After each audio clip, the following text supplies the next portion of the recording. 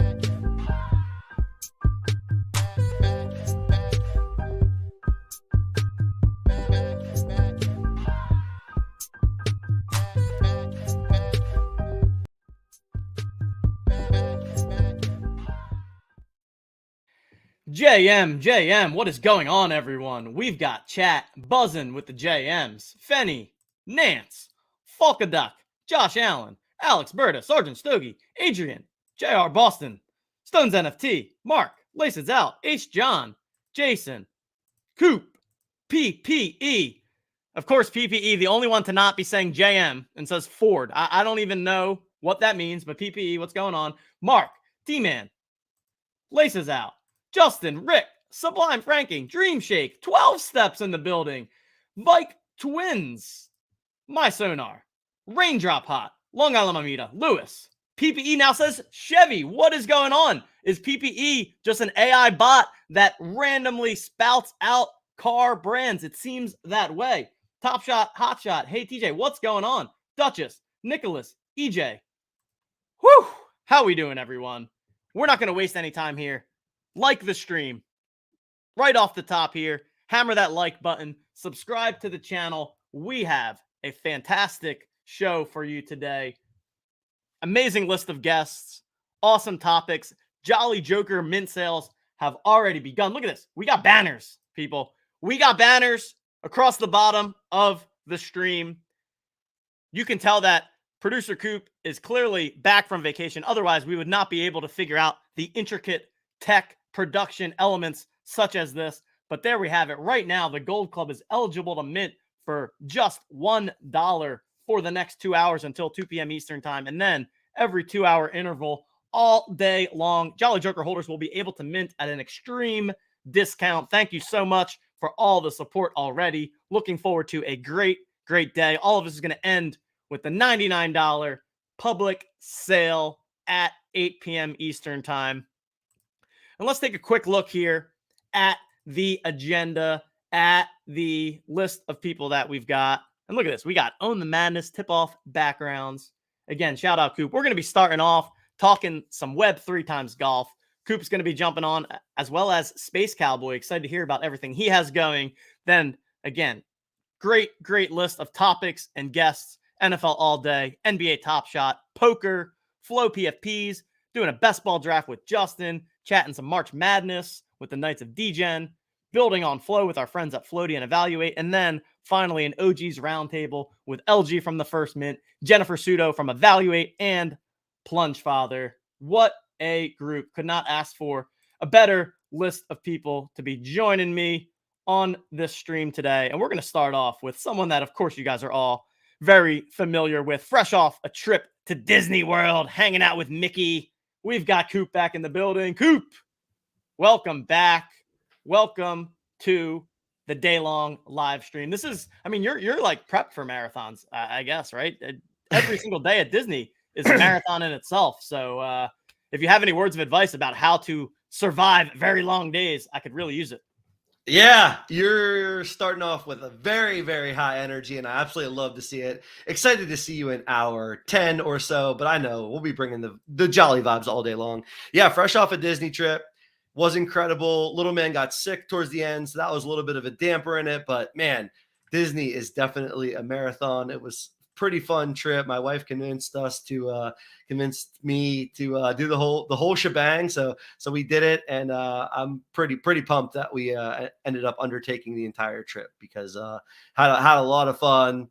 Little man loved it. It was good to check out, but I'm really excited to be back.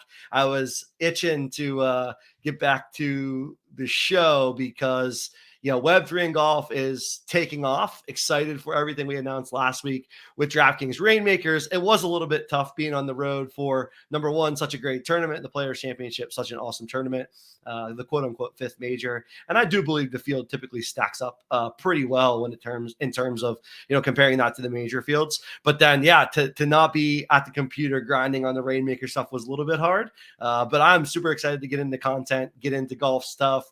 Talking golf. I know there's a lot of people that really do like golf. I think golf in general as a sport is continuously growing, and I'm sure we'll talk a little bit about some of the things that are coming in the near future with the rollback and some other stuff like that. But I'm just excited to talk Web3 and golf. I think NFTs make a ton of sense related to golf. The IP is there. The brand name recognition of the top golfers in the world is there. The collectible value is there. You add gamification and fantasy sports. I think there's an entire sort of new ecosystem that can be built there. So really excited what DraftKings Rainmakers is going to bring to the table. And happy to be here. Happy to kickstart this thing with you too. For sure. Yeah. Golf is hot in the Web3 world right now. So we wanted to kick things off with that. And joining us, we've got Mr. Top Shot Fund, aka Space Cowboy. What's up, guys? How's it going? Space, and the first time on the Own the Moment show. So thank you so much for joining us. Welcome. Thanks for having me. Good to be here. You got a long day ahead of yourself, huh? I do. Yeah, I got you. You got me while, like Coop said, while the energy is sharp. We'll see how it's going later down the line. But I think we can make this happen. Keep feeding myself some coffees. Maybe mixing a Red Bull every now and then. Someone yesterday was joking about TJ's gonna need the hard drugs today. So we'll do what we need to keep the vibes up, to keep the energy going. But what better topic to start with than Web3 and golf? And just to kind of set the stage at Own the Moment, we recently announced our partnership with DraftKings on their Rainmakers PGA Tour product. So we have begun doing content, articles, videos to help people get started with Rainmakers PGA Tour, to help them break down upcoming contests and tournaments, doing a review of the marketplace, all of that good stuff. And then we are currently under development for our new Rainmakers Pro tools that we are going to be rolling out, which will be similar to what we've done for NBA Top Shot and NFL All Day, building out easy, simple ways for people to kind of track what the heck's going on with PGA Rainmakers. And so we've got all of that going on, but I do want to start Top Shot Fund with kind of your quick elevator pitch on how you got started in this space. Where did you originate with Top Shot, and kind of your journey and where you are now? And I know that you are a big golf fan as well, and have some really cool sounding golf stuff coming up. So excited to learn more. Cool. Yeah, happy to share. So, like most of us, got started with Top Shot. I first heard about it in late December 2020, so I got in just early enough before the huge rush, and then kind of been involved in the NFT space ever since then. Some big purchases. I got involved in CryptoPunks relatively early, and then I had the Cowboy Punk for like a year until I sold it. Was involved somewhat early with the Bored Ape Yacht Club. I did their first interview because like I put out this 5 ETH bounty for people to make art about the CryptoPunk. Bored Ape Yacht Club saw it and they made me an honorary. Then it kind of got popular in the Top Shot community through me, and then that kind of has taken on a huge life of its own. Their success is crazy. And then ever since then, just been involved with NFTs, active on Twitter. And then recently, I came up with an idea for a golf product, and I was like, all right, I want this as a consumer myself, but I can't see anything like it out there. And so I'll announce more soon, but I'm basically going to use NFTs as a Kickstarter to fund that project. And then people will be able to redeem an NFT for that product when it comes live. Love it, man. I want to hit on one story that I think I know a little bit about, but sure. You're in a Top Shot moment. Is that right? Oh yeah, that's a great story.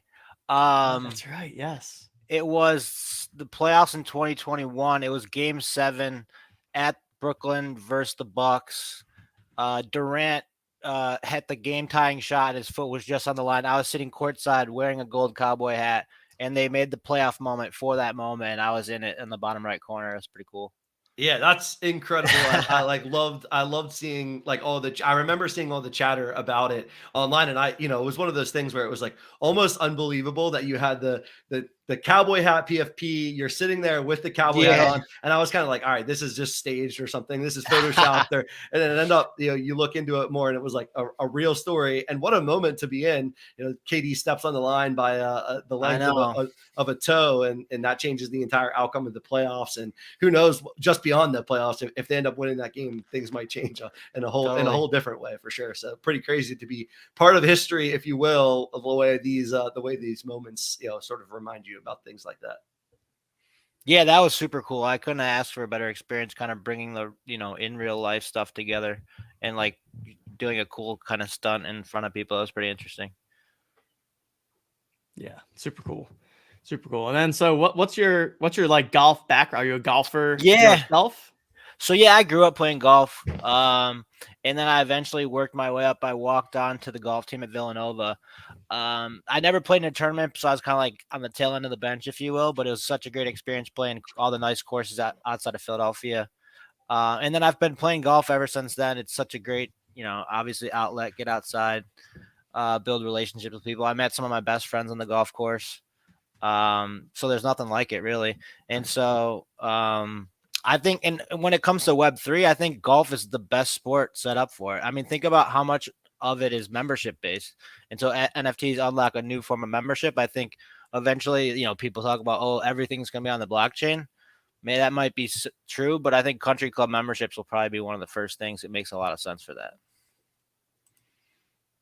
Yeah, I love that idea. I'm a member at a club myself, but I think it's a perfect fit. Yeah, I mean, there's so many things in like when you go to the golf course. Like there's so many efficiencies to be had. But I mean, golf is such a traditional game, right? But like I feel like nothing about going to play golf has really become too digital, right? Like we still, and I know that there's options to do it, right? You got like the 18 birdies apps and things like that, but like you go and you get your pencil and you keep your score with your pencil, and then you go after the round and you're adding it up with your buddies, and you're trying to do all this math, and like you're factoring in the handicaps. And I've always thought that like eventually all of that could be simplified, but then also, especially in like the country club world, a lot of the population definitely does not want to be doing that. Like, and you're tipping in cash.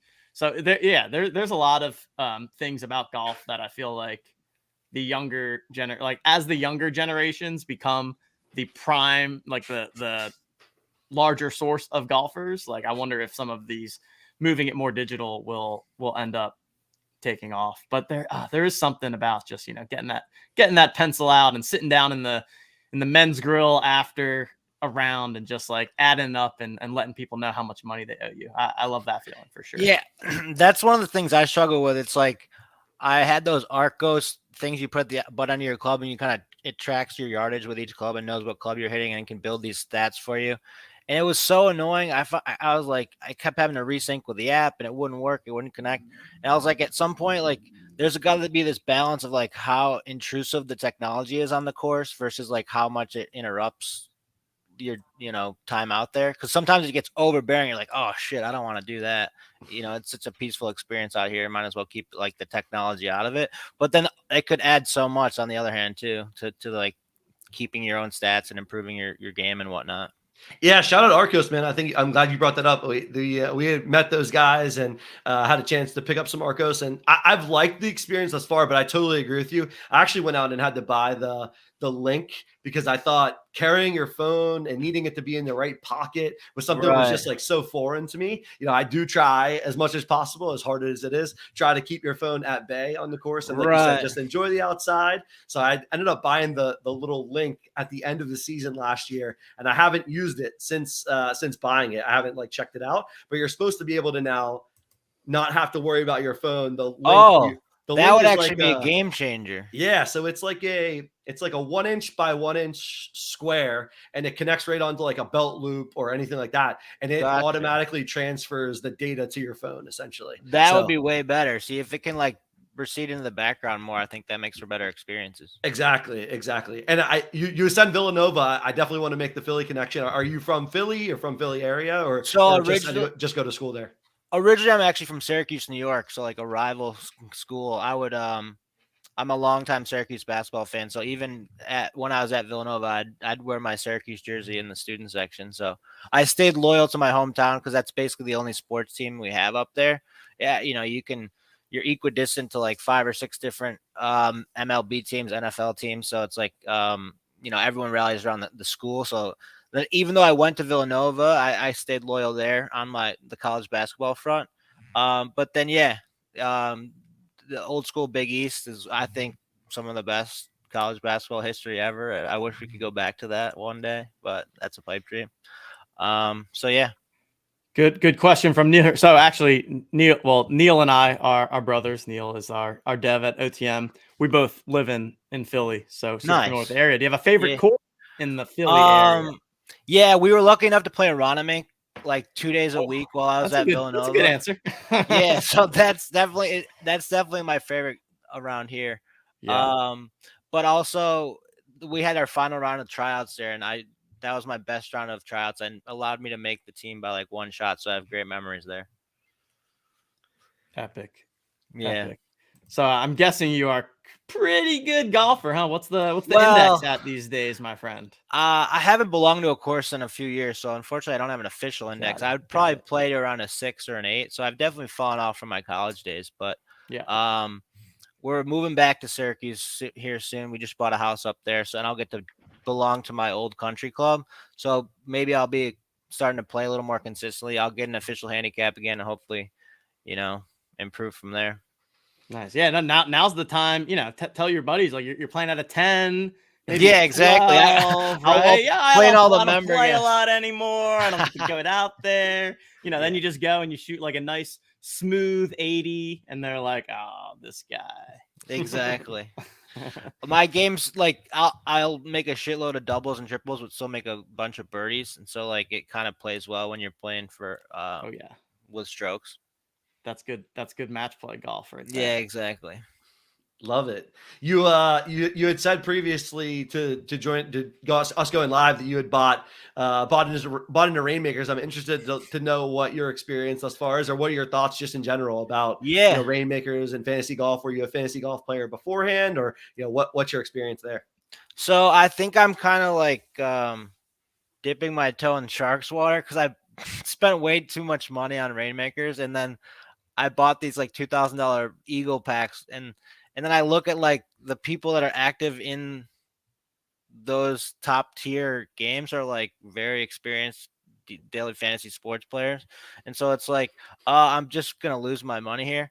But I did realize something last week. I'm on a vacation right now, and in Pennsylvania, you're allowed to buy and sell the NFTs, but you can't play active in events. So, Yeah. unfortunately, I think I'll just have to end up. I didn't realize that when I bought the pack, so I'll probably just end up having to sell a lot of my collection.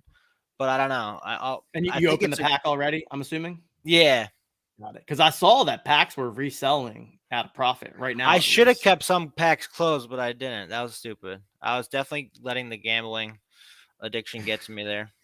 Yeah, in PA, it is such a crazy. In PA, we have like basically every bit of gambling legal. Even the online iCasinos are Yeah, illegal in PA. I But don't get now it. Rainmakers is not legal. I guess it has something to do with the fact that in PA, according to some of the laws, there's like prize pools need to be announced and formalized in advance of everything. So like the fact that they could change week to week, even though they've said what they're going to come out with, I guess there's some like loopholes there that PA basically wouldn't legalize it. But I'm hoping that it does ultimately become legal in PA. TJ and I'm actually on the other side of the state. So I'm in Pittsburgh. So we're all three of us in PA.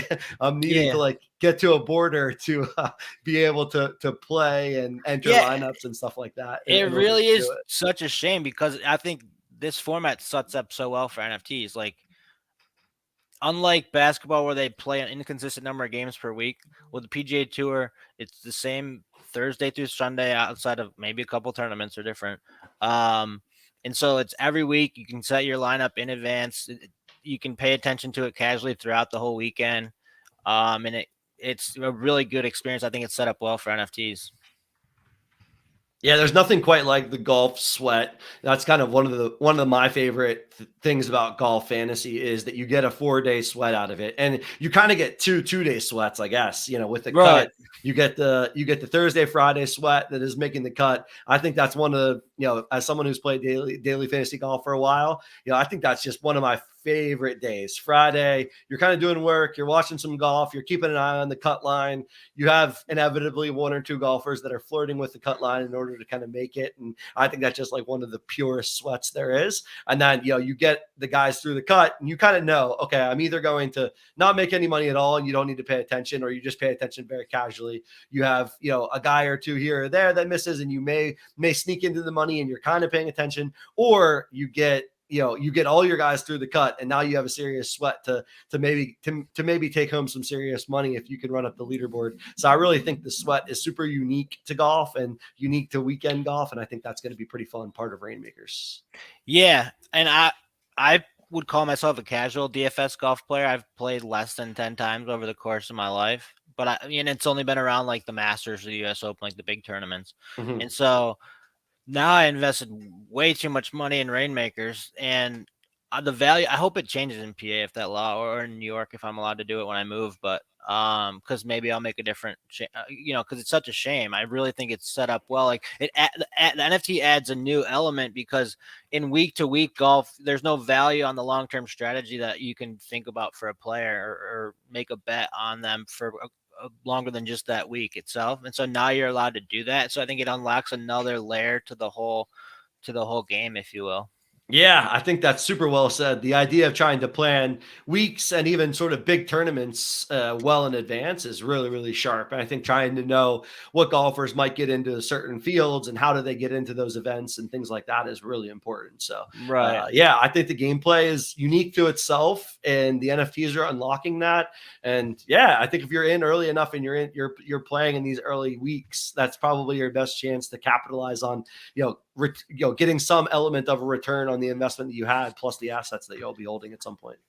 Yeah, and that's the other element of things that I've been thinking about a bit, is like the ability for DraftKings to manage the economy appropriately in the beginning is like such an important thing, and like how that will have like reverberating effects forever into the history of this game, And so I think it seems at least that they're doing a pretty good job at that in terms of like incentivizing people with enough prize pool and charging enough for the packs and that sort of thing, and having the auctions. It seems to be going well, but you got to continue to attract more people to play. It's like, I wonder what the percentages are. Like, I bet barely a fraction of people that play PGA DFS are involved in Rainmakers yet. So it is super early. yeah, and I think it's there's really if you're gonna do this, you should try to get in as early as you can. I'd agree with that. Yeah, it seems like based on the conversation in their Discord, I'd say it's more like Rainmakers first people, like people that played Got it. Rainmakers NFL or UFC. Now they're like getting into PGA Okay. because of Rainmakers. But I think you also have a subset that are more like true golf people that are now getting into it. So I think it's actually a nice mix of both. And I completely agree that I think the Rainmakers format in general is cool, but I think specifically for PGA Tour, for golf, it just makes a ton of sense. Like even, I mean, this weekend's the perfect example. Like the field at the Players last weekend and the field this weekend, it's totally different player pools. And so it's a totally different strategy. Right. Whereas with NFL, you get a Justin Jefferson card, you can just play it every single week. And like, there's not really a lot of thought that goes into it. You can get a Scotty Scheffler or a John Rahm, but you can't just play it every week because they're not always in the field. And so I really love those elements. And I think as we move forward, there's definitely going to be an edge in trying to be like 2 to 3 weeks ahead and like identifying what the tournament 2 weeks from now, what that field might look like and trying to get ahead of the market. We're actually working on building out tools that even just showing like market price movement of certain players or like being able to see, hey, who's playing this coming weekend? What are their Vegas odds and what are their prices? Like there's nowhere right now that, at least that I've seen, that you can easily find that. So we're going to be there's in the near future. I mean, I'm thankful you guys are building that stuff because there's a desperate need for it. Like it's so opaque, the DraftKings site, and I know it's on Polygon, so I think people will be able to build tools pretty easily. But it'll be great because right now I have to like just search for sales, and it's like, oh, I'm on mobile web, and then I gotta scroll over, and it's a pretty arduous process. So yeah, anything that brings more transparency to that stuff will be great. Yeah, completely agree. I will say before tools come out, if you're someone who's out there grinding right now, because it is arduous, because it is opaque, there's definitely more edges to be had, I think, because it is just very difficult to get the information, and you're always triangulating between 3 or 4 or 5 different sources of information and data to make things happen. So yeah, really excited what Neil's already been working on and cranking on in the background. TJ's been sharing a few sneak peeks over there in our PGA Rainmakers channel. I was going to say Neil will kill me for this, but we'll give a little sneak peek at what we're kind of looking at here. So like this is what we're putting together. So you'll be able to see the golfers, their odds in the upcoming tournament, and then you'll be able to see the low ask for all of their different cards. So it'll just be like a quick way to be able to look and see like, okay, this golfer, the Sam Burns, or well, we need the rankings, but Sam Burns is $20 and Matthew Fitzpatrick is $125 and they have the same odds. So like just identifying who the values are on a given week, I think is in itself like a big edge to be had. People are doing this manually right now. People are literally like on one end, they're looking at the DraftKings marketplace and being like, okay, here's the prices of these different people. And then they're going and looking at the odds, and then they're trying to like manually evaluate where there's a good deal. And so we're pretty pumped to be able to automate that for people and then just continue to expand upon that. And we're probably going to just build this like one feature rollout at a time, get feedback from everyone, make sure that what we're putting out there is helpful and stuff that people are using.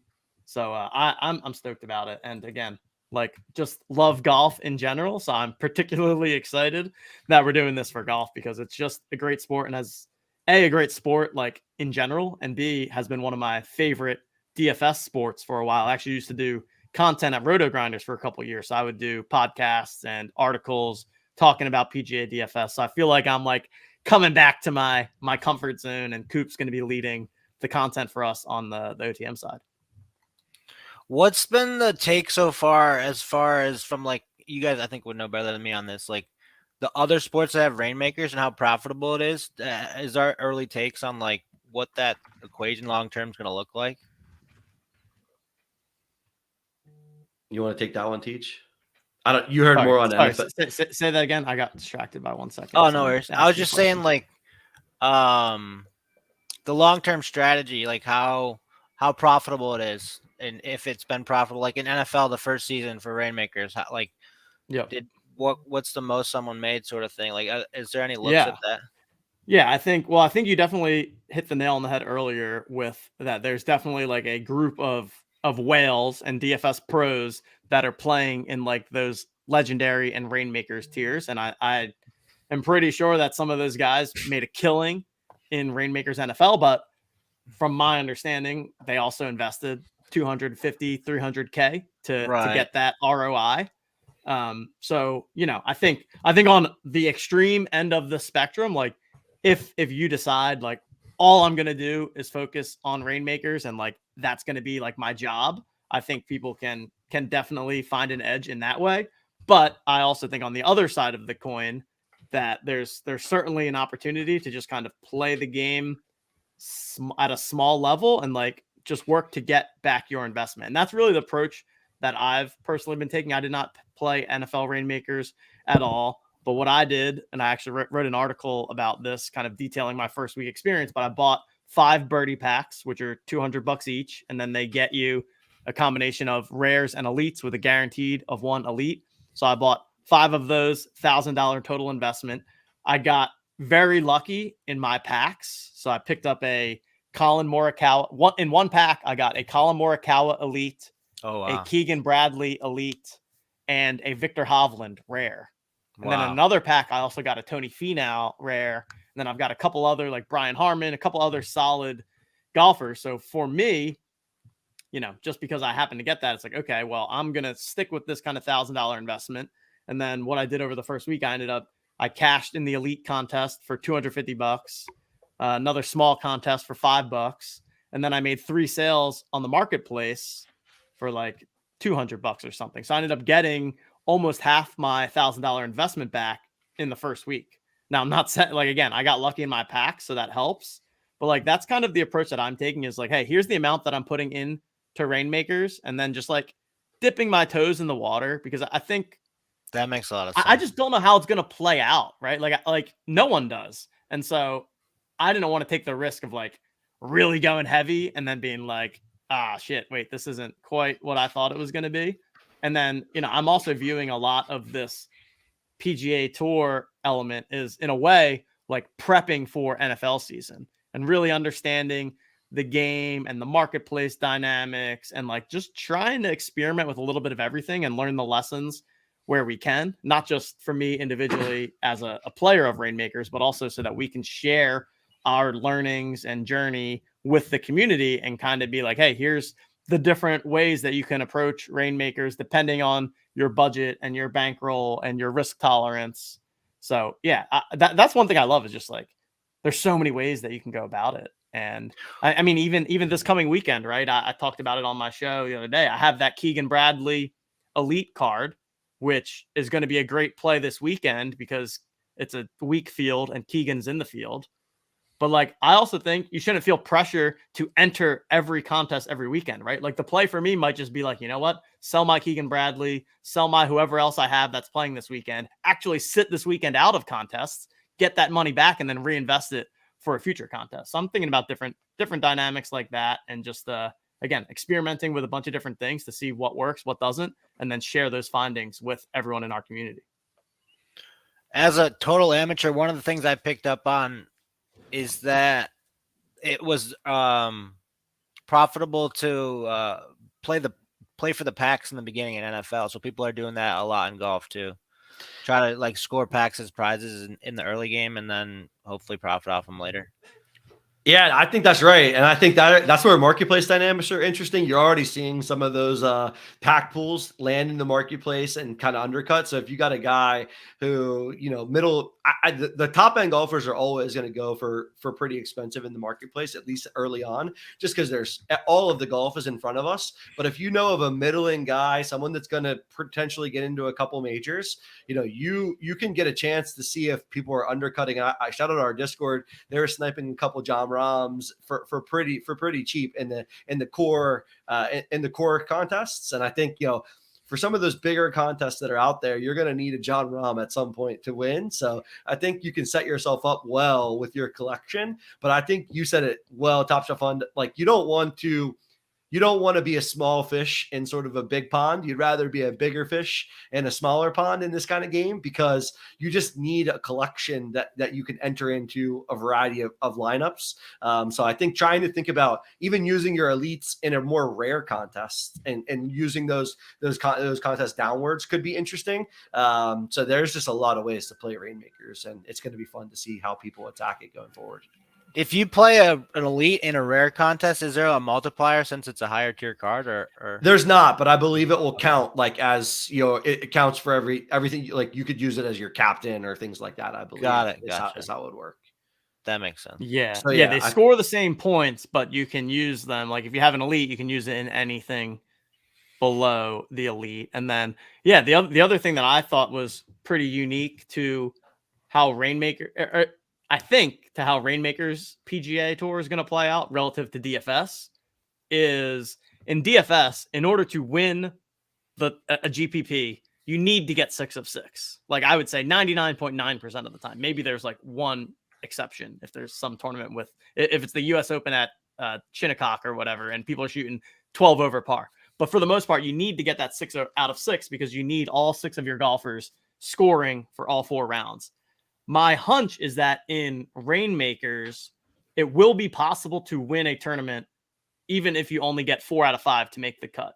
And I think there's 2 reasons for that. Number one is the ownership percentages are way different and way lower than you're going to see in DFS because, at least, especially early in the season, because there's only so many Scotty Schefflers or John Rahms out there, right? So only a limited number of people can play them, and then they can only play them in one of the contests. So I think we didn't see any single player over 15% owned. Whereas in DFS, theoretically, if every single person wanted to play Scotty Scheffler, he could be 100% owned, right? So I think there's a difference there. And one of the interesting things about the leaderboard was that there was not like the first place and second place lineups from the elite contest this week. They did not have one player in common, which would never happen in DFS. Oh, wow. Right? Like they literally both had 10 unique players across their 2 sets of 5. Yeah, that would never happen in DFS. Literally never. So I think that's unique. And then the other thing is the fact that there's that captain spot, right? So I had my Colin Morikawa elite in my lineup as the captain. And so Colin, I think overall was 10% owned, but only 1.8% in the captain. So if Colin had the Scotty Scheffler result and blew everyone away, even though I only had 4 or 5 through the cut, it's possible that I still could have won because I'm getting that 1.5x on a player and only 2% of the people are getting that bonus. So I think that makes it fun. And like also in general, I mean, it was like halfway through Saturday, the lineup that was leading and winning the 20K, it was 5 junky golfers. Now, granted, it didn't hold, right? But like golf, the variance in golf is so real that you don't need to have Scheffler and Rahm and Rory in order to win, right? Whereas in Rainmakers, I feel like if you've got Josh Allen and Christian McCaffrey and Justin Jefferson, you're gonna more consistently just kill everyone. Whereas in PGA, I feel like anything can happen any given week. And so like, again, going back to that, just buy a couple packs and chuck them in. Like you could buy 2-3 packs and just play those 5 cards you get every week. And chances are one of the weeks, like you're going to get lucky and one of your guys is going to win the tournament or top 5 of the tournament and you're going to get some cash back. So I like that. And I think golf is a game where the learning curve is not like, it's so random that somebody can come into golf and like put together a reasonable team and play. Whereas with NFL, you need to know about stacking and matchups and all of this stuff. So I think it's a very applicable game to a wide audience. And hey, we're even seeing it. Our guy Dream Shake in chat here never knew he'd be into golf content, but when we have Top Shot Fund on the show, he's in. So we've seen that from the start that people are liking this stuff. And so if anyone out there is not already signed up for DraftKings, show notes, there's a link. Click that link, sign up. It'll use our promo code. Helps us out a bunch. I'm sure most of you already have a DraftKings account, but if you don't, use that OTM link, please. Yeah, I'm excited for it. And PPE, man, we're trying to grow the game here, man. If Dream hasn't been into golf or not into golf content, let him enjoy the content. PPE, no need to jump on him. Dream, appreciate the support, and PPE, appreciate you always firing comments. He was on Svensson last week with TJ. Svensson showed out pretty well. Talked to fun, interested to know if you got any golf hot takes, any guys you really like, players you like in the mid tier, people that you think are going to win majors this year. Interested to know if you got any hot takes. If not, that's okay. Just interested in that. Nothing crazy hot. My strategy so far has been whoever I get in the pack, use the highest ranked guy as soon as he's available. So it's like I haven't put enough strategy and I haven't started buying people off the marketplace. So I don't have like an informed opinion on different guys. I haven't been like being that diligent about it like I should if I'm investing how much I did, but whatever. But yeah, I mean, I think you got to think Will Zalatoris finally breaks through, I think, at one point this year. Morikawa, it's interesting to see him contending more and more lately. Seems like he's back to his old days. Maybe he gets another major. That'd be crazy. And yeah, just to continue to like chase between like Spieth and JT in terms of like how many victories they can stack up. So yeah, there's so many good storylines out there.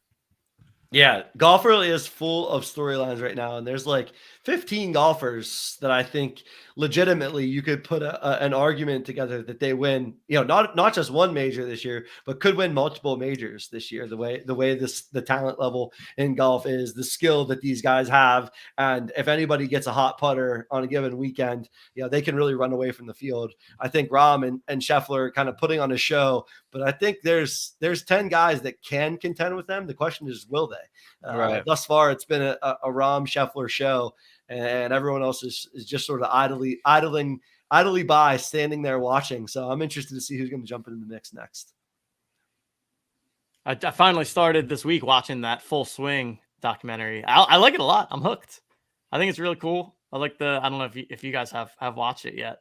Yeah, I have. It was great. I think they already renewed I have one more episode right? remaining, but it's been great. I think it's a really, I like their kind of focus on two golfers each episode. I think they've done a nice job, and you get kind of a good variety. And like all these guys are honestly, except for Brooks Koepka, everyone is super likable. Koepka just comes off like Koepka does, but everyone else, I feel like it's really, crazy for really me to say. People.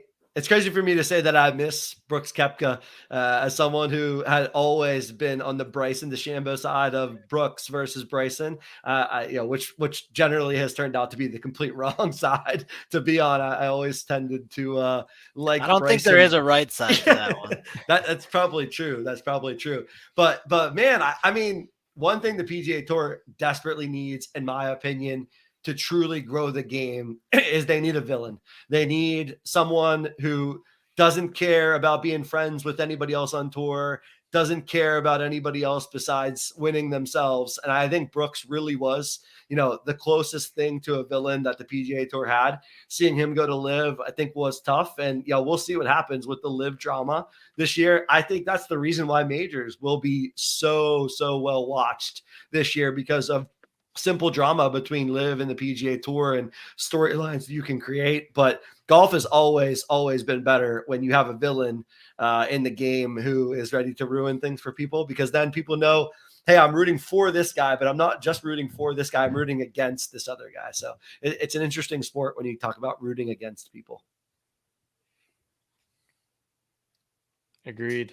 Yeah, you look at like the top 10 golfers in the world, they're all like the nicest guys ever. And like even like Rahm is like intimidating, but you can still tell Rahm's like a nice guy, right? But he's got that edge to him, but he's not like a dick about it the way Brooks is. Yeah, and even in the Full Swing documentary, like you see Rahm and Rory and Morikawa sitting down at a table. That was the ultimate like cool kids lunch table. Basically like having a beer. And Joel's just like, hey guys, I'm leading right now. It was pretty funny.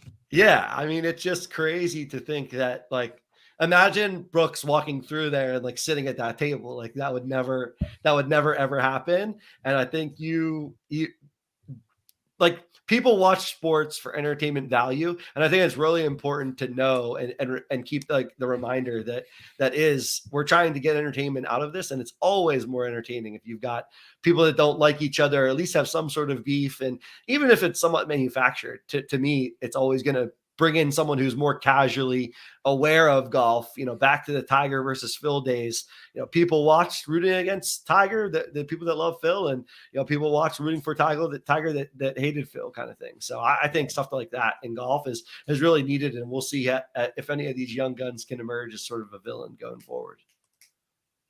I became a even bigger Sahith Theegala fan after that documentary. He seems like the man.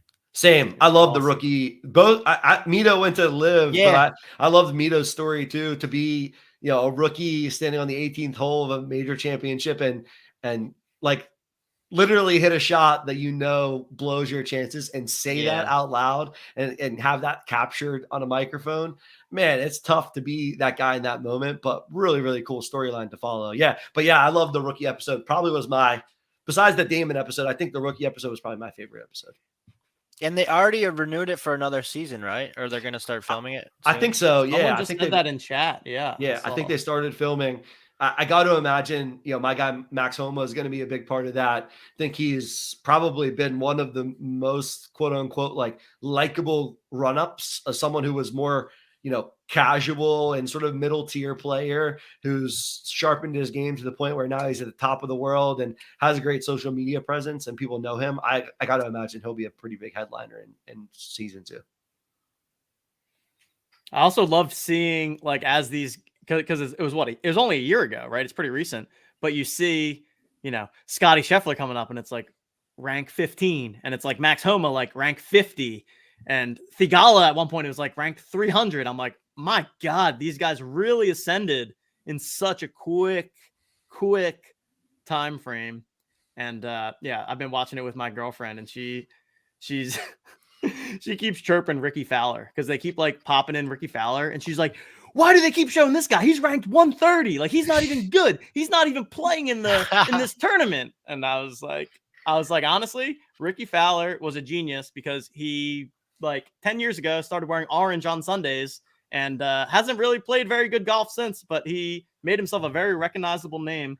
So I thought that was pretty funny too. We're coming up on 10 minutes till on the top of the hour here. I want to end this stream with, I don't know, Top Shot Fund, if you've seen our March Madness game at all. I haven't. I figured you have not. Would love to walk you through that if that's something that you're interested in. Sounds like a plan to me. All right. Yeah, let's any final thoughts before we do that, because we'll probably do that.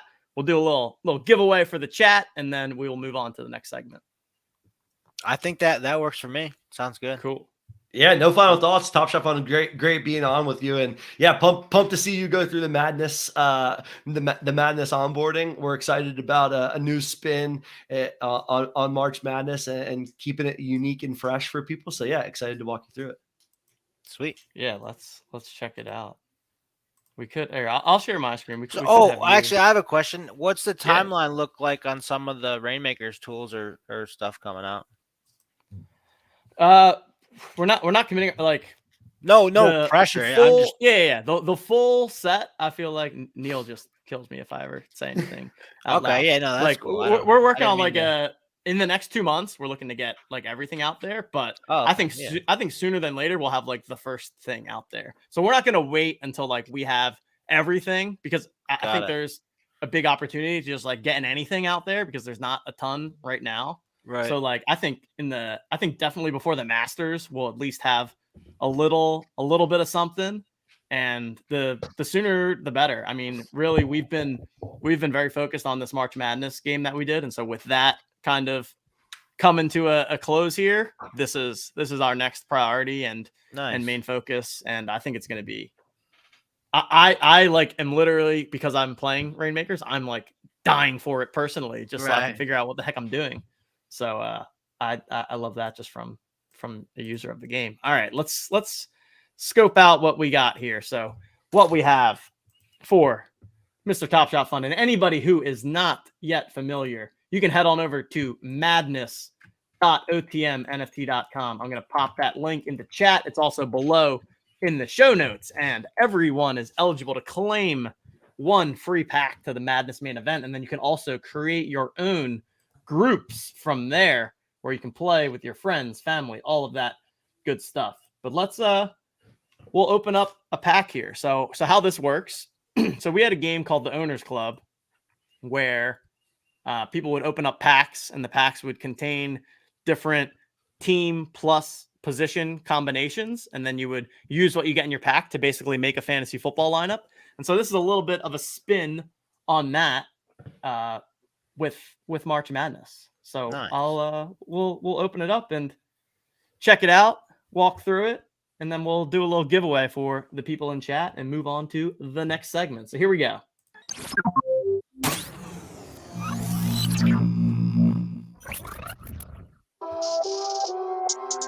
Opening music. Look, tell a man no trouble. I don't want beef, man. I just want vibes. All right. Big man like me, no need for the telephone hype. I How got this too works- much getting on. I'm going to pause that because it gets loud. So how this works is that you have 20 randomized teams here from the March Madness bracket. Each of these rows is representative of one of the quadrants. So you can kind of see this is the top left, the bottom left, the top right, and the bottom right. So Got it. what I'll do is as I click these, look at that start, 16 seed. What we do here is I am going to randomly get 5 out of the 16 teams from each of the quadrants. So you go through and you open up your pack. You can click reveal all to see all of them. And now you have your 20 random teams. And then what you do is you go and you end up building a 12 team kind of mini bracket card. And you do that by selecting 3 teams out of the 5 from each of your quadrants in the bracket. And we've got this little matchup thing here that you can use to see how the teams may match up. So I would go through here. Maybe I like Baylor as the 3 seed, which is sitting down here. So like I wouldn't want to pick my 14 seed too because they have to play my 3 in the first round, right? So maybe I just take 7 and 12 there.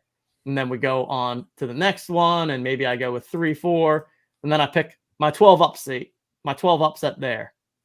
Same thing here. We got an 11 versus a 6 here, 6, 9 maybe we do. And then, maybe we go ASU, Connecticut, Kansas, right? And then that gives me my 12-team bracket card here. And then that's it. It's going to enter into the contest. Every time your team wins, you get points. The points, as is typical in March Madness, double every round, depending on which round they win.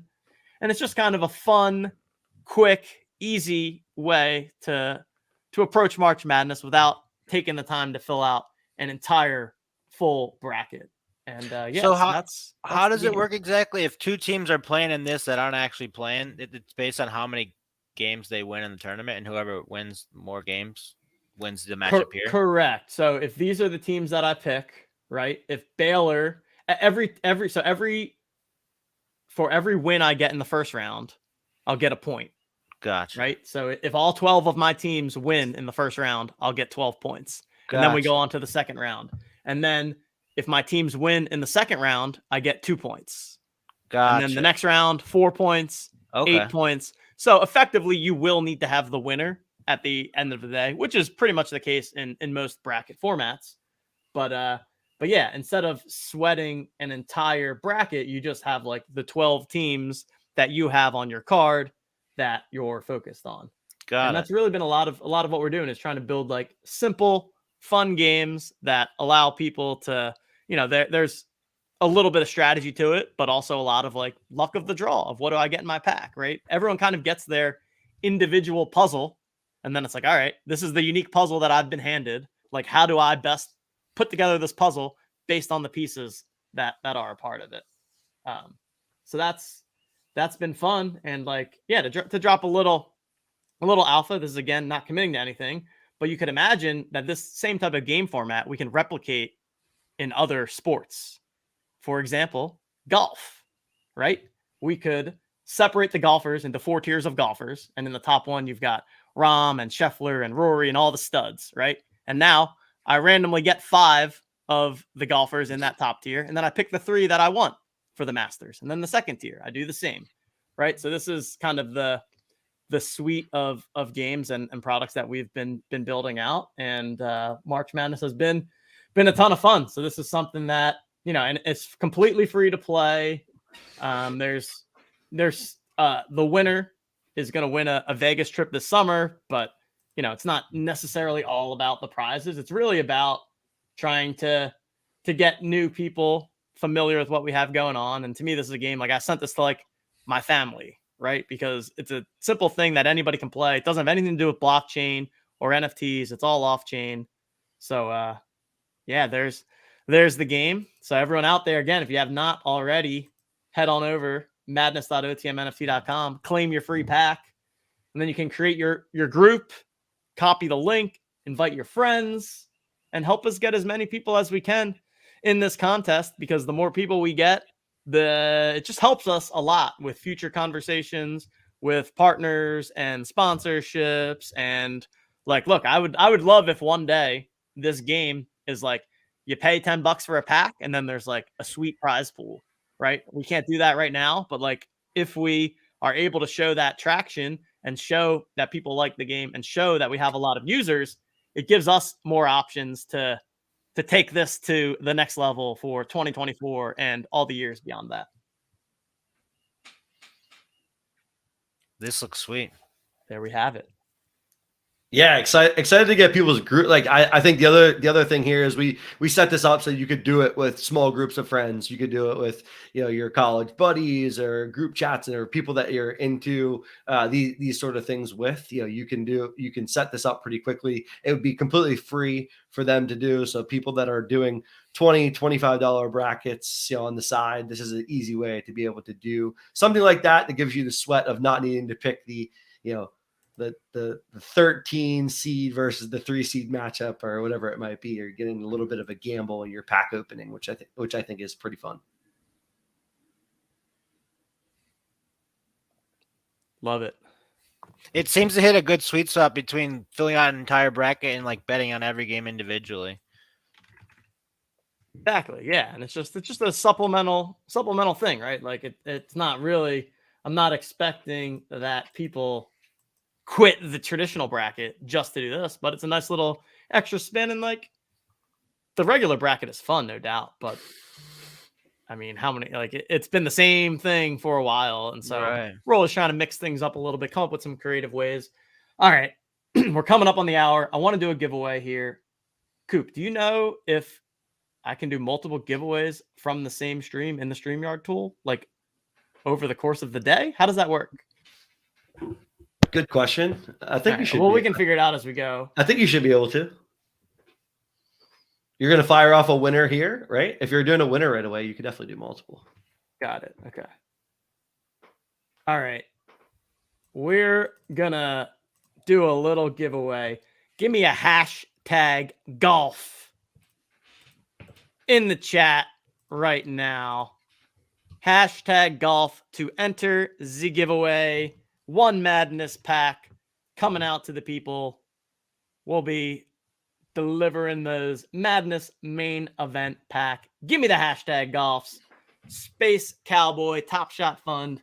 Thanks so much for joining us today. Final parting words for the people. Let them know where they can find you, everything you got going on. Your time to shill whatever you want to shill, and then we'll move on to the next segment. Yeah, thanks for having me. Follow me on Twitter at Top Shot Fund is the main spot. And yeah, I got the mint coming up around Masters weekend, so definitely check that out. Awesome. There we go. We got banner across the bottom. Follow at Top Shot Fund. Appreciate it. Twitter. Thanks. It's been fun talking golf for joining. Yeah. Thanks for having me. We'll we're gonna, like we said, we're gonna be doing a bunch of golf content, so we'd love to have you join us on future shows at some point if we ever have guests or whatever. And yeah, be happy we'll to definitely join. be in touch. That'd be great. Cool, man. Thanks a lot. Have a good one. Later. You too. Cool.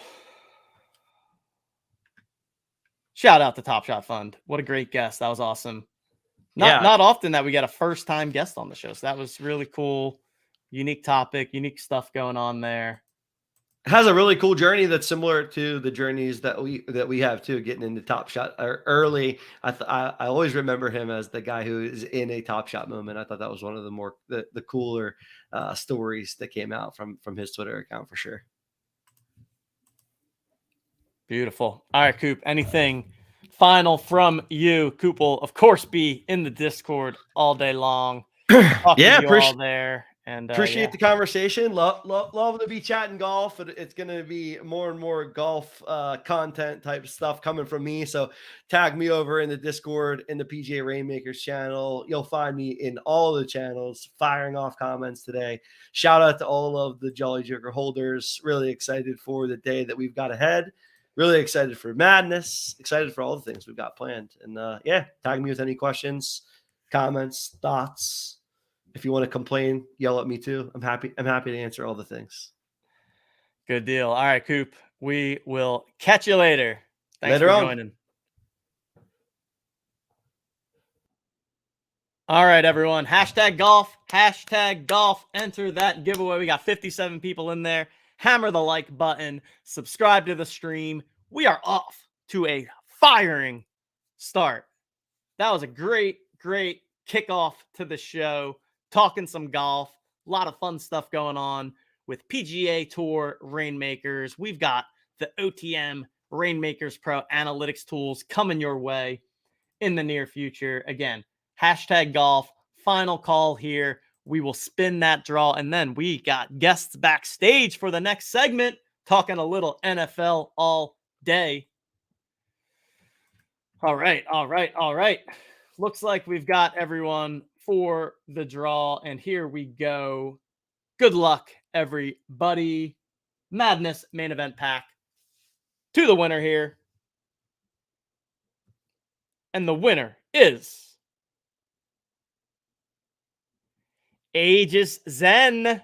I recognize that name. Superfly, Jolly Joker PFP, Aegis Zen. Congratulations, my friend. You have won a additional Madness main event pack. You can head on over into the Discord, open up a support ticket, and Neil will hook you up there with your Madness pack. Congratulations. Congratulations. Let's check out what we got going on here with the Jolly Joker mint situation. So right now, Gold Club can mint for $1. And guess who's in the Gold Club? That's right. I am. I'm the proud owner of 15 Jolly Jokers, which means that I can mint for $1. So what do we say, people? Shall we mint a $1 Jolly Joker on stream? I'll tell you what. I minted a bunch of Jokers during the last sale, and I got 2 gold chains throughout that. I got the Sergeant Stogie's now PFP. I actually was fortunate enough to mint that. Had the King's Crown and the gold OTM, just like mine does. But let's go ahead and kind of live mint a little action here and see what we end up with. Processing my payment in the other screen. Redirecting back to Jolly Jokers. Looking at my purchase.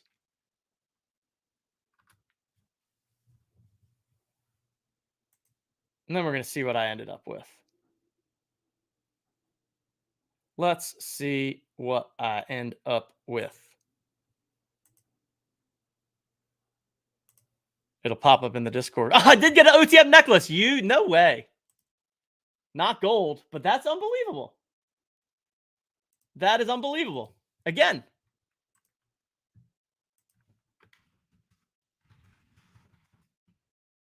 I mean, here we go. The gold, the OTM necklaces just find their way into my wallet. I mean, it's unbelievable. There we go. There we go again. Little man bun, college shirt, purple OTM necklace. I like this guy a lot. I like this a lot. How about that? How about that? Minted my $1 Jolly Joker for being in the Gold Club. Aegis Zen wins the first giveaway of the day, and we have a first segment that was just absolute fire. And now we've got another one that I know that people are going to be excited about. We're going to be talking a little football now, a little NFL all day. And we've got two guest spots. We're supposed to have a third join us, but we do not have the third one backstage. But we've got Mr. X and we've got Diamond, two of the tried and true content creators grinding it out in the NFL all day space from All Night, All Day NFT, all day, all night. You're at All Day, All Night NFT group, and Diamond, who is in everything all day and just like a bunch of different groups. What's going on, fellas? What's going on, TJ? Doing well. Gearing up for a nice long day here. Excited to talk some NFL all day. Get your guys' view on kind of how season 1 went and kind of the state of everything, and just chat some football and hang out. So thanks to both of you for joining us, and appreciate all that each of you have done in the all day space. I think you guys really held a bunch of people together over the course of the season, really consistent with content, whether it be Twitter Spaces or the tweets or the Discords that you both run. So just wanted to start off with that I think you guys are both major assets to the all day community, and excited to be chatting through some stuff with you today. Man, I appreciate it. And the thought is definitely right back at you guys. I tell you, we'd run out of content if we didn't have some of this on the moment data to guide us, making that easy for people to pull. I mean, you have those like tech savvy raccoons who will just pull data out of trash cans. But for all of us normal folks, that filter and export is absolutely key to us. Yeah, it's the go-to tool for everything all day. I can't think of anything else I would use. Anything I do, I always double check on OTM. Love the layout; it's clean. Neil does a good job. Hope it keeps it up. I'm excited to see these golf tools. As much as I'm not into the NFT side of that, it's definitely got me interested into it. So I'm excited for that. Yeah, appreciate it. It's been a long journey of what over 2 years now, building out the site.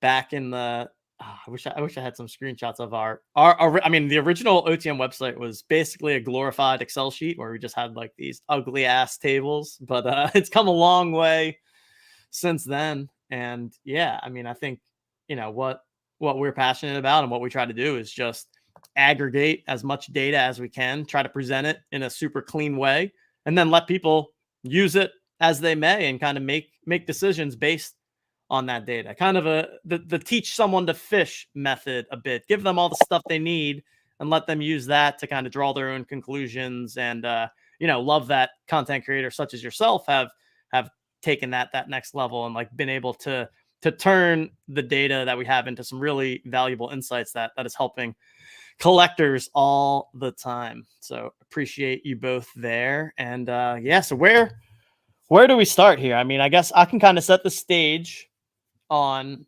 where things are at. And we had the first season of NFL All Day come to a close here. Bit of a roller coaster ride, I would say, but a lot of good stuff that happened throughout the year.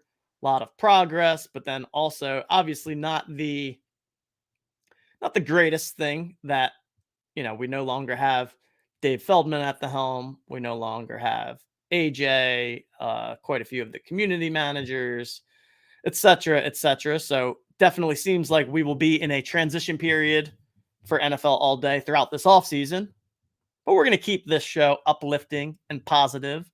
And I think I'll just kick it to each of you guys and give your kind of like, how was your experience during the first series of NFL All Day? What were some of your favorite parts about it? And then we can kind of evolve into like, what do we think is coming next? What would we like to see come next? What do we think the state of the All Day community is right now? And excited to hear your guys' insights, because I believe you're a lot closer to it than I kind of personally am right now. Yeah, man. So I'd definitely like to jump on that question just because this is probably some of the funnest time I've had in the Web3 space. I think it was probably a little different for me just because me and a couple of close friends who have been kind of kicking around the Top Shot atmosphere for a while all got together and started doing the spaces. So this series 1, series 2 has been just extra special for us, kind of being able to go out there and actually connect to a lot of the streams we watch, especially streams like yours, man. It feels like you just jumped into a TV show that you've been kind of watching every weekend. It's definitely cool. But when the series 2 kind of kicked off and kind of all the floodgates were open for everybody, it brought that rush right on back when you saw the early playbook pumps and everything was absolutely going nuts. You saw all these new users hit the platform, except this time I think a lot of us were a lot more well-versed from the Top Shot days. So we knew kind of what traps not to fall for, what to exactly play into. And man, that just served as absolute podcast fodder for us. So we were able to kind of educate a lot of the new guys who might have not jumped into this, just to help them avoid the same traps and boom bust cycles that we ran into. But it's also kind of elevated the NFL All Day to a completely new status also. So you see them kind of avoiding those traps that the old platforms ran into, like mass oversupply or just kind of scaling a little bit too early.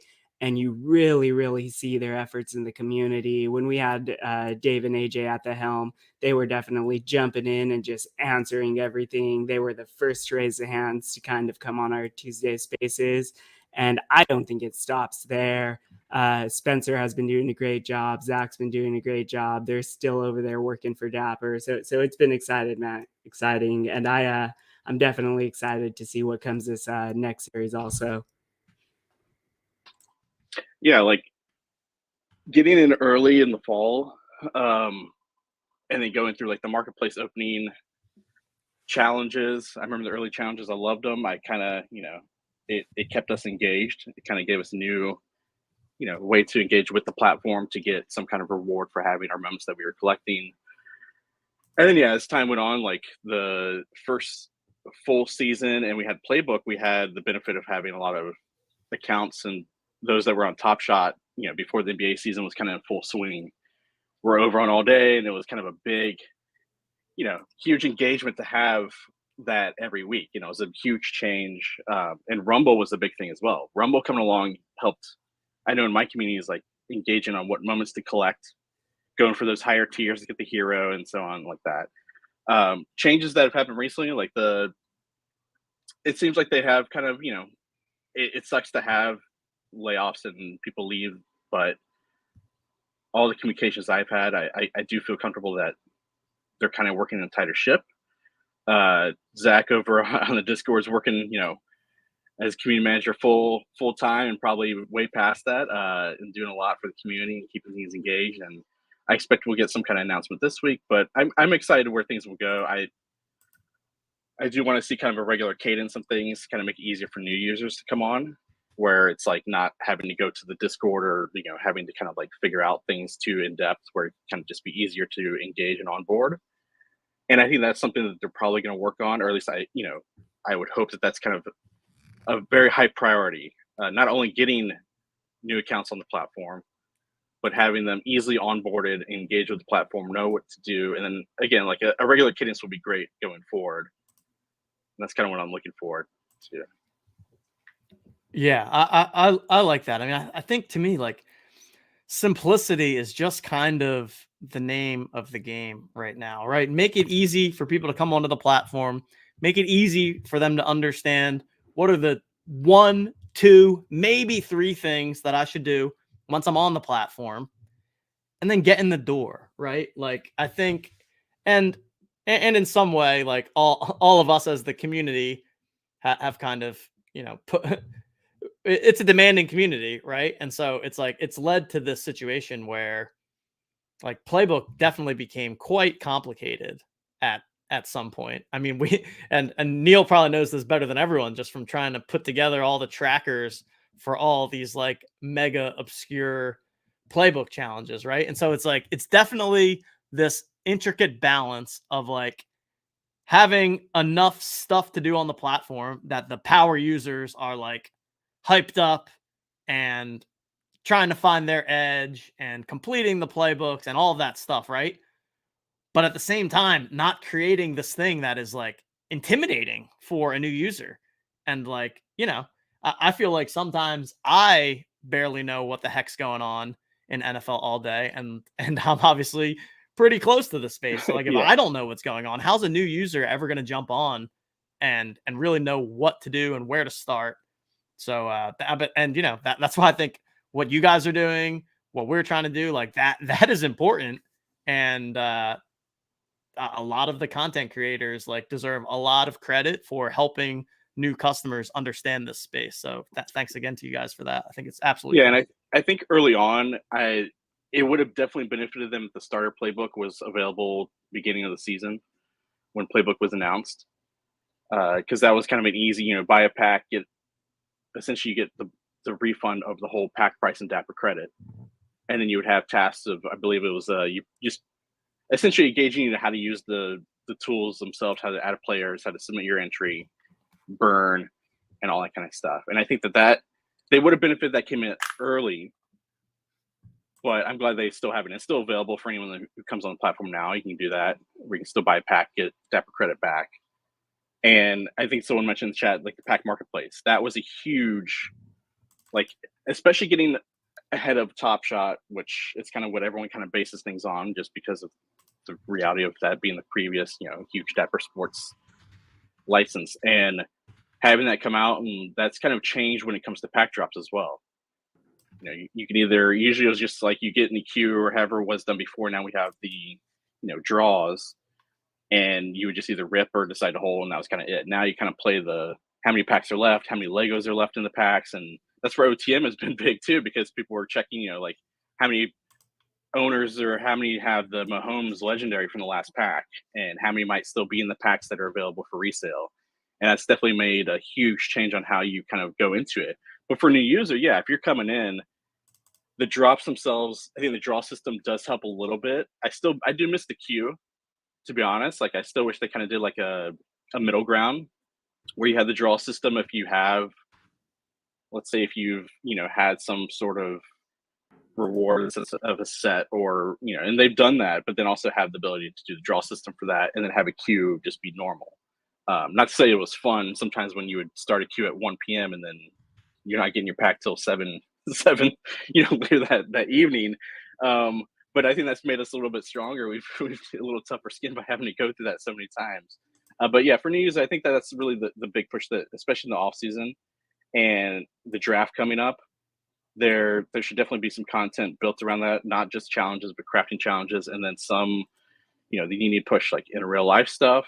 These are all things that, I'm sure that's like all, they've got like a roadmap of things they would love to do, internal roadmap, I should say that, that they would love to do, and then just kind of hit those and kind of see. And with the recent, the team losing some members, like I think that they're kind of just getting that focus back, and I'm hoping that we get some news, this week, and then I hope they kind of build up to the draft, and then from the draft, you have training camp, then you have preseason, and so on. So like there are things they can build on. I'm excited for a lot of things that are coming, and again, like I think that keeping the platform relevant is really the biggest issue. Like right now, they have a playbook going that's been going for, it feels like 2 weeks now, which may actually be the case. And at some point, like they kind of need to start getting something out there. The pack marketplace was a big kind of enhancement, but at the end of the day, they need to just kind of keep that going, have challenges every week, have crafting, and kind of just build on that, keep going and going to kind of keep us engaged in the off season. Man, Diamond, I love that take, and I love it because that's definitely the way me and the rest of ADAN felt when things kind of first kicked off and there wasn't an immediate playbook to jump into. One thing that did come from that, though, and I don't know if this was intentional from Dapper or they just didn't have the features ready to go yet, but it actually, I think, worked in their favor. And that's new users were starting to jump into All Day who definitely didn't have any kind of prior sports platform experience.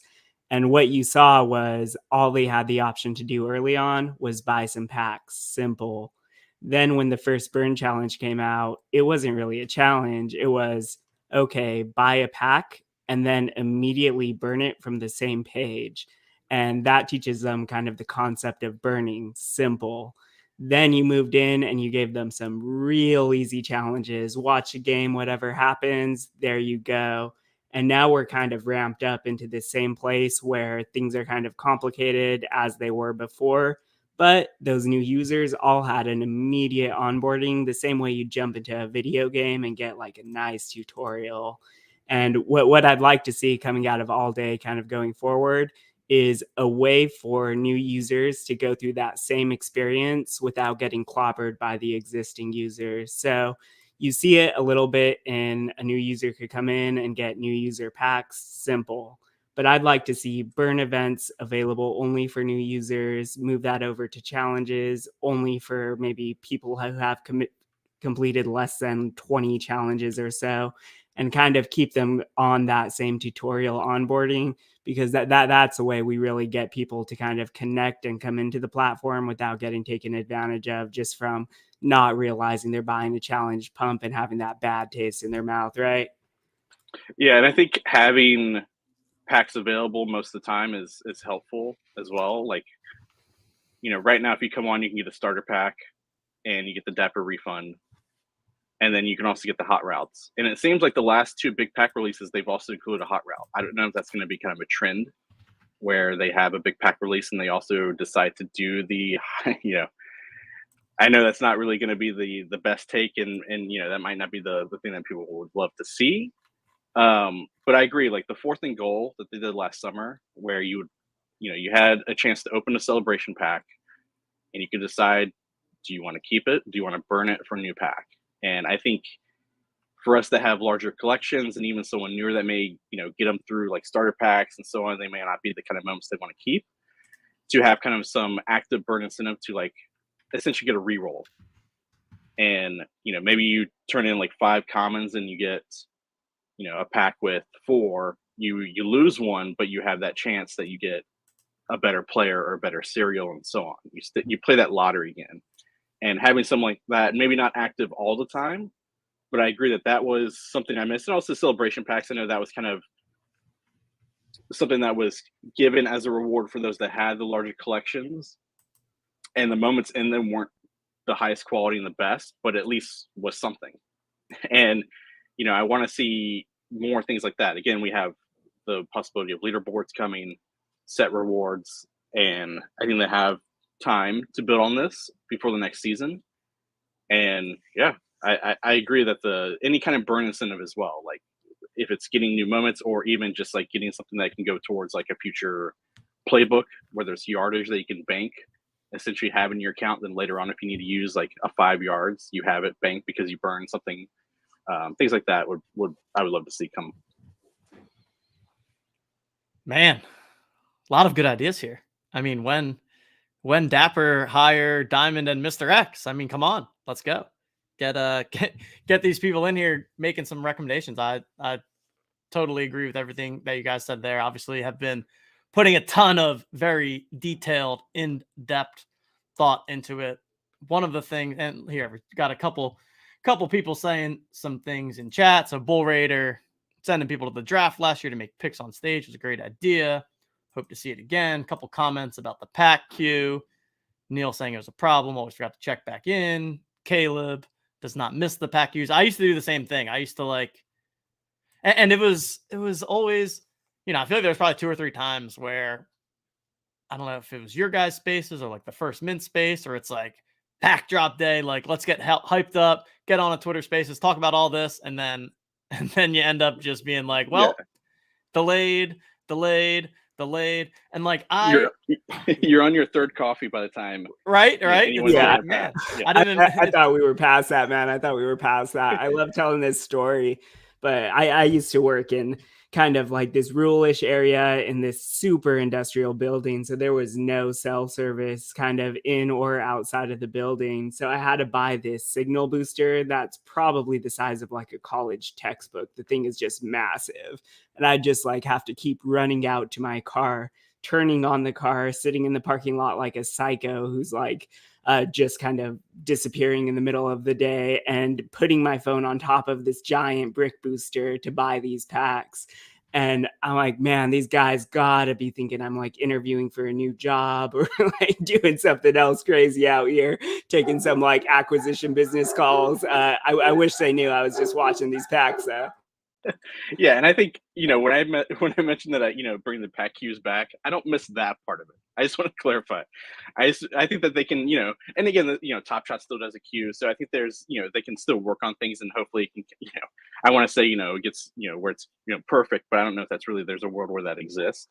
But just having something where you can kind of like benefit from being there. But yeah, no, I agree. Like I've had some times where it's like. Yeah. I see the value in the like packs are always available thing. I get that. Like make super cheap packs available at all times. No problems there. I think that's great. But I think there's value to like having these big pack drops be an event and have it be content creators are talking about the drop all week leading into it. We're live during or ahead of and during the drop, and like go back to those days of the early Top Shot where it like feels special to get a pack. But then, obviously back then it was like, oh, people were just wanting to get packs because they wanted to make money, right? But it's like, can you create that same vibe where it's like on pack drop days, there's a ton of hype, people really want the packs, but they really want the packs just because it's like hard to get them, not necessarily because they're like, oh, I'm gonna buy this for $99 and flip it for $105. Like no, that's not what we're trying to do here. And there have been some recent packs that have like the premium packs that have been very like I don't get into the EV stuff too much, that's not my specialty, but the premium packs have been very highly sought after, especially with the pack marketplace, but those have been draw system.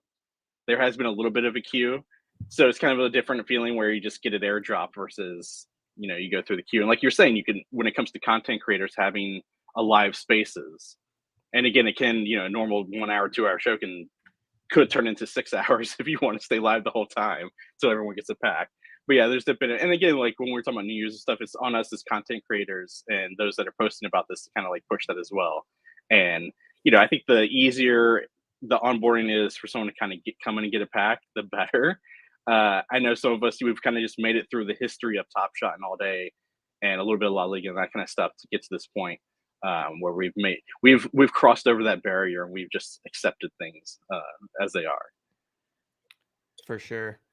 And we now have another guest joining us. Alex, what's going on? Apologies. Yeah, we did switch clocks in the US. I forgot that there's like this, there's like a weird time where the time zone shift. Actually, I used to, in my previous job before OTM, I used to work with a bunch of people in London and in Poland, so we would go through this like weird time shift, and I didn't even think about that until you just mentioned it. Makes sense. I know. I mean, because there's like 5 days in a whole calendar year where it's not 5 hours difference, and this just happened to fall in one of them. So sorry, I'm like nearly 30 minutes late, but I was geared up, ready to go. 6 p.m. had it all planned out in my diary. Turns out you guys are an hour elsewhere, so apologies for that, but good to jump on, good to speak with the other guys as well, listen to you guys kind of last 5 minutes or so talking about All Day, the community and everything. So yeah, good to be here. Yeah, thanks for joining. Just been having all kinds of good talks, just kind of doing a little bit of a look back on last season or the first season of NFL All Day, just kind of talking through what things that we liked, things that we'd maybe like to see more of, talking about playbook, tons to discuss for sure. But I guess we can kind of kick to your general kind of quick elevator pitch on where your current thoughts is on NFL All Day and what it's been like doing content for it over the course of the first year, and maybe what you're hopeful about in the future as we look forward to next football season. Yeah, definitely. It's been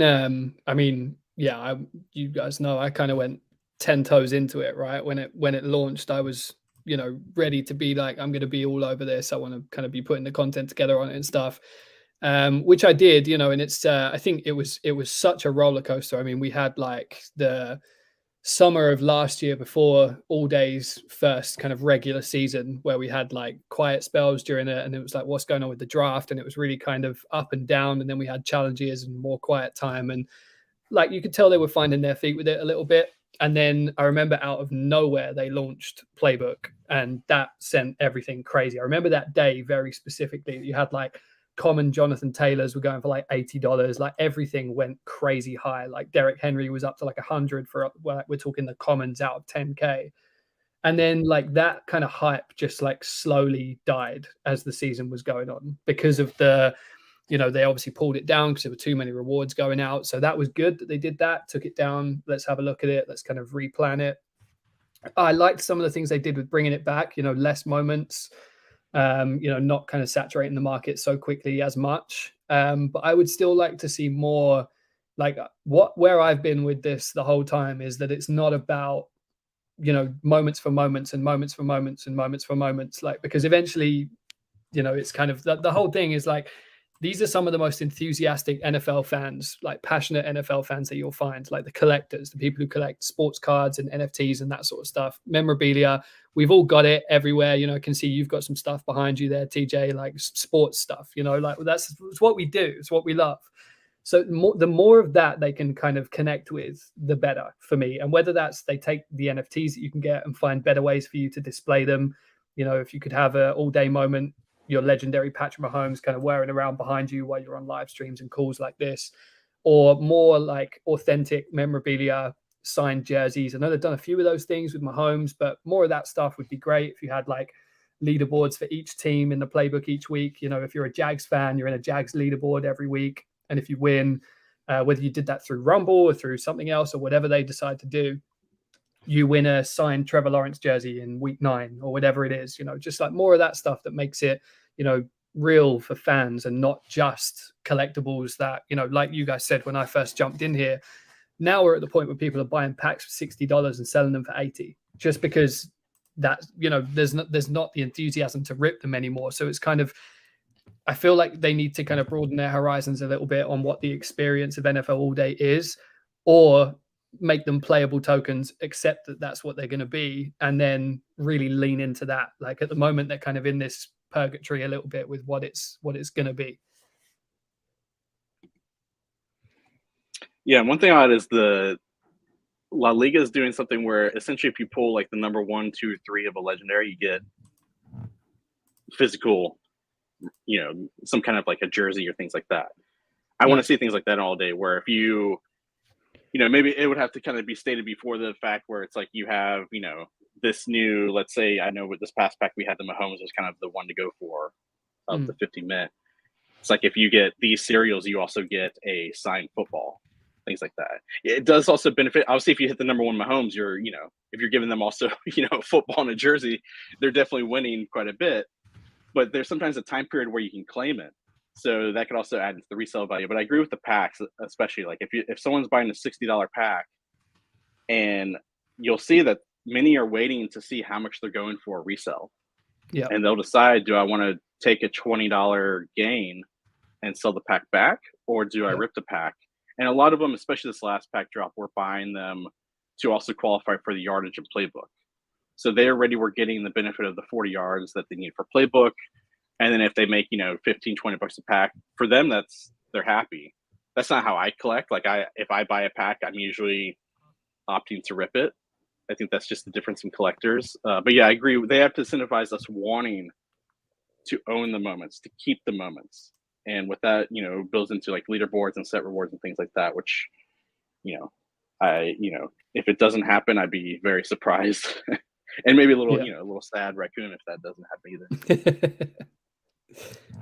Man, I don't know about you guys though, but that pack marketplace feels like it really completes it as like a cardboard collectible game where there's definitely a group of people out there who take pride in just having closed box and showing that self-discipline. And I kind of like the dynamics there. It's feeling a lot more close to home. It's feeling a little bit more comfortable for a lot of those traditional collectors. I think that they're probably going to gamify it at some point, like have a completed collection of common packs of everything we release, Dollar Series 2 packs, those types of things. And it just introduces a whole new layer of game theory. It's good times for sure. And even like owning let's say if you have a common set, if you have an account and you own and you collect like Move the Chains, Series 1, even something simple like, okay, once you collect it, you can kind of claim a token or whatever it is. And these can be used as kind of like a consumable. Like you can then use it to purchase things on the site in the sense of like either they can be turned in for Dapper credit, or they can be used for some kind of like incentive with a playbook, crafting challenges, almost like a wild card in a sense. But as you own these sets, you can kind of claim it. It's not like, you have to own a set. I mean, I do believe that owning a set, holding a set should also be valued and rewarded in some form, especially those of us that bought, February of last year when the marketplace first opened, and we have the scars, and as Alex was saying with the playbook, like I have the scar of buying Gabe Davis when he was way too overpriced, and we also the Dallas Goedert, and I kind of miss. I mean, I don't miss the how much they, if you were missing that moment and you had to you went for it, how much they cost, but seeing those like extreme ups and downs. I think that kind of like as the season went on, when they released the second version of Playbook, we kind of lost that. But yeah, some kind of reward for holding, and like it just has to happen. I know that Top Shot has said their version, and I think All Day has done a good job of being within the Dapper Sports ecosystem. Like they can adapt from what has already happened and what is being done somewhere else, but they can also do something completely different and expand on that. And I think that things like this should also be kind of where they're kind of engaging with the community more, asking what we want, having an engagement, almost like a weekly thing where we're getting asked questions. And again, you can't go by, every answer of like, that's exactly what they're going to do. But the more that we're able to kind of give them input of like, okay, yeah, we'd like to see this kind of stuff.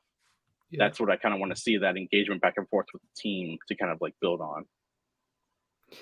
Yeah, I think that's been one of the things that has been a challenge, and I think particularly recently for us, like as content creators and for a long time, there was no channel of communication for us with NFL All Day. And that was one of the things that I found the most frustrating is like, look, we're trying to help you. We're not asking for anything in return. We're trying to help you out. Let us give feedback. Let us communicate with you guys. The community's bringing us this or that, or I got these comments on this video. Maybe this is something you could think about. And there was kind of nowhere to direct that. And then we had AJ and Dave, who were amazing, came in and, we could communicate with those. And then obviously recently we've had like the turnover with NFL All Day, and now we've got new people in the community and stuff. And it's just kind of like, I think there's a real finding that consistent balance to have your community help your platform in any which way, however they decide to do that. If that's, like you guys were talking about earlier in having people talking about the drop when it comes out, trying to encourage things that way, whether it's, and it's all honest, and that's one of the things that I've always said is if I disagree with something that All Day's doing, then I'm going to say that, I'm not just going to be a happy-go-lucky, this is great, buy packs, etc. But you need that in the community so that they feel like there are people they can trust who are going to get those opinions back to kind of the All Day team. And I think that's somewhere where they've really missed the mark a little bit up until this point, to be like, we have a community here that we need to lean on. There's too much discussion that goes through Discord. I mean, one of my main things, I don't have time to be in Discord all day, every day. So when there are important communications going through on something drastic that's changing on NFL All Day, like really important news about pack drops or releases or playbook updates or whatever it might be, we weren't hearing about that anywhere other than in Discord. And then you'd only hear about it through word of mouth, where it would eventually get to you in a comment on a YouTube video or something. Those important updates have to go through the main channels on socials for people to feel like they understand what's happening. Otherwise, it gets lost. And, like stuff like that is kind of the things that need to be cleaned up and ironed out so that we have a more fluid experience and everyone knows what's going on and everyone's updated, and you're kind of like, where that communication is going to come from on a consistent basis. Or you get people in the community like Diamond or the All Night NFT podcast or myself who can provide that update so that people know if we're following these guys, we know what's going on, and there's never going to be any kind of confusion around.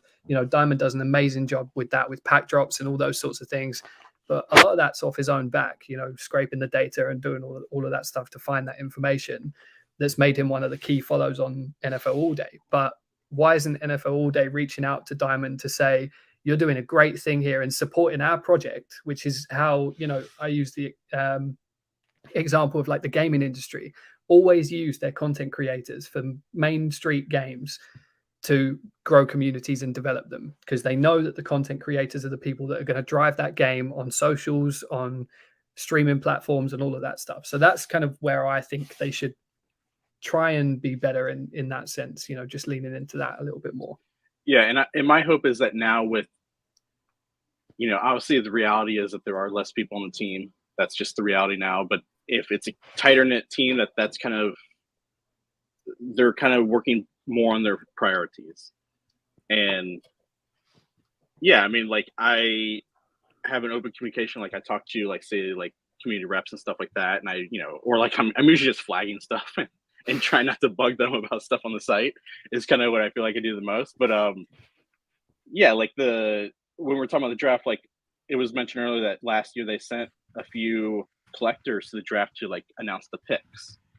And even like something like this year, like even if it's something like a content creator, which I'm not putting myself as like, I'm not raising my hand for this at all, but like having like a content creator go there, or have someone where they're actively like, essentially last year I heard of, there were collectors that were sent to games. There were some, like essentially like some merch was given out and stuff like that, but it wasn't really talked about. Yeah. And I'm not saying they should like put it on blast, like, oh, this person was given this, or this person was given tickets to this game. But you have to kind of like play into the marketing of like, you should let people know that this is happening. You should know that there are some collectors that were getting rewarded, and they can't necessarily say like, okay, if you own every moment from, let's say, the New York Giants, you're going to go to like a game of the season. Like they can't, I don't expect they're going to come out to say that before the season starts, but kind of like let people know that these things were happening. Because like I would hear from like someone would message me on Discord and like say, hey, did so and so, did you know that they went to the Jets game because NFL All Day provided them tickets? It's like, yeah, no, like I didn't. There was no. I'm not saying they should go on Discord or Twitter and like make a big thing out of it. And they did a little bit later on when they had the Rams game where they did the Rams pack, which I definitely want to see more of that kind of engagement where you have, by going to the stadium, by going physically being there, you get rewarded. And also if you're not a current, like they're essentially like pushing towards seamless integration with wallets. You now have guest checkout where you can buy a pack now with no account. Yeah. And the only way to open it though is you then have to be onboarded to make an account. So they're making it easier. And this has only been the last, I think that happened only a couple of weeks ago, within the last couple of weeks. So I think coming into the next season, like even giving out like QR codes at tailgates to get like a free little starter pack. All they have to do is scan the back of the card. It goes through guest checkout. And then when they want to claim it, they just have to make an account. Little things like that. Like, and there's a lot of people in the community that are willing to do this and help out. Like I'm in Seattle. I would go to a Seahawks game. Even if I didn't go to the game, I'd go to the tailgate and I would help rep as much as I can and enjoy my time there. And if it gets 10 new accounts, like I think that's a positive, especially if I'm just, handing out like a little piece of cardboard, 100%. Like a QR code that has a small pack. And there's still plenty and ample starter packs, especially the first one, that are still left in their bank.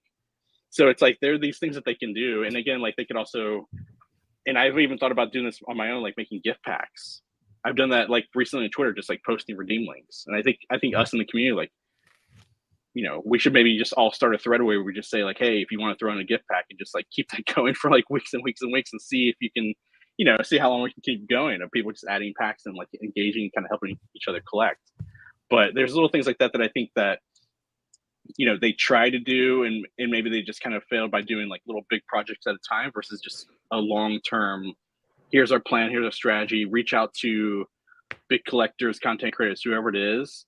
And then also then put out like an open volunteer of like, hey, if you're in this city, we have some street team style, like, hand out some merch and stuff you can have. Here's the form, here's what we want you to do and so on. And just kind of push that. Like that engagement is what we need to kind of do the kind of from the small kind of down to up to build. And I want to see more of that, to be honest. Yeah, I love that, man. One other thing I love of the content creator approach is these are guys who you've not only been trading NFL all day with, but you've been trading a bunch of ETH projects, a bunch of other Flow projects. And I think a lot of these kind of community members just have so much inherent trust that even if you are an absolutely amazing Dapper community manager, and I think across the board, man, they've had killer community managers. But if you do fall into that category, there's still going to be some amount of hesitation from your user base for listening to what you're saying. Why? Because you're getting a paycheck. Why wouldn't they hesitate on those types of things? So this type of approach of kind of rewarding and getting those people out there who are your everyday Joes, who actually have those types of relationships is second to none. And I think it's one of the most effective ways of onboarding people to the platform. I think I personally am here listening to guys like the First Min all day. And a lot of people who I've seen here are in that same boat. Yep. And it's really difficult because we're not like, I've had this conversation in videos and on Twitter and things several times and almost tried to highlight like, look, I'm trying to help here. And you don't want it to come across as it's like, I'm not trying to get anything in return for this. I'm already doing the content. Just like communicate with me. Let me help you. If you've got a launch coming up next week or something, is there any way that I can help? You know, like things that we can do. You know, the All Night NFT podcast that you guys have built, you get weekly listeners. There are people in there who are avid collectors who will be there every week to listen to you guys.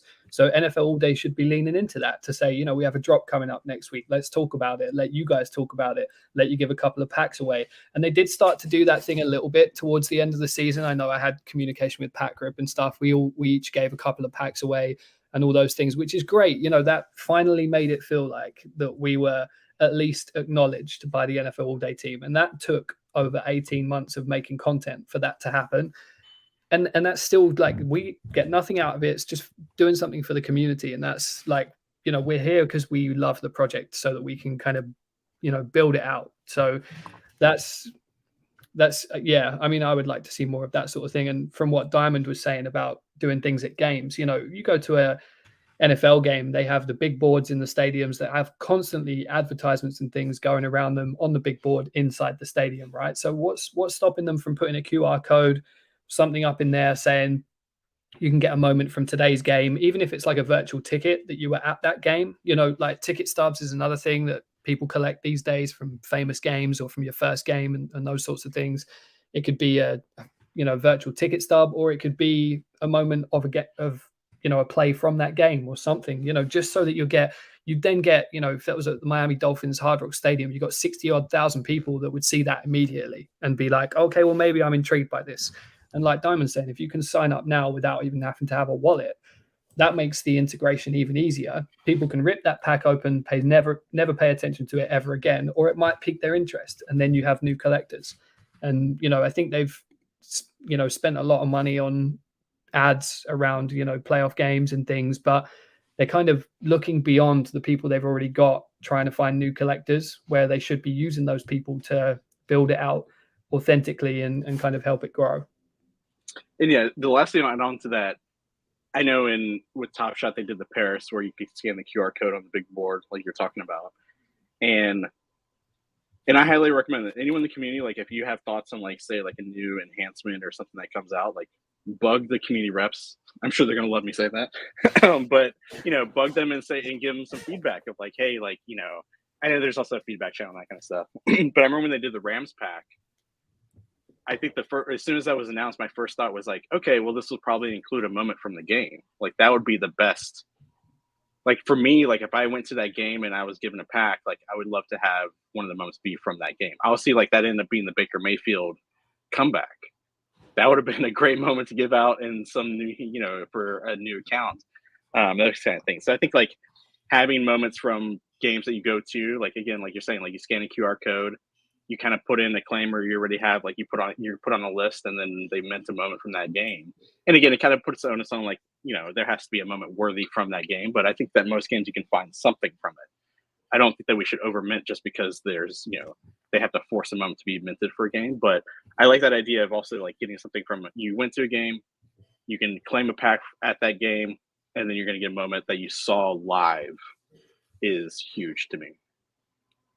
I agree. That's something that I've been wanting for a while, and like, I mean, have to think that we'll get there eventually.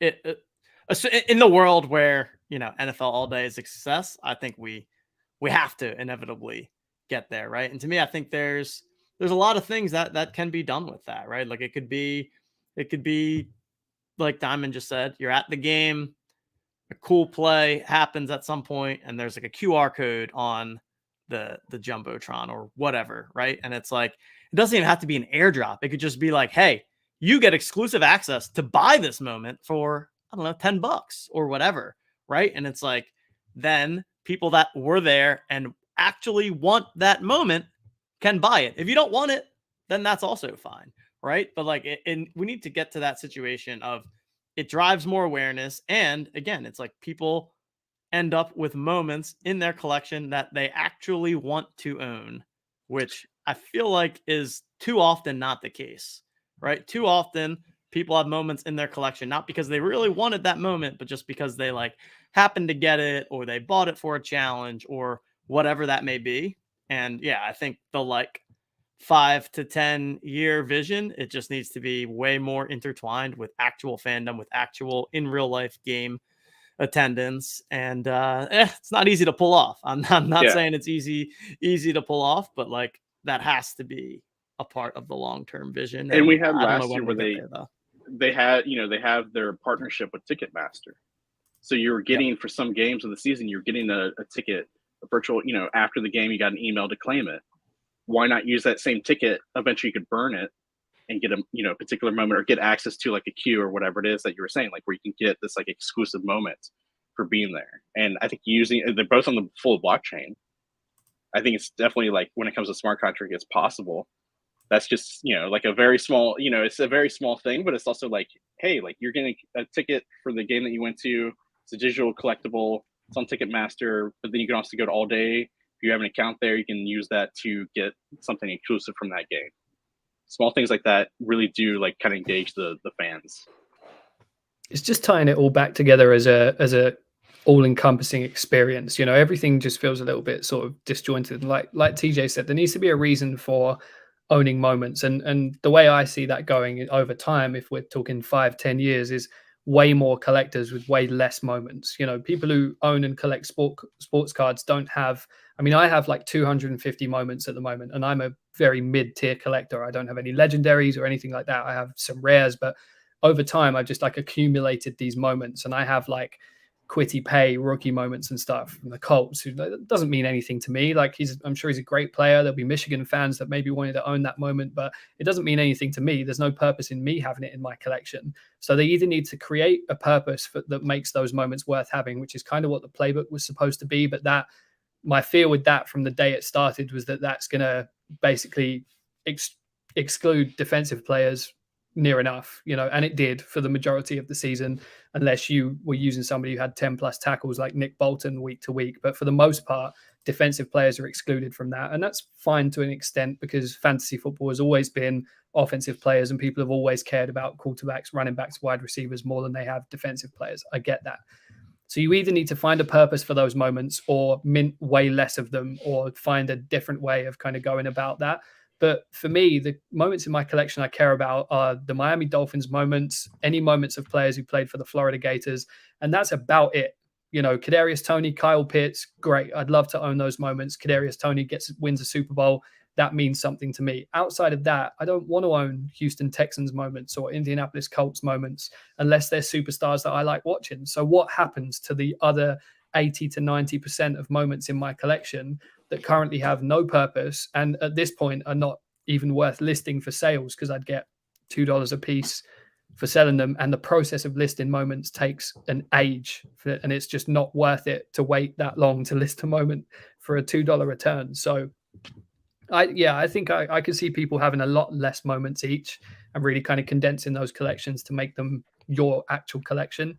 And then it's about displaying them. It has to be something about being able to get them from the blockchain to a TV screen or out in the public or something like that, to be able to share them with the world. This is what I've been saying recently. If you had your legendary Patrick Mahomes on your desk at work, and everybody that's walking past is seeing that thing spinning around all day, People are going to be interested. What is that? How have you got it there? It looks pretty cool. It looks pristine. All of that sort of general adoption stuff is really important, I think. And that's how, it's FOMO. That's how you get people interested. I need to have that on my desk. It's a status thing. Love it. Amazing conversation here. Mr. X, I'm going to kick it to you for final thoughts here, and then we're going to do a giveaway, and that will mark the end of this segment. Unfortunately, it's been a great conversation. Thank you all for joining. Mr. X, why don't you give us your closing thoughts here to wrap it all up? Yeah, I'd love to. So I definitely love this conversation about just supporting the content creators. And I think it draws a lot of awareness to just kind of what position everybody's in, really putting in their own time to help out the all day community and their love for the platform. But across the board, my biggest closing thought is going to have to be happy birthday, Stone Cold, one of our all day, all night guys. Definitely a big day for him, man. And I wish him the best. I promised him I'd bring him up. So there you go, Stone. Boom. Happy birthday. And with that, our dear friend Diamond here is offering up one standard NFL all day pack as a giveaway here. So hit the chat with your hashtag NFL all day to enter the giveaway. Thanks, Diamond, for putting that up here. And man, this was really a great conversation. We'll have to do something like this a little more regularly as we get closer to next season. I think it's good conversations to have, and I really like I feel like we did it all, right? We got like super micro with like specific things that we think can happen to fix things, and then we got like really high level of like, hey, pie in the sky, here's what I would like to see with in-person activation. Here's what I'd like to see with support of content creators. So I feel like in just an hour, we jam-packed a ton of thoughts here, and can tell that we've got a panel of content creators because everyone is very eloquent in how they're able to articulate their points and very succinctly say what they mean and why they mean it. So good job, panel. This was great. I saw a comment about more football talk. It's a little different when we're in the off season.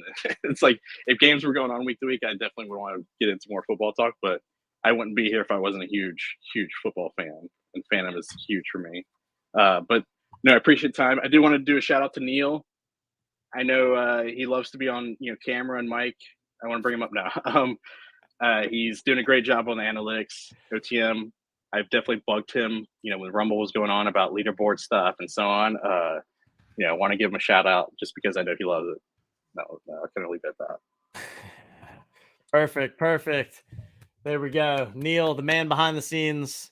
One of these times, I'm going to get him to come on a Twitter Spaces or a show or something. But I'm like 0 for 3. Just denies me every time. And that's our dear Neil right there. Love it. Hashtag NFL all day in the chat to enter the giveaway. Gonna spin this up quickly, and then we're gonna be on to our next topic. We're gonna be talking some Top Shots. A nice little easy transition here between Dapper Sports products, and gonna have Dream Shake, who's been in chat, joining us here, and Treaticus as well going to be joining. So here we have it. Hashtag NFL all day. One standard pack giveaway courtesy of Diamond. Make sure you're following all these guys on Twitter at All Night NFT, at Diamond NFL AD, at Alex NFL All Day. All great follows, all putting out great content, whether it be written, whether it be Twitter Spaces, whether it be videos. You got the full gambit here. And if you're following these three guys, you're going to have all the info you could possibly need to make sure you're keeping tabs on what's going on in the NFL all day marketplace. Must follows for sure. Here we go. NFL all day. One winner. We'll get the standard pack. Good luck, everybody. Cycling through. M space K. There we have it. M space K. How about that username right there? M space K. Are you in the chat? Congratulations. You have won this standard pack. If so, DM you on Twitter or something, Diamond? What would be the best way for M space K? Yeah, either on Discord or Twitter. Just send me your Dapper name, and I'll get that airdrop to you pretty soon. Awesome. Thanks everyone for joining. Fantastic discussion, great panel, and we'll all be in touch. So thanks all. Thanks everybody. Later. Wow, there we go. MK_Griffey Diamond Nose. Congratulations. And here we are. It's 2 p.m. The Jolly Joker Gold sale is ending. It's ending. Neil is behind the scenes making the changes. Very, very soon, momentarily even, we will be able to have the Hall of Fame, which will be able to mint one Jolly Joker for $29 anytime between now or a little bit after now and 4 p.m. So we'll look for Neil in the chat / behind the scenes to give us that update on when that sale is live. But we are going to have the Jolly Joker Hall of Fame minting for $29. And now we are about to talk some basketball. And we've got behind the scenes. If there's a true basketball fan out there, this man is certainly it. Was on playback with him last week. He's always on playback, watching the games, breaking down basketball, talking Top Shot, talking everything there is to know about hoops. We've got always on Mr. Dream Shake joining us here. What's going on, my friend? Basketball, talking Top Shot, talking everything there is to know about. Hold on. Why am I hearing We've that? got always on Mr. Dream Shake joining us here. What's going on, my friend? Basketball. Good to see. I think I have a little double audio issue, so let me go and fix that real quick. Got it. There we go. And let me fix the audio on here because I don't really hear you quite yet. Why am I not? Yeah, hearing we get you? yeah. Sorry. We get I'm a content creator, not usually on here, but in other places. So let's see. I think this is all we needed to fix this. And here we go. how are we doing now? There we are. All right. There we are. I mean, look, it's a role reversal. I came on playback the other night. I couldn't get my stuff to work. Exactly. Now Dream Shake's on the YouTube. Can't get his stuff to work. Like, come on, tech people. Can't we figure out an easy way? Like, it shouldn't be that hard for us to be able to figure this out. Like, we just got to connect our microphones and our cameras and our headphones and like, come on. But what's going on, man? How we doing? No, of course. But you know what? In the end, we're problem solvers. So I think in the end, that's what Exactly. NBA Top Shot in this particular conversation will be a little bit about problem solving, but maybe in some ways about how in which other people beyond Top Shot have figured out some problems. I'll put us in the arena in terms of that, but other people too. Top Shot team captains.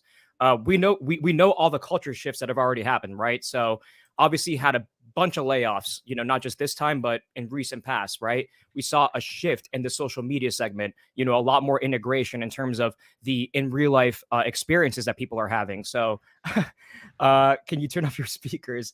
I appreciate you. No, check out the chat right now. But yes, in terms of everybody else in the community right now, there's a lot of people that are really holding up us as much as we can as we get into playoffs. It's the most exciting part of the entire season.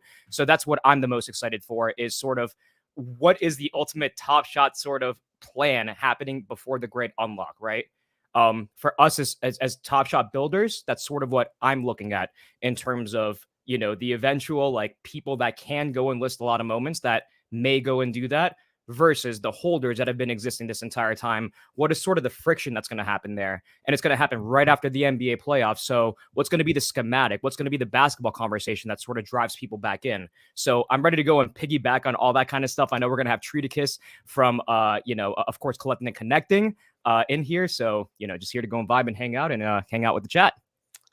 Yes. Yeah. Treaticus, I believe, is still going to be joining us. Clegaines was originally up. Treaticus said he's on his way, just running a little late.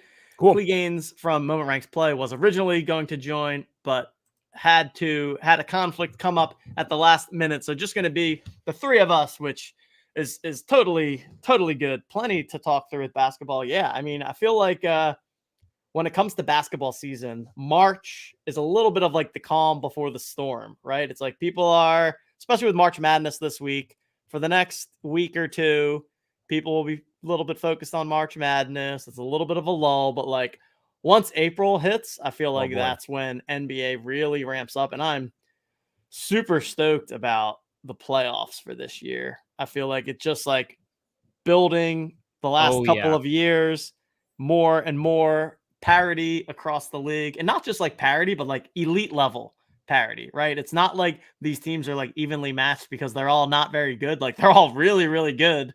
Exactly. And we're going to have a lot of incredible matchups, like even from round one of the playoffs, right? There was a time where NBA round one playoffs was like, fast forward, a throwaway. Like, this is a waste of time. We literally know who's going to win every matchup. Like maybe there's one interesting 4 versus 5, but they're going to lose the second round anyway. So who cares? Now I feel like even round one, it's going to be pretty wide open. And who do you got your eye on? Who are the teams that you're liking most that you think are playing the best basketball right now? So I think we have to take the analysis from like the entire status quo of the NBA. So what basically happened during the NBA, trade deadline is that a lot of players shifted over west.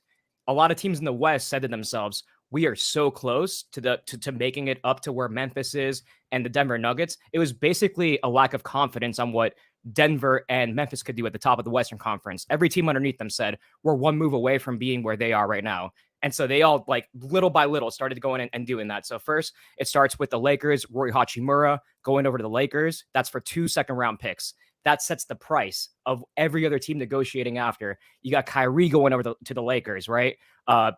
That's been a whole experiment. You got the Lakers going and doing a second trade and bringing in a whole lot of talent inside. No Westbrook. But then you have some key injuries that happen after the trade. You have Kevin Durant getting injured. You have Curry coming back to the Warriors. You got the thing that you have to take away from all this is, do we have any Beam Team people in the house? I believe we have PPE at least. We know he's in the chat. That is PPE is in every chat ever. It's actually impressive. Like the two most stable teams in the NBA are at the top of the West. It is the Nuggets and it is the Sacramento Kings. Two teams that have held the same rosters from one year to the next. Everybody else beneath them in the Western Conference is going crazy right now because it can go anywhere. And Ja, not going to go throw anybody's, I'm not going to throw an analysis or a take on what Ja is going through. I think we can all, and 100% of us in here should agree that we hope that he gets better. And in the end, that's what we don't want to. Our team's success should never be on anybody else's failures, right? So I hope for the Memphis Grizzlies and for Ja Morant, he goes and settles himself out. But that's going to create a chasm in the West as well, and other teams moving in. Durant and the Suns, can he be back when they're still in the first round of the playoffs? There's going to be so many things happening. But as you said, March Madness is happening right now as we speak. I got to do a little bit of shilling in here, but it's going to help because we do our things together, right? We do a lot of things these days together because as OTM does, they build things for the hoops community, the NBA Top Shot community, NFL All Day, Rumble. Now you got March Madness. So we got a couple games right now that I'm opening up. It's free for you guys to go and join. $100 prize pool. Literally, you guys don't have to send me a trade ticket. I don't want to keep up with that shit. That's way too much time intensive for me to go and need $50 from our 50 players or 100 players, whatever we end up getting. It's cool. Yeah, it's on us today. And so I want to go and at least drop those links inside here right now. But if you want to let people know, exactly what's going on with hoops and all that kind of stuff and sort of the integration of OTM, I'm more than happy to go and say some more about what we've done with hoops. And if you are a true hoop head in here and you want to talk more basketball, I'll be in here to go and answer any questions. And on top of that too, we play the games every single day and we're talking lineups. That to me has been the best thing about being a content creator is through our Discord. If you want to talk hoops, we're talking hoops. It's happening through the games. So we're analyzing the game in different ways through these different iterations, right? So no salary cap on Moment Ranks Play. It's play driven. So our conversations in Moment Ranks Play are moment play driven. For hoops, it's about leaderboards. It's about building what's our future of what we think this game could be and building with OTM. So we're doing some stuff there too. So I'll drop a couple links in here right now. Like I said, totally free to join. But TJ, I know you've been up here a long time today, but if you want to feel free to go and hop in anything on the OTM tagline, we can go and settle that right now as we're about 10 minutes in. And I'm sure Treaticus has some fire to go and drop in here for the crowd. So we'll do that in the meantime. Absolutely. Yeah, we got Tons of stuff going on here. We're gonna bring our guy Chris on the stage. There he Dude, is. up? There he is. What's up?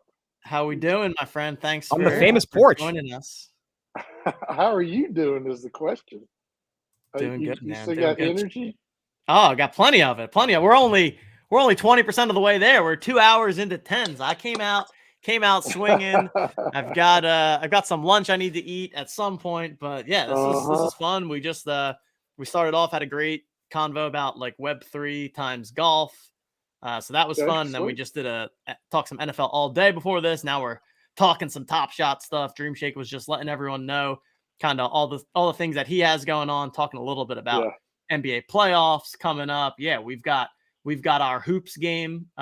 Actually, yeah, everyone should, if you haven't already, head on over to hoops.otmnft.com and get into the open gym contest. So this is a contest that starts tonight. It's going to be a 5-day, 5 different slates contest with a cumulative leaderboard. So today's Tuesday. So Tuesday, Wednesday, Thursday, Friday, and then next Monday, those 5 slates will contribute to this open gym contest. We're going to skip the weekends because it just gets a little wonky on the weekends. Right. But yeah, every single night, someone will win a Jolly Joker through those contests. And then whoever has the highest cumulative score also will be jumping in there so people can play that contest for free, use those NBA Top Shot moments, put them to work.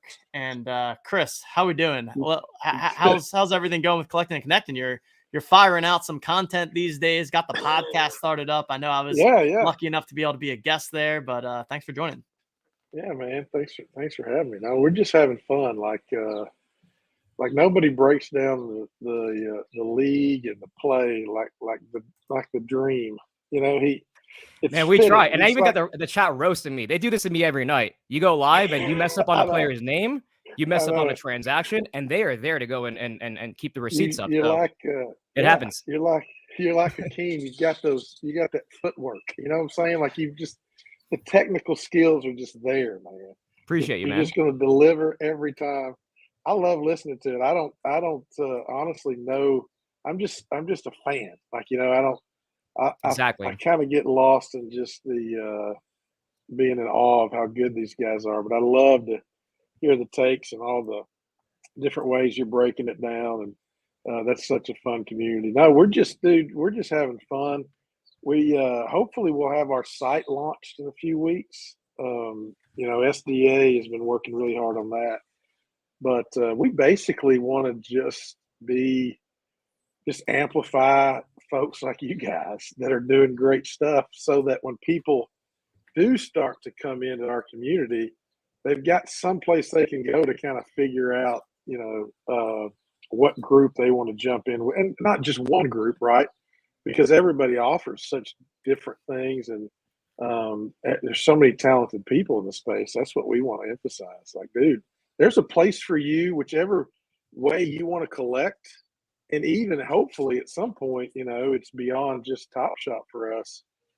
Anything in this kind of idea where you're collecting something like a Jolly Joker and it gets you in the community, we want people to know about that stuff so they can dive in and have fun where they want to have fun, you know. So that's and I what think it'll be about. One of the things that like Triticus really hits on, I think, in terms of you know, what's happened in Top Shot right now, it's a little bit confusing, right? So a lot of layoffs have happened. The way that they've sort of shifted communication has changed. I think the ways that we interact with Top Shot has changed pretty fundamentally from back then. So I'll give you guys sort of the perfect example. A couple weeks ago, we're on playback every single day. We're sitting here watching the games, analyzing them. I can promise you, I get them probably about 95% of the time. I try to do my best. I'll try to keep it above the 95%, you know, correction quota here for the very demanding fans out here in the world. But you know, usually we are out there watching the games and whatnot. And so at night, you know that if you want a place to go watch the NBA games, we're your place. We got somebody on, whether it's me, whether it's Rock Doggy, whether it's Sam, and watch playback. For those who don't know already, you know, last link I'm going to go and drop inside of here is just what we do every single night. And it's kind of the craziest thing.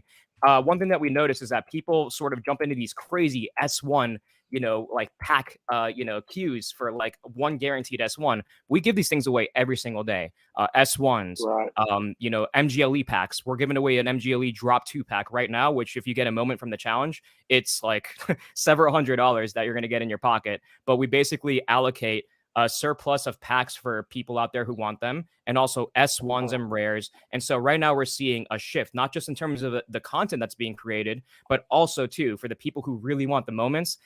I'm going to go and bring down my last little thing. And it's that when we were here last week, or 3 weeks ago, talking about the, Top Shot and the whole lawsuit and the layoffs that had just happened and all that stuff, my playback community went to me and said, I don't give a shit about that. There's a good game on. Put it on the hoops. Like, I don't care about that stuff. Whereas before, that used to be the thing that used to bring in everybody to want to go and talk about. Right. So even TJ, you started off today asking me about hoops, and that's what we're doing now. And also collecting and connecting.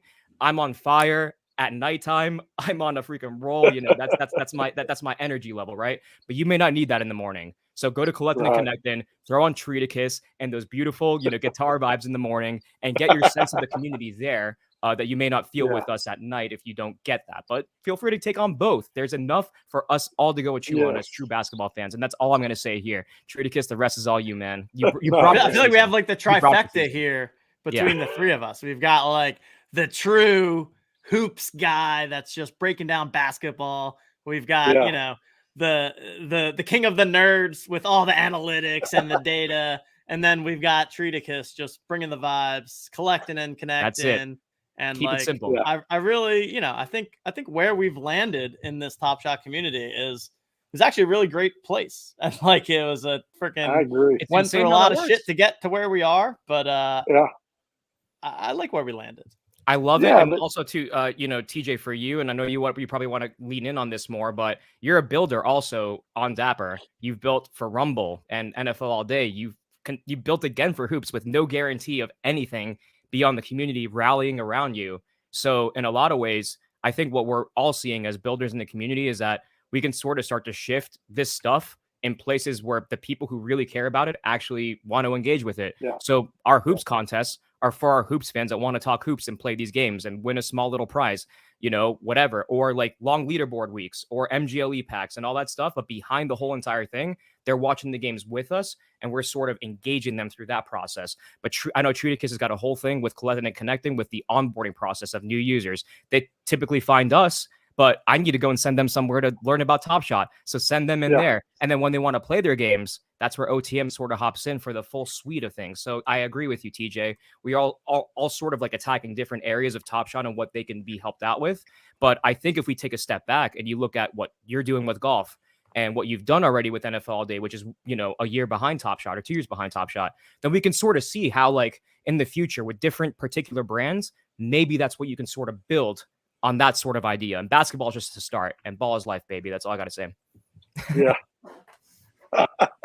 See, that. I love that. I love that energy. And that's this next wave of fans that are going to come into this. We just really want them to find a space that welcomes them and says, hey man, it's great. It's good stuff. We're having fun.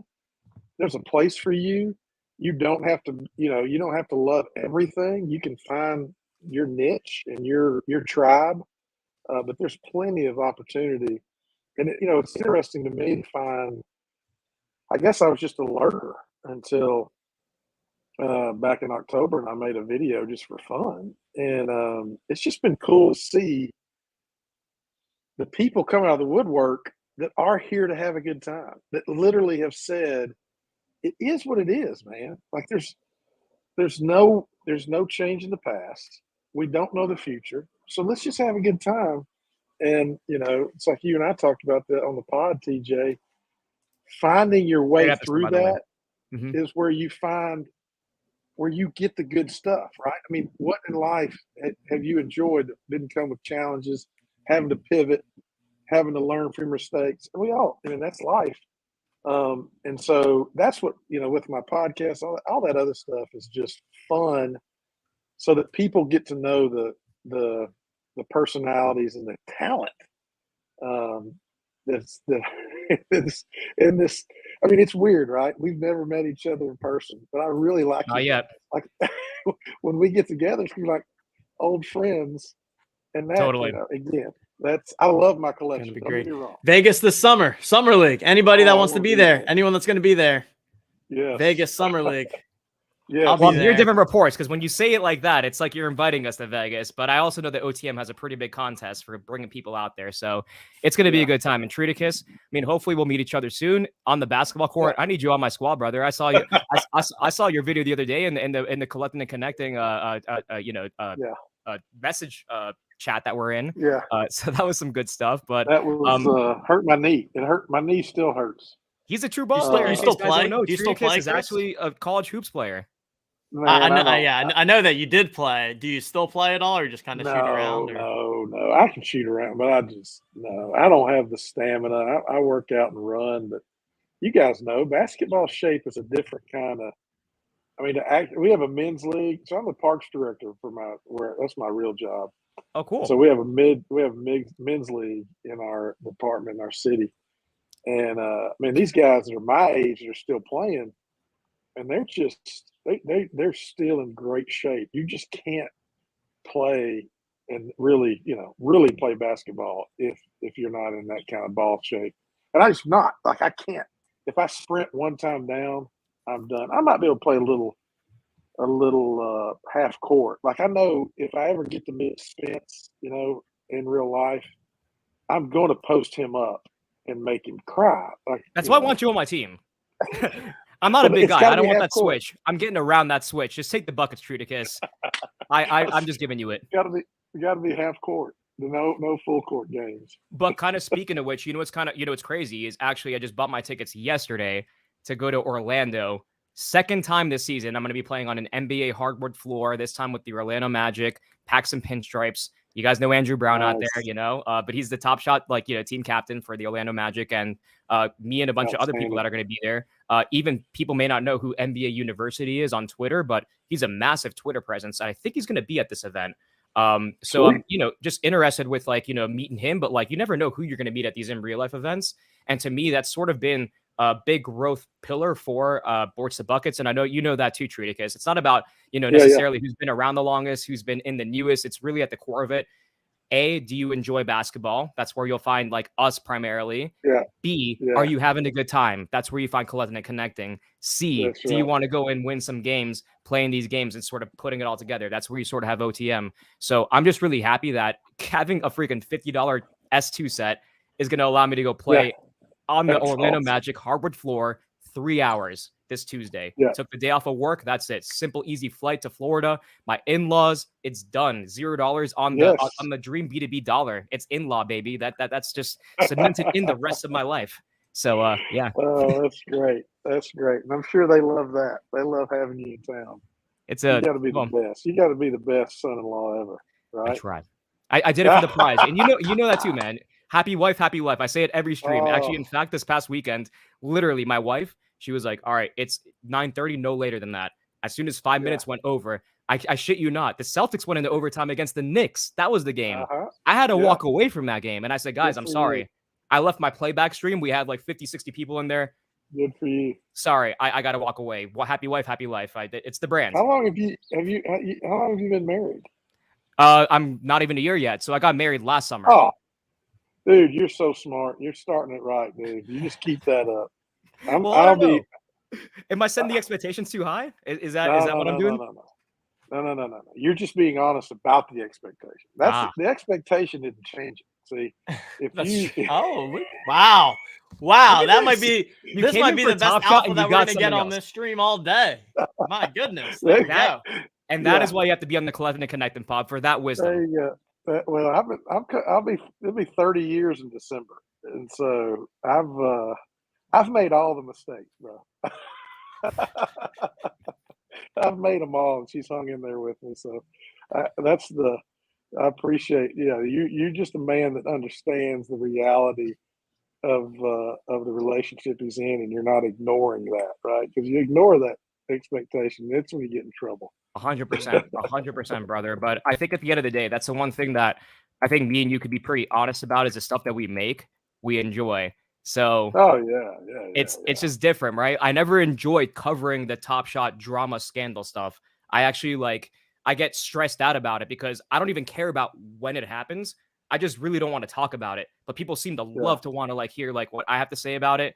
And like I generally half the time I'm just like, hey guys, this thing happened when it's a legal thing. Of course, I can talk about that at length. If it's anything else, it's out of the permutation of my knowledge. So like I can only share.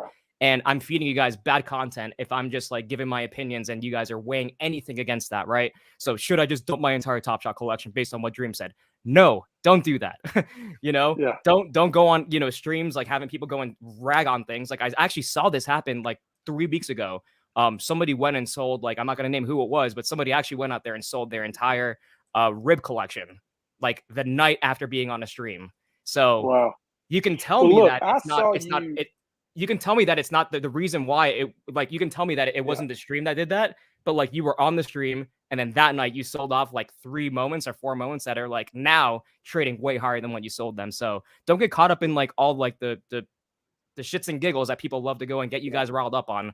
I'll tell you that there's a lot less people that care about it now than were before. And on top of that, there's more people that care about the actual basketball now than anybody out there that's putting out stuff on Twitter will let you know. Because those of us who actually have like, I can't spend it like 24/7 on Twitter. I just can't do it. I can do everything within my Discord, and I only have a small funnel period of time because, as you said, Treaticus, happy wife, happy life. So got to keep that. Don't have time to be everywhere. I saw you in a stream one night. It was the Grizzlies. There was a fight that broke out, and you changed streams because they kept showing the fight, and you said, "I'm not interested in that crap. Let's go watch some basketball." And it's the same kind of right. Yeah, it's that philosophy. It's in your streaming too. You're like, I got no interest in that drama. Let's talk about hoops. True. There was a better game on that night, so that's what happened there. But when it comes to these NBA fights, we know what happens. It's a lot of yeah, man, that's right. Yeah, hold me back, bro. Right. And I know it's gonna be like 5-10 minutes wasted on that stuff versus like an actual good game that's on. But yeah, man, it's the same concept in the end. If it's gonna be a fight that matters, for sure, put it on. UFC Strike. I'm so bullish on that, on La Liga Golazos, two very different sports, but sort of that like knockout element, that last goal element. So that sort of structure, I think, as we start to mold our brains and sort of our behavior around content, around that sort of like thing, besides like, oh, why wasn't Janie in Paris? Oh, like, whatever, just dumb. I don't even remember half the stuff today. So I like to poke fun at it.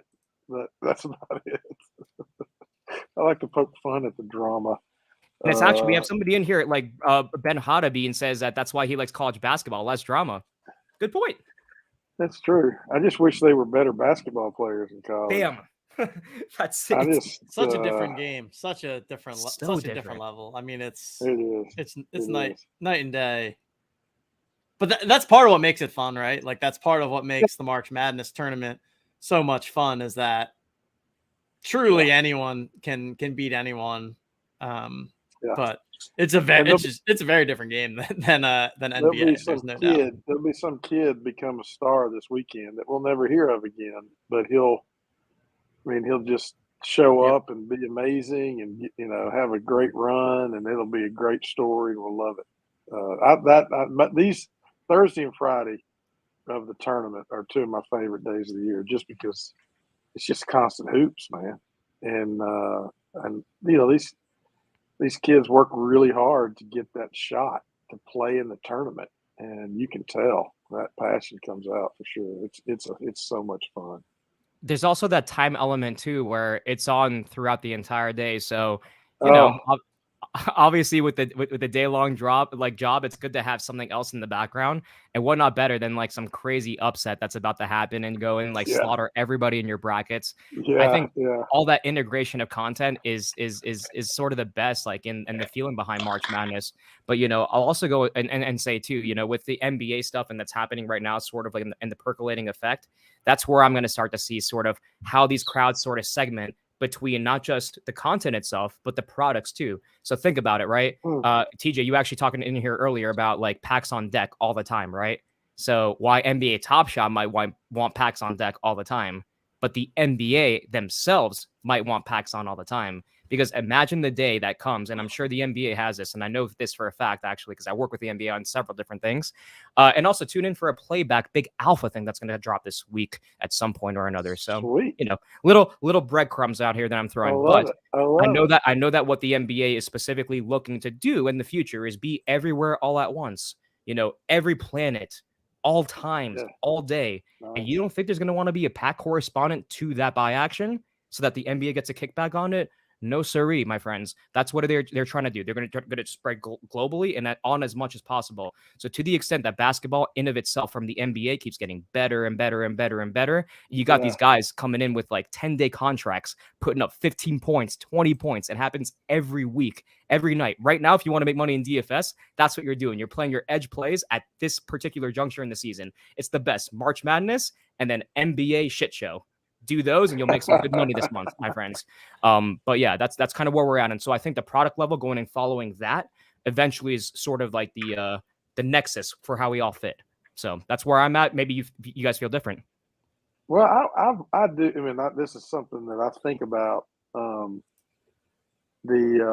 know, I guess here's good basketball. My dad was a coach, right? My dad was a famous coach here in Arkansas.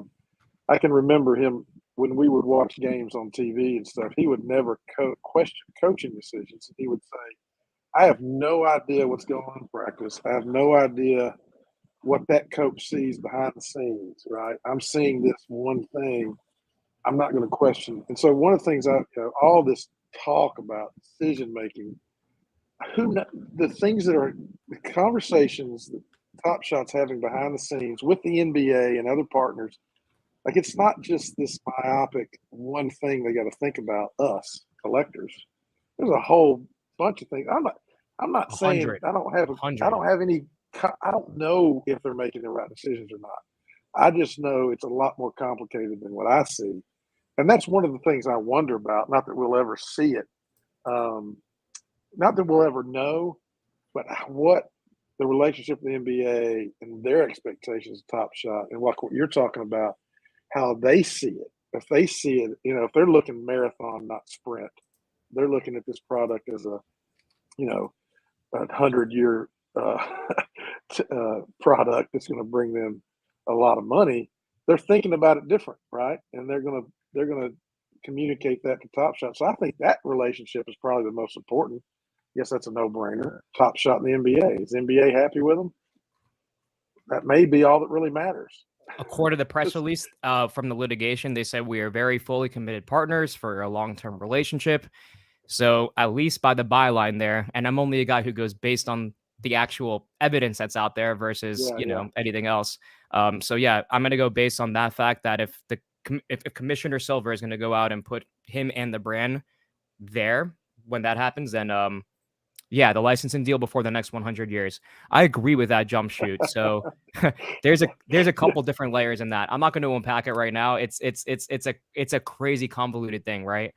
This is a licensing deal unlike anything that we've ever seen because of the goods that are able to be displayed in the marketplace. So to the extent that Top Shot has control over that, that's really the main issue in terms of the litigant stuff. And then in terms of the licensing agreement between Top Shot and between the NBA, I would be remiss that even amongst the things that we can all agree on were missteps. I mean, they were almost $1 billion market cap at one point. So insane, isn't it? that's in the end. Wow. Oh, okay. That's a copy and paste line. Okay, I get the joke. See, I'm behind on the Twitter drama like meme stuff. I'm sorry. I'm a boring guy. I just like hoops and I like Top Shot, I guess. It's a contentious thing sometimes when you like both, but these days when you like them both, it's not a bad place to be at. You've got that legal mind, man. You can definitely dig into the details well, and the layers of nothing's as simple as it appears, right? Well, sometimes it is, Treaticus. So that's what Collecting and Connecting and what you're doing all about. And also, too, I see you got that floaty hat in there, and this is no shill or anything, but this is in the end. At the end of the day, I wanted to do this at one point. So let me see. Do I got my super fancy camera that's moving? Yes, man, it does. that camera, what? Dude. Wait, what is this? Your camera follows you? Hold on a second. Yeah. Hold on a second. Oh, yeah. This is new. It's kind of crazy. But we can't do this on playback yet. So this is my entire like Top Shot, like, you know, collectible wall that I'm sort of building over here. I've actually never premiered this, I think, on our own like stream, but we got a little Glenn Rice signature up here. Boards the Nice. Buckets, our community. Someone went and gifted this out for me. Actually, this is a Shaq and D Wade signed memorabilia. This goes back Yeah. 2 years ago on Top Shot, just because I was doing basketball content and they appreciated it. So I still don't know who that person is to this day that sent me this, like actually doxed. I just got it in the mail one day. He asked me for my address. I gave him it, and boom, D Wade and Shaq, baby. That's I'll epic. be dang. All they sent me was $40 million for new guerrilla marketing. It'll come, man. It'll come. And when I say that, I mean, we all share things amongst one another. So some things I don't, for instance, I went to Portland. Like I spent, like a trip to go to Portland for Rip Pack City. And, obviously I have the bag over here for my friends at Rip Pack City. I got a little floaty up here.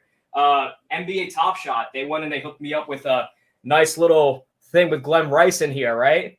Nice. Hall of Famer. They gave me like credentials. Like, it's like all this stuff. And I heard the All Day guys before, right? Saying about how, I guess Dapper hasn't leaned into NFL All Day as much as far as content creation is concerned, but it's not anything that I'm doing special. I'm just leaning on the game, and they're sort of like the fans and Top Shot have sort of leaned into it. And I think I'm not going to be the only one who does it. In the next 10, 15 years, there will be more of me. And I think that's eventually what'll sort of build itself out. But we'll see. Right. But a little collectible shop there. And I expect to have a connecting and collecting mug right there. I love and to OTM. hear that. Where's the OTM swag? I got to get some of that too. Yeah, we gotta get some swag out there for sure. Yeah, I get a lot of requests for this Jolly Joker hat. And I've said it. I'm sure some people have heard me say this because it's one of my go-tos, but it's a one of one hat right now. The only one that exists in the world. But we're gonna have to change that to get it's actually you are one of my favorite hats. I gotta get one of those floaty hats from Mike too. I like the floaty hat. It's very I'm a hockey player, and that is like the prototypical like hockey hat style. Like I used to have basically that hat, but it would say like Bauer or whatever hockey brand on it.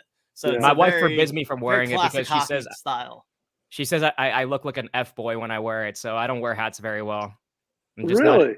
It's just not a great look. Well, it's because I mess with her. Like I'll put it to the side and I'll be like, "Yo, what up? It's Dream on Top Shot, baby." Like I'll just like I don't know. We have a fun thing at home. But yeah. Persona. Hey, Blaze Moore, Woo Pig. That's what he's the Razorbacks are not. They have not done well this year. Big expectations for the Hogs, but they have struggled. I think they're a 9 seed. I didn't even look. I'm so disappointed in their season. I'm a University of Florida Gator. How into like are you super into the college ball stuff? No. Just for 3 days a year like the rest of us. That's exactly right. 8 seed. Yeah. Okay. No, I don't. Literally, I watch the tournament and that's it. But around here, where everybody, there's not a whole lot of NBA fans. That's in this part of. But Arkansas, there's Memphis and Dallas are our closest franchise. But with the Razorbacks are such a huge. They're like our pro franchise. I mean, everybody's obsessed with it here. Check the receipts, Triticus. You can look on the Discord bot for NLL. I went and put Memphis as my court of choosing because I think Memphis was on there, right? It was Memphis, Dallas, and I think Phoenix. Yes. Yeah, that's right. So I had Memphis on there. Yeah, it's a good call. For the Dallas, Midwest, maybe. Did Dallas win? Or did that? I think Dallas won, yeah. Yeah, Dallas won it. But the imprint is happening all around. So a lot of times, like we've been talking about building this court for, I think now about 6 months. It's been about a year-long process, though. Eventually that court will be built, and then there will be events around it. And so I know that a lot of times we're, oh my God, the great unlocking and all this other stuff. Yeah, you got to think about it, of course. Like get rid of the shit that you don't want before that happens. But like, if you are firmly entrenched in Top Shot and sort of your whole strategy around collecting what you actually love and building around, team set utility and discords and all that, those kinds of things that you can do, then you'll be in a fine place. If and when that goes to a bad situation. And if it does, then whatever. Who knows? How many times? I mean, how many times have we been wrong on what was actually going to happen? And I love I just enjoy. I've gotten to. I guess this is my third season collecting. And I guess that first season probably doesn't count, that series too, because it was so crazy. But I really feel like I'm enjoying the rhythm of it. You know, like just the build to Christmas, the build up to the All-Star game, and now we kind of got a little lull. And throughout the season, the series, my strategy kind of changes. Like for instance, I got lucky in the beginning of this series.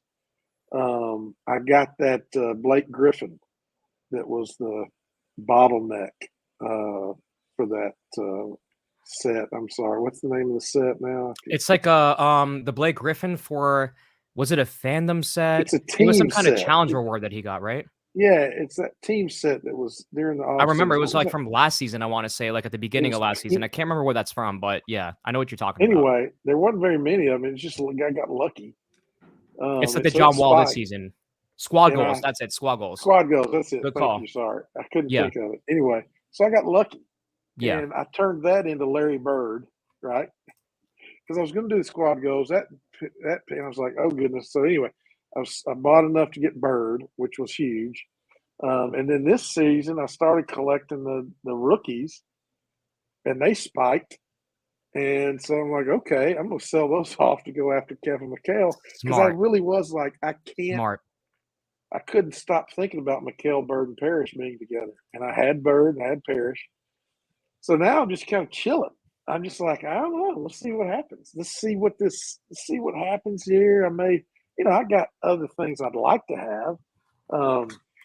But it's kind of nice the way the series rolls out. Like it's not as intense all the time. It feels like we got a little lull, right? We'll get to that 50 plays of the year, players of the year, and then playoffs, which will be interesting. So it's a lot of fun rolling with the Top Shot season or series alongside the NBA season, if that makes sense, right? It feels like they're figuring out the rhythm that needs to happen for your collectors who are NBA fans, because you feel that rhythm in the season, and they're kind of, I don't know, I feel like it's been nice. It's been good, So again, and it's I got getting lucky. it's been getting better. So the other day, NBA Top Shot put out a blog post, first time I've ever seen it, about challenges and sort of the schematic around challenges, right? So a full Yeah. entire blog post around it. Now I do have my sort of differentiation in terms of like, I think these things could be like summated in a video. So you got Ballers, Blockchain Steve. He could probably have wrapped up that challenge blog, in about a cool like 2-3 minute video to go and share on Right. Twitter.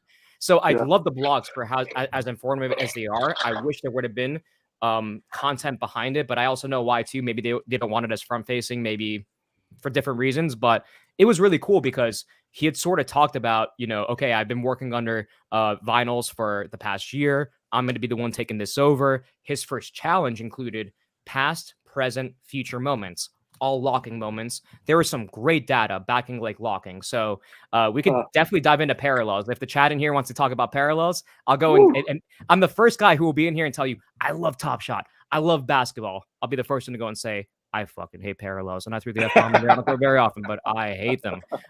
Yes. So like those, and so I think there's a lot of different schematics, right? So the challenge schematic is looking better. And I saw the new challenge that got released just recently, and that's like much better than what we've had in the past. There's themes, right? Westbrook and breaking the assist total, a moment that backs that up. So to get into a conversation that I think was sort of deleted in here from somebody in here, I think Jumpshoot had said something about a Beasley moment getting an extra reward. What do you guys think about the Lakers mint? Kind of seems like he shouldn't have got another. The extra Westbrook mint. That's what you're talking about. I'm cool with it if there's a basketball component that backs it up, right? So Westbrook breaking the assist record, I think, is cool. Right. How close is the guy behind him to then go and break that? How close is Westbrook to being at 9th and 8th, right? So I think I can't make a judgment call on that specific thing, but I love the fact that the challenge that night was about a record being beat. That's so freaking hard to go and break. And Westbrook needs a lot more love out there in the NBA world than what he actually gets. Westbrook has done some things as a point guard that nobody's ever done. So go and say what you want about the way that he's playing and is leading the Los Angeles Clippers to losing and this and that. but like Top Shot's at least giving some flowers on it and saying, yo, check out what this guy did in the past, Yeah. and you're getting rewarded for it. That's my take. He deserves that. But let me ask you this, because I'm not saying it's wrong. I'm just I don't collect this way or interact with Top Shot this way. But you'll see a lot. I see a lot of folks will say that they need more. The challenges are about getting activity, keeping people engaged. I don't necessarily need that, but I'm wondering, what is that a real thing? Like, there's a lot of collectors that want to have a challenge every day and engage with Top Shot that way. It's Is the that true? VIPs. The VIPs in a major way push the challenge conversation. So like that's why Top Shot in particular needs to be careful, because we just talked with all day about how overwhelming the challenges can be sometimes, right? And so Top Right. Shot in some ways has said, okay, we're going to try some new things with it, but we're not going to get super crazy. One predictive challenge. That means anybody on Top Shot that's a fan that has any Right. bit of a small Can collection do can go and that. engage with that. $1, Right. $2, $3, and you can enter that challenge. So that's great. That's a nice little like funnel in for like all the casuals and the common fans and the ones who can't spend a lot on the platform to all engage with the same game. And then from there, you can sort of start to trickle it down. And so I like that fundamental shift for the challenges. Now, what I don't like, and so I actually want to go and share this out. I don't do this very often, shilling out other people's stuff. No, but I'm kidding. My friend Michael Way is a freaking brainiac. So if you guys haven't read this article yet, he has found a way to go and fix leaderboards. And there comes second to none who I trust in the Top Shot community that can figure out how to figure out staking rewards more than Michael Way. So check out this if you can. And yeah, it's out there for the OTM world to go and feast on. But he actually has a really nice way of how, leaderboards and the whole unlocking in the future can be benefited through a redistribution of moments. So, talk a little bit about it, but like it's way too technical, I think, for most people. Wow. In case you want to read it, it's really good. It's really good. Okay. So I guess the Wells want that because they're basically getting free moments because they have all the stuff. Yes. Right. And also what we know about, it's I'm coming up. I can't come up with a better phrase in it, but it's a mine is bigger than yours sort of thing. Oh, that's the culture behind it, right? It's a pissing contest. I got it's a pissing contest. There we go. That's the word I was looking for. The pissing contest. It's a pissing contest. Mm-hmm. Okay. Well, that makes more sense because I see that stuff. I'm like, I don't. I get on there and I look at the challenges and like you got. I just, if I want the moment, I go after it. But most of the time I don't. Right. Most of the time I look at it and go, I don't have interest in that, so I don't really engage in the challenges that much. I didn't realize. I was wondering who, what segment of the, Top Shot collecting community is really into this. But I really think that's cool what you're saying as far as connecting them to a historical moment. Having a story behind it besides. People just want to do something with their moments. 100%. Yeah, I got you the easiest example. And as soon as I saw the challenge builder go and do this, that's when I said, okay. And I talked with Vinyl, so it's nothing against Vinyls. I will tell you guys first and foremost, I met him in Miami. I haven't always been like on agreement with how the challenges have laid out. I got to talk with him, and I know that there's things that are beyond the background and the permutations of what most of us know about that didn't allow him to do what he needed to do for the challenges. So I'm not going to impugn anything that I'm saying about challenges being better because he did a poor job. He had shit that was against him. Now he's the guy who sort of is like coming from the background and saying, hey, I used to be in this position to make these. Now I'm in a more analyst position to sort of give somebody else the keys to go and create them. But I know the structures that need to be broken in order for us to create the best challenges. So that's what's happening now. And I know structurally that makes me very excited. But at the same time, what I think is really, really, really cool, what you can do with it in the future is, holy shit, guys, we are all holding in moments of players that don't play on the same teams anymore. Like that is a big problem in S1, S2, S3. Like these guys don't play for those teams anymore, but do play in S4. Challenges built around former teams and new teams. Come on. And so, and anytime, and I'm going to put this out there because we got a few people in here. We got 73 people watching. So any one of you out there that thinks that Fresh Threads is the worst thread that could be gone and thrown out there, you're the reason why Top Shot is not doing what it should be doing. And that's a hot take, but I'm going to say why. Really? Because, of course. 100%. And I know I'm definitely digging in a couple different toes because I've heard it in different places, but let me explain this for a second. we need growth on Top Shot from actual basketball fans. I get right now the campaign is, oh, let us get as many cardboard collectors as we can. So let us go and create this whole parallel system that's crazy and mind-boggling when offers are actually what's moving the market. If I want to get a legendary today, I'm going to go into my my account and I'm going to start accepting offers, and boom, I got a legendary. That moves the market more than anything. But guess what? It takes me like 2 minutes to list and offer an offer. So instead of going and incentivizing that sort of like buy action campaign, they instead decided to go in parallels. I'll figure out in the end what the actual schematic is for there besides actual like bringing in cardboard fans. So that's first and foremost, like, the first thing that I think that Top Shot sort of like didn't orientize as well this season. And I sort of forgot my whole point, but whatever. So you're saying lean into here we go. The the original market dynamics. Yes. So here's the whole thing is it's about the content, right? So what you have right now is, and you've heard them all around. You can't create content around Top Shot. You can't do it. Like, it's impossible. We got nothing sexy anymore to go talk about. JD's not around anymore, so I can't go and, talk shit about her anymore. Guess what? There's the best NBA voice, basketball though. that you can watch I love every this night. dream voice. I've never heard this dream voice, but I'm loving it. Well, we know who they are, right? And Oh, so okay. No, I'm not here tonight, so I can say this license free. So, but we know who they are, who say that kind of stuff, right? So that's why the whole culture is sort of shifted, and that's why we all sort of need to re-augment ourselves in terms of the actual basketball fans that are out there. Yes, if you care about Russell Westbrook getting moved to getting moved elsewhere, right? You care about Kyrie Irving moving, and I'm going to get this correct today, to the Dallas Mavericks, of course. You care about all the shifts happening. Kevin Durant to the Suns, Matisse Thybulle, moving to the Blazers, Josh Hart going to the New York Knicks. Those things fundamentally matter for those teams. So to not create buy action in social media around Top Shot moments, I'm sorry. You're not just a basketball fan, but you don't know like how money works either. It's a money pit. What NBA transaction content has created around the NBA billion-dollar market cap. So no, I don't want to hear any more about like the reason why Fresh Threads should be like actually the best set on the entire platform. But there aren't enough basketball fans who are going to appreciate it. But imagine that Top Shot had created a system in which you could lock S4 moments this year and be guaranteed the Kevin Durant S5 moment, and the only one he's going to have, by the way, until playoffs because he's injured. Wow. And guess what? You got your bottleneck. You got your moment. Yeah. You got the whole entire pipeline right there. It's right there for the taking. But guess what? It just wasn't designed that way. And also, too, people on Top Shot aren't huge basketball fans yet, but every night we are growing 25% night in and night out, watching these games, giving these moments away, and these people could give two shits about what we have to go and say about the Top Shot management. So, mic drop. It's over. Right.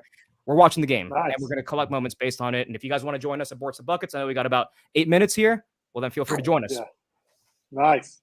I love it. So you're saying let's dig into the fact that we love this game and we love these players and we love these teams. And the crazy thing is that now I can sit here in Arkansas and I don't, in real life, I don't have a bunch of NBA buddies that want to talk NBA or watch games together.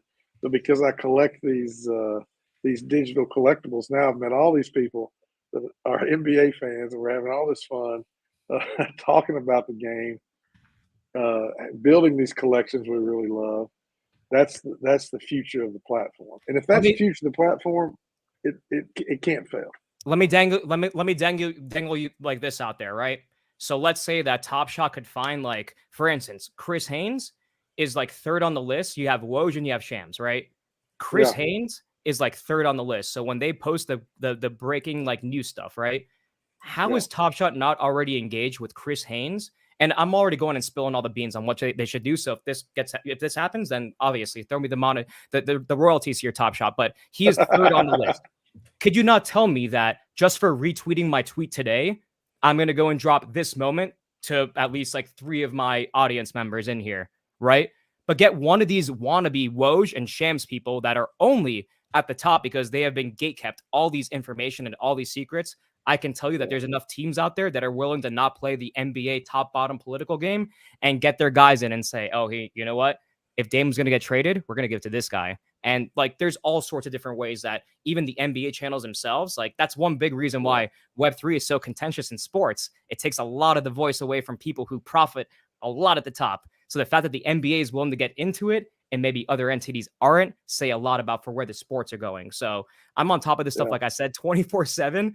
I love basketball. I love the NBA. I'm excited to get into March Madness with OTM and with everybody else in the community. So, yeah, ball's life, baby. That's all I got to say. Look, dude, we don't need Chris Hayes or Woj. We got you, Dream. We got Oh, you. no. That's the mic drop. All we We need don't is need them Dream, phones. baby. I love this. All This we is need is Dream. all we need Yeah. is Like connecting and Dream. collecting, drop it. But like, drop the I information love and the NFT. I mean, come on. Boom. It's right there for the Boom. taking. NFT Love news. Boom. I love Done. it. I Demand love created. it. Supply. So anybody who goes and tells me that Fresh Threads is like the worst set out there, like, and I'm sorry. It's just, it doesn't, it literally leans on the actual analytics that follow Twitter. So it's funny that big Top Shot Twitter voices say that, knowing how much the algorithm works in their favor, but yet still slam on the set and my takes on Yeah. it. So last All little right. thing I'll say in here. So if I'm gonna keep doing this, I guess I need to understand what a damn algorithm is, because I have no idea what algorithms. Somebody was asking me the other day about It's vibes, my baby. data. About my Algorithms, data. all I vibes. don't know about no You don't data. need to know You don't about need- you data. don't need 'em, man. I don't need no Don't worry about Everybody the looks data. at the wrong you stuff, know? brother. We wouldn't be around 2 years later if we had looked at, oh, my view count. Oh my God, it's you know, it's like, no. All right, everyone. Well, we got 5 minutes left in this show. This has been another fabulous panel. We're gonna go with a giveaway here. I'll do a Jokic S3. Plays well in the hoops game for sure. Make sure you sign up for hoops at hoops.otmnft.com. Also, make sure you sign up for the Madness game for the March Madness. Madness.otmnft.com. And you know, Tree, because this is no disrespect to you, but we're gonna go with hashtag Dream the Goat here because Oh, Dream no, was no. just dropping absolute heat all Yes. stream Yes. long. So we got hashtag Dream the Goat in the giveaway here. Hammer that in. Yes. We're gonna give away this Jokic S3, which is pretty much the GOAT play in hoops because Jokic just puts up like 80 fantasy What a points great every single pass. night. And a plus it's great pass. Jokic, the Joker, Jolly Joker. So we got all the vibes. There it is. Hashtag Dream the GOAT for this final giveaway. Man, this was a Love it. I'm surprised if we have back-to-back anybody entering absolute this fire because, panels. like, usually, like, if you throw like my name out there, it's usually like, oh, well, yeah, well, I don't know if I'm gonna touch that. But here we go, the Love giveaways, it. baby. This is a great show. Great energy. Man, love it. Love it.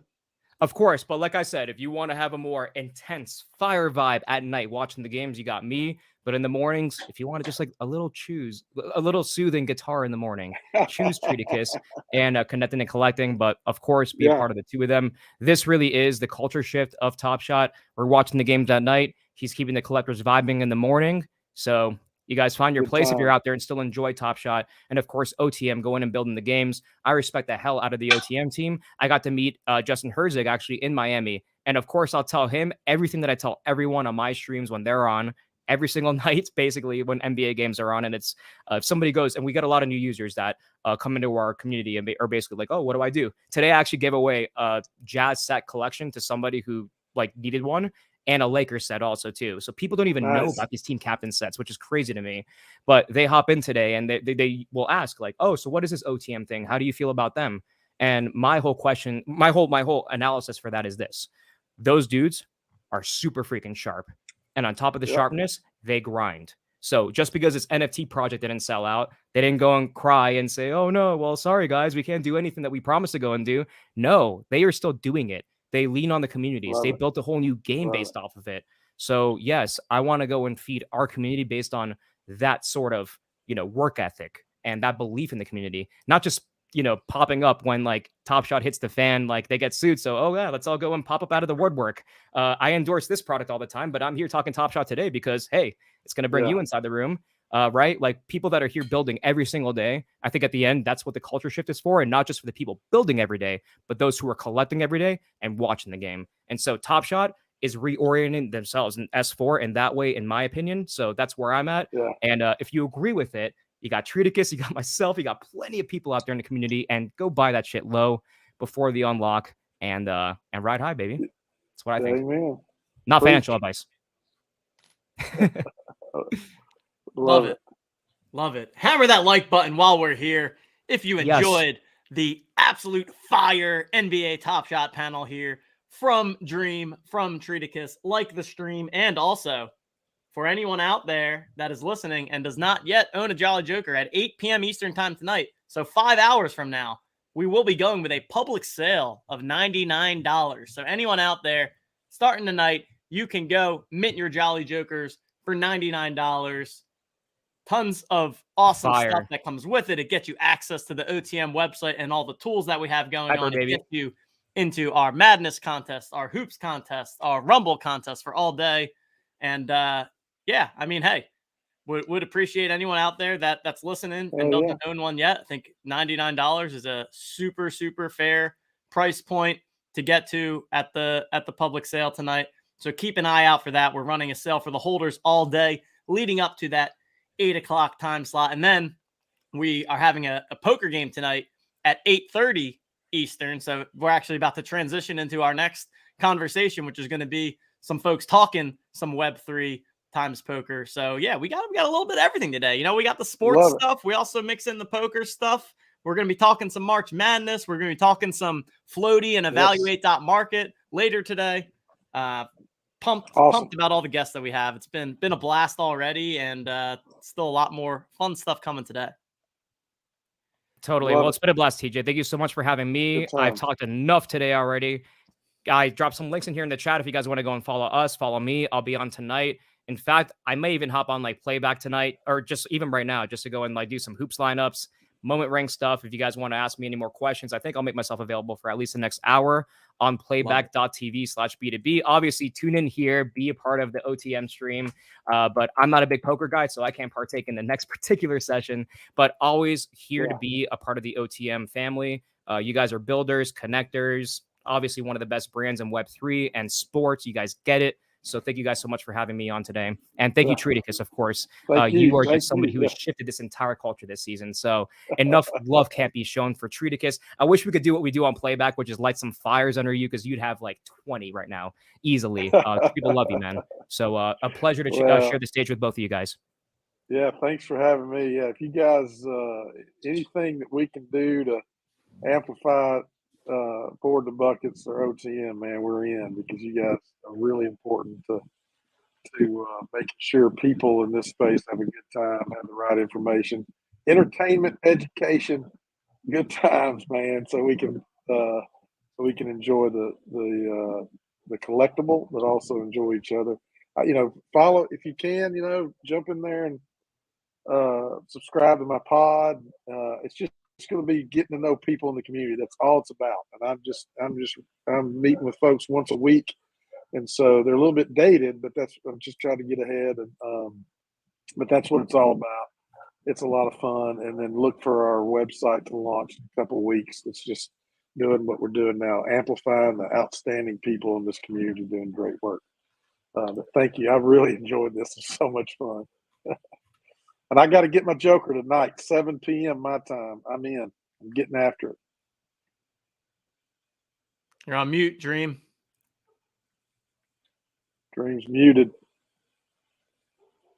He's still talking. He's on mute. Yeah, he's muted. Does he not hear us?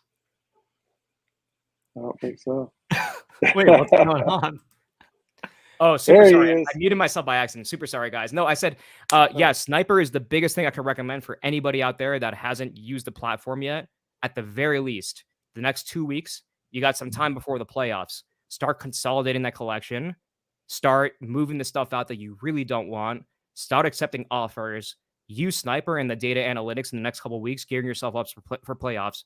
And if you like it, go buy the $99 Joker. We'll try to give some away also from B2B, also as an extension of love for OTM. And so we can work some stuff out. We have the March Madness contest happening. It's free for you guys to join, completely free. $100 over of giveaway. So literally go and make a bracket and you can win over $100 worth of stuff. And that's what we have. And so yeah, TJ, thank you so much for having us. Love on. it. Yes, thanks to Good both of times. you. We'll Thanks, be guys. in touch 100%. Really great chat. Thanks for joining. Appreciate Good everything times. you guys do for the community, and talk soon. Catch y'all later. All right. Bye-bye. Thank you. There we have it. Fantastic NBA Top Shot panel. Dream and Treaticus both are just huge contributors to this community. A lot of knowledge dropped there. Clearly a ton of passion for the community, for Top Shot, for hoops in general. We're going to draw a name here. Hashtag Dream the GOAT to win a Nikola Jokic Top Shot moment that is arguably the best moment you can have for OTM Hoops. Good luck, everybody. And then we're going to be on to our next segment. And the winner is Eagle Putt. Wow, Eagle Putt is a giveaway machine. I swear to you, the number of times I've seen this winner Eagle Putt up on my StreamYard screen, it's definitely not the first time. That is for sure. Eagle Putt, congratulations. Everyone, you can head on over to hoops.otmnft.com. Remember, enter that open gym contest, completely free to play, open to everybody to enter. This is going to be a 5-day contest where every single day you use your Top Shot moments to create your fantasy basketball lineup and compete against other collectors. This is kind of the warm-up event for the Hero of Hoops that's going to be starting next week. This is our Joker gated competition that is going to last for multiple weeks leading into the NBA playoffs. Definitely get in this open gym contest every single day. Someone's going to win a Jolly Joker. And then also whoever ends up on top of the cumulative leaderboard wins a JJ2. And then the madness game, madness.otmnft.com. Make sure you are hitting that up and claiming your free pack and have a chance to win your way to Las Vegas, Nevada this summer, where we'll be checking out all things NBA Summer League. And you know what else happens in Las Vegas in the summer? There's this little thing called the World Series of Poker. And that's what we're going to be transitioning into right now. We're going to be talking some poker, some Web3. We've got 3 guests that are going to be joining us. 2 of them are backstage right now, waiting to join me up on stage. Before I bring them up, I do want to say we have our Mega Madness poker game happening this evening in the Club GG app. If you are not already in there, make sure you get in the mix. There's going to be 100 Madness packs up for grabs to whoever finishes in the top 100. And then the winner and the second place finisher will get their selection between a Jolly Joker and a Steeds from our friends over at Knights of Degen. Head on over Club GG app. The ID for the club is 375889. Everyone can get into this club here. Everybody can play in the game this evening. It's going to start at 8:30 Eastern time. Usually takes about 2 hours total, start to finish. So it's a pretty quick game. Head on in there and let's go ahead and bring our next 2 guests up on stage. These are 2 folks that are big project leaders in the community and very, very focused and have a lot of poker playing going on. So we've got Mr. Joe Candy from the Knights of Degen, and we've got Greek Freak from the Bazaar Stars. And What's we up? should have a Poker Go rep, Bomber52, joining us eventually too. What's going on, fellas? How we doing, brother? Good. Thanks for having us, DJ. Doing well, yeah. Thanks again. This is like a little. The 3 of us were on stream together. What was it? 3 weeks ago now. We had that Saturday game, so I figured I would get you guys back on. I really enjoyed the conversation that we had then, and excited to chat some poker with both of you today. Yeah. How we doing, Joe? Good. How are you, TJ? Always a pleasure.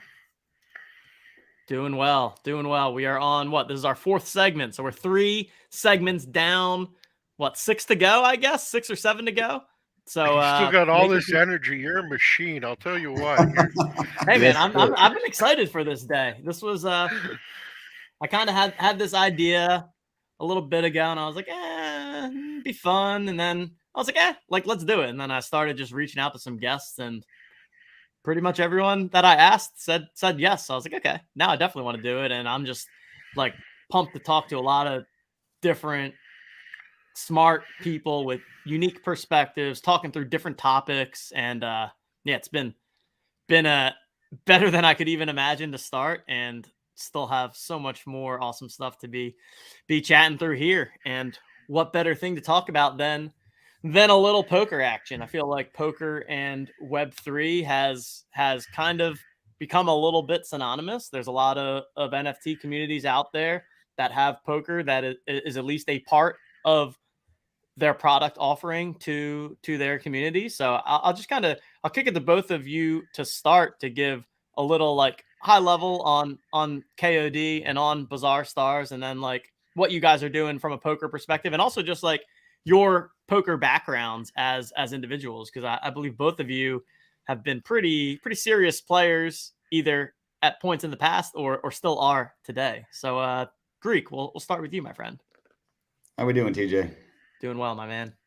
Yeah, I mean, I've been playing poker a long time. I mean, I used to play a lot more when I was a little bit younger, but yeah, I got to make it to the main event back in 2007. I won a seat back on Poker Stars and would play in a lot of local tournaments in California, and I did pretty well there, and also in Vegas. So I actually went to Vegas too last summer and before. So I still play. I'm probably gonna go back to Vegas this summer too and play some of the WSOP events.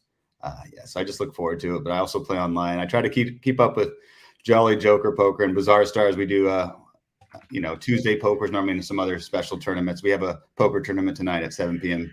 Pacific. So you can also win a Series 2 promo set that gets you 50% off. So we definitely promote it online. And I just like talking poker with you guys. I love what you guys do. Usually, like I said before, you guys do around 5:30 p.m., right? So 8:30 Eastern. It's usually a bad time for me. So I'll play, but I'm like, I can never really play solid poker around that time, but I'll try to tonight.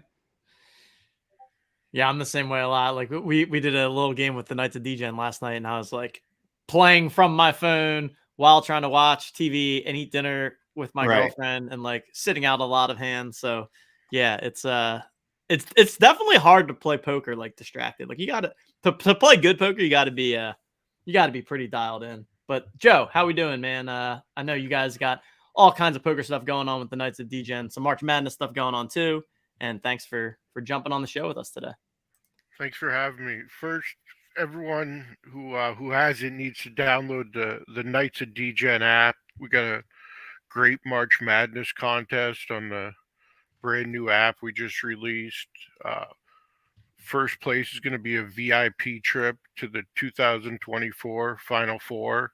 So you can win that for free just by playing the contest. I know you got Clay coming on. He'll be better at explaining all that, but had to get the plug in. Yeah, nights we play a bunch of poker. We have games every day. We have 5 free rolls a week for holders. Like you said, Web3 and poker, we're all online. Something to do while we're sitting at the computer. Who doesn't like playing a little poker, tossing some cards around?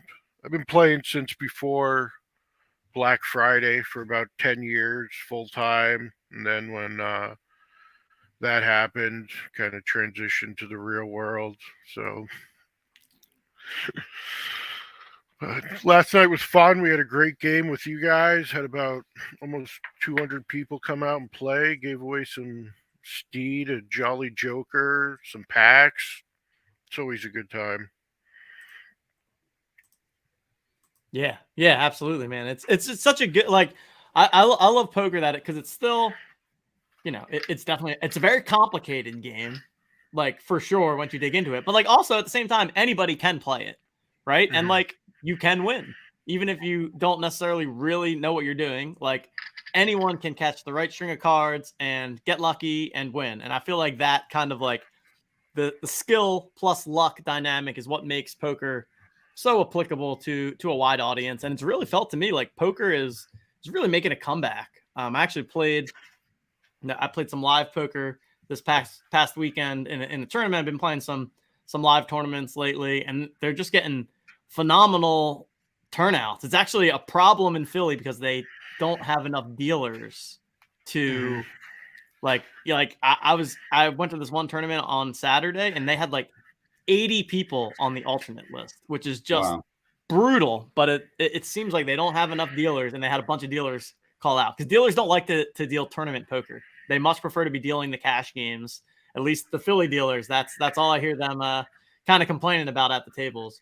But yeah, tournament poker. Like I've played some cash in the past, but like I like tournament poker. I like the competition elements of it. I like the kind of different dynamics as you have different stack depths. The strategy changes as you get close to the money bubble. The strategy changes as you get close to the final table. The strategy changes. So it's such an intricate game. I've been trying to learn and study more and more. I feel like my game is getting pretty strong, but I also know that I have like one or two massive leaks that I don't know what they are. So I feel like I need like a coach or someone to just be like, hey, that thing you did on this one hand, just don't do that. And if you stop doing that, you'll be better, and don't punt off in some big spots.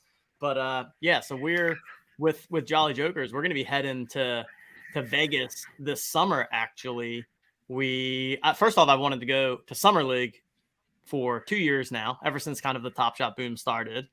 And it's really like the perfect time to be going to Vegas because you have NBA Summer League and you have the World Series of Poker going on at the same time. And I think you may have actually mentioned this last time we chatted, Joe, but they have this year, they have this $600 ultra stack tournament at the WSOP. The $300 one, we were talking about sending a bunch of people out to. Yeah. And, let's get a big, however many communities want to send people out to it. It'd be great to make that like the NFT Poker World Series event and get as many people as we can, get a DGen house, Airbnb, and have a good time. One thing you mentioned with the games we all play online, the great part is, they're so fast paced that literally anybody can win. Oh, yeah. Like even Smashing Patty can win these games. That's how much luck is involved with these. Like literally anyone can sign up and play. He fed you right there, Patty. He fed you directly right there. Just throwing the chirp at Smashing Patty. Yeah, you know it's a crapshoot of a structure if Smashing Patty has a chance. That's for sure. Yeah, that's what the great part is, and we tell people, when they come in, literally anybody can win. Like it's so much fun, and with our free rolls, you can win credit into the cash games that we have. So we have people who have never played poker before come in, play the free rolls that we have, win money into the cash club that we have, and win actual money. Like it's kind of a spin on play to earn poker within Knights of DGen, which has been kind of fun to work on.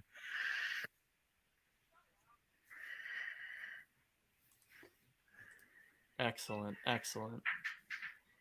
Yeah. What so you said you play some online these days, Joe?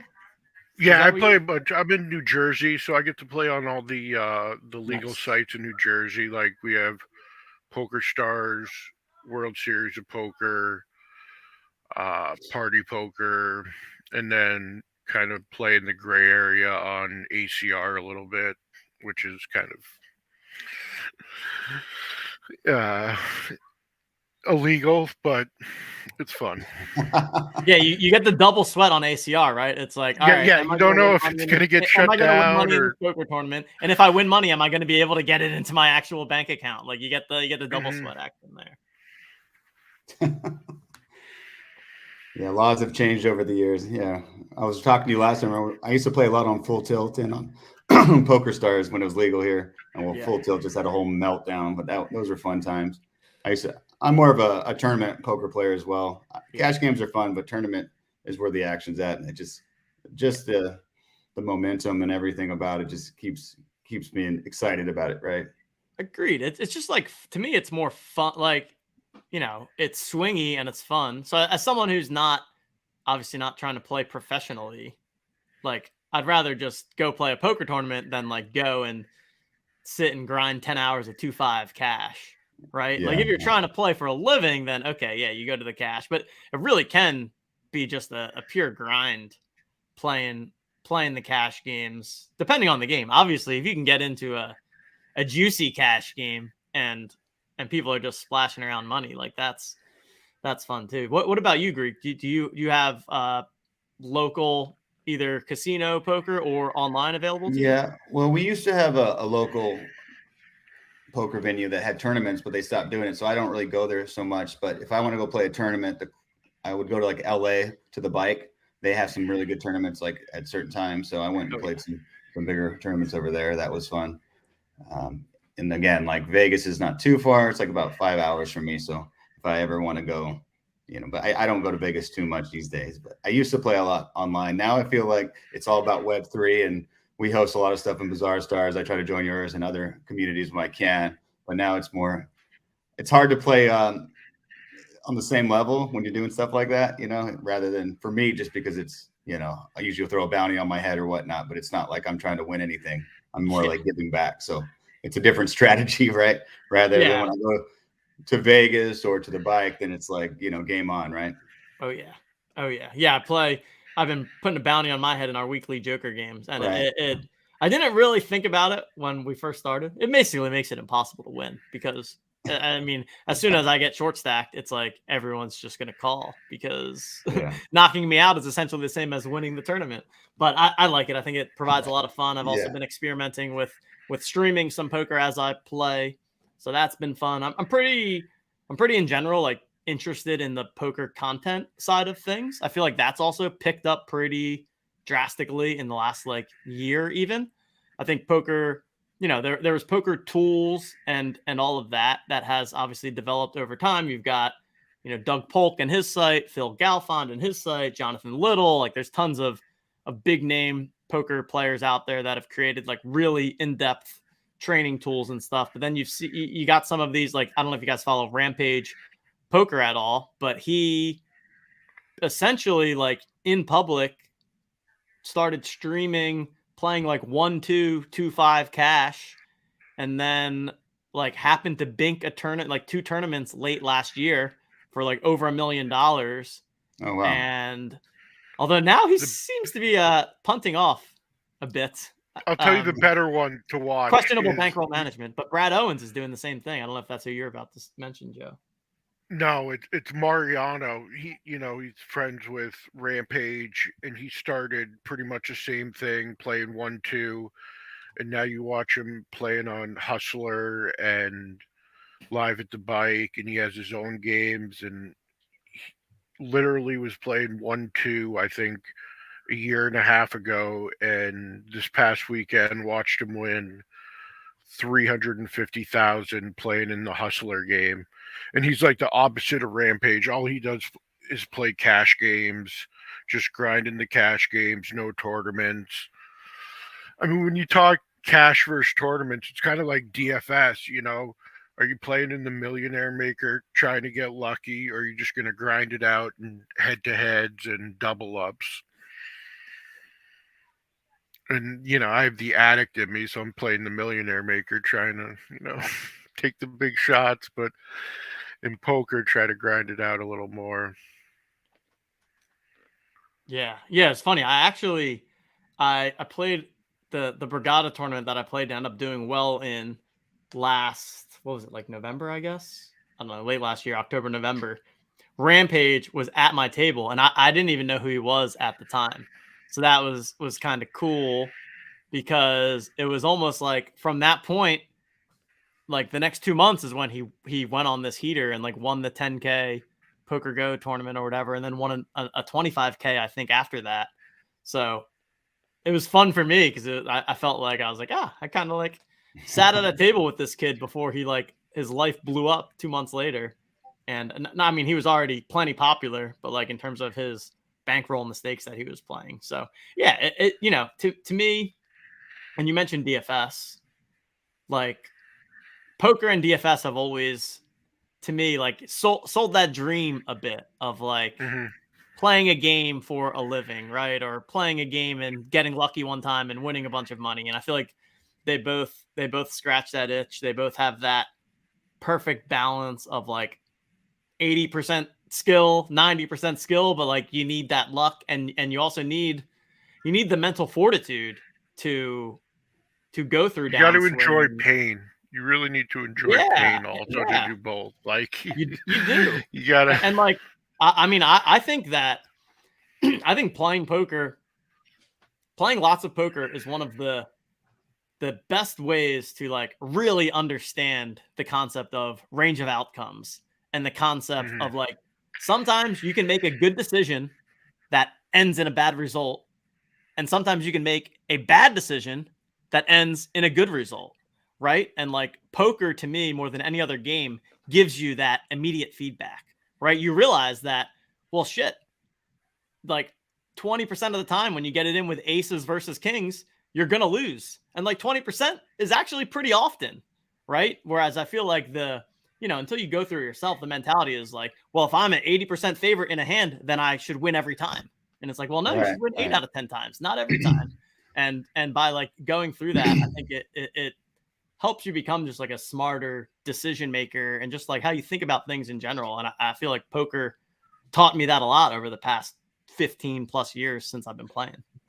Right. I think patience is so important and not going on tilt, because it feels like that 20% when kings or when aces get cracked or whatnot by kings or opposite. It always seems like it happens more often than not than that percentage, right? So it's really about just keeping a cool and making sure you're playing your right hand. I always say trust your gut. Don't play emotional. Don't let some a-hole at the table affect your playing, because that definitely happens too.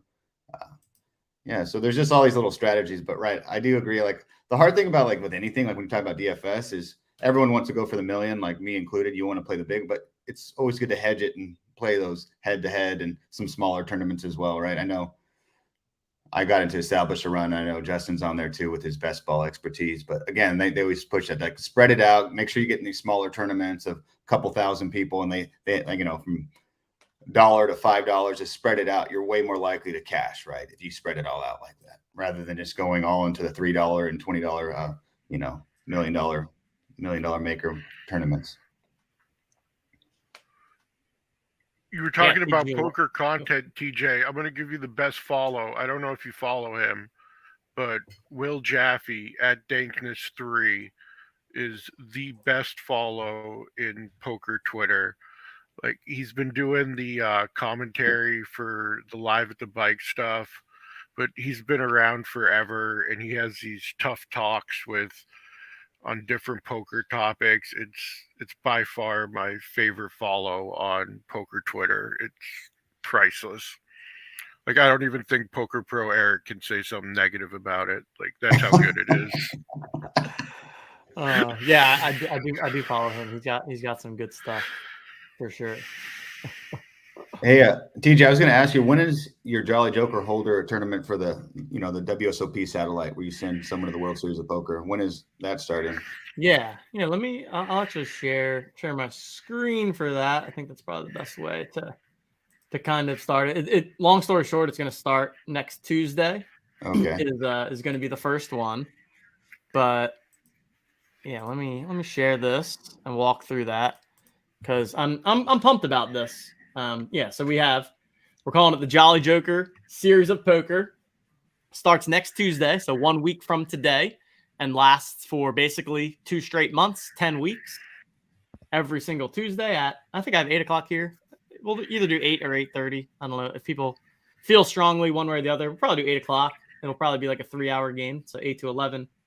And how it's going to work is that it's all going to work backwards from a final 27-player Jolly Joker Series of Poker finale that is going to take place on Tuesday, May 23rd, right? So it's basically like, okay, there's going to be this 27-person tournament, and whoever wins that is going to be the winner and get the trip to Vegas. And now the only way to get one of those 27 seats is by satelliting your way in through one of these other tournaments leading up to it. And so how many satellites are there leading up to it? 8 weeks where every Tuesday we'll have the Jolly Joker Series of Poker. We have a separate group in the Club GG app for Jolly Joker holders. So I've not accepted any people in here, but we've got a bunch of people that have applied. So either late this week or early next week, we'll be going through and validating that it's holders only in that group. And then we'll have that tournament every single Tuesday night. Whoever wins each Tuesday will automatically lock down one of the 27 seats, right? So you win any of the tournaments, you lock that down.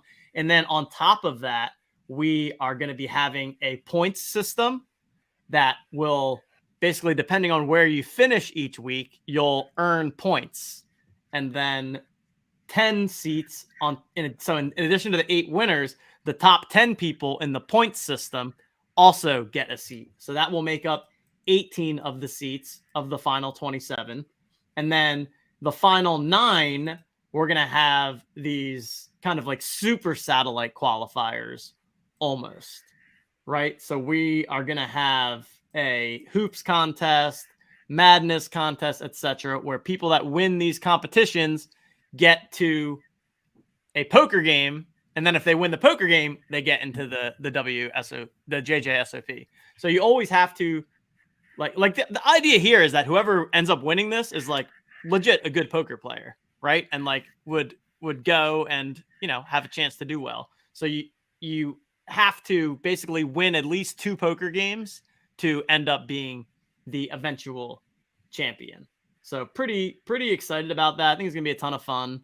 And in general, I think like satellites, qualifiers, kind of like having multiple series of contests to show like who's the best over a longer sample side, I think is a bunch of fun. And it'll be a nice change of pace of kind of like the loosey-goosey weekly game. And we'll do a little bit of a slower structure so that it's not so fast paced. Obviously don't want it taking 4, 5, 6 hours, but I think like taking 3 hours is appropriate, giving people enough chips to get started and really kind of show their chops. So yeah, that'll be kicking off next week, and all the holders will be eligible to play. And like obviously, it's in your advantage to be able to play every single Tuesday, but you don't have to play every Tuesday. Like it's not like, oh, if I miss 2 or 3 weeks, like I'm at a massive disadvantage, because all you have to do is play one time and win, and you get your seat. So yeah, it's gonna be a ton of fun, and we've had an awesome response, I would say, to poker from the beginning. I didn't like when I kind of started doing some poker stuff for Jolly Jokers, I wasn't 100% sure on like how it would be received, and I feel like it's one of the things that's driven arguably the most engagement on a basis, again, because it's so applicable to anyone can play, anyone can win, ton of fun. Yeah, you talk some smack in Discord, you congratulate everyone, you say NH, you say GG, like it's just good vibes, and we've had a ton of fun with it. Yeah, right on. I'm excited for the Jolly Series of Poker coming out. That's awesome. And yeah, someone's going to be happy going to Vegas, and that's how you do it. You take care of your holders that way, right? We did a bizarre series of poker last summer, and we gave out about $10,000 in Cardano NFTs, and that was pretty cool. Probably do it again later in the summer. So it's a fun way. Yeah, like you said, poker brings everyone together. I mean, it's unfortunate for people who don't like poker. Some people don't, so we try to keep that in mind and do other stuff too. But like poker is definitely one of our most popular things too. So everyone loves poker. I feel like most people do anyway, right? And then even if people don't like poker, they've learned to love poker because they want to win prizes, right? Absolutely. It for sure brings the most engaged. Like we're all in a million servers, and you see it. A lot of them aren't that active, but we do poker events, and we have a heads up tournament with the top 64 players from the free rolls. We'll have like 120 people going for those spots, and it's great to see that many active people playing, even if they're not talking in Discord and all that. No doubt about it. Sorry, someone. So we're doing we got our little Jolly Joker sale going on right now. We're switching the mints every 30 minutes. So I'm gonna go ahead and quickly go ahead and mint my $29 one. So since I'm in the gold club, I already minted one for $1. Now I'm gonna go mint another for $29. The last one I got, I've now minted 3 Jokers that had 2 of them had a gold OTM chain, and one of them had, the last one I just did had a normal OTM chain. So we'll see if that streak continues here. I didn't realize I could mint another one for 29. Okay, so let me do that too. Yeah, you can feel free to mint another for 29 as well. Let's see who we get here. Oh damn, someone got this sick Jeter or Babe Ruth one with the gold cap. That was dope. Oh my God! Did I really just get that? I really get the sickest mints. This is hilarious. Did I really just get a Gretzky jersey plus laser eyes? I think I did. I think I did. It really is. It really is. Yep, I did. Look at this. Look at this, people. Sick. Congrats. The master minter is yours truly. Every Joker I mint is just straight fire. I mean, purple hair, wrestling helmet, laser eyes, and the great one, Wayne Gretzky. Come on, chat. I know you're mad at me for minting this sweet one. Wow. Look at that. Getting a nice little collection of Jokers here going. I made a nice trade with Sergeant Stogie at one point to pick up a hoodie one because I feel like the hood up for poker is just like totally the look that I'm going for. Do you have any Jokers holding poker cards, or We don't. We have Greg Raymer glasses, Fossil Man. That's one of our traits. I feel like the Fossil Man glasses and then the hoodies is kind of the most poker representative, just because I feel like hoodie and poker is just synonymous.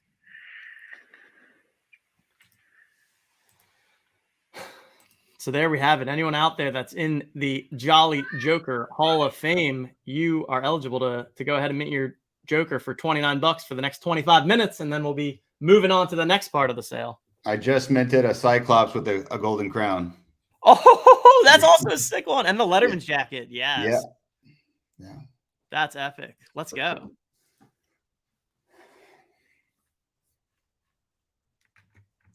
Vince Carter's last, still hunting for a golden goat, he says. Yeah. There's lots of them out there still. There's How many Jokers have been minted?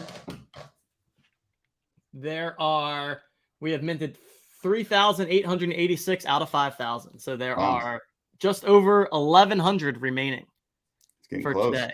And so we've got this sale going on. So actually I'll put it, I got a little banner I can pop across the bottom. So we had the Gold Club from 12 to 2 could mint for $1. Right now we're in this 2 to 4 window where the Hall of Fame can mint one for $29. Now we're going to do next the All-Stars where anyone can mint one for $49. Then a 2-hour window where all Jolly Joker holders can mint as many as they want for $99. And then at 8 o'clock p.m. Eastern tonight, we're going to a public sale at $99 where anyone is going to be able to mint at that price. So it's lots of minting has already been happening today and lots more to come. I think that 6 to 8 p.m. window is going to be pretty nutty with Joker holders having the opportunity to mint as many as they want prior to us going to that public sale. And you still get a pack for each one that you mint today? Yep. Every Joker that you mint, you get an additional Madness pack. You get entry into the Jolly Joker series of poker. We've got our gated hoops contest coming up next week. Got some other fun stuff coming. So yeah, definitely some incentives to be minting the Jokers and minting more. And then we're pumped to be getting onto the next phase, which will be the secondary marketplace and being able to buy and sell the Jokers. People have been using the Evaluate Swap tool for a couple weeks, if not months now, to kind of exchange Jokers, but it's gonna be nice to have that fully open marketplace and really close out the collection once and for all. Hey, TJ, what are the prizes for March Madness, for OTM Madness? Yep. So we are basically doing the same thing with poker. So we're really working backwards from this Vegas trip right now. And then there's multiple competitions that we're holding where the winner wins the Vegas trip. So in Madness, we have 2 contests right now. We have the Madness main event that's open to anyone. The winner of that will get the Vegas trip. So that's not actually gated just to the Jokers. And then we have the Jolly Joker gated Madness contest, which is you get 1 pack for every Joker that you hold. So if you go and look at your account, Greek, you've probably got a shit ton of packs because you own lots of Jolly Jokers. So you'll have 1 pack for each one of those.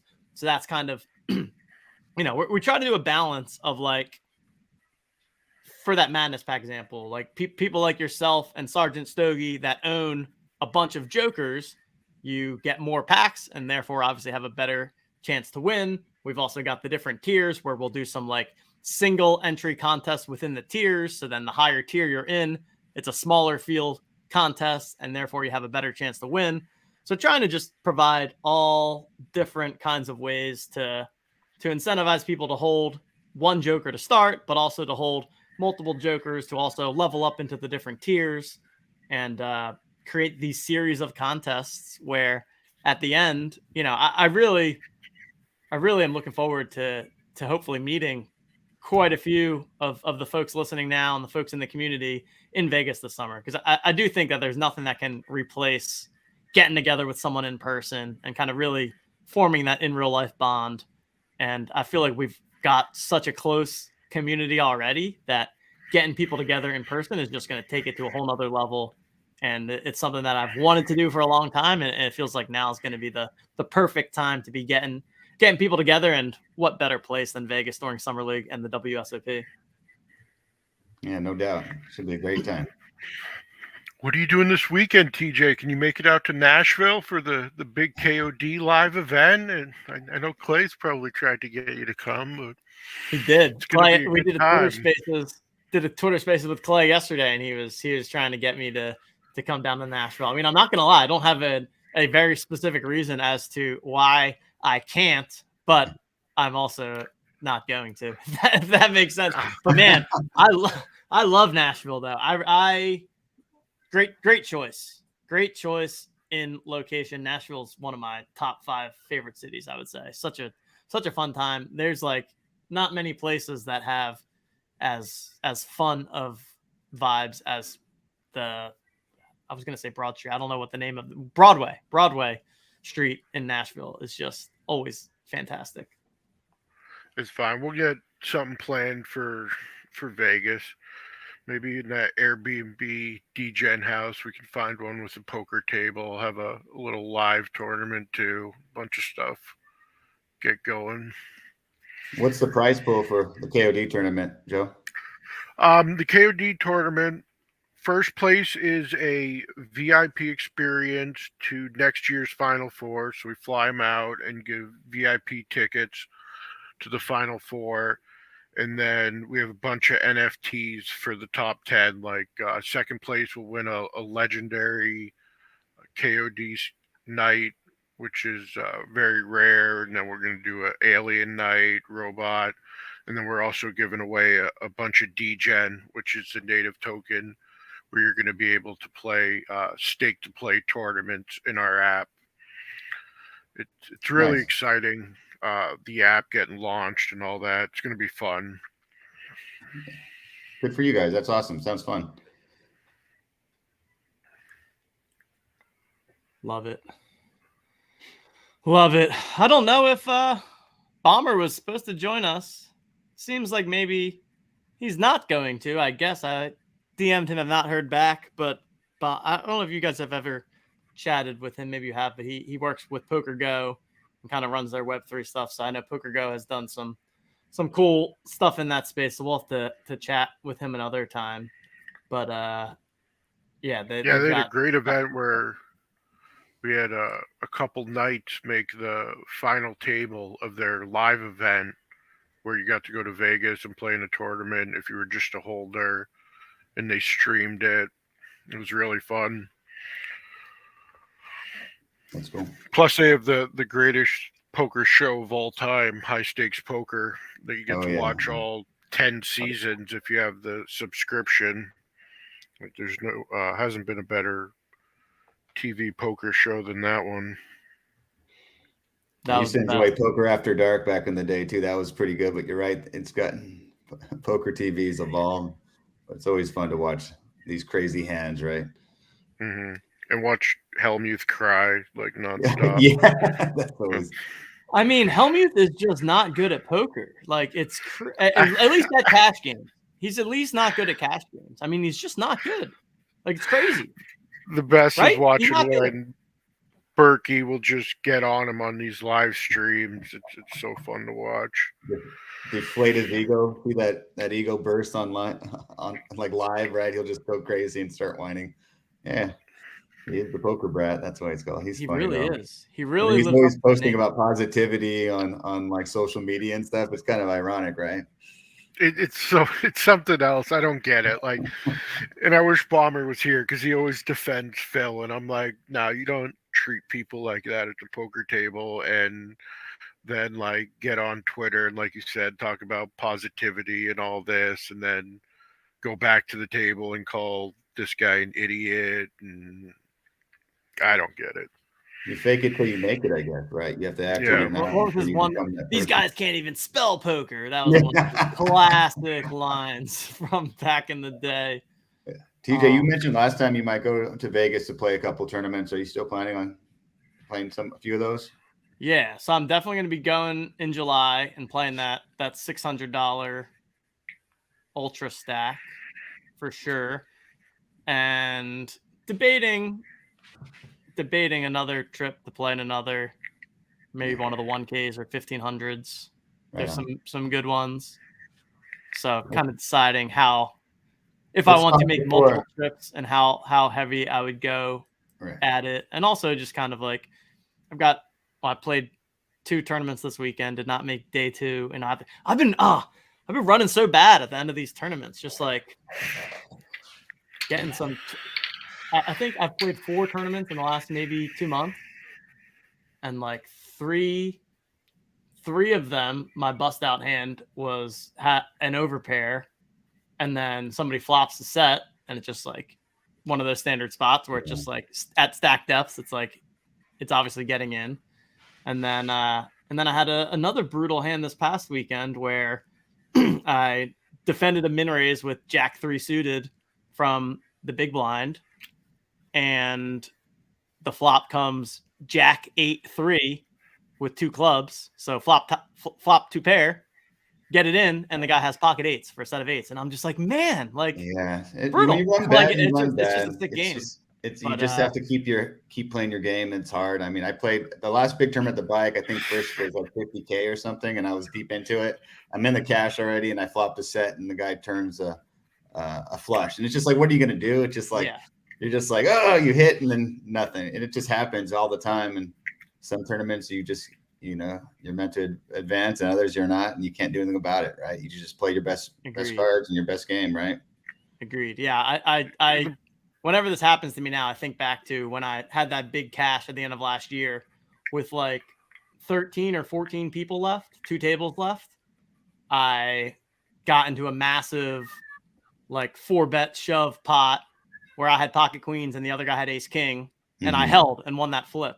And I'm just like, okay, you won so much equity in that flip that you can't complain about any of the other spots that come up. Like, you actually won the highest equity flip that you've been in. So be happy that you won that flip versus the one in like, some random $180 buy-in. Exactly. So, And ace king and queens is always a sweat. It's always a coin flip, right? So that's the crazy thing about tournament poker, because as it gets deep, and if you don't have a massive stack early on, you're gonna have to gamble. Right? You have to win coin flips eventually. Like you're going like, no, I don't think anyone's ever won a poker tournament without winning.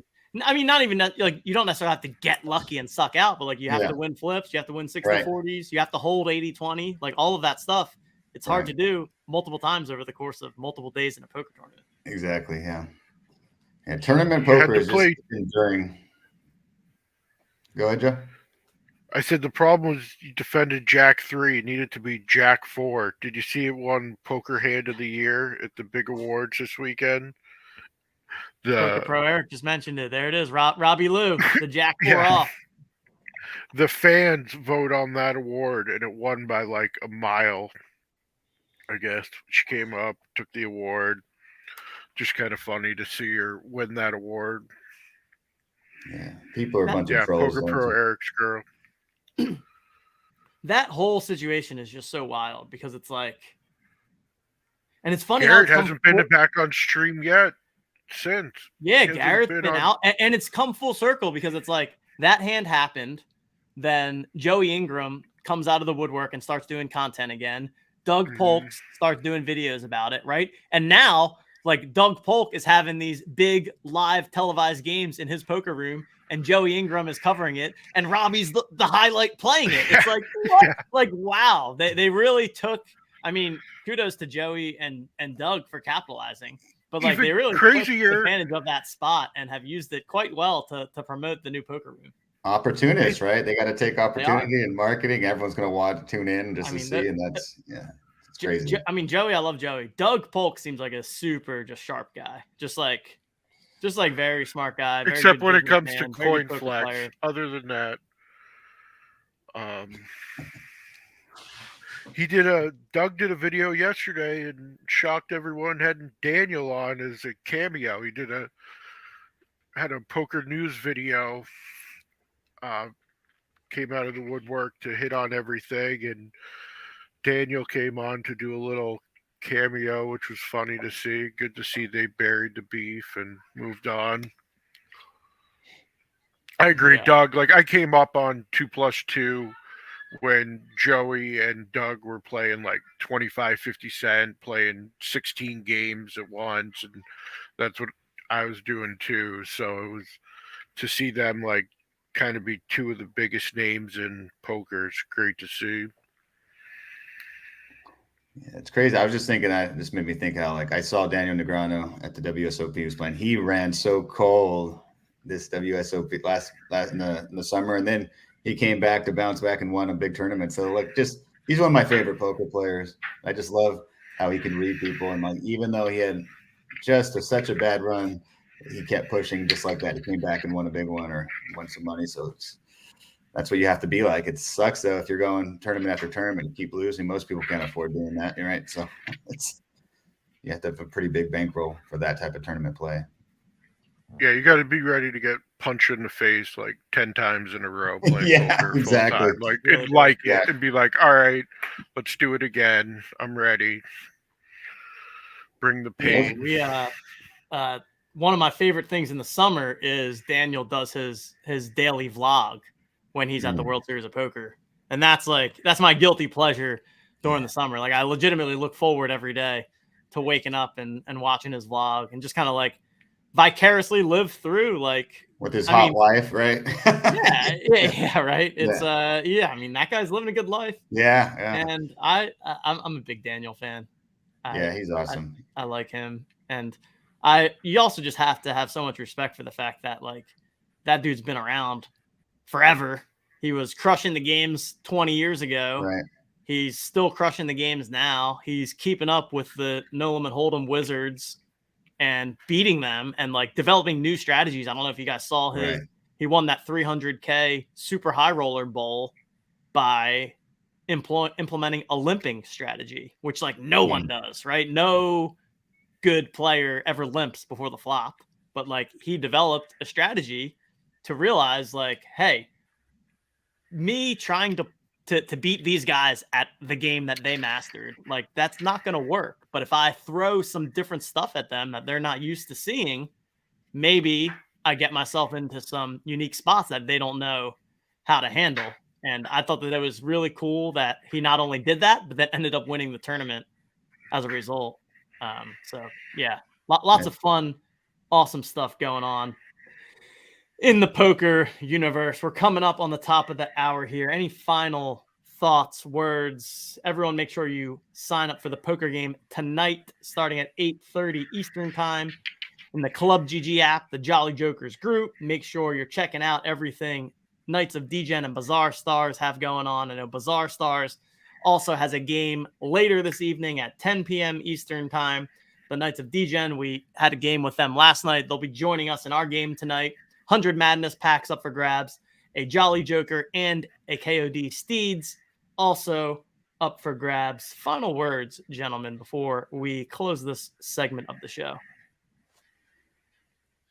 I'm just happy to be here, and I'm looking forward to playing some poker. I was gonna say, TJ, let's talk about the WSOP before we go, and we'll try to set up some tournaments we can play together. Hell yeah, let's do it. But yeah, like I'm excited for next week and for what you guys are doing and everything Jolly Jokers does. So like I'm always happy to support. And yeah, if you guys aren't part of Bazaar Stars, come check out our Discord, discord.gg/Bazaar Stars, and we have a game free to everyone tonight. And Top prize will be a Series 2 promo set that will get you 50% off our Series 2 main set, and you can buy up to 5 NFTs with that. So it's about a $50 value or about $100 value. Actually, sorry, it's 150 ADA, but they're all sold out, so it's probably more than that. But trying to translate into Cardano price is a little difficult.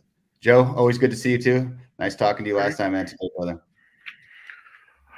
Pleasure. Everyone download the KOD app. Enter. It's available on Apple and Android. Enter the free contest we have. And for the tournament tonight, whoever knocks out Smashing Patty, send me a screenshot and I'll send you $20 in credit to our cash game club. All right. So whoever does that for me and takes him out, I'll take care of them. Excellent. All right. Thank you guys for joining me. And we'll be in touch, and I'll see you guys on the felt tonight. Appreciate it. Take Thanks, care. DJ. All right. Thanks, fellas. Later, guys.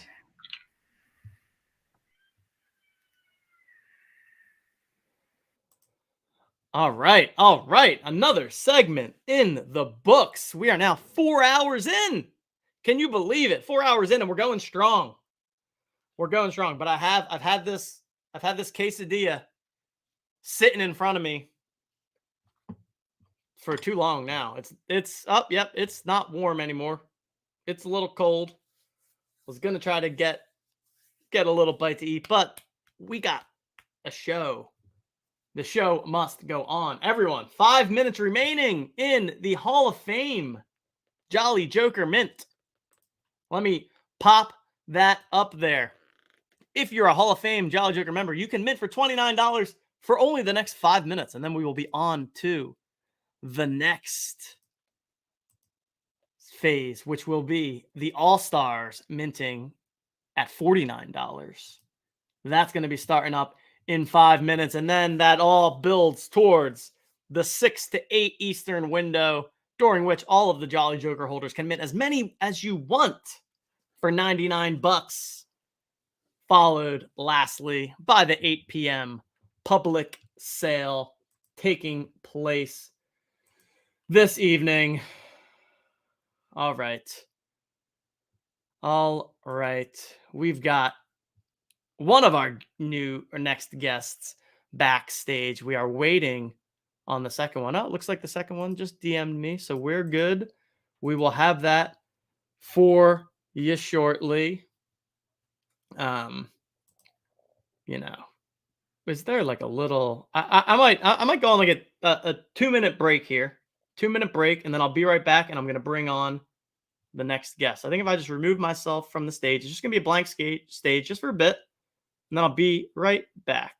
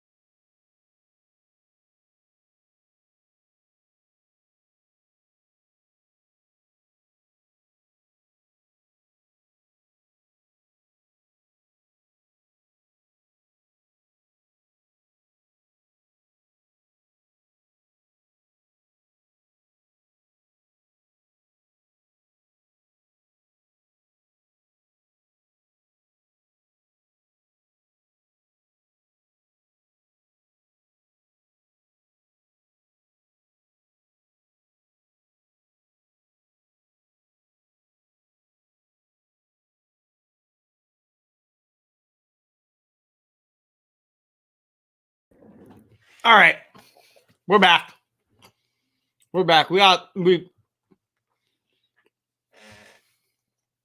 Yeah. We used the restroom and we ate way too quickly. But we're back. Well, let's hope I don't choke on the stream here. All right. Coop's got a joke for us. Can we? All right. Yeah, we should have brought Coop on. That's what it should have been. When I need a break, Coop has to come up and tell everyone a joke. All right, ladies and gentlemen, we've got our next segment with two of the premier projects on the Flow blockchain. We've got Crypto Poppy from the Pirates of the Metaverse, and we've got Mike from Dimension X. Gentlemen, how are we doing this afternoon? Thank you for joining me. What's going on, Great. TJ? Thanks for having me, Mike. Good to see you. We haven't caught up in a while, so it's good to see your face. Good seeing you, man. I had a beard just like yours about an hour ago, but I lopped it off. I was like, I gotta look professional. I gotta clean this up. Nice. All white, just a little bit left in the mustache that's dark, but that's it, man. You and I are brothers from another mother, it looks like. When you were sitting down doing your hair and makeup to get really looking good for the show, they were like, "We got to get rid of the beard." Okay, I see. That's right. see. my wife was like, "Oh, is that a video call today?" And I was like, "Yeah." She's like, "You gonna do something?" It's like, Jesus. All right, I guess I'll clean up. Got it. Oh, good stuff. Well, hey, thank you guys for joining us. It's been we're now at the 4-hour mark almost of this stream. So we've had a lot of great conversations. We started off talking some golf, some Web3 times golf, because we're starting our new partnership with DraftKings on their Rainmakers PGA Tour product. So we started with some golf talk. Then we did some NFL all day, had some content creators from the industry join us. So that was awesome. Then Top Shot, of course, got to talk some Top Shot. Had Treaticus and Dream Shake on with us there. Just wrapped up a poker segment, and now we're going to talk some Flow projects, Flow PFPs, maybe a little La Liga, because I know you're a big La Liga guy, Crypto Poppy. But yeah, let's just kind of jump off with some quick intros. Mike, you want to start by just giving the high level, how you ended up where you are today, give the people the elevator pitch on Dimension X, and then we'll kick it to Crypto Poppy to talk Pirates after that. Yeah, sure. I'm Mike. I'm the CEO of Cryptulu. We're a team of 9, and we have a free-to-play role-playing game on the Flow blockchain called Dimension X. So we did a mint for the heroes on the same day that the game launched. It's an entirely free mint, and we've been running like hell ever since. So almost a weekly update, either with bug fixes or new content, and then some serious new features every few months. Really active community. We're taking it pretty seriously that we build this thing together. And yeah, it's been a wild ride since last September, if you can believe it. And we've got a new version of the game that we're working on now too. So we're gonna take a page from the Pirates of the Metaverse book and go to a new blockchain as well. So we're going to have a version of Dimension X that's playable on Ethereum. So we're working on that now as well. Love it. Crypto Poppy. Tell the people about the Pirates. So Crypto Poppy, founder of Drift Studios, which has brought Pirates of the Metaverse into Web3, and as well an up-and-coming project called F the Neverse, in partnership with a not-for-profit organization called Culture City.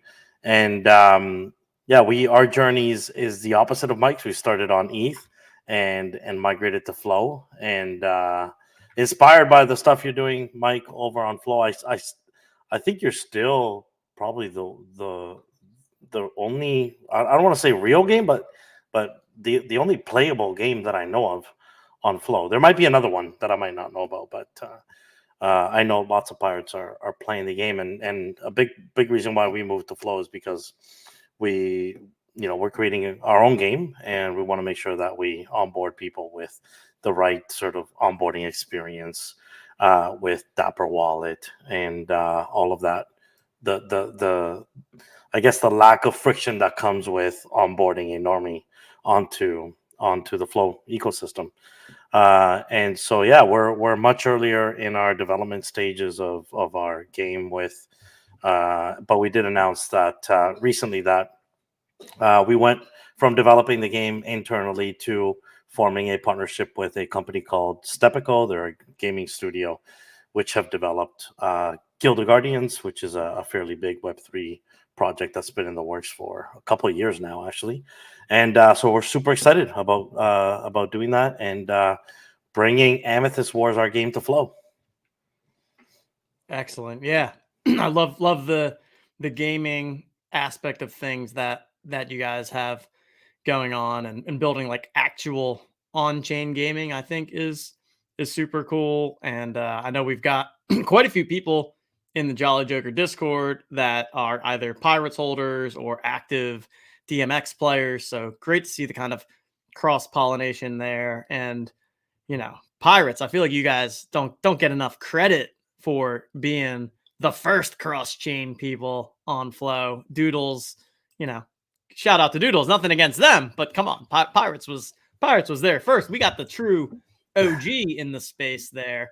But yeah, it's got to feel good that you guys kind of laid that groundwork there and blazed the trail. And I think cross-chain stuff is quite interesting, and like there's no doubt that is the future of where things are heading. So pretty sweet for you guys to be on the forefront of that shift. Yeah, that was a pretty interesting time. We've been talking about the reasons why we wanted to be a cross-chain project from day one. It was like core to effectively our roadmap. And we always felt that it would make a lot of sense down the road, that maybe it was a bit hard to explain a year and a half ago as to why it might be important to diversify yourself, but also to like bring your community on this journey of exploring all sorts of different blockchains, because they all have their pros and their cons. And you know, you're not going to build as far as I'm concerned, a game on mainnet of Ethereum.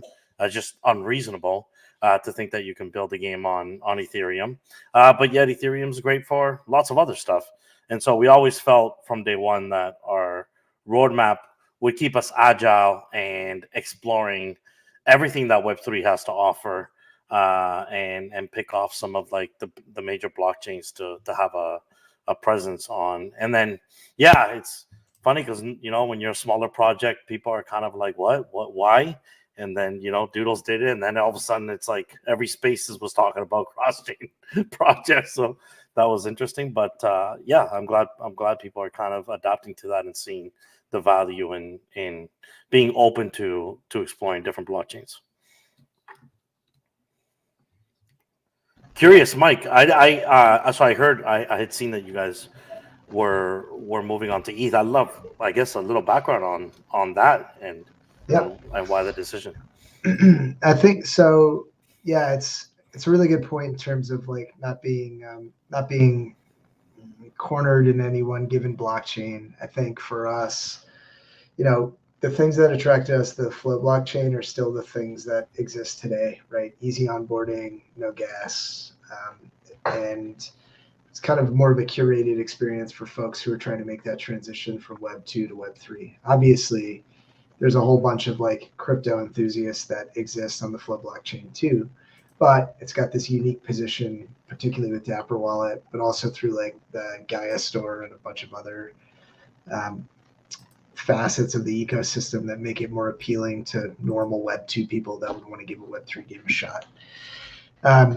When we started, you know, we had a very similar experience when we made the announcement that we were going to have a version of the game that's playable on ETH.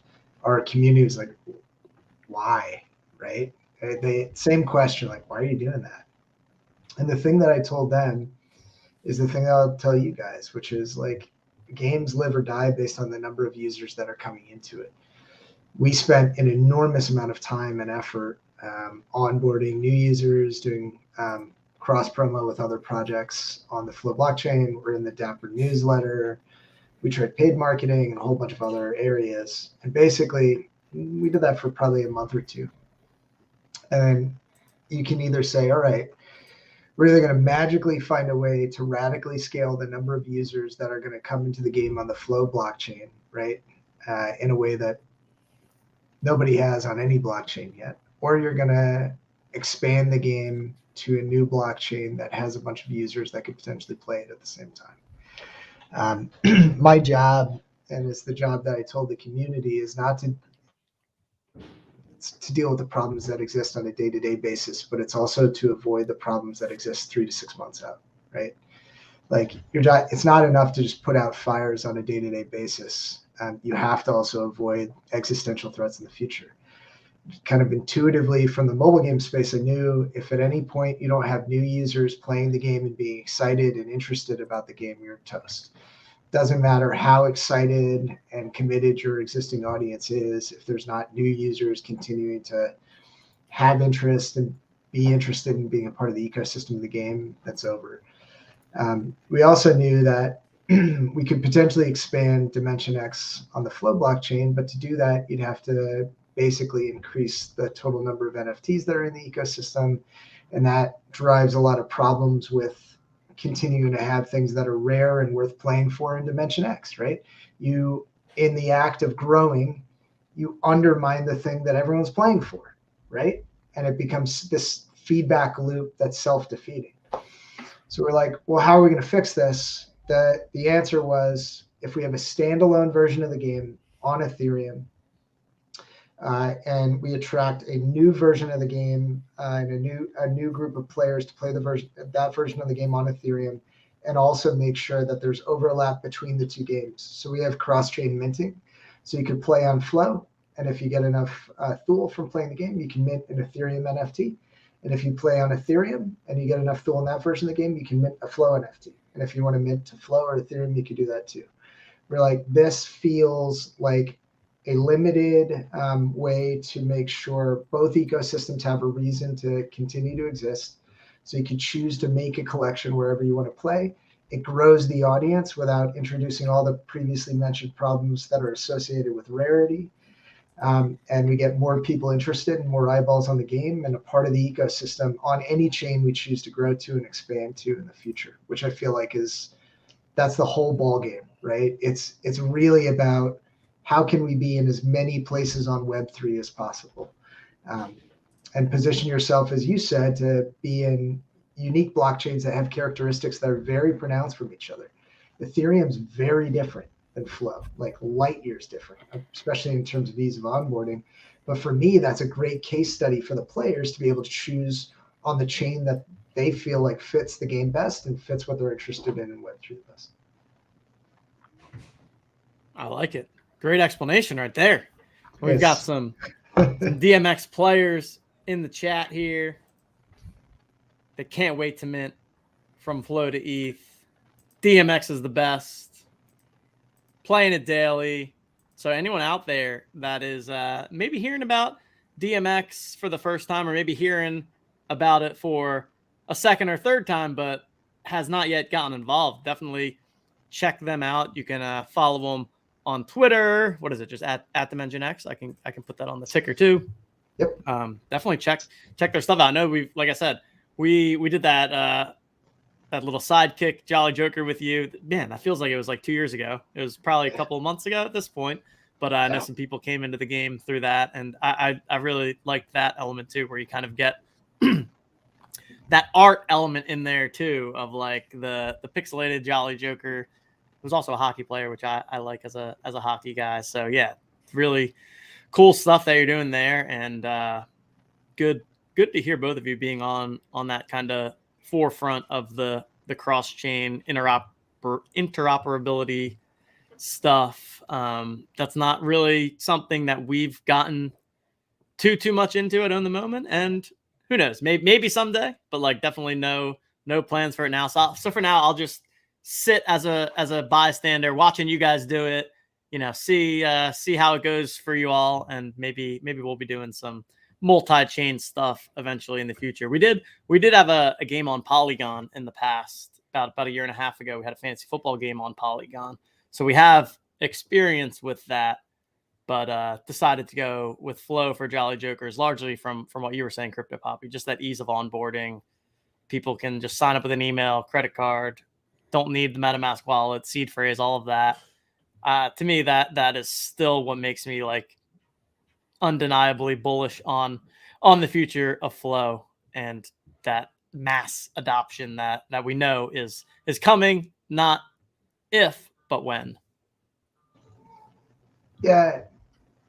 To that, so I was on a game stream on this last week, and the central premise, somebody put a post up by it's a tweet by Jonah, and they were like, yeah, we're going into a future where there's going to be millions of people and NFTs are going to be worth $5 or $10 for your game, right? What do you like? How do you imagine that future? And everyone was like, oh, well, some games, in the future where there's mass onboarding, maybe some NFTs are $5 to $10. And then the question came to me and they're like, oh, what do you think about that? I was like, I think it's fucking bullshit. And they're like, what? I was like, yeah, it's fucking bullshit. Like, if you're paying any attention to anything that's happening in Web3 and crypto right now, like mass onboarding, it's slowly happening. But I don't think you're going to see, particularly with the current environment, in the next year or two, enormous waves of new Web 2 users coming into Web 3. I think right now we're working a lot of garbage out of the system in Web 3, and it's a mandatory and extraordinarily necessary cleanup before you show credibility and attract people back into NFTs and crypto. I think right now in particular is a really interesting moment because you're getting a screaming example of the importance of cryptocurrency as a currency that lives outside of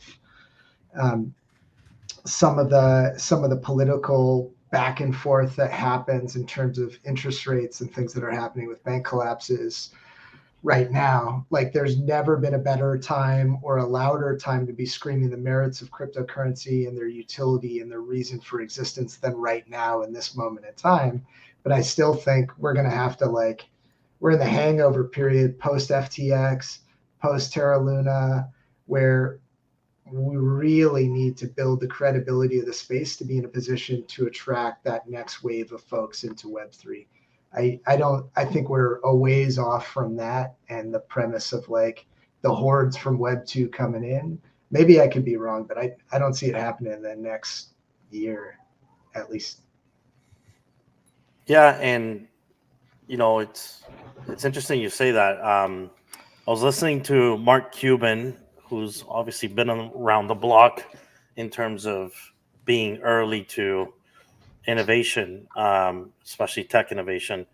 On the weekend, he was on Mariana Falls Twitter Spaces, and he was the optimist in the room. But in terms of this was either Saturday or Sunday, I can't remember which day, but this was Max FUD day, where USDC depegged from crypto, and they were there to talk about, and 90% of the people in the room that were talking, I think, were thinking that this was the end, and that we were all going to wake up Monday in an apocalypse, right? USDC at zero, ETH at zero, and the whole bit.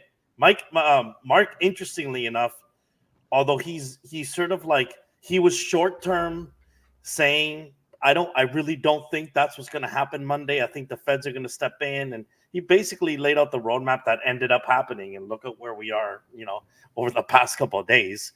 But he did say one thing that really stuck with me, and that was that for crypto to have that moment, like you're describing, Mike, whether it's a year from now, 2 years, we don't really know. There has to be that that real application that. It's kind of like the iPhone moment with social media is the way he described it, like TikTok on the iPhone and Instagram and the iPhone and what social media applications did for the iPhone. And, in his mind, there aren't many people in the space that are developing those applications. And I actually think that gaming, in fact, us three here, I could say, if there is something that has a shot, I think it's gaming. If there is a flagship application for crypto that's an absolute perfect use case to onboard a normie, to show them the value of digital ownership, potential financial, profits, maybe not, but at least to own what you're playing with and have the flexibility of taking that into whatever ecosystem you wish or not. I think is sort of the Trojan horse that could make it all happen. So, I'm at least proud that we're all working on, the part of the industry that I think could be the thing that, brings everybody from Web 2 into Web 3. I agree with that. I think,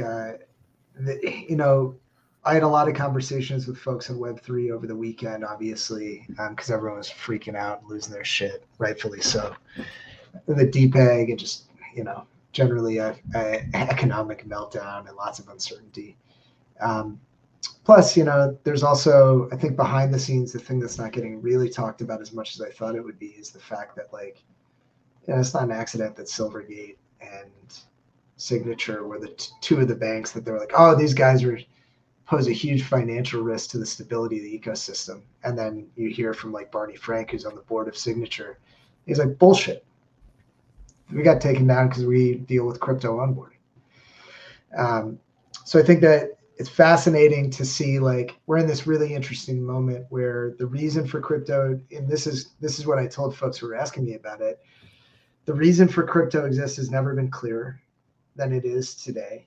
And I'm not some diehard Web3 evangelist. I think that you'll probably see some mixture of crypto and state-sponsored currencies in the future. USD is not going anywhere, obviously. We're not going to a future of digital currencies alone. But I think there's a huge reason for it to exist, number one. Number two, in spite of that, there's a lot of countervailing forces that are trying to make it more difficult to onboard and offboard currencies in the cryptocurrency space, right? You saw ACH transfers on Dapper Wallet. Boom, right? 12:30 at night, you see an announcement on Dapper's Discord, those go away. And, you got to find out, all right, who's a partner who's actually going to pick that up and run with it? I don't know. Right now, it's wire transfers on and off, and you have to use USDC if you want to move it into and out of Dapper Wallet. But this is an example of crypto has this great use case. And the other point that I had made specific to what you were talking about is I had said this when we first started working on Web3 games. People are like, oh, it's crypto and NFTs are a solution in search of a problem. I was like, if you don't think that free-to-play games where you can spend $1 million, literally $1 million, and not own jack shit is a problem, then you need to have your head examined, right? It's a failure of imagination to imagine that has to be the gold standard, right? Diablo Immortal. There are people who play Diablo Immortal, spend $100,000 on their phone, right? They got nothing to show for it. Not only that, but everything they spent $100,000 on in the next season, it's worthless. It's no longer the new meta. All the value that was created is destroyed. You have nothing to show for it. That is the evergreen example, the permanent example, the best example, and the most resonant example of the importance of owning your game pieces in a Web3 game relative to the entire ecosystem. So regardless of what happens outside of Web3, difficulty onboarding and offboarding currencies into crypto, bank crackdowns, skeezy exchanges committing massive wide-scale fraud, the central premise of crypto and games are still strong. And I think we saw a great example of that. Yeah, well said, Mike. Diablo's asking if I have a Space Invaders arcade. What? So that's my favorite toy in the basement. It's got over 2,000 classic arcade games. That's awesome. So That's I've gamed my entire life. I've been a gaming fiend my entire life. So the use case for NFTs from the first day I heard about it, it just seems so obvious. In fact, I don't game that much anymore. I'm doing lots of Sorare now, and I'm doing a virtual game where I'm picking players and abandon FIFA for the same reason. I would grind my way to a Ronaldo, for a couple of months and put money into the ecosystem, and then they would reset my Ronaldo the next season. They actually deleted my Ronaldo, and I'd have to start again every single FIFA season. And although the game was more fun to play, of course, I love, being on a remote and controlling the players. It's still enough of a bummer that I don't play it anymore. And I find myself playing a virtual game that is less fun to play. But at least I own my cards and they're not going to reset them on me. So. Yep. Yeah. 100%. Yeah. The idea of like owning game pieces and then being able to use them in the game, I think it just makes a ton of sense and like should be a no-brainer, right? And like it's I think there's definitely a general macro problem that people just hear NFT and they're just like, oh, bad, scam, don't want to learn, don't even want to think about it, right? And That's right. like they don't even know. They don't know what they've literally all they've seen is the big negative headlines, right? And so I think, I think we do have a bit of a journey towards overcoming that barrier and like, hey, maybe 5 years from now, the word NFT isn't even used ever. And it's just like referred to as something completely different that does not exist yet today. Because I do think, and I'm not super in the gaming world, but my understanding is that in gaming, that's kind of the natural or like widespread feeling towards it. I think that's right. Like I know, because my sister's boyfriend's a big like video gamer, and I know that the guy Dr. Disrespect, who's like the big streamer. I know he's done some NFT stuff and said some stuff, and like I feel like whenever I see him tweet about it, like his comments are just like people hating on him for being in quote unquote NFTs. So I do find that to be a bit of a challenge. Yeah, I've been through this cycle before, so it should give us all a little bit of comfort, right? When I started in games, I started in Facebook games, right?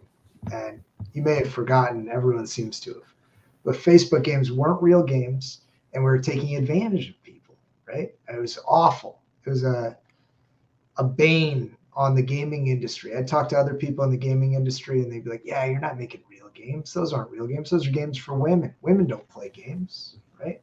And even if they did, you're taking advantage of them, right? It's a Skinner box.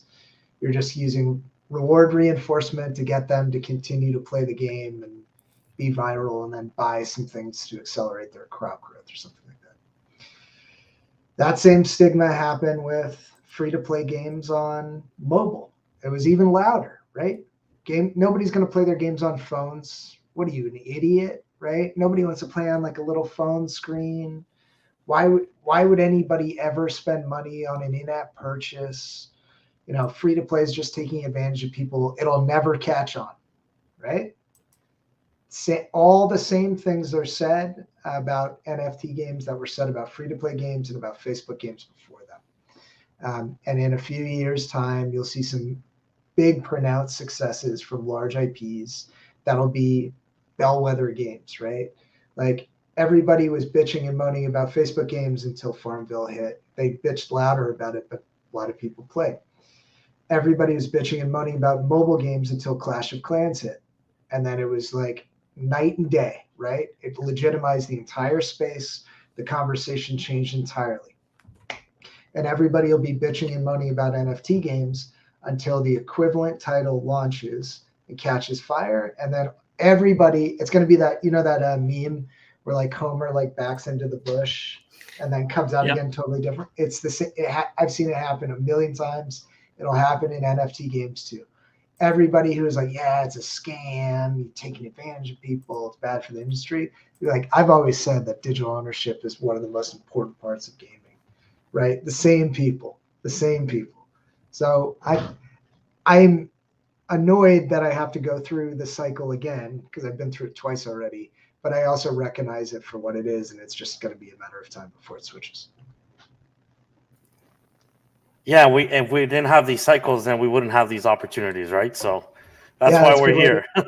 That's a great way to look at it. Yeah, I love that. Absolutely. I do think the thing that's going to be still like the most difficult thing to solve, and you're way further ahead than we are in this because you already have an existing economy, is how do you build a balanced economy as soon as it's an open economy, right? And it's one of those things where man, it's like whoever can crack that one, if it can even be cracked, I don't even know that it can be. Then it could be the thing that makes something go viral. I think that's true. A lot of people after Axie did the boom bust were like, look, they failed, right? And I think that they missed how extraordinarily trailblazing that entire experience was. Sure, it didn't work out in the long term, but in the short term, it was this unbelievable creation of assets and play and earn, genres that never existed before, totally trailblazing, incredible stuff. And I think, when we pitched, because we took on investment, and when we pitched for investment, they're like, okay, so is this going to work? And I was like, we'll see. And I was like, anybody who tells you otherwise is full of shit. We're literally trailblazing on the bleeding edge of what's possible here. And the only way that you can know is by doing, right? That's literally the only way anything works in the space. It's why we chose to make a small game quickly. It's why we push a lot of updates. And it's why we work with the community to find what's right. And it's never right. Like, we go through this cycle where push out content, community is like, I give you a C on it. And we're like, okay, well, how do we improve it, right?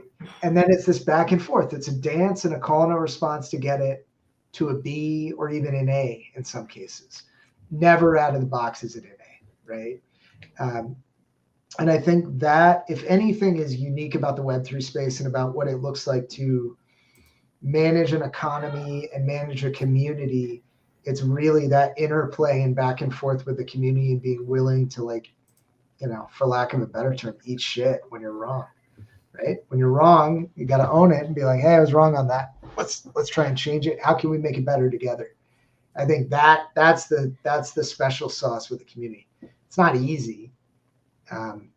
You know what it's like with a community now. Just imagine it on steroids when the game comes out and it's on, right? Because you'll be on the clock too, and it's wild. I wouldn't trade it though. I really do enjoy building in Web3 games, highs and lows, all of it together. Yeah, it's like, All when's about the that- last time that you saw building in public? the CEO of Ubisoft, building Call of Duty with their community? You imagine what that would look like? Jesus. but that will be the funny thing is that, like, it's the future.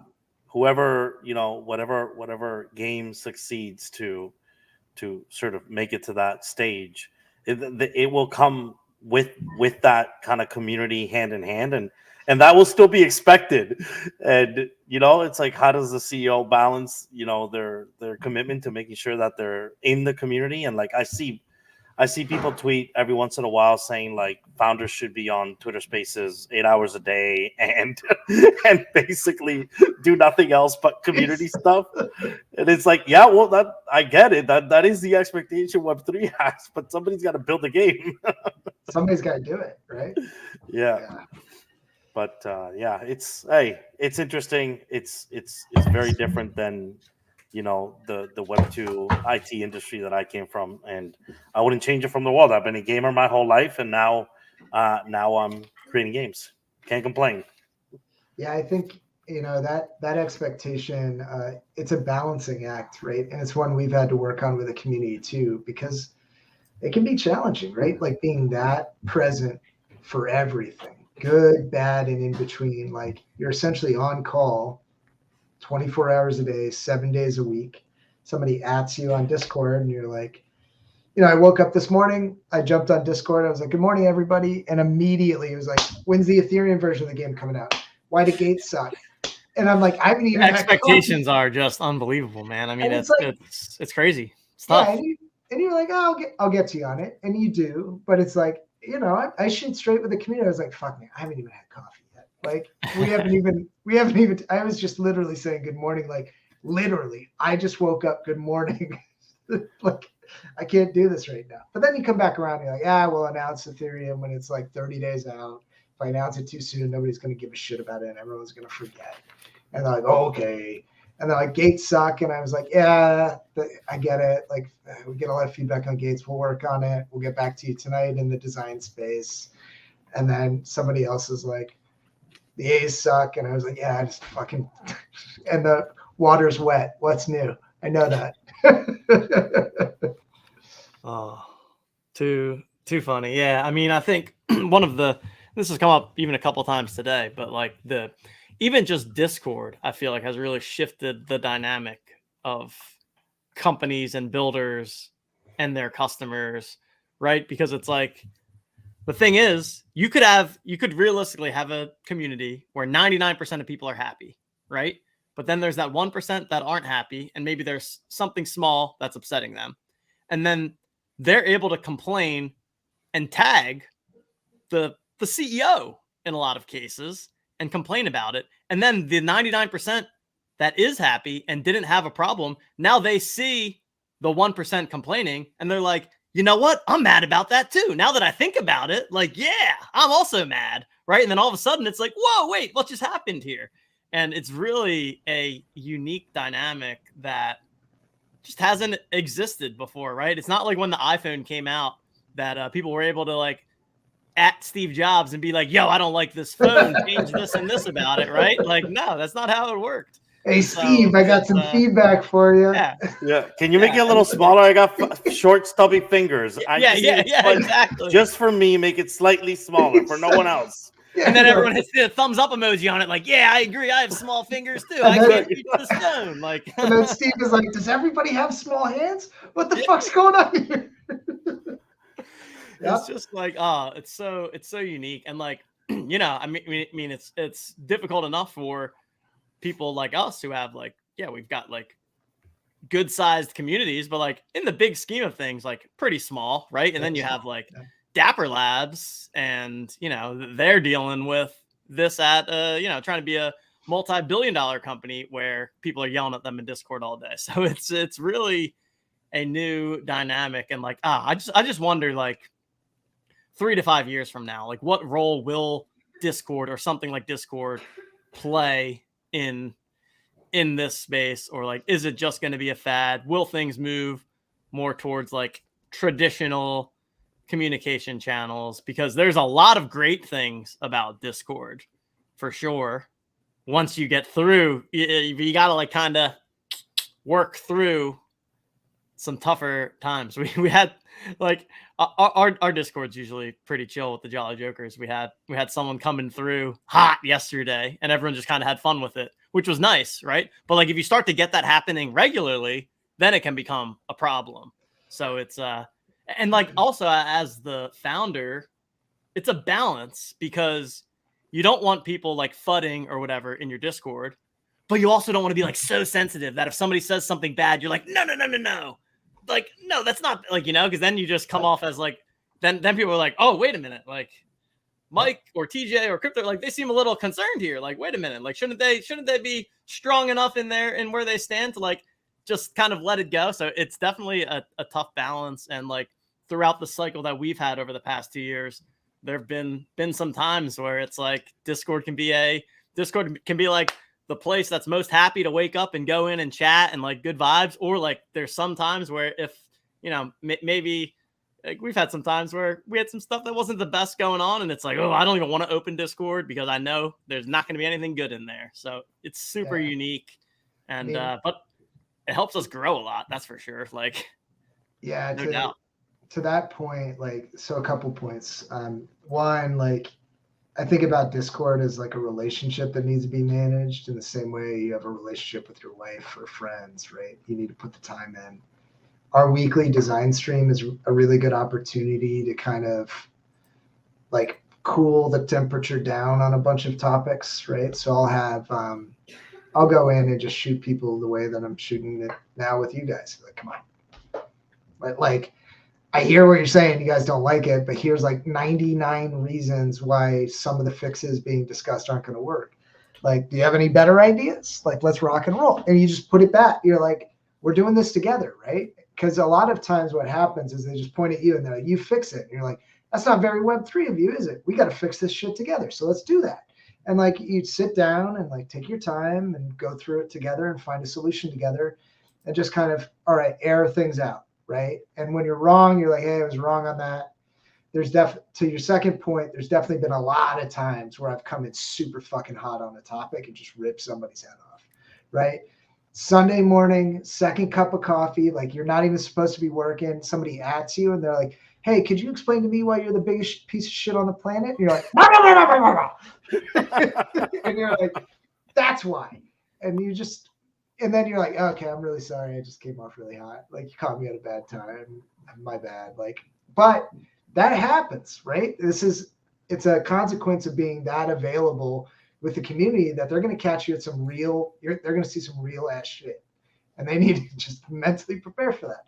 I'm not going to be, you catch me on a Sunday morning, wrong time, you come at me in a weird way, you're going to get a response. And then I'll walk it back. But you'll get a real ass response from me. And it's just the way it is. And then the third one is all this shit goes away as soon as somebody unlocks like paid user acquisition for Web3. As soon as paid user acquisition for Web3 gets unlocked, you can say goodbye to the current state of Discord as it exists today. As soon as that happens, right? As soon as I can be like, put in 100, get 150 out, and there's no conversation with anybody, it's gone. Totally gone. And that's what happened on mobile. That's what happened on Facebook, right? There were authentic, real communities. And whenever somebody offers a shortcut to that, everybody's going to take that shortcut, and Discords as we know it cease to exist. Yeah, and funny, one of the things we've probably been, one of those moments where it was like, okay, I was wrong, is we tried to do it without Discord. And it's incredibly, like, it's the That's right. like, That's right. Yeah, you guys we shut it I down. I knew that, Yeah. but I actually forgot about that. Yeah, that's actually a great topic. When I talk to you're on Discord, then went off it, and now you're back to it, right? Yeah, that's right. That's wild. So love having that access to the community. I think it's absolutely critical to building with the communities to have that level of access back and forth. Hate the platform. I just do. I will never stand behind Discord as a platform and their lack of attention to security and their lack of action on the security front. They don't give a damn about us, and it bothers me. But it is what we have today. And until somebody builds something different, definitely what we realize is that you kind of rather deal with the issues that you have and the lack of sleep that you get, knowing that, the same thing that already happened once can happen again. And it's likely that it's going to happen again, actually, which is scary to think about. And people's NFTs will get stolen, and that sucks.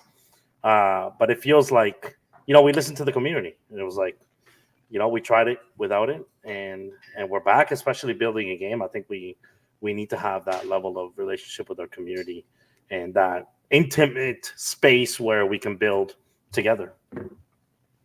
I'd forgotten all about that. When I went on the first Pirates Twitter space, I was like, oh my God, you guys do all this on Twitter? It's incredible.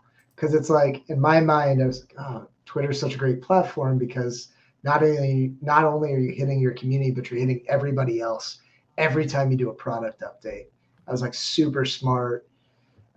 We just still, I think we're kind of wedded because we're a game, and you've seen it too, right? If you've got a game, Twitter doesn't cover the kind of in-depth interactions you need to have. Like, there are times where I need to roll up the sleeves and sit down with a player and be like, all right, I don't understand, right? Because lots of times they're coming from perspective that I need them to explain it to me first, right? What's your unique perspective, and how do I kind of categorize that in my head in terms of the overall spectrum of problems that exist with the game or opportunities? But those conversations, people are uncomfortable having them publicly on Twitter anyway. And two, it's just not the right venue for it. I mean, I think Elon Musk tries to use it for everything, and we see how well that's going for him. Not super Elon. I do feel Twitter really has changed, I feel like, too. That's a very, very real thing that has happened. But comms are always going to change. I mean, I think the holy grail for communications is definitely a mobile app, right? Like being able to give people like push notifications and updates like that. That to me is number one. But outside of that, like it's tough. I mean, with us, we have our website. That's definitely our primary spot. But like, and we've tried to get better of like putting our schedule on the website and key announcements. But even that is there's still like a lot of stuff to organize, right? So you have that. Then you've got Twitter. Then you've got Discord. And then like we still use traditional email channels as well, because we have a subset of people that aren't on Discord or aren't on Twitter. And so we still hit them that way. So it's really about trying to be consistent across all of them, trying to make sure that all the same information gets to everyone in your community, regardless of what channel they're using. And you can do all of that stuff perfectly, and you're still going to miss people, right? There's still going to be people that come in and be like, well, wait, what? When did this happen? I didn't see this update. I missed this, whatever, right? And then, then you have the other side where sometimes, like we definitely went through a phase where it was like, well, shout out LG Doucette from First Mint, but him and his brother Phil, literally on the First Mint podcast, where we're talking, they were like, I love the OTM guys and the Jolly Jokers, but stop pinging the Discord all the time. And I was like, actually, that's good feedback to hear. Because that's the prime example of like, I'm in my own little bubble where like the stuff that we're doing in our Discord is the most important stuff in the world, when like, no, it's not, TJ. Like, wake up, pick your head out of the sand. Like, stop overwhelming people. So that was good to hear. And we've kind of like scaled back since then and tried to like structure of like on Tuesdays, like that's when our bulk announcement comes out and we try to summarize where everything's going on and send out a newsletter and like create that consistency so that people know what to expect and when to expect it. And honestly, like so many problems, not just in like the business world, but in life, can just be solved by communication, right? Like, always over communicate versus under communicate in my opinion, but it's hard to like find that right balance. And it's also like, as soon as you think you figure it out, there's going to be like some other channel that pops up that people start using, and you're going to be like, well, shit, I just really nailed our Discord and Twitter strategy, but like now all of a sudden there's this other platform that people are on, and like, guess I got to go figure that one out now. So it'll be a never ending challenge for sure.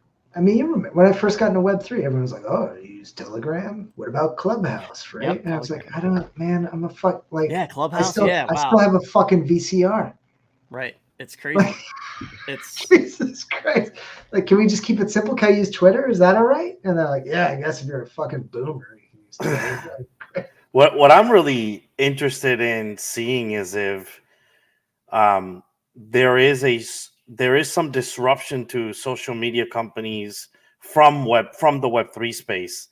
Like when I entered Web3, there were numerous examples of like a decentralized version of YouTube, a decentralized version of Discord, a decentralized version of Twitter, get paid for creating content solution via crypto.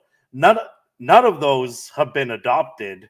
I was in all of those Discords, by the way, funny enough, like a bunch of platforms that were coming out that promised to take on YouTube or whatever. And there might still be something there. I don't know if we as an industry are the ones to solve that the problem and the issues that we have with today's social media platforms. I think one of the things we as an industry need to do, I think it's one of the things that's relatable about talking to both of you guys, is like, you're not afraid to call bullshit, right? Like I see enough stuff in Web3, right? And folks usually categorize this as FUD, but on a regular basis, I hear things in Web3 where you're like, no, that doesn't make sense, right? Like somebody's like, oh, I was listening to somebody the other day, they're like, you're gonna create a metaverse, and then Coca-Cola is gonna have advertisements in it. And then everybody that walks by is going to get like a royalty from seeing the Coke sign, and like Coke will kick a royalty to them from the ad, but they'll kick one to us from seeing the ad. And then it's just going to be this beast of like advertising and Coke. I'm just sitting there being like, is anybody gonna fucking call bullshit on this? This is the dumbest thing I've ever heard in my life. Like that, I feel like more than ever, more than any other time in Web3, we need more people calling fucking bullshit out loud, because we've already been through the phase where everyone's like, yeah, man, I'm gonna cure cancer with NFTs. And you're like, how? Like, I don't want to bore you with the details. And you're like, please bore me. I'd love to hear it. And I think on a regular basis, right? Like, Poppy, you guys started making a game and you're like, we need to find a partner that can execute on a Web3 game. This shit is tough. And you fucking did it. You did the exact right thing. You're like, this is really challenging. We need to find somebody with experience. We need to find somebody who's had success. This is important for me in the community. And you guys went out and fucking did it. That's an exact example of like pragmatic, thoughtful, effective decision-making in a business organization. More of that, less of like, oh, Coke's going to kick royalties in my metaverse back to everybody that passes a Coke billboard. Yeah, yeah, absolutely. I think probably our community would like to see more kind of announcements in that sense of like things that might pump the market type announcements. And I'm always kind of like, you know, being along for this ride with us means that, yeah, we're creating a very difficult game to create, and I'm not going to give you a timeline because I don't know what the hell the timelines are, because it's freaking hard. and you know, like we tried to build this on our own and we made progress, and we took 2 steps backwards, 2 steps back. Yeah, it felt like at times we're taking 1 step forward and 2 steps backwards, and then at times we were breaking even. And it came to the point where it was like, look, if we're going to do this and we want it to be of the level of quality that we want it to be, then we need to bring in some bigger hitters. And that was exactly what we did. And I'm still kind of, community. I know wants a roadmap, right? Like, give me some dates. I'm like, dude, it's going to take me a little bit to give you some dates. Because you're being real with them and shooting straight, and we need more of that in Web3. Period. Like, folks need to know, like, making a game's fucking hard. Just is. It takes time. It's the same, right? Like everybody that promised a game who was like, yeah, buy my NFTs and we're gonna make the next World of Warcraft. I'm like, no, you're not. It took the best game developer on the planet 5 years, $500 million, and they had to get acquired by Vivendi afterwards to continue to work on it for World of Warcraft to exist. And they were the best game developers on the planet, nobody close. So like, you're not doing that, right? So I think it's important for folks to be realistic with their community. It's not, as you said, it's not about like pumping the project. And I often tell that to the community, like, folks will come to Discord and they're like, rocket shit, diamond hands. I'm like, you got the wrong fucking place, man.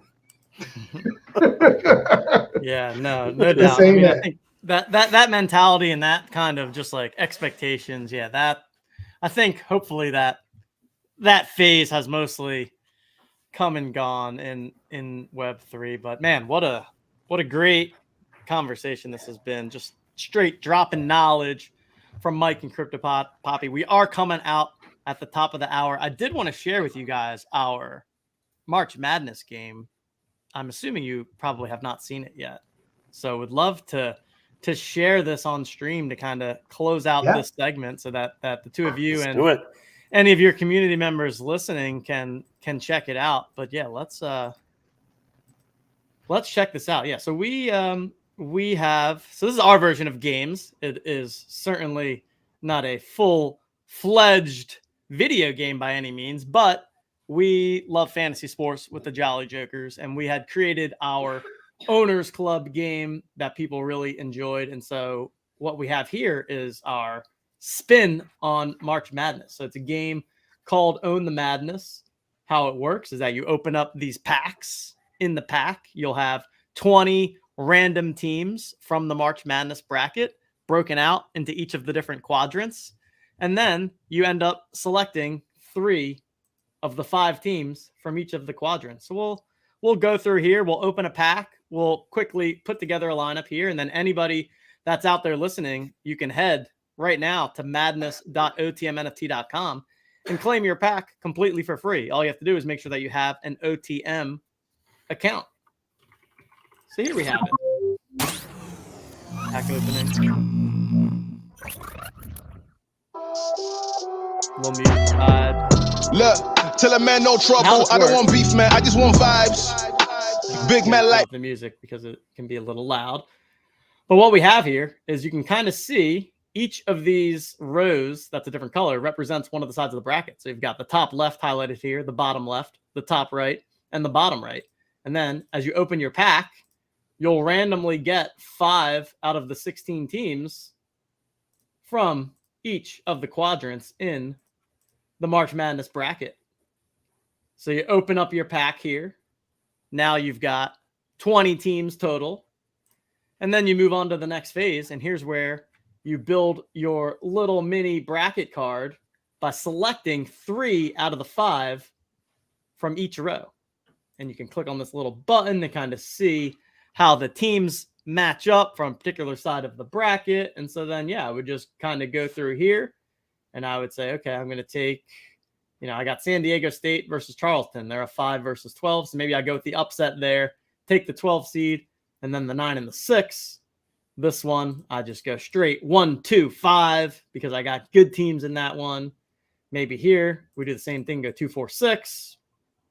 And then in this final one, we've got 2, 3, and say 13. Just kind of like a fun, simple game, which is a lot of what we've been focusing on is kind of this combination of like making it really simple to play with like a small amount of strategy to go with it still. Right. And I love it, man. This is awesome. Yeah.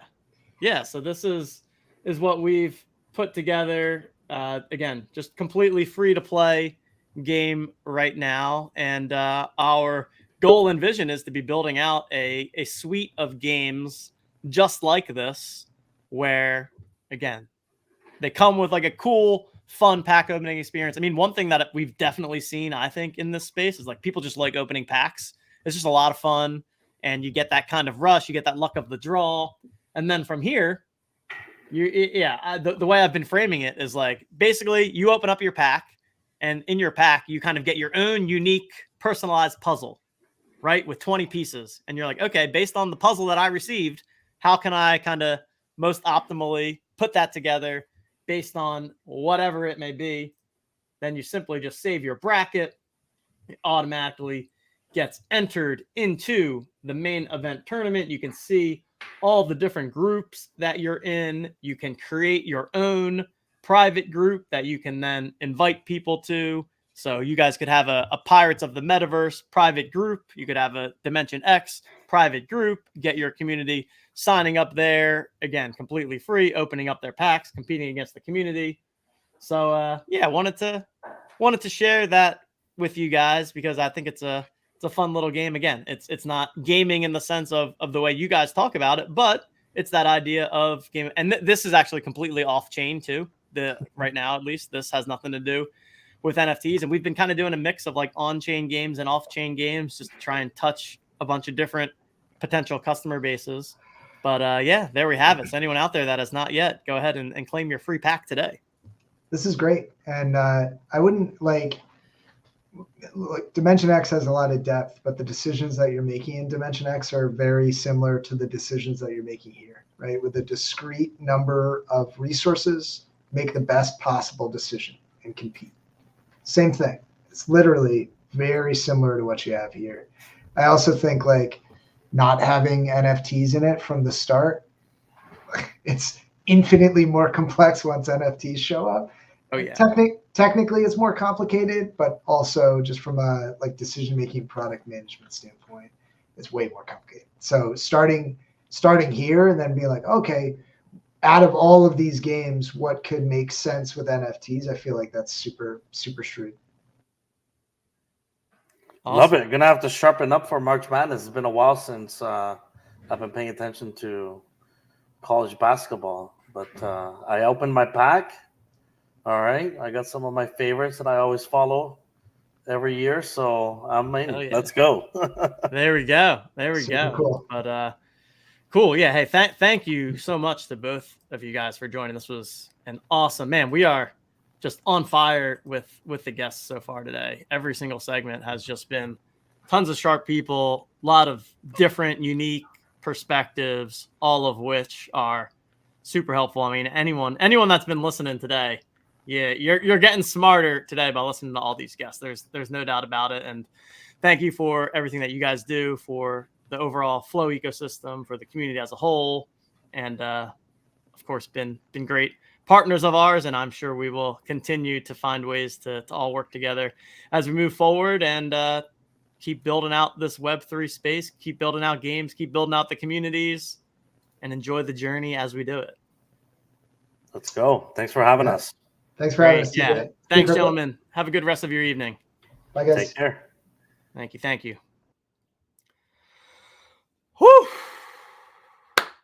5 hours in. 5 hours in.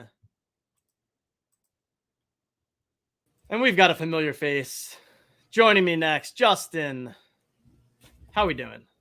I'm doing well. I was thinking, Teach, what's like the longest amount of time you've played poker straight or something? Like, there's got to be something that you probably sat in a chair, had to keep like full concentration, maybe not as much energy, but yeah, probably poker. Yeah, poker.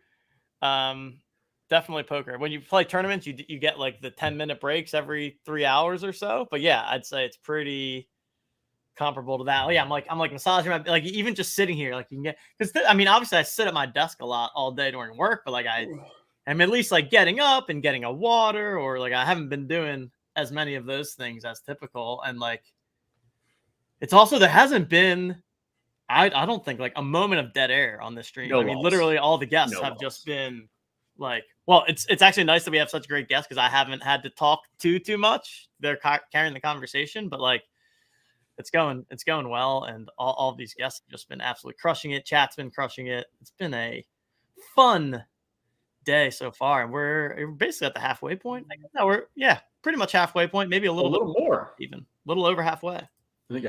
I think for me to prep for it, I think I probably would have studied some of the judges' streams, because he's definitely done like 6 and 8 hour sessions like all night. Yeah. I'm imagining like he's definitely, he gets up, he walks around, he kind of, back and forth, usually has pants on. Maybe you can, give us some walking, get some stretching. I don't know if you got a stand-up desk. I do. Still I do got have a stand-up still desk. second half coming.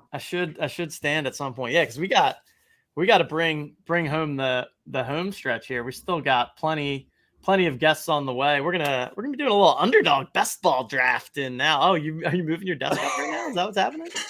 There we go.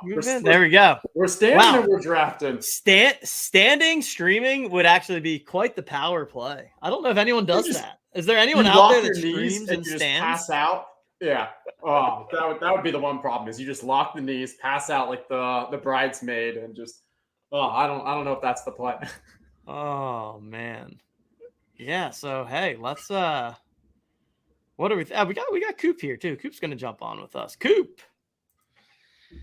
How you feeling, Peach? How we we got feeling? we got the OTM squad on here. We got Justin, we got Coop. I might take this opportunity to take maybe a little break and let these two guys man the fort for a bit. I know Justin's gonna do an underdog draft for you all. So Justin, how many drafts in are we already here? Well, there was the rookies and sophomores, and that already closed, but I got 150 into that.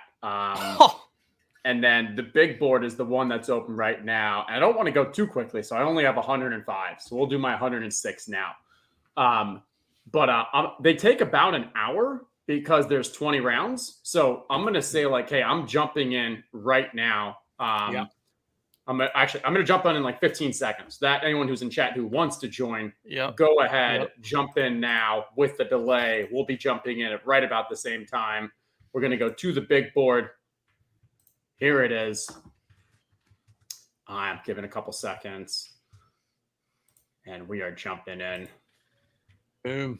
All right, give on in there. me the high level of the big board. What is this? I heard you say it's 20 rounds.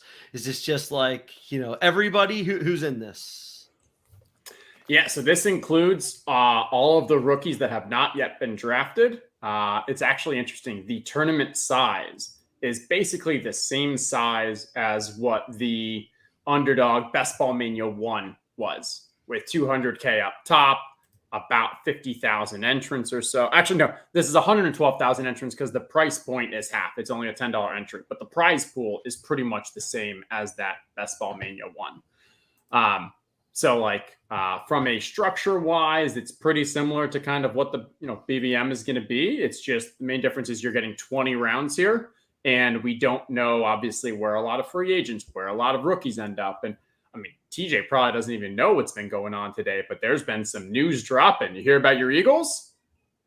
No, I didn't. I don't think. What happened? No, definitely no. Yeah, there you go. Your Eagles signed a running back. Oh, let me think. One I'm going to be excited about, I guess. I think so. As long as he's healthy. He's really fast. Oh, he's really fast. Who is it? Rashad Penny. Oh, Rashad Penny. That is not who I was going to guess. No. Rashad Penny. Interesting. Okay. Oh, Leonard Fournette was the one that people had been talking about, the Leonard Fournette thing. Ugh. I think I'm more happy with Rashad Penny than Lenny Fournette. All right.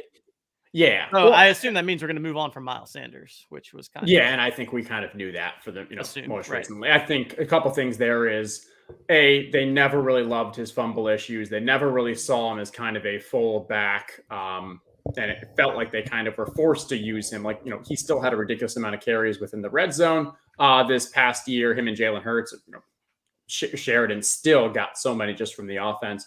But you'd still see them mixing in Boston Scott and Kenneth Gainwell down there. So from expecting what Miles Sanders is going to be asking for, he was gone. So now that leaves Rashad Penny as behind that offensive line. Couldn't be a complete weapon. Obviously has not been able to stay healthy. I think he's only played about 50% of his eligible games in his 4 years that he's been in the league. He's 27 years old. He's never more than 9 passes in the season. So we're not expecting that to become a new skill set for him. But if you can just run behind that offensive line and he can stay healthy, it could be really interesting. All right, we are waiting for 3 more people. Let's hop on in here. Come join us as we draft a big board, and we'll chat through everything. Football. So the other big trade, that news that came out today. Yep, there it is. Creek Lewis saying it. Darren Waller to the Giants. So Jacoby Myers signs with the Raiders. That gave us a little interesting scenario because we're like, well, now you have Jacoby, Hunter Renfrow, and Darren Waller, all with kind of similar skill sets. Expected them to move on from one. My initial thought was going to be Hunter Renfrow, but sounds like they trade Darren Waller, get back a 3rd rounder, I believe. For the Giants side of things, great for the Giants to finally get another kind of pass-catching weapon. You think about who he was throwing to last year, especially after they traded away Kadarius Toney. They had Richie James, Isaiah Hodgins, Darius Slayton. Darius Slayton gone too, so they needed something there. So it'll be interesting to see where Waller goes, what role he can have in that offense. But he could be the primary pass catcher. And it seems like this Aaron Rodgers to the Jets thing is that what's going to happen too on that side of things? I feel like I was seeing some Twitter stuff on that yesterday. Yeah, I think so. All signs are pointing to it. There's still a possibility that you get a last second. Over the past couple of days, there was maybe Devontae. It was the Raiders was kind of in discussion, but with them getting Jimmy G, you kind of assume they're out of it. There's not really many more spots for him besides staying in Green Bay, but sounds like he's trying to get all of his friends, get the band back together because they're looking at Lazard to the Jets, maybe Randall Cobb, Mercedes Lewis, kind of all of those guys that Rod's been playing for a while. I mean, you get Offensive Rookie of the Year Garrett Wilson, who was absolute beast in college, beast in his rookie year with the Jets. You would think that would be a great kind of wide receiver 1 for Rodgers, but still have Elijah Moore. If you bring in Lazard and Cobb and all these others, I mean, I think Garrett Wilson's still going to have a great year, but he may not be that clear alpha that you're looking for as a late 1st round, early 2nd round draft pick. Okay. Garrett Wilson going to be a sophomore, right? I mean, it's just crazy how he played so well in his rookie year.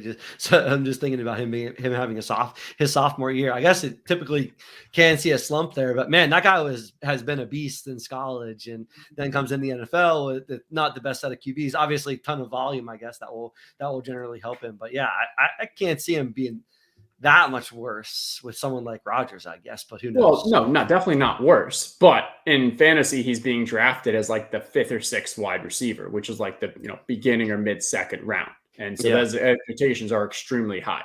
Yeah. When we looked at how he finished last year, he went on a rampage, and like obviously this was without having competent quarterbacks. And what Mike White, Joe Flacco were the best options he had because Zach Wilson was extremely incompetent.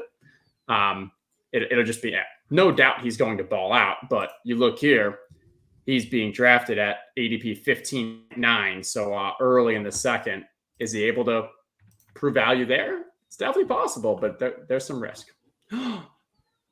We got a golden goat minted. Oh my! We got a golden goat minted. We got Trout. Ooh, that's a nice looking one. That's a nice looking one. Let me share that real quick. We can let the draft figure itself out. Let's go see what this golden goat looks like. There she is. Ooh, what a beauty. beaut. Absolute beauty. Still 2 she's out there, so it is in fact a he. All the buttes are she. But yeah, no. Yeah, so that is number 10 of the Golden Goats. Yeah, I think there's 6 left now. Is that correct? Six Okay, left in basically 1,000 minutes to go. Do I need to break the ice now? The post GG, be the post GG minter. You want to take the screen back over? Let's do it. I can say we took Christian McCaffrey with the first pick, which nice. Gotta love that. Yeah, let's 4. Let's do it. I'll come in for mine now. What do we think, Chow? Someone else broke the ice already, but that's okay. I need to do mine anyways. Oh, you're gonna help the people that are waiting for that number 4,000 here, so they're gonna appreciate this. Oh, you better not. People are waiting. Yeah, no, I'm not gonna. Oh wait, didn't people want this 3997? I do not want to mint jokers that other people want. That is not the intention. I'm gonna jump in the chat and say.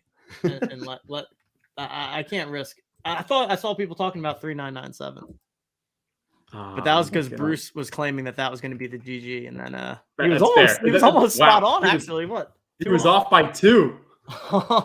Jeez, what a call! That was prophetic. Hold off. I'll hold off on now. Yeah, we'll do it. We'll do it closer to the top of the hour. We'll get this draft going. Yeah, let's do that. I'm going to take a little break off stream here for a sec. Let you two man the fort. I'll be back before the top of the hour though. We'll mint my joker and then we'll catch up then. Enjoy the best ball brain of Justin here, ladies and gentlemen. I'll be back shortly. Oh, I mean, it's crazy, Coop. Like it is March 14th, and feels like best ball season has been going on for I don't know, like it's never stops. Yeah, I mean, you said you have over like closing in on 200 plus. I guess you do have 200 plus drafts at this point, and I know your number last year was right around 500 drafts total. Is that right? I mean, you're gonna smash this 500 drafts before we even get to midsummer. It seems like at this pace. Yeah, I don't even remember what last year was. It was definitely more than 5, but maybe less than like 7, 8. All right, we grabbed Christian McCaffrey. Usually in this space, I like to grab a wide receiver because decent chance one of these other running backs falls back to us, and we don't want to get stuck 3 running backs to start the draft. Going to grab some Devonta Smith, who I think kind of, I think that defense is going to be atrocious this year. Sorry, Teach. Teach is gone, so it's okay. Just because they've hit these salary caps. But what that's going to mean from a fantasy perspective is if they don't have a good defense, those games that they were able to sit Jalen Hurts in the offense, that they were able to kind of take the pedal off the metal, that's not going to happen as much, because if teams are putting points up on them, then they've got to score as well. So not expecting the team to have the crazy efficiency that they had last year, like just enough variance that it's probably slowed down a bit. But I think they can more than make up for that with having to actually play the entire games and keep getting into high scoring shootouts. That totally makes sense to me. It's going to be interesting to see how that Philly offense continues to click. Getting Penny, I didn't even see that, but I assume, that's pretty positive things. Penny had a pretty insane year before ended up going out. So it's going to be very, very interesting to see them with Rashad Penny.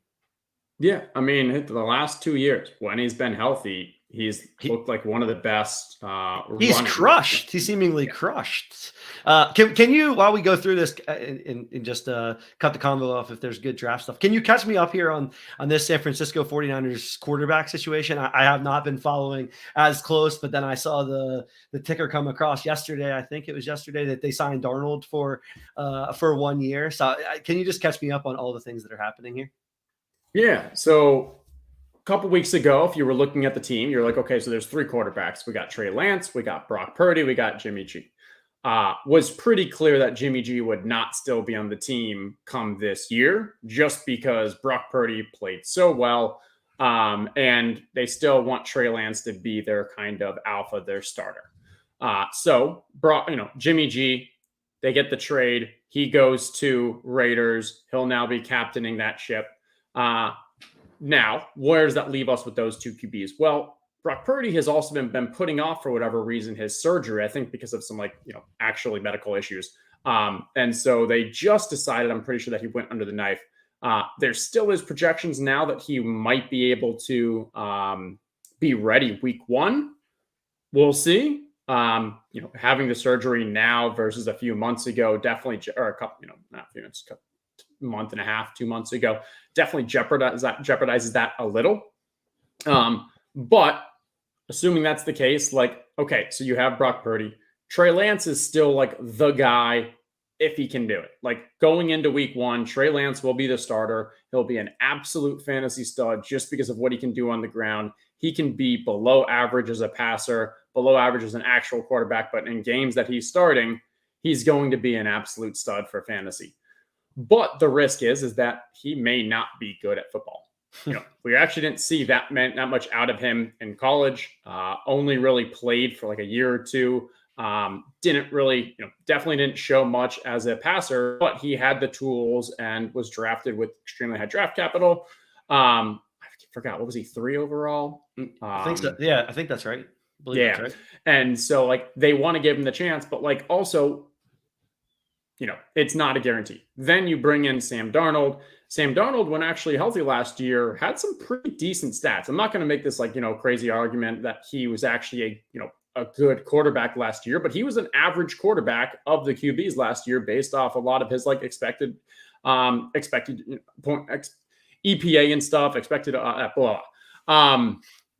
Can't talk and I'm looking at the draft board. You're good. Expected points added. And when he's, maybe that could be hey, he's still a young quarterback.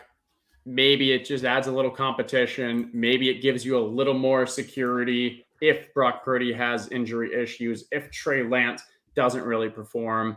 A lot of kind of options there. But yeah, it's going to be interesting to see how that plays out. Okay, so here we are. We've got McCaffrey, Kenneth Walker, Devonta Smith, a lot of wide receivers and tight ends available right now. Hawkinson, we have rankings. Hawkinson, other options would be Christian Watson, who I don't really love, decreasing chance of there. I'm going to go with Hawkinson. Here you're losing Adam Thielen, which should give TJ Hawkinson a bit more kind of security as well as usage. They did just sign Josh Oliver to, I believe, a 3-year tight end, which you don't love to see another tight end signing. But honestly, I don't think they're going to use Josh Oliver like they're using TJ Hawkinson. I think you're looking for elite upside in these playoffs, and TJ Hawkinson, we saw it out of him the last 4 weeks or so. We really saw it since he was traded to Minnesota and the way that they used him. So I'm happy to take him there and kind of wait and just grab 2 more late tight ends at the very end now. But we are a little behind the 8 ball at wide receivers, only grabbing 1 in the first 4 picks. So we're going to start loading up on wide receivers probably in the next few picks. Makes a ton of sense. Okay. Normally, I do like Keenan Allen a little more than Christian Watson, but I'm going to take some ADP value here. Don't get Christian Watson that often in drafts, so I'll take the value, a little slippage. And it also sets us up that if we're going to end up going with a 3 QB build, which we will, we could end up grabbing a late stack partner in, where is it? Jordan Love right down there at 158, where if we went with someone like Keenan Allen, we know that Justin Herbert's already drafted. So we're basically taking knowing we're not going to get the stat correlation there. Could have done the same thing with Terry McLaurin and Sam Howell, but I'll take the ADP value with Christian Watson. Yeah, McLaurin is someone who seemingly I always generally underrate. And then he comes out and he's just an absolute beast. So I never seem to get McLaurin right, no matter what type of fantasy I'm doing, whether it's best ball, season long, daily fantasy. It just seems like I never get Terry McLaurin right. That's for sure. I like the Hawkinson. Another Ohio State quarterback. Another Ohio State wide receiver came into the league looking great. I was looking to see if I could come up with a list of who are the quarterbacks that Terry McLaurin played with, because it is ugly. Not a very nice list, that's for sure. It reminds you of like the Allen Robinson kind of thing, where just never played with a solid quarterback. Terry McLaurin quarterback. Yeah, I can't find it right now. Someone in chat, put it in the chat. Who are the QBs that Terry has played with? And it's not going to get much better this year with Sam Howell.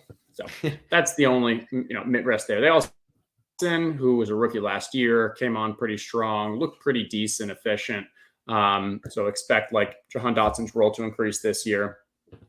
Curtis Samuel still's there. They've got Gibson. They've got Robinson. So like lots of mouths to feed for with a quarterback that's may not be the best at distributing. Shout out NFC East. NFC East had to be one of the top divisions, if not the top division in football last year when it came to records and teams getting into playoffs. So while Washington, you can say what you want, they were a team still in the hunt in the playoffs towards the very, very end of the season, in an incredibly good division that saw pretty much the likes of some of the best games that we saw all year last year. So definitely going to be interesting to watch the NFC East this year as well. Yeah, without a doubt. I'm just seeing notifications on my phone about Samaje Perine to the Broncos. Anyone in chat confirm that? It'll be interesting. We can dive through if I can get a confirmation or two from chat. We'll talk through. What were you saying? Oh yeah, NFC East. Yeah, Brian Daboll was the Giants. One coach of the year, very well deserving. Giants, made the playoffs. Strong finish to the season. What they were able to do with very little actual talent is so impressive. We are next on the board. Okay. Lot of running backs here, which kind of you end up in this situation, but we don't really want to take a running back because we've invested so much in our first 2 picks. We got your Pip boy here, Deontay. I saw this tweet you put out yesterday about Deontay not being a Steeler, but now he might be a Steeler, but now who knows? Deontay Johnson stinks. That's my hot take. This guy stinks. Get him out of here. I can't see Johnson drop more footballs. All right, I'm doing this for you then.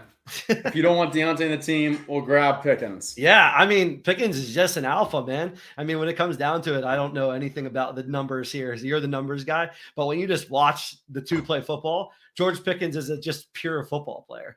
Somebody that's going to go out, make crazy catches, going to put his body on the line. Sure, he's angry he doesn't get the ball, but every receiver in the league that's a diva these days turns out to be pretty damn good. So I'll take Pickens over Deontay just about 10 out of 10 times. So, yeah, for Pickens, the one thing that has been great at is earning targets. He's been great at earning targets, and that is a predictable skill set for wide receivers. And if you're able to earn those targets, even though on the field it looks ugly,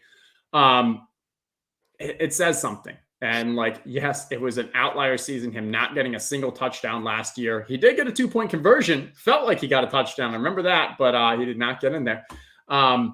And so, like, I don't know, the reason why I was expecting he was going to leave is like it's felt like he was falling out of favor in Pittsburgh. They had a contract out this year where they could save a substantial amount of cap money. Otherwise, his next 2 years, like, he's an expensive wide receiver there. But the more I'm feeling it, this draft class being a little meh, there being virtually no wide receiver market available, I do think they're going to end up keeping him just so he can provide additional kind of development support for Pickett. All right. Now we got to do it. I'm sorry. Yeah, I mean, we might as well stack them up, and we might as well get Kenny P whenever we can at some point. Just full on stack them up if you're going to do it. Let's do it. Hey, when you're drafting with the Coop, let's go. I mean, maybe it breaks out. Like, I could be completely wrong. I mean, it just seems like the guy for 3 years now, everyone has talked about. He works so hard on his catching ability. It's a lot of mental and yada, yada, yada. I mean, catch the damn ball. It really just comes down to the fact that he's just got so many drops. 107 receptions, 1,160 yards, 8 touchdowns in 2021, and Coop ain't happy. I mean, look at that goose egg in 2022. There's a drop. Come on, underdog. Give me a drop stat here. I mean, the guy had to be tops and drops. I feel like maybe I'm stats overindulging here, but if he catches the ball, he's obviously fantastic. He's going to get targets.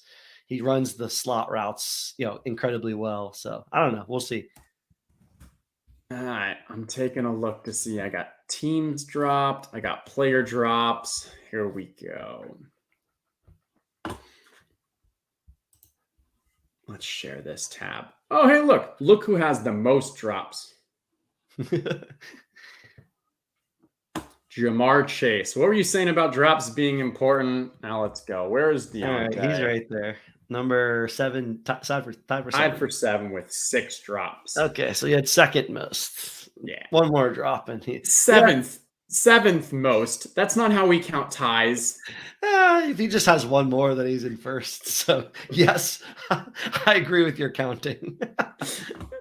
Yeah, I mean, at the end of the day, for me, drops only matter if we believe that it's going to decrease your playing time. And will it? Maybe. I don't know. Like, is that a reason why he didn't have as many touchdowns last year?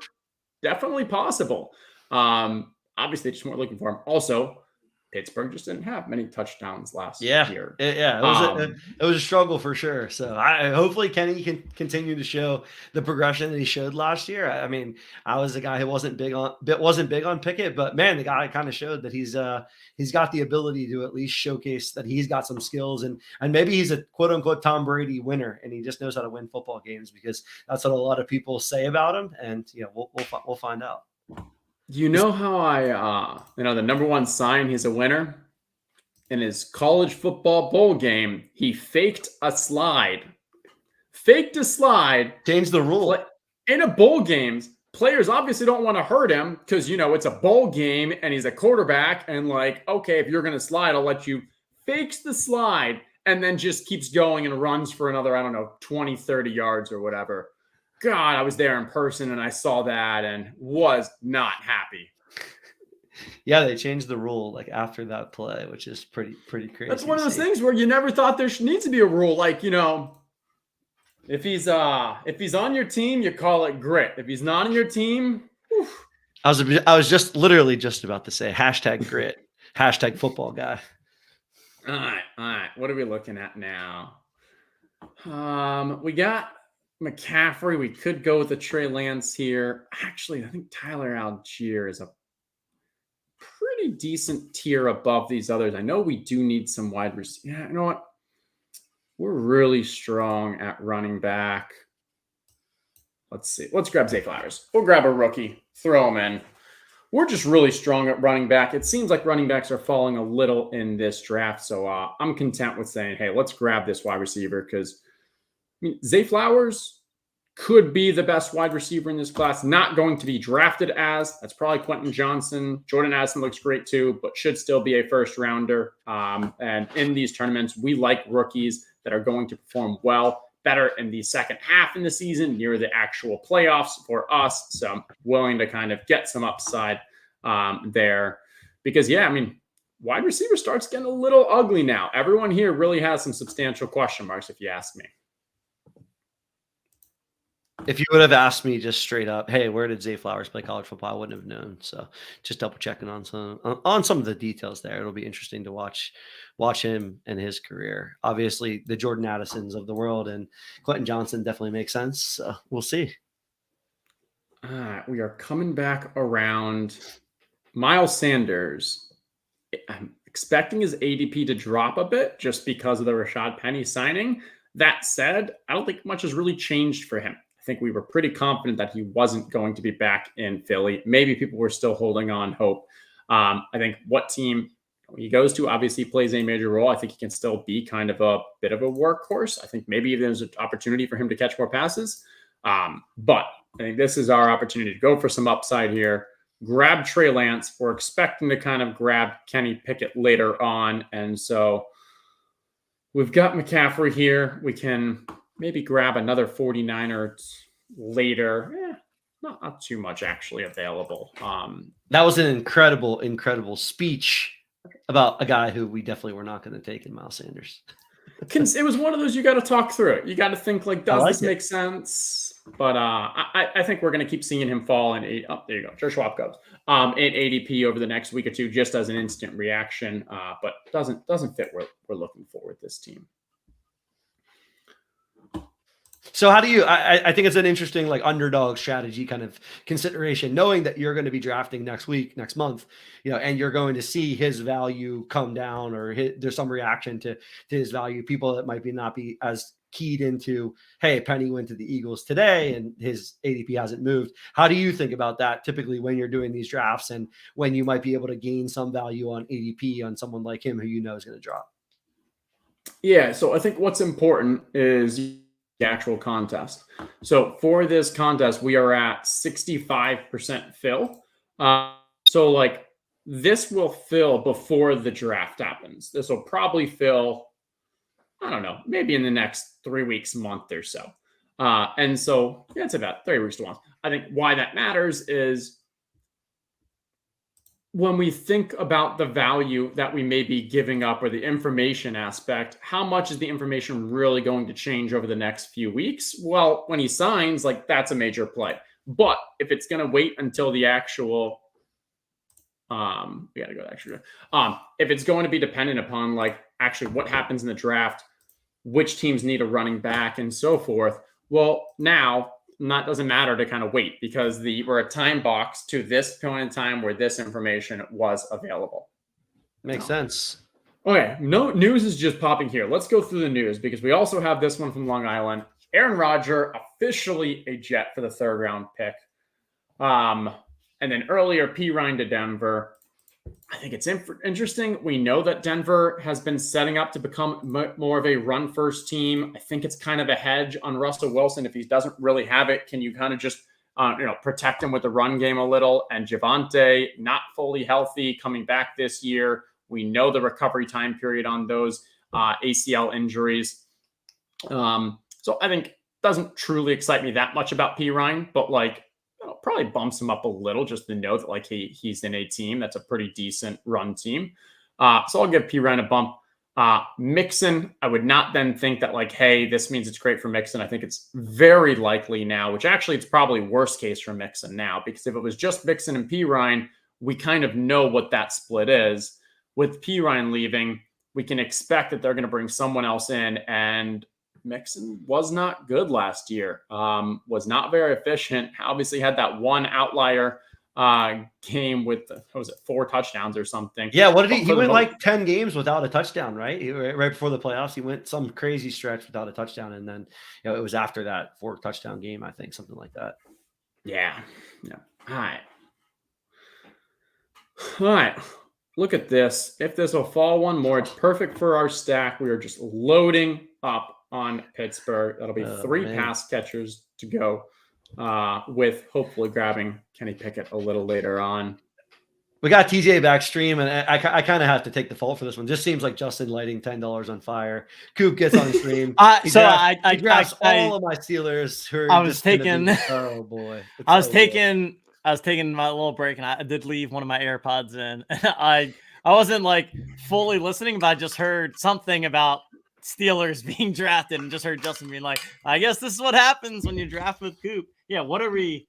Jesus. We are lighting DeAndre $10 on fire Johnson. is exactly what we're doing on this stream right now. We're We are absolutely lighting. we are making a bet on the Pittsburgh offense. We saw it with Jacksonville last year. You went from Urban Meyer to a competent coach. We knew Trevor Lawrence was a lot better prospect than Kenny Pickett coming out of college, and by all intents is just a better quarterback. So there are some headwinds that we are facing as we draft every single one of these Steelers.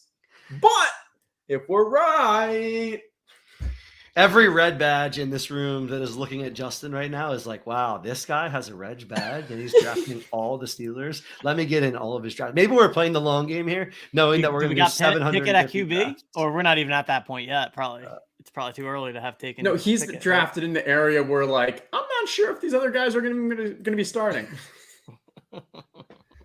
Which means we're getting Patty a value when Freiermuth, he though. overperforms. I mean, we do have the best State. player on the Steelers, Freiermuth, baby. Let's go. Being the best players on the Steelers isn't saying a ton, but to each his own. To each his That's own. low bar. Okay. Coming back around, some decent wide receivers in this class, in this area. I am curious, did Penny go? Rashad Penny did go. We're gonna have to take a look after this at where he went. Zay Jones, Alan Lazard. It's a little early for Lazard, but maybe we could go Lazard. No, because Alan Lazard's going to be going to New York. He won't even be Green Bay, so that doesn't matter.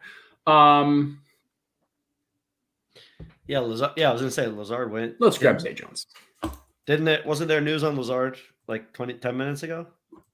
I didn't see official news, but the latest is that it looked like he was going to go to the Jets as part of the kind of Rodgers situation. So unless someone else saw something. Yeah, I think he was official right before the Rodgers news. I thought I saw an ESPN notification on that. I could be wrong though. Yeah. All right. I want to see where Rashad Penny went because that is definitely an interesting one we're going to monitor. 107. Okay. I think that's a pretty decent spot.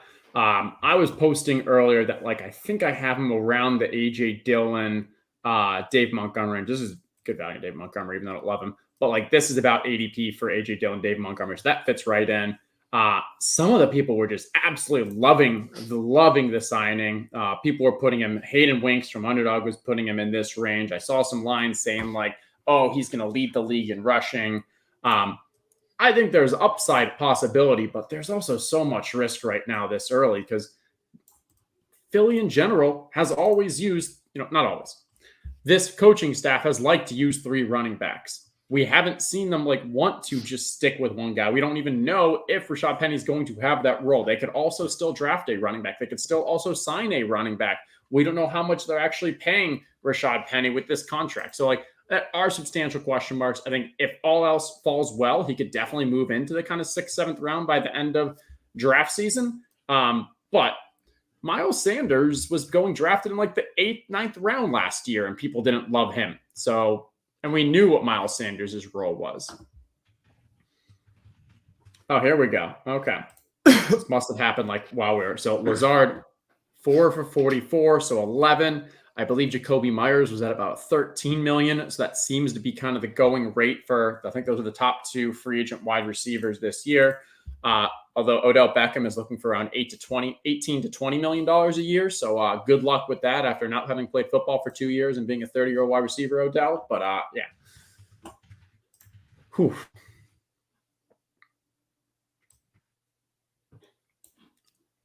Rodgers is definitely a guy that he has his guys, right? He definitely seems like it's you gotta get along with Aaron Rodgers if you want him to throw you the ball kind of vibes. And it seems like he's pretty not the easiest person to gain his trust, I feel like, is what we've seen over time. Yeah.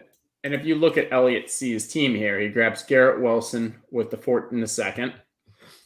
He then grabs Rodgers and grabs Lazard. So building out that kind of sneaky Jets team. I say sneaky because they haven't changed, obviously, and it all just kind of played out today. But and I think that's smart for these tournaments because, as we said, 60% of the teams have already been drafted. Yes, some people have been expecting Rodgers there, but like you're not going to have nearly as many stacks as someone who's been stacking. Oh, I don't know, Kenny Pickett with all of his Steelers pass catchers. All right. I mean, do we have hot Lamar Jackson takes here? We got the Steelers. Is Lamar playing for Baltimore, or what's the deal on Lamar, Justin? What are your thoughts here? All right, let's make this pick. So we could go Zeke, could go Devon, E-Chain. These are exact opposite players in their career right now. One guy runs a 4.3. One guy has, we're going to go with Zeke, and I'll explain why. Because we only have like 2 running backs right now, we're probably going to be building this out as like a 4, maybe 5 running back team. And so I'm less excited. It's less necessary to go for the high upside guy like Devon A-Chain, Devon. And instead, I want to go with like, you know what? Give me some solid production in the weeks that McCaffrey or Walker maybe have a bye, maybe are hurt and so forth. So when I'm doing like a 4 running back or even like, in 20 round 5 running back build, I want the more consistent production because obviously Devon's floor as a rookie could be prepared for a round and play nothing. Or he could be an absolute stud, but he has like 180 pound, 4.32 running back. Teams may fall in love with him. So interesting there. We've got one more pick coming up. Then I'll go to the Lamar piece. I think it feels like a reach, but I think this is when we'll have to grab Kenny Pickett. Because I'm not expecting him to fall back to us at pick 165. So we'll put that in the queue unless somebody wants to go for the snipe and grab a naked Kenny Pickett, which no one has ever been attracted to. I mean, nothing like going with a full-on Pittsburgh stack. We're not even just full-on stacking them. We're also reaching to stack the Pittsburgh Steelers. So, hey, shout out us. 22 million guaranteed for Lazard too. Love that. Good for him. All right. Good so guarantee. for the Lamar situation, I think for me with him is if he stays with Baltimore, I think like maybe there's a 5% chance like, he holds out and doesn't play the year. I think it's very slim. You're getting like $37 million. Like he's going to play. Maybe he holds out for the maximum amount of games while still getting his year of, forget what they call it, but basically you need your extra year to make sure that the salary cap for the next year increases. And I think that's like 5 or 6 games. So maybe that's possible. I put that at like 10%. What I think is far more likely is 2 scenarios where one, he doesn't run nearly as much next year if he's not in a guaranteed contract. And, he just kind of plays it safer mentally and such. Tells the coaches, like, not going to run. It's like, don't design these plays. Don't run these plays for me. And just that kills a lot of his values. I think that's a risk. And then the second is, which I think is the biggest risk of all of them, is if he gets hurt mid-season, if he tweaks something, say he's not just going to do what he did last year and just kind of sit out and not play. Like if he gets hurt during a game, he will still collect his $37 million or whatever it is paychecks and not play for a team that he doesn't like and the management and such.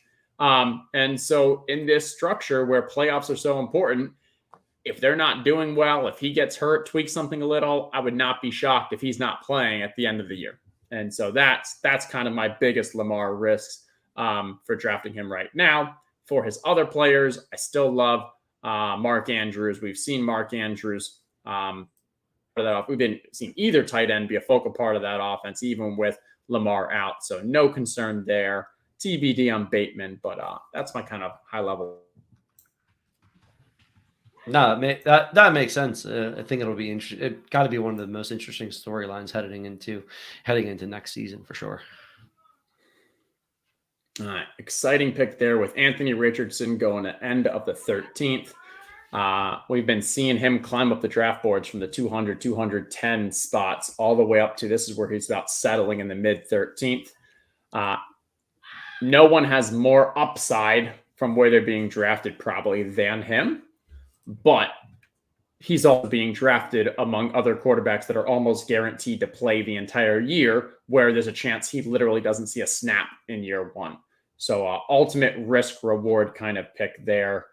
It's interesting. It'll be interesting with him.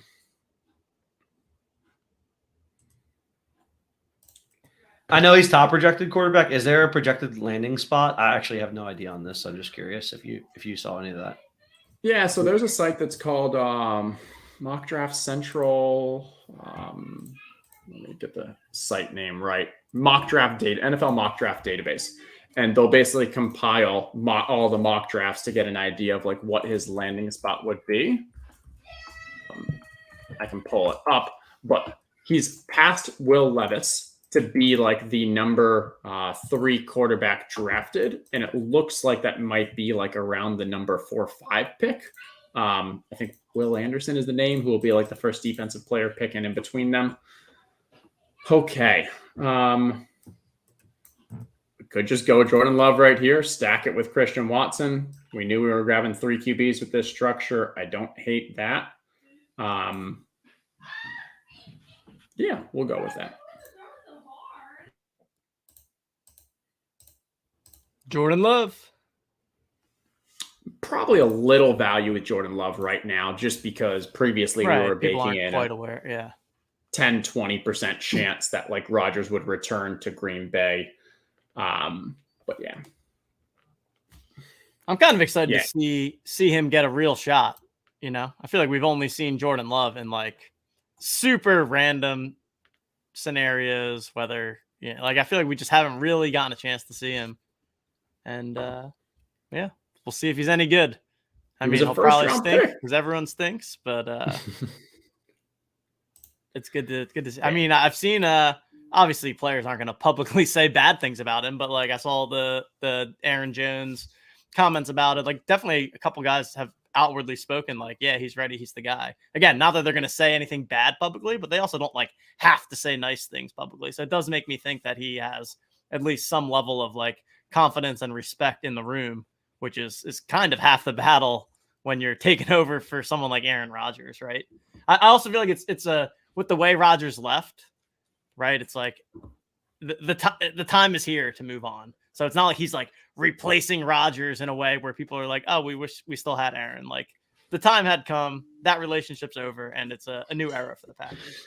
And we know that fan base is pretty rabid. Like I can imagine them getting behind him if he has a positive game or two to kick the season off. And momentum and positivity is sort of everything. If you get on a little bit of a run, you grow the confidence. I'm sure that could go a long way for someone like Jordan Love, who's been in the league a while, who's waited to have his shot. It's here. Started off on a high note, and who knows where the ceiling actually is.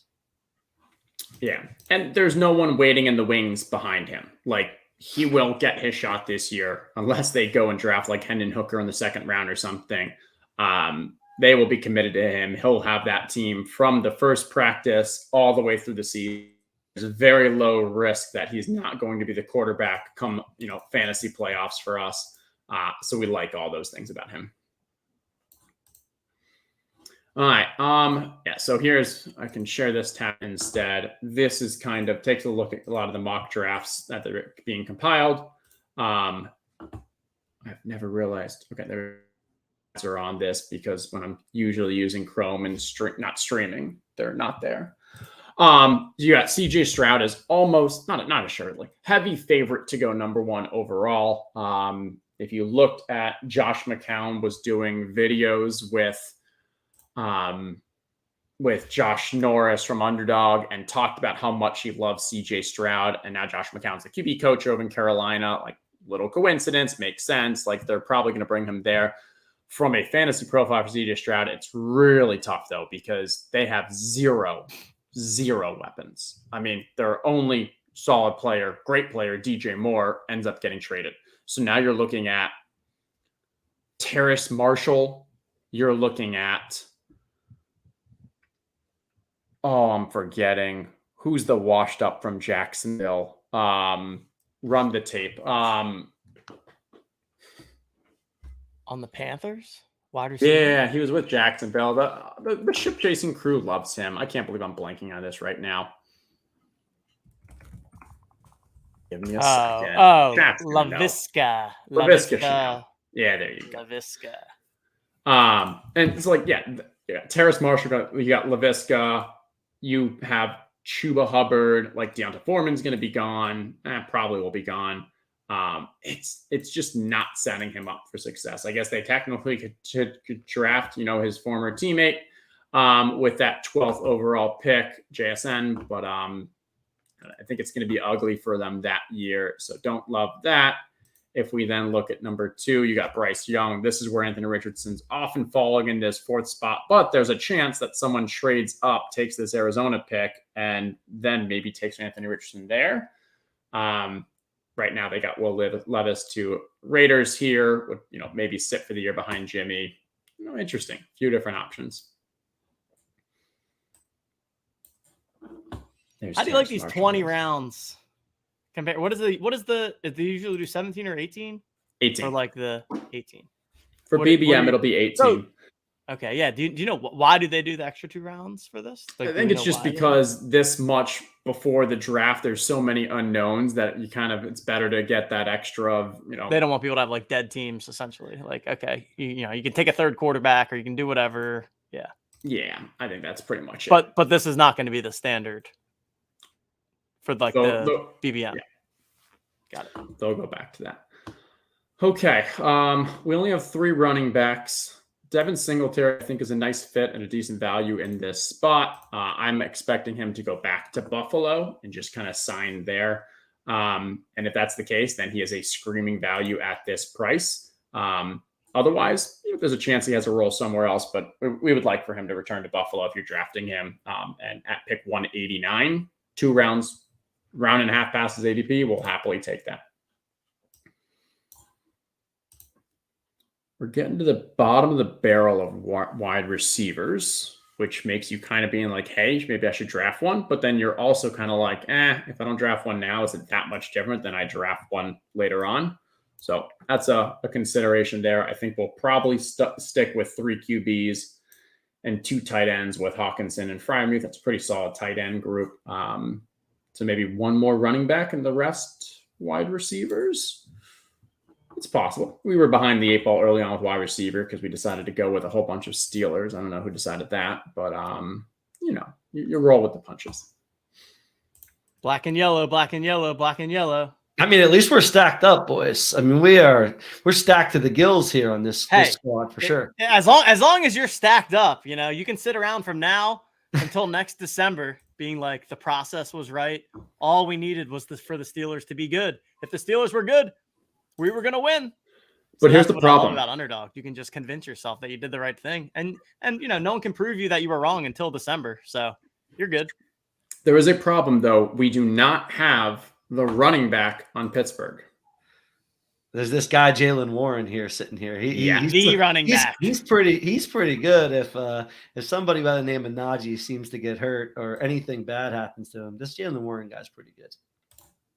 Keep the stack going. We now have 1, count it, 2, count it, 3, 4, 5 Steelers. There's no like one in their right mind would ever do this. There's like Ashton Kutcher somewhere in my house, like gonna come out and be like, "Nah, you're just punked here. This is a complete bit at this point that TJ and Justin planned days and days in advance for us to just grab a full-on Pittsburgh stack." All right, so TJ, we only have about 9 minutes left. This draft will probably wrap up in the next kind of 9 minutes. We're just going to load up the rest of these picks with wide receivers. From a strategy-wise, I'll probably look to see if there's any kind of stacks that we could build. Other than that, just going to kind of go with some high upside rookies probably. So I'm fine with, we can stop screen sharing for now because TJ, I don't know if you got some business to conduct. You got some giveaways to do. Yeah. You still got a mint. For sure. Yeah, I got 8 minutes to mint here. So let's start with that. So we've got 8 minutes remaining here in the All-Star Mint. So for the next 8 minutes and the next 8 minutes only, if you are in the Jolly Joker All-Stars tier, you can mint a JJ for $49, which is what I'm about to do right now. Because as I've bragged about a couple times on this show, yours truly is a Gold Club member, proud holder of 15 plus Jolly Jokers. we have less than 1,000 JJs remaining. And in 8 minutes, the mayhem, the true mayhem is really going to begin, because it's going to be open season for any Jolly Joker holder to mint as many JJs as you want for the next 2 hours. We're going to be bringing on Clay from the Knights of DGen as well, talking through some March Madness stuff. So we're going to be having some Madness packs giveaways over the course of the next hour. And then we've got 2 great panels after that. We've got a lot of OG, like we called the, here, let me pull up the agenda here, because we've got the best ball draft just wrapping up. Justin's going to stay, hang on here. Coop, you're of course welcome to stay, or you can I heard Rowan was screaming a bit, so you probably have some duties to attend to, I assume, but we'll be jumping on with Clay talking March Madness. And then, I mean, we've pretty much got like the full cast of OGs happening in these final 2 hours. So we're going to have Mike from Floaty and Christian from Evaluate. They're going to be joining us, talking all things Floaty Marketplace, Evaluate trade tools, like literally, again, going back to 2 years ago, guys that have been building in the space since day one. And then we've got the OGs roundtable. We've got LG from the First Mint. We've got Jen Sudo from Evaluate, and we've got Plunge Father joining us. Zakarian was originally scheduled, but was not able to get out of some in real life hosting comedy, something or other he's got going on tonight. So he's got to do his other comedian gigs or something like that. Trivia. I think he like hosts trivia or something, which is probably perfect for him. He like hosts a trivia night every Tuesday or something like that. But yeah, this is the lineup we've got for the rest of the day. For the next 2 hours, once we get to that mint, it's going to be $99 for all the JJ holders. And I'm going to go ahead and sneak in my last minute. I see a couple other people sneaking in last minute too here. Mints are still coming in. But well, these people heard you were minting, so they were just like, all right, well, there's going to be some good JJs somewhere around here for sure. All right. Can I keep my streak of A+ mints going? I just have the pack luck. You know, I got the solid Rainmakers PGA Tour packs. Been having some good luck with my JJ mints. And there we go. Yeah, you know what, Diamond? I'm totally down for this. At 9 p.m. at the end, like anyone that joined wants to jump back on, 100%. I'm not even kidding. Yes, lock it in. That's all First Mint tweeted that out. They're like, why don't you just have everyone on at the same time, battle to the end? That would actually be fun. I think we will wrap it up. If Diamond, whoever else, anyone that came on, anyone that wants to come on, we'll open up the floor. We'll be public JJ minting. Oh, here we go. Here we go. This is mine. Ooh, my got first, a bonnet. Little bonnet lady. Little the horn. The Coop's son's favorite trait. The horn, as he calls it. There we go. Add another. Oh, I just missed that one. Can you imagine if I was the one to get that one? Oh my god. I'm glad I did not end up getting that one. This one's oh man, that next one's nice too. Hold on, let me confirm that I didn't get the king one, because that would be pretty hilarious. No way. There's no possible way. There's no possible way. I don't know. I'm refreshing my collection and it's not showing up. But oh wait.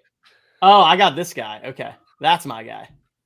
Ooh, I like that. That reminds me. Guy. Ooh, that is a very much Catch Me If You Can. Yeah. Ooh, great movie. Yes. Great call. Great. Yes. That is Young Leo. That's a classic. Man, there's a throwback movie. Yes. Okay. So that's the one that I got there. Wow. So I was 2 away from getting another King Crown. That would have been just comical. This one's pretty sick too. All right. I There gotta we share have my it. screen real quick. Let's go.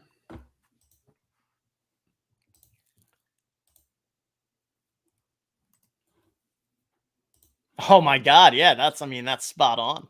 That's pretty good. That's pretty good. All right. Pan take it back. Pan over. Let's go American back to Airlines yours. right there, baby. Pan American Airlines. Oh.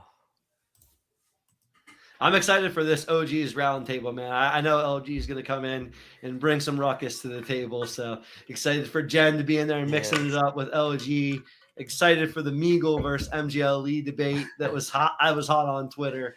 I mean, if you call it Meagles, you're definitely an OG, that's for sure.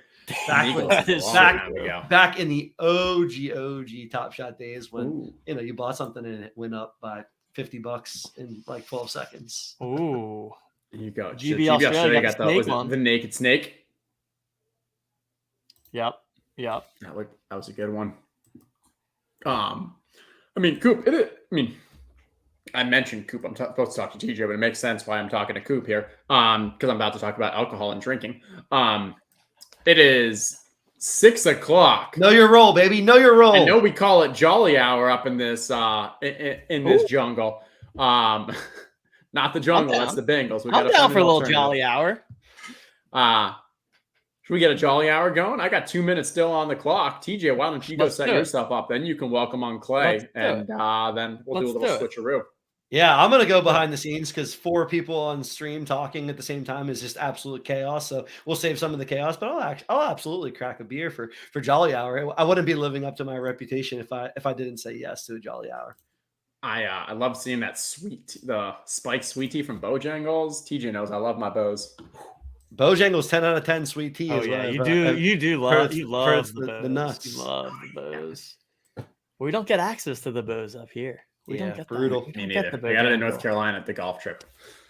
Yeah, you have to be like middle, It's like the South. You can't be It's the too South. far south. You have to be like the South. Well, Florida's not the South. I mean, yeah, exactly. Florida. It actually is available Florida in is the north south. part of the It's South. not the South. Because the South, like if you're in Florida, the more northern you go, the more southern it gets, and that makes sense because that's where Bojangles is.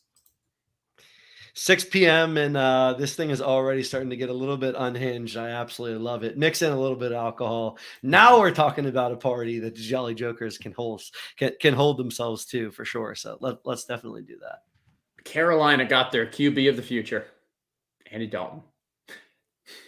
Yikes! The Red Rocket. Andy's still just grinding.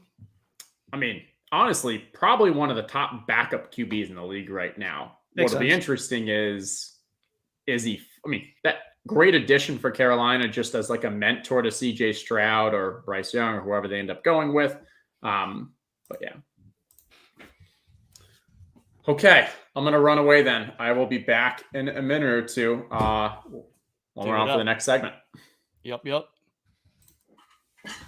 I'll hold it down. You holding it down solo, or you want me to hold it down with you? Yeah, I'll BRB as well. All right. You hold it down solo for a sec. I'll be right. Hold it down solo. What did I say earlier? I said I have one good joke. You guys want to hear it? I'm in there giving the people the insights. 227 mints. That sounds about right.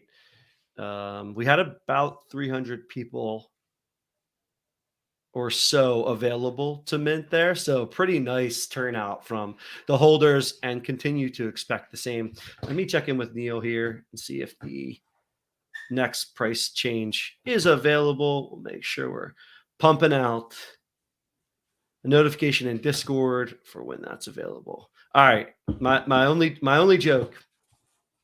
I actually heard this joke. The story about the joke might be funnier. I heard this joke in a very, very long TSA pre-check line. I think it was like 6 a.m. on a Monday morning. Nobody in their right mind was traveling if you weren't traveling for work. And usually you get a bunch of angry work travelers Monday morning. And so the guy in the TSA pre-line asked an older lady in front of me, who was quite jovial in his approach. He said, "There's 2 fish in a tank. What did one fish say to the other fish?" Somebody probably knows the answer here. How's the water? Close. And the other fish said, "What's water?" Close. Not. This joke is better than your answer, though. There's some kind of joke like that where it's like two fish go swimming by. One fish says to the other, "How's the water temperature?" Another one goes, "What's water?" That's pretty good. But this joke is, what's the answer? You drive, I'll man the guns. If it takes you too long, you're not thinking too deeply about this. Hold on. Say it again, because I don't get it. There's 2 fish in a tank. What did one fish say to there the it other? is. It was the break between the time period that you had to rethink about it. Okay, that's good. TJ still doesn't get it. He's definitely thinking. That's okay. too Well, hard. he was out. Do the whole joke. He heard it. Jokes are always better the third and fourth time. Then you have to explain it. It gets even Two better. fish in a tank. What did one fish say to the other fish? You drive. I'll man the guns. I mean, it's supposed to be like a military tank. Yeah, yes, correct. Congratulations. Well, why is that a joke? Because you were thinking they're in a fish tank. Ah, yeah. Oh man. I mean, I told you I had one joke for today. That was the joke. Well There it is. delivered. All right. I give it Cheers. a 6.5. Cheers. What do you got over there? Tampa Bay koozie, which is nice. Justin always has that Also, very nice I collection. put on of my koozies. March Madness little jersey for the show. Now that we're getting to the March Madness segment. Penn I got, State, a lock 10 seed. A lock 10 seed tomorrow, Thursday night Torrey at Pines. 9:55. Nice. Little Torrey Pines glass for my Coop's very Miller familiar Lite. with Torrey Pines. Yeah, love a good Torrey Pines. If you're out there in San Diego with a San Diego golf cart that says you're part of the community, you can play Torrey Pines for $75. Otherwise, they rake you over the coals for $450, which is pretty rough. Speaking of pretty rough, let's Perfect add Kansas segue. Stream. Perfect segue. Little bit of a trade, a little bit of an upgrade, maybe, if I may say so myself. I'm going to bow out for the next hour. And coming on to the show is Mr. Clay from the Knights of Degen. What's up, fellas? Rough is There we right. go. That is that's a fucking accurate description at this point in time. I mean, I got my Wake Forest in honor of you, Clay, even though we're both sitting at home. Because, hey, Wake Forest, we didn't want to go to the NIT either. right? We just Well, didn't handshake have on the that one. opportunity to say no, but like we didn't want to go either. Don't worry. Yeah.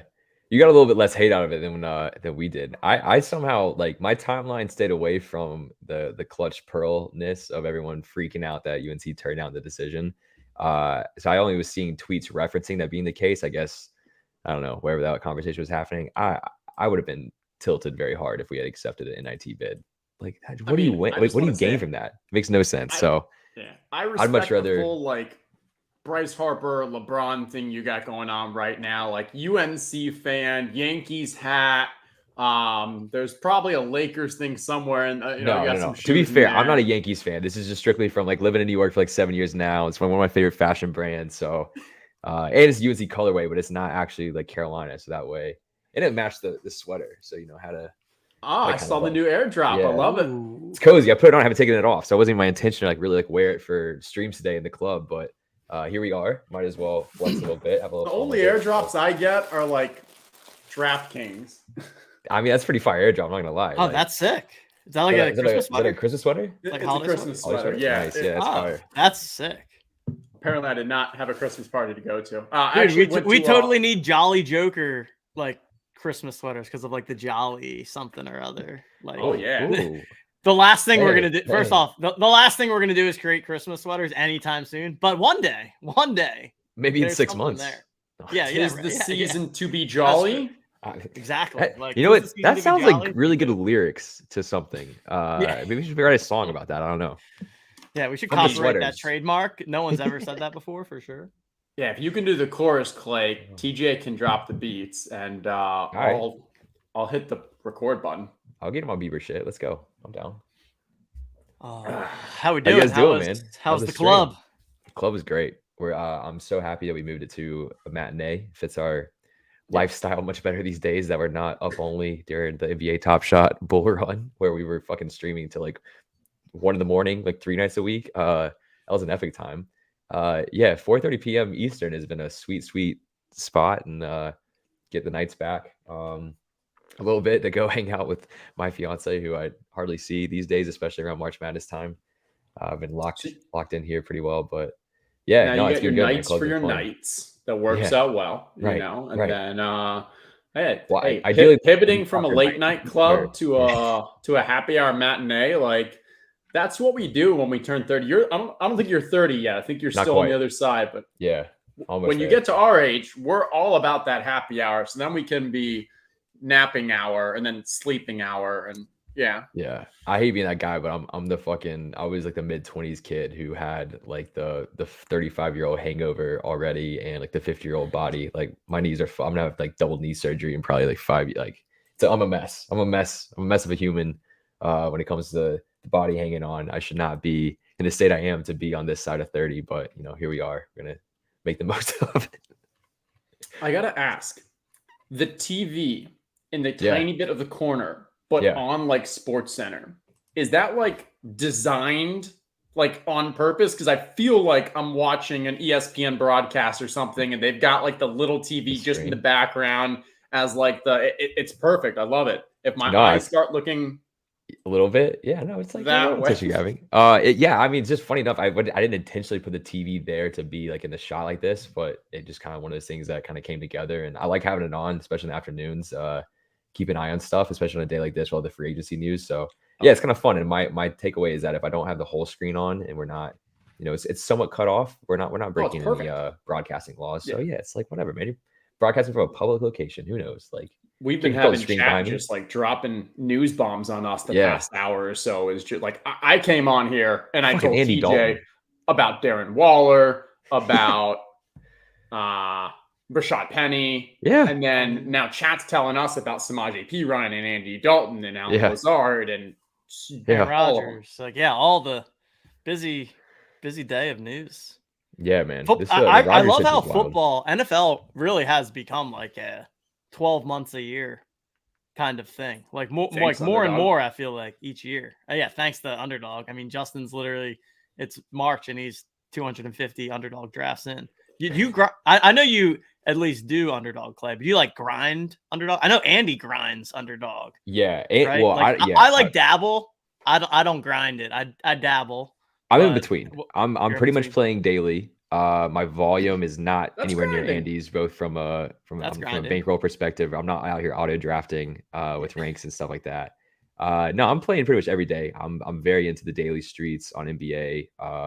Shout out to the Badge Bros. Definitely plan to be playing MLB this spring too, to kind of scratch the itch. So I'm looking forward to that. I mean, I've enjoyed MLB DFS in the past. Baseball's not my forte.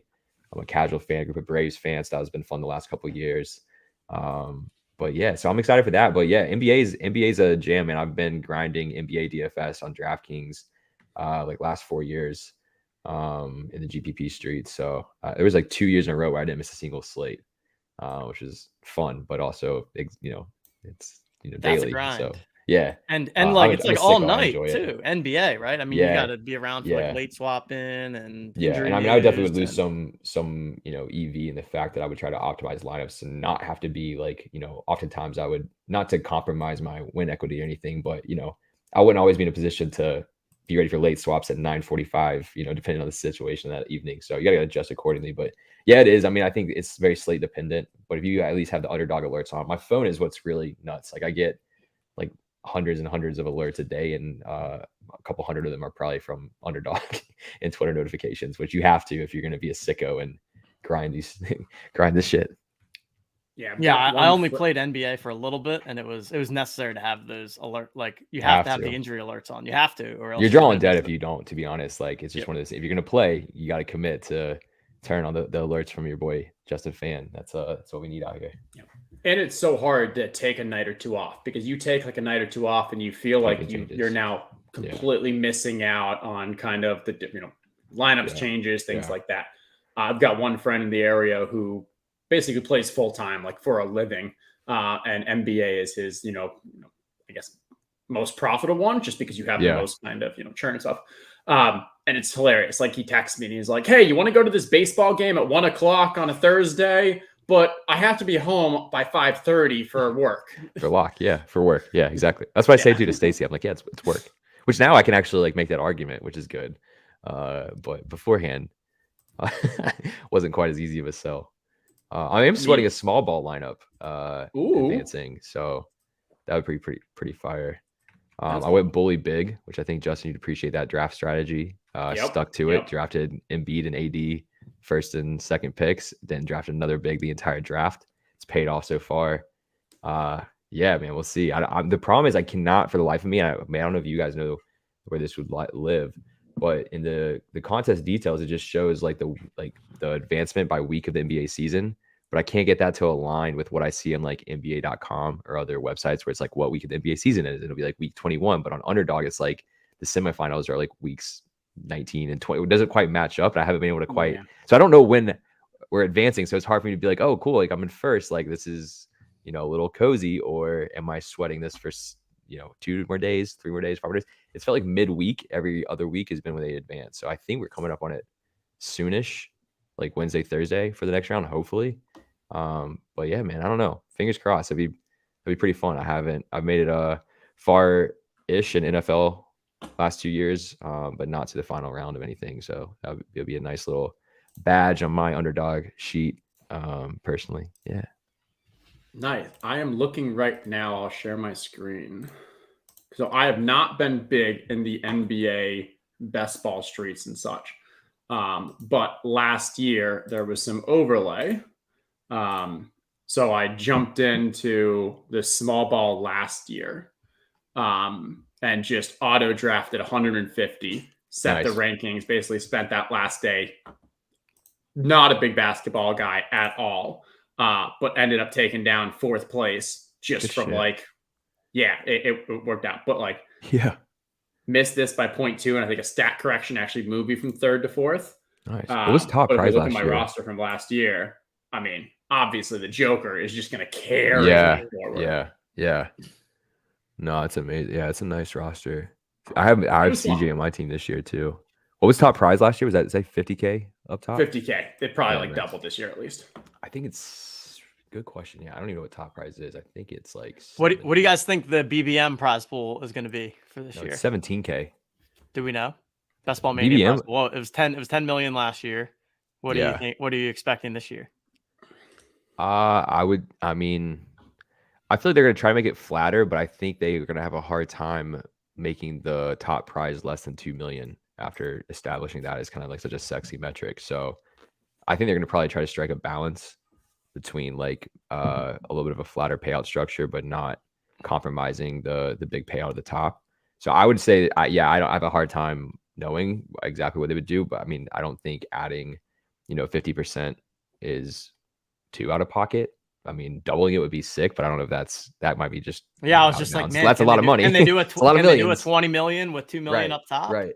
I mean, I wouldn't put it past them. I mean, Underdog is we had the drafts firing year round now. They're finishing, baseball contests back in January and firing NFL contests, before the new year starts. So there definitely is more liquidity on the platform, and they seem to be putting it to good use in that respect, which I've always appreciated. So yeah, I don't know, hard to say, but I mean, a $3 million first place prize would be really fun. Just keep adding to that every year, and then paying out a little bit more in depth, deeper into the field would be good too. I think the challenge is one, so it's $25 per entry. I don't think they can really up that. No. Maybe they could go to 30, but it feels like they want to stay around that. Then if you increase the prize pool, you have to do that by increasing the size of it. So if you're getting 50% or 2x as large, the advancing ends up getting really crazy, because I believe it was you had to finish top 2 in your group. Then you had to, I think, win out of a group of 12, win out of a group of 16, and then there were 470 in the finals. So if we're going to double the amount of entrants, it's going to get really hard, just to get to that, or you've got to make the final 900 or whatever. Mm-hmm. So I think that's what they're actually cautious about with regards, how big do we want to make it? Yeah. I could see them going to a $15 million, maybe even 20 prize pool, increasing a bit. But as you said, Clay, I don't think they have much motivation to kind of go higher than 2 million. What I'm really hoping they do, and a lot of people were pushing for this last year, is add more prizes for the regular season. Mm-hmm. Because last year it was just first place got $1 million. Right. Yeah. But make it top 100, get 10,000 or something. Make it top 50, get 10,000. Something like. Now you've got coming to week, 13, week 11, 12, 13. Like if you're anywhere near that 100 and you know you've got a chance to win $10,000, like that's amazing. Because I mean, it's unfortunate. The guy who actually I think got first, thankfully he got $1 million, but then he lost first round of the playoffs. So like whoever got second, if they lost first round, they made like $5. Yeah. I was just wild about, like, even like the small ball contest was fascinating. It's like this one that I did, and this is just like the regular small ball. It's only a 100K prize pool. So first place is 17K versus the one that you put up from last year. Looked, it was small ball too and had a heftier prize pool, which I hadn't even put that together before. But it is fascinating because, like, you know, I'm in the semis right now and I stand to win $40 if I advance. And I'll be, you know, which is, you gotta get there to get into the big dance and win the big money, which is what I'm here for. It's just, it is funny. Like I'm very much a proponent. I'm very cool with top heavy prizes. Like I think it's, to me, I'm personally more of the thrill seeker, entertainment player. So I'd rather have a shot to win a sexy prize up top than necessarily be grinding for just the EV purposes. It's just not my game. But you know, when you're in it and then you like, you know, get far and you don't feel like you get the compensation accordingly to that, you know, effort and success. It's, yeah, I mean, it definitely hits a little different, but it's all perspective. I think I've said this to Justin before, and I'm sure it's probably not like good. Like it wouldn't make business sense for Underdog because they wouldn't make any additional money off of it. But I think, like, imagine the BBM, and you know how they did like the regular season winner got $1 million, right? What if like every single week, so all 18 weeks or whatever weeks of the regular season, whichever lineup scores the most points every week, like also gets, I don't know, just 10K, anything. Yeah. Right. So then like No, I every love that. week you're sweating something extra on top, and it just has to be like one person. And We like did 10K, that right? for It doesn't even have to KFL be- last year. Yeah. Like I yeah, think, we did like a $300. I mean, not, and I think Underdog that could do a lot would- better, but it was I mean, cool. I think for them that would get people on their site more. Like now all of a Yeah. sudden you get people checking in their lineups more Yeah. regularly because they're seeing if they win, and then maybe they drift into a weekly draft or the Mhm. pick'em game or whatever, right? Like The I, daily's I- where it's at, man. I'm yeah. so into the daily stuff, or even with the battle royales in NFL season. Like that's just such a fun form. You get the itch, like with like daily fantasy. Like I mean, I just feel like it's that kind of like epiphany, like when you discover daily fantasy from season long. You're like, oh shit, I can do this on a weekly basis as opposed to like once for the year and then have to tinker. Just an enlightening experience. I feel it's similar in the realm for Underdog too. Like once you get into the daily stuff, it's addictive. It's a good time. My first time actually meeting Jeremy, I've drafted now, was, I'm looking at my first email to him, was 2015. So this is 8 years ago. And this is when Draft actually had probably about like 50 to 100 people on their app. This is the precursor to Underdog. It was very early days. And that's when I was, and TJ knows this, grinding these daily contests. Yeah. And at the time, it was primarily baseball. And it's funny because, so I actually made my name 4-Leaf Clover. You were able to chat with the people like in the communication, because when there were only 50 or 100 people on the app, like they didn't have the major risk that they have now if you had open chat.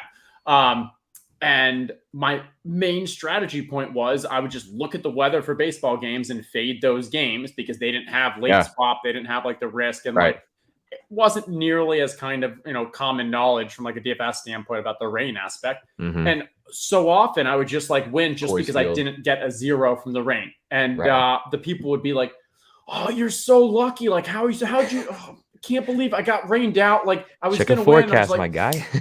4-Leaf Clover. I'm just really lucky. That's a great username too. When did you switch that? That was an iconic one. Yeah, then I had to go to Justin Herzig. That's tough. Yeah. It's like, I mean, it's cool, man, but it's not 4-Leaf Clover. It's cool. not. I mean, now I just get sniped all the time because people see that it's me. Maybe It's if I your go name. back I to know. it, I can like, I know. yeah, I know. Well, it's not like a pseudonym does better at the point because I see feed the freezer. I'm like snipe. No, I'm just kidding. Red badge. Yeah. I don't even have a badge on Underdog. That's how much of a noob I am. I have So one, but I just think I have hanging out, the no naughty badge. badge where it's because I think I deposited a lot. I mean, so the badge story is so funny too. Yeah, you can pay for the badge if you want to. You can pay for that badge. And, like the initial reason for the badges is purely because in the state of Massachusetts, when they have their DFS laws, they added that there needs to be a way to recognize who are the more experienced players. And so all the DFS sites, Yahoo has their version with like a V for veteran. Same with DK. DraftKings and FanDuel have it so like you don't compete against in certain tournaments and stuff. And so they just had to have a way to notate like, hey, this is by your definition. And it became gamified so much that like literally 3-4 guys created a podcast channel, Badge Bros. And like it became like a badge of honor to get it. And it's funny how like just the gamified nature, when in reality it was just like a regulatory requirement that became like a really cool, fun thing to try to achieve. I love shit like that. And I mean, I think it's something too that just makes a lot of sense in terms of gameplay. It's funny to like understand how they kind of stumbled across that being such a lose my words, man. I haven't slept last week, but it's such like a renowned kind of like everyone loves that the badges now, and it is a coveted thing to have. Truly a badge of honor. I love that shit. I think it's so funny when it's like that. But yeah, that's cool. Probably get the badge. TJ, gotta get you in the badge game, bro. I know. I gotta up my badge game. I want to. I've actually drafted a couple underdog stuff already. Like I want to regularly draft all off season. But then, although to be fair, the last 2 weeks have been kind of crazy. So I've been like, it just, I need to like build it into my, late night is when I do my drafting. But, I've been doing like two or three at like 3 a.m. trying to wind down when I'm like, okay, I need to try to go to sleep, but my brain won't shut off. Like what can, it's like, what can put me in a good mood? It's like a nightcap kind of thing. Like, all right, just gonna draft. Because I definitely think once we hit like BBM season, it's going to be beneficial to, because this was last year I did, I think like 50 or so entries in the BBM. So like, not maxing, but not a small amount. And that was the first time I really put like any kind of half decent volume into underdog. And it was the first time that I like kind of saw the whole season through. So I feel like I like get it more after going through it. So now I'm like, okay, I want to like start early, get a feel for like how ADP shifts over time, get a feel for like building a portfolio of like your ownership. And so, yeah, it was fun to do. And like, I didn't get any into the final week, but I had 2 or 3 that were super close to having a chance to make it. And so just getting that taste, it's like, okay, I know. I get it. Like just even getting close is so much fun. And just, like I was at oh, look at this guy. Look at that guy. He looks like a Skittle. It's like a Fruity Pebble. Fruity Pebble, a bowl of Fruity Pebbles right there. That's amazing. That's the poker right there. Just a minute. Needed to give that a shout out. That's awesome. That's a great one. But yeah, underdog is shout out underdog for sure. Shout out underdog. Shout out underdog. Also, we got March Madness talk. Clay, I know we only got you for another 20 minutes or so here. We've got March Madness happening. Our people know about the Own the Madness game that we've got going down. You guys at Knights of DGen also have your DGen brackets that you have released. Why don't you kind of break down for the people the DGen brackets and everything that you guys have going on, how they can get involved, and any of your general March Madness takes? Because the thing about March Madness is like it's so much fun, but man, it comes and goes so quickly, and then it's just like poof, gone. Yeah, but it is. Let's hear it. No doubt, man. Especially too, I feel like because like you have like the first 4 days, and then once you get past that, there's like a gap, and then like there's just less games overall, and then all of a sudden it's just like, oh shit, it's a national championship game. Like that went pretty quick. Yeah, man, we're doing a ton of cool shit this year. So we're running it back with the DGen Bracket Challenge, which we did last year. Make your brackets at NFT, but this year we're doing it all through our app. So if you go to our website, knightsofdgen.io, you'll see the full information. One of the coolest things we're doing this year with it is, so like when you download our app and create your DGen identity profile, and you can find us like Knights of DGen on the App Store, Google Play Store, live on both Apple and Android now. Download the app, create your profile, your DGen identity, and it will automatically create you a self-custodial wallet without you having to do anything. No crazy seed phrase stuff. So if you're not fully into the Web3 space, or still you have friends that are a little apprehensive, they won't even experience anything differently. Automatically populate into their account, and we'll deposit 100 DGen, which is our ERC20 token. That's only native to the app at this moment. You can't remove it from the application for a while.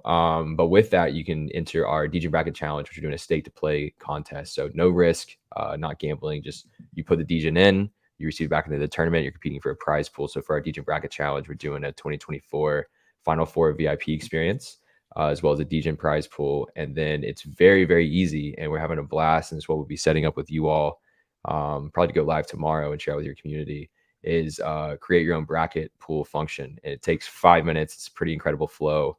Besides just like the normal kind of tech shit that you have to work out when you do a product launch, like the experience once you get through it is incredible. And like the UI is like really clean looking. I would, I'm biased here. I would say it is a more enjoyable UI experience than the ESPN Brackets app. And it's on chain, which is awesome. So you create a pool. You could do, they're both free to enter. You could do a stake to play option where we will also contribute DGen to the prize pool if you so choose, or you could just do a free entry option and then do your prizes off chain or handle it like you would a normal bracket pool you run with your friends on any platform. So that's the gist of it. We're having an absolute blast. The app's been a lot of fun. And the other thing you do in the app too is we do bet to earn competitions and tournaments. So before we launched the brackets, the primary functionality of the app at this stage was you would sync your sports books. So any of the legal sports books in the States, Canada as well. If you're in a state like Florida, like Justin, you can use Underdog, shout out, or Prize Picks. There's also sync and work, so you're not shut out of the woods. And we would basically be able to see your betting performance. We do tournaments around ROI, longest odds. Doesn't matter if you bet $1, $100, like your bankroll's up to you. We're not necessarily trying to incentivize people to bet more, just rewarding you for the behavior you're already doing and having some fun with it. And the prize pools have often been our DGen token and NFTs in some capacity. So we have one going live. Actually, it reminds me to put an announcement out before I rush out the door later. We have a college basketball one going live today through the whole tournament. We're gonna have a special one going down on Saturday. We're gonna be in Nashville this weekend. So if anyone's local to Nashville, come hang out with us. We have a party Friday night with our friends at One of None at their gallery space. It's open to the public, just RSVP. And Saturday we're at Almost Friday Sporting Club, which is Friday Beers IRL location downtown Nashville, starting at 10 a.m. We got a VIP space for nights. That's an open event, so come one, come all. Expect a good turnout for that. We'll be hosting a giant beer pong tournament in the bar, bet to earn tournament specifically for that day as well, which I was hype about. So yeah, hopefully get some people who don't even know a lot about Web3 or maybe even sports betting to kind of engage and get involved on that day, which we're super stoked about. That was our big reason for going to Nashville this year as opposed to Vegas, was mobile sports betting and being able to have some fun with our bet to earn tournaments specifically, and brackets obviously being in full swing at that point in time. But yeah, if you have any, that didn't make any sense to you, if it made half sense, like go to our Twitter, go to my Twitter, check it out. Should be a lot of good information out there. And then definitely for any of you Jolly Joker, Own the Moment community fam in the chat hanging out with us today, stay on the lookout. We'll definitely share out details for how to join the bracket pool that we set up. And it's mad easy. It's literally, download the app and takes seconds to enter from there. Love it. Yeah. Definitely FOMO. Will not be in Nashville this weekend, but sounds we're gonna miss you guys. Blast. With the DGen token. So I understand you download the app, you get the custodial wallet, you get 100 DGen coins. Mm-hmm. Have you guys announced how the rest of what the distribution model is going to be? Obviously, I know the DGen, the Knights have been obviously wanting from an airdrop, from a Steeds, from all that. You got Royal fam in the building right there. Man. Still got 25. Yeah. 25 Knights, and I don't know how many Steeds, but because I don't think it was 1-to-1 eventually, but it was a ton of Steeds. I'll say this, y'all sitting pretty. That's probably about all I can say. This is we've been working on the token for close to 13 months with Horizon Labs, who helped launch ApeCoin. We've been taking this super seriously. We're all a docs team in the States. None of us are trying to, break any laws out here and be in jeopardy in that capacity. So we're taking it very seriously, but we also fully believe that the fundamentals for our token make a lot of sense from a business perspective for us. Like the way that we envision the kind of holistic KOD metagame that we're building that involves just everything you do across sports betting, DFS, eventually other Web3 partner communities such as y'all. Even we definitely see that playing into the ecosystem and basically everyone getting rewarded with our token, using our token to enter. It involves our DAO that'll be launching as well. So yeah, we're in the final stretch here for officially launching, but we won't be able to really share, unfortunately, a lot of the comms I think people saw from projects about tokens early days, like late 21, early 22, were not necessarily above board. And we've learned a lot, I think the space has, about how you have to kind of go about these things from a regulatory standpoint. So oftentimes I will say, if you see a team being pretty quiet on that front, it's usually not a bad sign. and probably because good things are coming. No. But yeah, we're They- hyped, man, and this is fun. And part of our strategy here too is like, you know, being able to roll it out like in the app and get people to already like use it for tournaments, like stake to enter tournaments, to win it as prize pool and stuff will just, I think, really help the experience when eventually it does. It's the ERC20 token, so it's going to have all those capabilities. It will eventually be, you know, everywhere that you can, you know, play around with ERC20 tokens and beyond. We're actually we have a lot of fun things in the works too for, you know, later this year and beyond on how people will be able to use our DGen for a ton of just fun stuff. Like I'm talking, you know, buying things that people have seen already from merch, but that's something that's like super low hanging fruit to like actual product launches that we have to, you know, utility like booking travel that's like on the table. Other experiences like, you know, if you wanted to like, you know, use DGen to book a, you know, one-on-one session with like a really sharp person in the sports betting space or somebody in like a sports psychiatrist or like even just like a entrepreneurship Jack? psychiatrist kind of, yeah, I guess yeah, something like that, right? Yeah, so that's, I mean, we're super excited about that, and this is just the start of DGen for us. And if you white paper, we dropped a white paper back on New Year's Eve. Definitely encourage you to go check it out. Nice. Yeah, Yeah. we've held a Discord. I saw this comment down here from 12 Steps. We've updated our Discord a bunch. So if you haven't been in a while, it should be a whole different vibe. We token gated a lot of the channels to be opt-in and sports specific. So a lot of betting alpha is getting shared in every sports channel now, not as open to the public as it once upon a time was. And we just try to reorganize stuff. So you have a top channel section, much more consolidated, like public channel for the general, and then more if you have like a more niche interest in our Discord, which we still have a lot of channels, but it's hard to pare back because people get really passionate about it, and then we don't want to like discourage that. And we like the asynchronous conversation too, where it's like you can pop into a topical channel and not lose that conversation in the messiness of a flow. So yeah, come back in Discord and let us know what you think. Always 12 trying to Steps is a optimize. goat holder, and he was actually in the Discord. I think it was yesterday, chatting about how like looking for like kind of betting alpha conversations. And I think that's a great fit for Knights of DGen there. Yeah, with the DGen coin and such, we got to chat offline because I'm thinking like a grant for the OTM to run some tournaments, test using DGen token, help that ecosystem. Lots of opportunities there to kind of intertwine the communities I love. Yeah, we'll be talking for sure, man. We have a lot of exciting stuff in the works for this all year, really. I mean, we'll regroup after the March Madness craziness, probably take a half-second breath. We have another we call it a product launch, but it's not necessarily a product per se, but another launch happening soon that'll help, you know, continue to paint the picture of what we've been really, you know, in the lab working on for the last I know you can't say what the product is. Does it go in my kitchen? Not this one, no.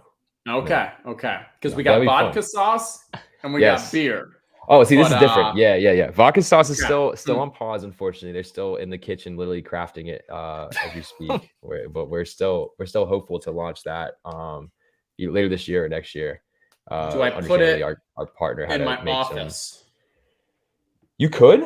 So this product Okay. launch is more so. I'll spill the tea a little bit. This is going to be basically a release that helps really paint the picture for why our digital collectibles NFTs matter in a very profound way. So if you've ever been like, why hold a night, or why hold multiple nights, or what does this mean, or like what does it mean now that they have an app or they have a DAO, or they like obviously, you know, are going to try. We're trying to go out and not be just limited by the collections that we have so far, right? Because that's a limited supply that's never going to change.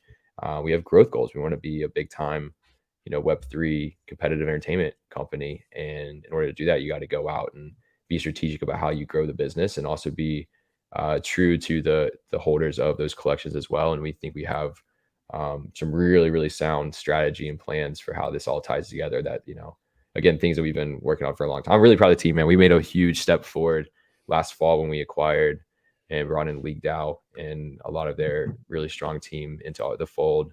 We've been hiring like crazy. So we've like tripled the team size last few months as well. Yeah, how so big is the team that you guys have over at KOD these days? Yeah, we're about 20 or so on payroll. And then Damn, we have like good. fucking like 100 people in our Slack, man. We have an incredible community. We have community committees that are in our Slack and shared channels working with us too, which is amazing. But team's grown a lot, man. We have the new thing is that we have like not just like a dev or not just two dev. We have a whole dev team now, which is like, people working on different shit. We have product team, we have a marketing team, we have a design team, which is incredible. That's been a huge thing for us. So shout out to Kate, our designer. She's based out of London. Has a team of like 2 working underneath her, and that's just been a huge unlock for us. So it's just kind of a matter of, man, I think we had it beforehand, and just like getting some more capabilities just allowed us to kind of like unlock a lot of the stuff that we were just limited by from a pure bandwidth perspective. Love it. Yeah. TJ, I think we need to do we want to fill out a bracket? Do we need because I was thinking, unfortunately, the Knights of DGen, we can't do it on desktop, only mobile. Right? Just making sure. Yeah. We're mobile first. So we can rip some packs. I'd be fine with also like we can even fill out a bracket together, and then I can put that in my Knights of DGen app because I haven't even made my bracket yet. Let's do that. Let's have you make a bracket, and then after stream we'll pop it in your KOD. All right. Because I like Clay has to leave shortly, so we'll do a little bit of a speed bracket. You said a couple more minutes, Clay? Yeah. We'll do yeah, speed I'm bracket, sorry, and then guys. we'll say speed farewell bracket. to Clay. Speed bracket. Yeah, that is perfect, man. You know how things are. Slack's blowing up. I got feel like you. Yeah, there's like 3 things I was like hoping to have done by like 4 p.m. that just weren't even possible. So time is irrelevant. It's just like how long can you go before you need a power nap and then get back at it. Exactly. Yeah, let's run through a quick bracket. I would love here. to. Honestly, I haven't even filled out a bracket yet because I haven't either.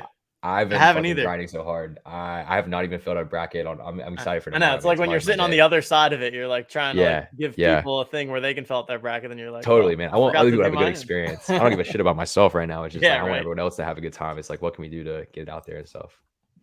So let's do it, man. I'm down. All right, I am going on. I think Yahoo's probably the easiest way because I'm already like, yeah. Also, I'm pulling up Sportsbook right now because I might be placing a little wager live in honor Did of our you put the Duke one conversation. down? That's what we're going for right now. I'm gonna do it. All right, good. I slept on it. It still feels absolutely disgusting. I'm not gonna lie, but the logic applies and it feels good. So it's the right move. You're not wrong. It's not the wrong move. I'll put it that way. All right. Let me make sure we're sharing this. We're good. Yeah. Okay. Someone else. You guys pull up like I don't know, 538, Ken Palm, whatever you want to use. Vegas odds. Let's go gut. Gut only. Going gut. Gut. Literally know nothing about any of these teams this year. Actually, ACC I've got a decent feel for. Outside the ACC, I've watched nothing. I'm just saying, man. Like everyone's going off of Ken Palm. Everyone's going off of 530. Was it 538? 530? I can't remember which one was sports. Which one's We got the chat's loving Creighton. The chat's in on Creighton. We got 12 Steps has DGen $300 bet on Creighton to win 40-1. Yeah. Ben is 12 Steps going to hold it against me when he finds out I went to UNC? You might not join our Discord anymore. That might be game over. Hey, so look, 12 Steps. If you have 3 nights, you get a lovely roll called Duke in our Discord, which actually is the UNC colors because I couldn't go full on. That's a little Easter egg in there. Somebody might. All right. Let's see here. We're gonna go Mississippi State. Pitt's gonna beat Mississippi State tonight. Coop's team. I mean, we've been on Pitt all day, TJ. We got it. We just when you have Coop on stream. Yeah, Coop and Justin did an underdog draft and ended up with a Pittsburgh Steelers stack. So that's what you get when you get a Pittsburgh guy on the stream drafting. Kenny Pickett, Jalen Warren, DeAndre Johnson, George Pickens, Pat Fryermuth. You can't even add anyone else on. No, is there another draftable guy from the Steelers? We can take Mitch. Yeah, obviously no one's drafting Najee Harris. Yeah, that is wild. Damn. How the tables have turned. All right, here we go, Tej. Penn State pulling off the upset. Yes. But Xavier's going to beat Penn State. They're just going to celebrate too much after making it to the Sweet 16, beating the 2 Texas teams. Yes. They can't take down the X. Roll through Texas, and then, then we're good. All right, Houston. Houston's just too good. We're going to keep Houston going here. Bama as well. Bama's not going to have any trouble. We're getting Bama and Houston to the Final Four. I agree with that. Chat was loving Creighton, so let's pull out that Creighton. Yep. I like Arizona. We'll throw in Arizona. Yeah. All right. It's not a bad Final Four. I like Well, that. no, that's not Final Four. Oh, never mind. Oh, sick. That's okay. It's Elite Eight. Elite Eight. Because I was going through and I was like, wait, damn where's it, the I'm rest of like- the bracket? Oh, I was like, yeah, great. We just The thing about the thing about the DGen brackets is that you only fill out half of it. It's just our UI is so good. You just don't even fucking realize. that Oh, you're There you done. go. There you go. I like it. I like Yeah. it. Yeah, you don't get stuck above the fold. Come on, what is amateur hour? Like, Nah. Memphis is going to be the 8 seed that pulls it out. Duke, Tennessee.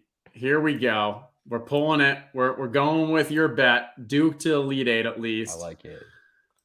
Justin, what did you Kentucky, see KSU. what did you see the odds at for Duke when you were looking? I saw 35-1, Yeah, but they that still was have like that. right after they won the ACC title. Yeah, it's still that. All right, I'm gonna Okay. do it. I'm hitting it. All right. Rule number 1, Michigan State will always win one more game than you expect. I don't know what the line is here, but maybe we go crazy because Michigan State, like Izzo's always going to get you one extra game. And so we got Michigan State there, but then they can't keep going. Oh, you like Kansas State over Kentucky? I have no idea how good Kansas State is, but that's some Clay, blue blood homerism. I know nothing right now. Me either, man. No, I like it. Go purple. It's our colors. I love it. Go Let's fuck purple. it. Yes. Yes. We're going full. This is I mean, beyond I said this numerology, bro. yesterday. We're going, Like, don't we're worry. going full color, bro, out here. Come Thursday, I'm going to be such an expert, but I'm not there yet. I'm at the Don't come to us exact for the college opposite basketball side. thought leadership. We got y'all elsewhere. Yeah. For making the bracket shit. That works. This is it. Gonzaga is pulling it out. Gonzaga, we've got winning this bracket. Just a little teaser. Auto Heads bid. up there. I'm good with that. I low-key I love like the Kansas a Zags. lot. I just never am the person who's gonna bet on a team that won it last. I mean, the odds of repeating are just so low. But Yeah, I get that. That's why they're going to lose to Gonzaga. I like them losing to Connecticut. Ooh. Connecticut's a Let's do spicy it. team. Let's do. Well, All right, also, all then right. Gonzaga's got an easier game versus Connecticut, and obviously Gonzaga's going to be Connecticut. I mean, maybe. That's why All we gotta right. take you down in our tournament. I might oppo bet you on that one. Also, I placed Duke just now, so let's fucking go. Okay. Okay. I like I've it. never, Like I've it. never, Now, never, I've never pulled for Duke harder in my life than I will be these next 3 it's weeks. going to be so weird. I should wear all my UNC shit on Saturday and then just be cheering so hard for Duke and just be people be like, the fuck is going Just on here? I'm confused. Like, it's people called around gambling. you. No. Yeah. I got to push back on this. You shouldn't start cheering for them until like the Final Four. Oh yeah, Because yeah, it'd be a bit, if anything, a content play. right, is, but I'm something saying to like say. it'd be so much more satisfactory for them to lose. Remember when they lost to the 2 seed? Yeah. The same year that Oh, I love it. was it Mizzou? I think Mizzou and Duke were 2 seeds and both lost in the first round. I want to say something like 2012. Lehigh. Was it Lehigh? Yeah, that Lehigh was a beat big Duke. one. Yeah, Lehigh Yeah. beat Duke. And then there was another. Yeah, it was like George Mason or something beat Duke as well as the other big one. Okay. I'll have to go back and look. I should know that shit off the top of my heart. Yeah, I mean, dude, if fucking Oral Roberts beats Duke first round, like we might be doing a naked lap around Nashville. Best money you've ever spent. All right. There we go. Final score, Gonzaga. Gonzaga scores well. We're going 82-76. Bang, No bang. invalid score. Go I Zags. like it. There we I go. like it. I like it. Locking it in. Uh-oh. Missed a couple picks. Virginia. That UI, man. That UI. Yeah, see, Make it hey, clear that man. we're not done Yeah. yet. TCU, UCLA. If you don't have the right app Gonzaga. update, you might have to click, a little bit around whatever team you're trying to select in our app. But it'll fix. You won't fucking not make a pick. I'll put it that way. Once you make the I've pick, always you been, know. it's just for us fat fingers. Yeah, totally. And obviously they call it my sensational bracket. Love the Yahoo pre-names. Justin's amazing bracket. You didn't name that? Exciting bracket. So funny. Sensational bracket. You didn't name that? No, I'm just kidding. Sensational Oh, is this a is great fun, word, Clay. though. It's an Thank you for underused joining word. us. My pleasure, guys. Let's do this more. We have a lot of fun stuff, like I said, coming this summer, so it'd be fun to do this. And I imagine we'll do some more coast streams closer to football season as well. So no doubt, Clay, guys. Appreciate you having me on. are you in the super secret Andy's Telegram Draft Doors channel? I am not, but I'm recently in the Telegram streets a little bit more than I was. I was kind of like avoiding Telegram until ETH Denver, and I've actually been avoiding it since ETH Denver because I have a shit ton of messages still to respond to, but I haven't had time. But yeah, I'm gonna ping Andy and be like, yo, I need to get in the. We got to need to get you in there. Need to get in the TG. We got a super secret madness, madness bracket going on in there too. So all right, let me know. Fellas, appreciate you guys. Enjoy the stream, man. Hey, always. Wish I could stay longer next time for sure. And come check us out. Nights of DGen. Google us. Join Nashville. Twitter us. We will, man. We'll be sharing out photos for sure. So, hey, if y'all want to pull up last second, you got a spot. Come through. There we go. All right. See you, Peace, Clay. guys. There we have it. Always good to chat it up with Clay. All right. We're in the home stretch here. We are in the home stretch here. We got 2 final guests remaining. Justin, I believe your time in the segment is coming to a close. Any final thoughts, words, whatever you got for the people, and then we'll take a little pause here. We'll get geared up for the final 2 lists of guests. And we got Jokers flying off the shelves right now with the $99 public mint. Jokers are flying. I think we are at almost 40. We're at 41.61. So that's like quick math. 17% of Jokers still remaining. Let's see how I did. We're getting down there, and there's still quite a few GGs out there. Like what? Six out of less than 900 now. Yeah, 6G, 840. So we're at 83%. So 17% of Jokers still remain. And if we were to do 6 out of 840, I mean, you're looking at 0.007. So 1 in 130 or so chance. Like that's a hell of a lot better than when we started. Because when we started, it was 16 divided by 5,000. So that was 0.0032. So we are more than 2x, about almost 2.5x more likely to pull a golden goat right now than you were when we first started minting. Mac Attack just minted 5 Jokers. Let's go, Mac Attack. Let's go. Fire. Hopefully you got some good ones. I mean, Hopefully you got some good ones. I see They're a all Polka Halo. I Ooh, love like that the USA with the Rasta cap. Oh, we got some Letterman's female twins back to back. I see you putting out the Disney movie. I was thinking of the Collender sisters. Is that their names? Oh, what are their names?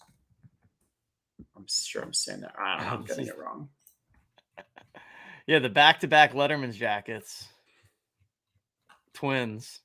I see some more USA, some skis, some jerseys out there. Fire, but not much gold. Still waiting on those GGs. Still waiting on them GGs.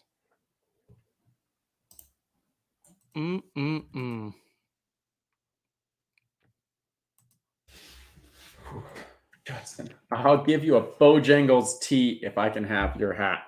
How can I give you the hat? This is literally my JJ. Now, TJ is the one you should be looking for the hat for. And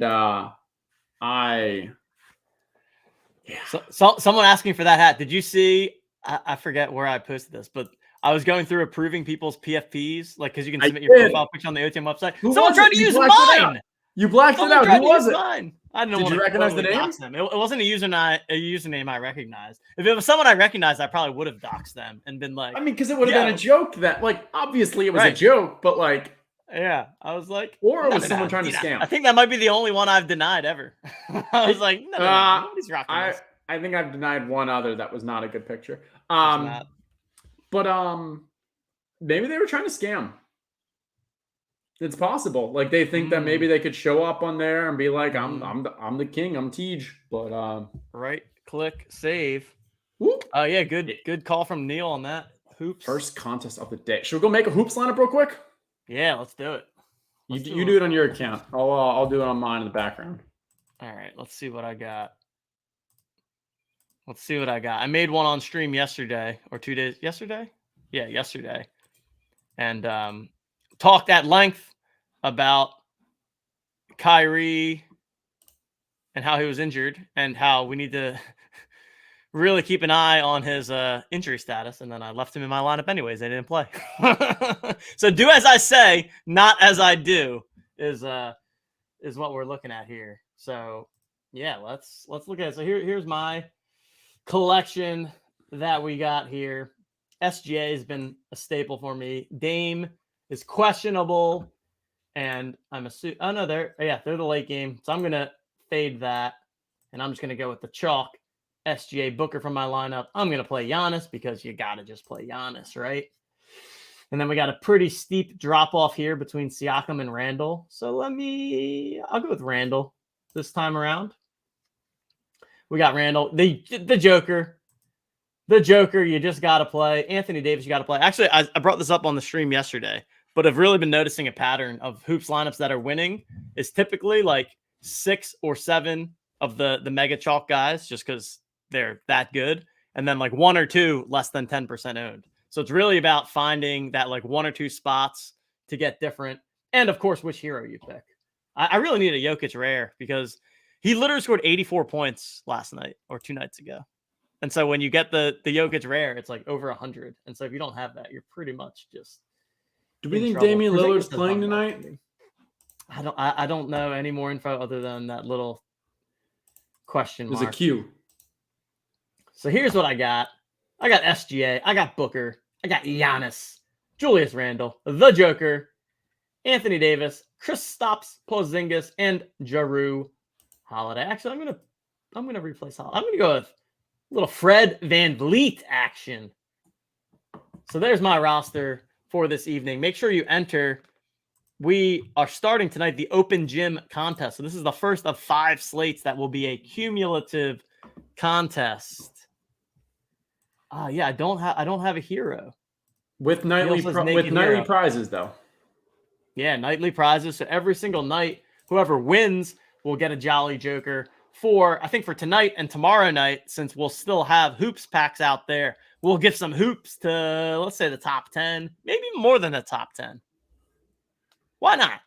We did top 100 last night. Top 100. Top 100 tonight. Top 100 tomorrow. You're getting madness packs, unless Neil doesn't like that for some reason.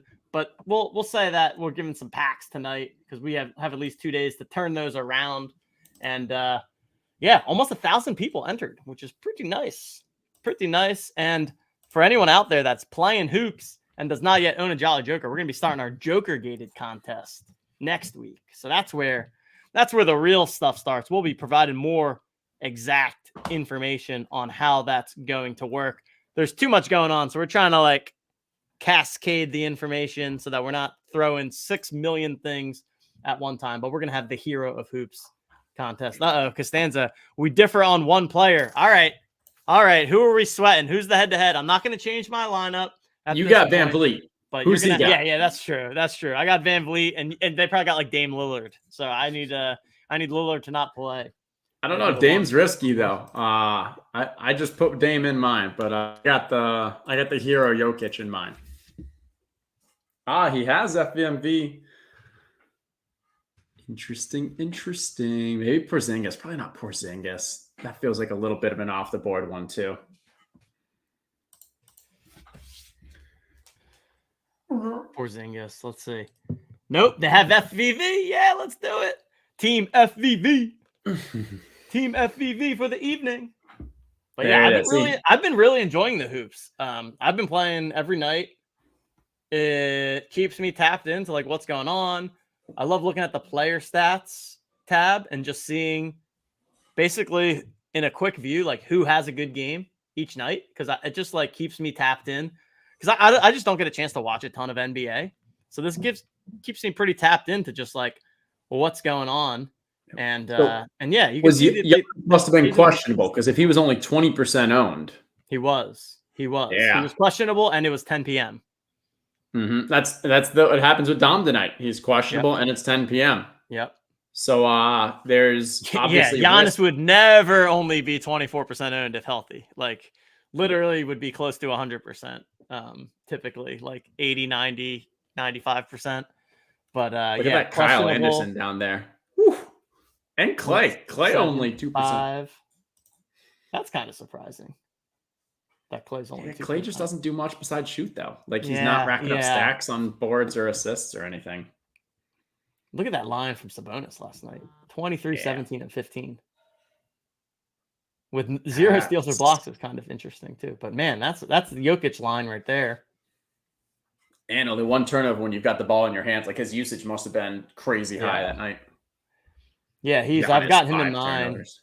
And basically, if Embiid or Jokic are not playing, then I just lock in Sabonis because he's kind of, at least with the people that I am, seemingly the third center option. And then there's a pretty big drop off. Jokic and Embiid are just on another level. They're just putting up insane games every single night.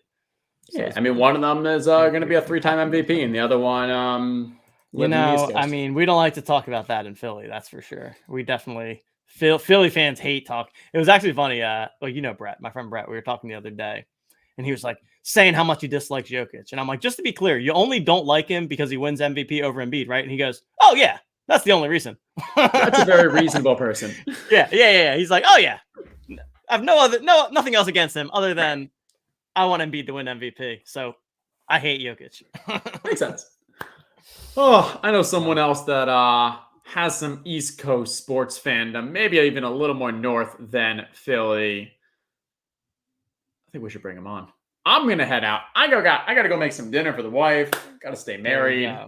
Yes, you gotta do all the things. Thanks for joining me for this past. It's been like 2 hours, 3 hours. 2 hours. As our next guest is very familiar with the saying, I'm doing the best I can. Doing the best he can. Here we go. Talk to you later, Justin. Thanks for joining. We'll be bringing on our next guest in just a moment. Talk to you later, sir. Bye. See ya. All right, everybody. I'm going to take a super quick break, and I'm going to be right back. And then I'm going to lay out what we've got for the next 2-ish hours here to close off the stream. And then we're going to bring on our guests. Oh, we got both of our guests back there now. Perfect. Okay. 1 second. BRB. Gotta use the old bathroom.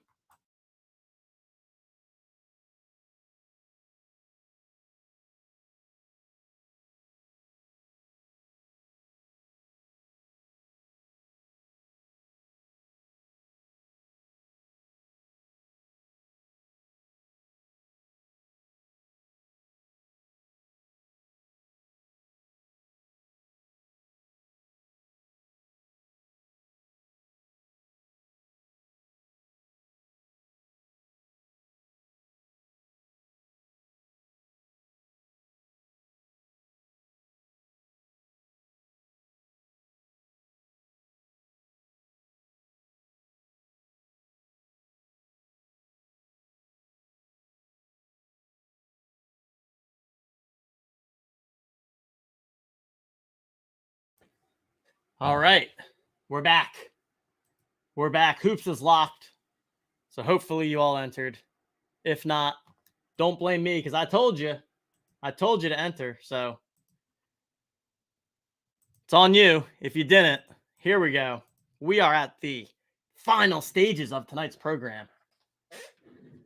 2 slots remaining. And this is really the double OGs slot at this point. First, we're going to talk about 2 of the very original builders in this space. We've got Mike Levy, aka MBL from Floaty. We've got Christian from Evaluate. Guys that have been building on Flow for over 2 years now and continue to put out awesome stuff that I know all of you love dearly. And then after that, we're going to have a little round table with some of the OG content creators. We've got LG, we've got Jen, and we've got the Plunge Father joining us. So I'm excited about these final 2 here. And here we go. We got Mike and we got Christian. Gentlemen, welcome to the show. Hey, TJ, how's it going? It's going great. How you guys doing? Thanks for joining me this evening. I'm stoked. I still got energy. I'm on hour number 7 right now, but we're keeping it moving, and it's been a fun day. Chat's been good. It's been a good time. Minting some Jolly Jokers. People, yeah, it's been fun. How you guys doing? Doing great over here. I've been very, very impressed with your energy levels throughout. I mean, this is what hour number 7 or 8 at this point, and you're just powering through. It's very, very impressive. But excited to be up here and appreciate the opportunity. So thank you for having me on. Yeah, likewise. Yeah, crazy weekend for me, but I'm back. I have a bank account and ready to go. And like MBL said, thanks for having us up here. Big fan of what you guys are doing, and it's always a pleasure to come on stream. Yeah, definitely a crazy weekend. I don't know how much. It seems like you were at least somewhat impacted, Christian. Not sure about you, Mike. We luckily were not touched by any of the SVV stuff. But man,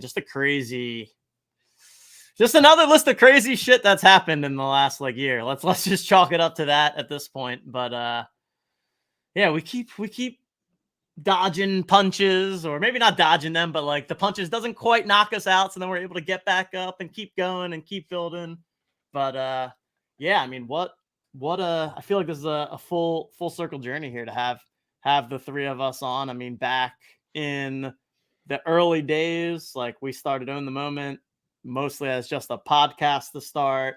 Evaluate got their tools to market with the account valuations. I was refreshing that site a million times a day, just fantasizing about how rich I was. That was fun. I'm sure Mike was doing the same because he had a nice little Top Shot collection. So, but here we are, and we're all still here, which I think is pretty awesome. And regardless of the ups and downs, all of our lives, I imagine, have drastically changed in the last 2 years. And yeah, pumped to be talking with you all. Both have a suite of awesome tools, but I know most recently Floaty with the launch of the marketplace as kind of the flagship thing that you guys have out there. Evaluate with the swap tool, which I know a ton of our community has been using with the Jolly Jokers prior to us getting on Floaty. So I know that our community and myself as an individual really appreciates everything that you guys have done for the people. And yeah, excited to just kind of talk about the state of things and talk some flow and talk some general stuff and see where the convo takes us. Awesome. Sounds like a plan. So yeah, do we want to get right into it? Christian, I don't know if you have anything on your mind off the bat here. Nope, we can get into it. Let's do it. Let's do it up. Yeah. So I want to start with just kicking it to each of you and just kind of giving the quick, I feel like most people probably know both of your platforms, but just kind of the quick, we can start with you, Mike, the quick elevator on Floaty in the marketplace. And definitely can confirm the Jolly Jokers will be coming to Floaty super soon. So we're pumped about that. But yeah, Mike, you want to kind of give give kind of the story, right? Of you were super early into Top Shot, right? As a collector back in the summer of 2020, then started up Floaty, the original product around rentals, and people are using Floaty to rent for things like challenges. And now you have the marketplace. Just kind of touch on your personal journey and also the Floaty journey and where you guys are now and where you're heading next. Yes, sounds great. So personally, I got involved in Top Shot in September 2020. So it first launched, for those who don't know, in June 2020 in closed beta. And someone put out a tweet in September 2020 that said the NBA released new digital collectibles. And I think that the headline was they sold $1 million of digital collectibles over the first 2 or 3 months, something like that. And I'm a big sports fan. I like collectibles. I like kind of new markets, interesting things, cutting edge technology. So I was like, let me check this out. Reached out to someone from the Top Shot team and said, can I get into the closed beta? They said, fine. So I joined when there were probably 200 or so active users, which was a really interesting time on Top Shot. It was kind of everyone discovering what's going on. And that was my first experience with NFTs. Fell in love with it. Thought it was a really, really cool product. And broadened the horizons a little bit into other NFTs, but have really, for the most part, stayed in flow, where it's brands and concepts that I'm familiar with and comfortable with. And then in January 2021, the idea of Floaty sort of arrived, and it came from two places. First, I come from the finance world originally. That was my professional role, and a big thing in finance world is that every single asset class that exists, real estate, cars, collectibles, art, anything like that, has a pretty big economy around it where people have a lot of options in terms of financial type transactions, renting, leasing, borrowing, buying and selling, fractionalizing, all these sorts of things. And especially on Flow, there was a big void with a lot of these sorts of services. And so we wanted to build a product that addresses that void. And secondly, focuses on addressing pain points in the ecosystem where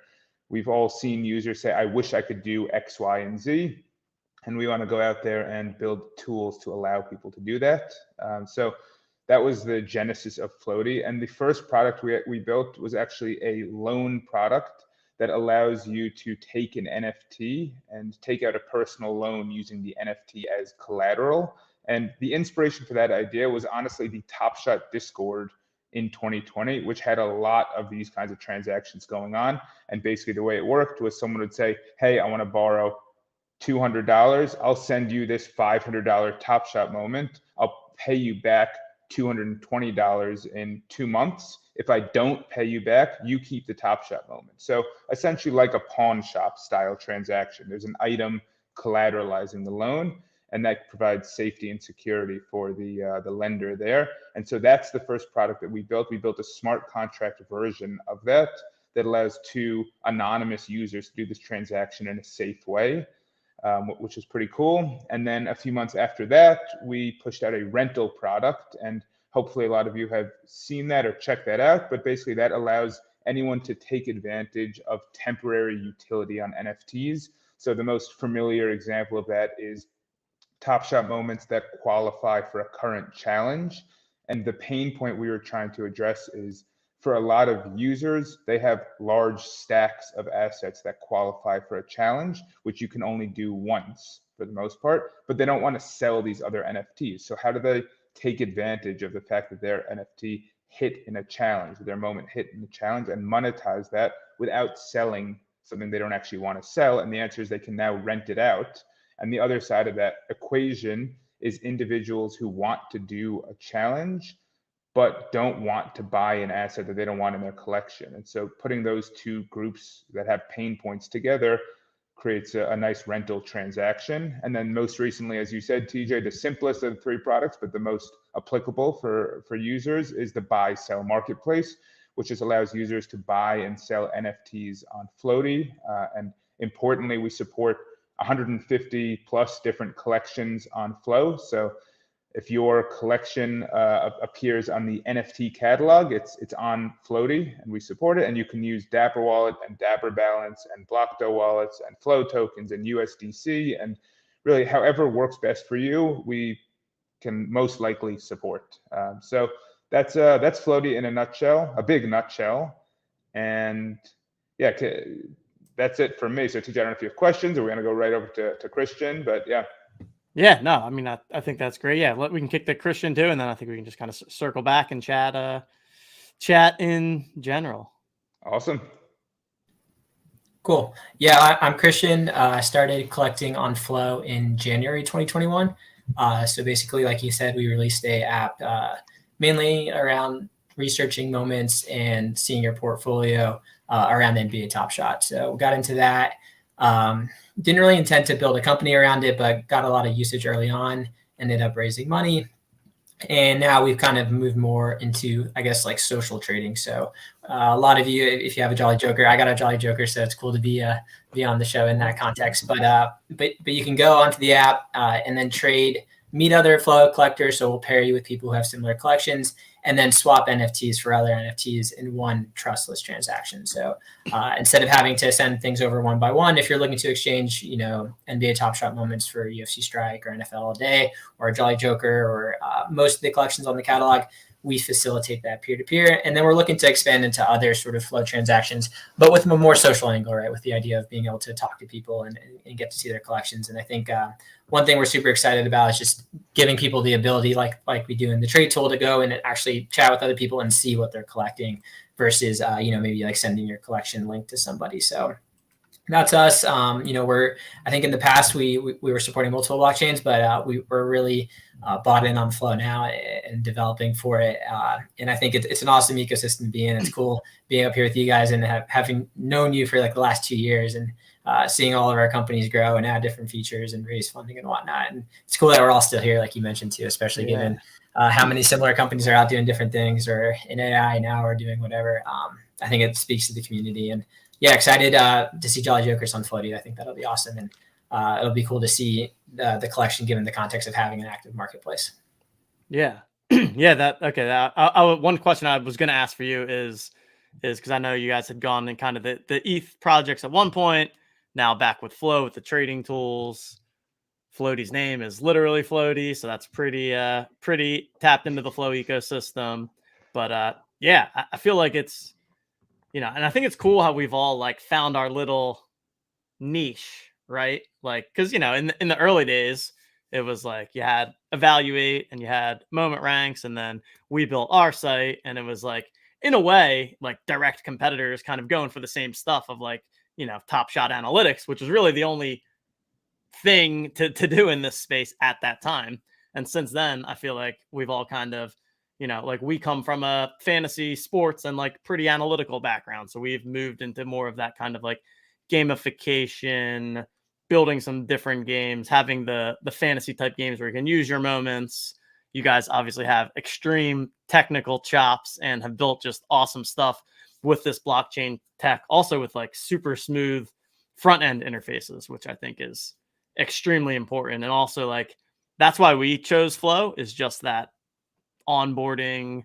Like, to me, it's the blockchain that from a user experience standpoint has the best chance of mass adoption. I mean, we had our owners club game at one point where we were on Polygon, and like, man, I mean, I'm supposed to be the tech guy, but it's tough, like bridging assets and connecting your wallets and making sure that when you're trying to make a transaction that like, you're doing the drop down from ETH mainnet to Polygon, and like there's just a lot of complicated stuff that goes on there. And I'm sure over time, all of that will get easier. But Flow from like day one has been awesome there. And I know that they built with that in mind. So it's cool to see everyone kind of committing there. And it's been a wild kind of turn the last couple of months, I would say. Obviously a lot of turnover happening at Dapper. I'm sure all of us work closely with the people at Dapper. So that's been like, it's been a bit of a, for me at least, I don't know about you guys, but like there was multiple times where it's like, I would get like, feel like I have a really good relationship with someone at Dapper. And then it's like, as soon as that happens, now they're gone. And I'm just like, starting over. And then like get a good relationship with someone else, and then they're gone. And I'm like, man, like this is tough. But like having builders like us around the ecosystem is one of the things that makes me super bullish on the long term. And also, Flow as a blockchain isn't just Dapper Labs that needs to be the one like uplifting it and supporting it, right? It is the builders, it is the community and the users on there. And I still think there's such a strong foundation, and there's no lack of passion. That's for sure. No lack of passion in the Flow user base. And so Mike, I guess I'll kind of kick it to you next on your guys' experience building on Flow, building out that marketplace. Because I feel like you guys were the first ones to really build like that kind of the idea of like the fully open marketplace, where I know that we're not on it, but we don't have to get all that. Coming soon. We're coming soon. We're coming soon, very soon. And but yeah, what kind of attracted you guys to Flow, or you at Floaty to start, Mike, and how's that experience been for you? And then I want to touch on the Flow hackathon with Christian, because I know that were you involved in that? I didn't do anything with the hackathon, but I know Christian and them were involved. I want to hear about that. We were a sponsor, so similar That's to right. Evaluate, we put up a bounty where any hackathon participants who did something with a Floaty contract were eligible for a 2,500 Flow prize. And there was actually a pretty cool submission that we ended up awarding the prize to. But we weren't super involved in the day-to-day of it. We were kind of in some ways a silent sponsor. So while we're on that topic, Christian, I don't know if you want to talk about the hackathon at all. Yeah, I can touch on it quickly. I don't know if we've announced the winner yet, but we've selected one. But we did the same thing. We offered a bounty, and then Lucas, he's one of our smart contract engineers. He's pretty much the one who leads smart contract engineering for us. Also did a session in terms of like comparing, I think, Solidity development with Cadence.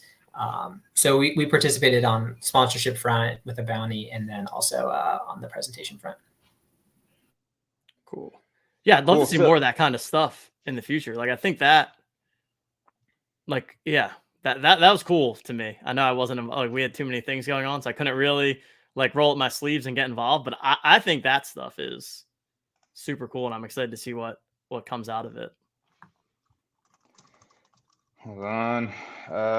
Okay, so you had mentioned the kind of Flow ecosystem and our view on it. So one of from my personal NFT collecting experience, I've always found that I gravitate towards the brands that I'm familiar with and the kind of items that I can best compare to things that come from my previous life. So like, I've got like little sports cards all around here. Great, I enjoy my sports cards. Here's a little Ohtani action.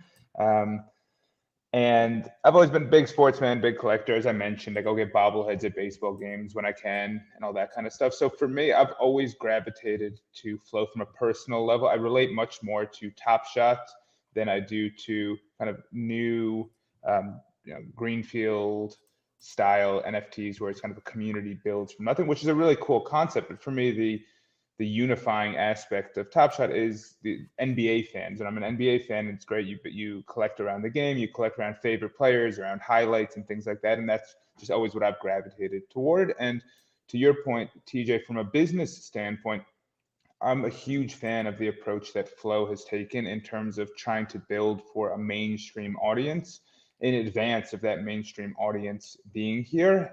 And for us as a business, one of the first articles we put out is kind of around why we decided to build on Flow. And our biggest reasons were we felt that big brands would be attracted to Flow given their focus on security and regulatory environment and onboarding users and movement of funds and easy interfaces, and the comparing that experience to using a MetaMask and writing down your seed phrase and trying to deal with all the challenges that come along with a lot of other blockchains. To me, it felt like the simplicity of usage and alignment with big brands that come along with huge user bases and huge fan groups already would lead to a better overall environment from a business standpoint. And a lot of that is still to come. We're still in this kind of interesting stage of NFTs. It's not the same as it was in 2020 where people don't know NFTs exist. Now it's at the stage where people are familiar with NFTs but still haven't made the leap to NFTs. Either they don't see use cases, they're too worried about scams or whatever else it is. And I think Flow continues to be well positioned to be the entry or gateway for mainstream users. And so from our standpoint, we like that a lot as a business, and we don't mind the fact that Flow has been a little bit slower. It gives us all, the three of us here, an opportunity to keep pushing our platforms forward and keep developing and building up loyalty among our user bases before a ton of other platforms arrive. And we understand and recognize the importance that Flow does need to attract more collections like Doodles for launching different kinds of products on Flow and other big brands and things to continue to grow and expand. But I think Flow continues to be really, really well positioned. The layoffs you mentioned have been difficult and challenging, but I do think that Dapper has a spotlight on them and that what they've gone through isn't that different from a lot of other tech companies, especially tech companies on the cutting edge that grew really, really quickly as things were going well and valuations were going crazy. And once kind of the platforms deflated a little bit and the space deflated and valuations came down, you can't carry as significant of a cost basis. And it's unfortunate how that works, but they had to right size their cost structure around the current environment. And we hope nothing nefarious was going on behind the scenes the way that that article stated there was. It's hard to know if that article where the content came from, we'll say. It was very And hit PC in my opinion. Like, yeah, I'm seemed sure like- there's like some truth to some of it, but like there's probably some truth to some of that anywhere you go, right? Like, right. It's hard to know what to glean from that, so I don't want to Yeah. jump to some assumptions one way or the other. But pulling that aside and assuming like that article doesn't exist, it's very reasonable what happened at Dapper in terms of growing too quickly, like a lot of other people, and then having to downsize and right size their cost structure. And so, to me, very unfortunate. Hard to see a lot of good people lose their roles. You know, we hope it doesn't happen again in the future. But not wholly surprising given how things have played out over the last 2 years. But we continue to be fully focused on Flow, excited about the future here, and yeah, ready to continue to build and improve the ecosystem for everyone on Flow. Cool, yeah, and I can hop in there, and I think a lot of our sort of thought process around building on Flow probably echoes the same reason that MBL and the team at Floaty are here. And I think it's been nice being able to be in contact with them and people in the moment and sort of stand up for the people building on Flow, right? Because sometimes we have different interests than maybe the other marketplaces or individual collections and whatnot. So it's been good having allies. I think our approach competitively has always been that right now the ecosystem is really small, so it's easy to feel like we're stepping on each other's toes or that we have similar features. But in the end, I think we all have conviction that Flow is going to be a very big ecosystem with millions of collectors and that different tools, like you said, they've already sort of diverged, but I think they will further and serve different communities better. And it's been great, sort of just having, I think, the more legitimate tools and collections we have in the ecosystem. I think it helps everybody. So I think it's a very similar approach. And I think for us, what we've noticed with Flow is that one, we can interact with the chain very cheaply and quickly. So we can build things that are a little bit more fun or that are a little bit heavier in terms of having people sign or interact with each other. And then the second thing is obviously the ease of onboarding, the trust factor associated with it. I think as somebody who has had a website that is on Ethereum or was on Ethereum, we've noticed that it was very hard to even pay people to test the site if they were unfamiliar with it and connect their wallet. And the ability to be, sort of connected with Dapper Labs like all of our platforms are and have their support in terms of getting that initial exposure and getting people to somewhat familiar with your name or connect your wallet and use your app has been massive, I think, for all of us. So I think, we have very similar sort of thought processes around what we're building and why we're building it. And I think, it's exciting to see, even though it's unfortunate that there's been layoffs and changes of direction, I think it's encouraging to see a company as big as Dapper Labs being willing to experiment, being willing to change directions in terms of like pushing towards mobile or changing their approach in terms of whether it's like gamification or supply constraints, things like that. So we're happy to see that. And we're happy to see that throughout all these changes that they've continued to prioritize the ecosystem. And I think, especially given recent criticism, I think there'll be more of that where they want people who aren't associated with Flow or Dapper to play big parts of the ecosystem. And I think we're seeing that with Floaty's marketplace. I hope we're a big part of that.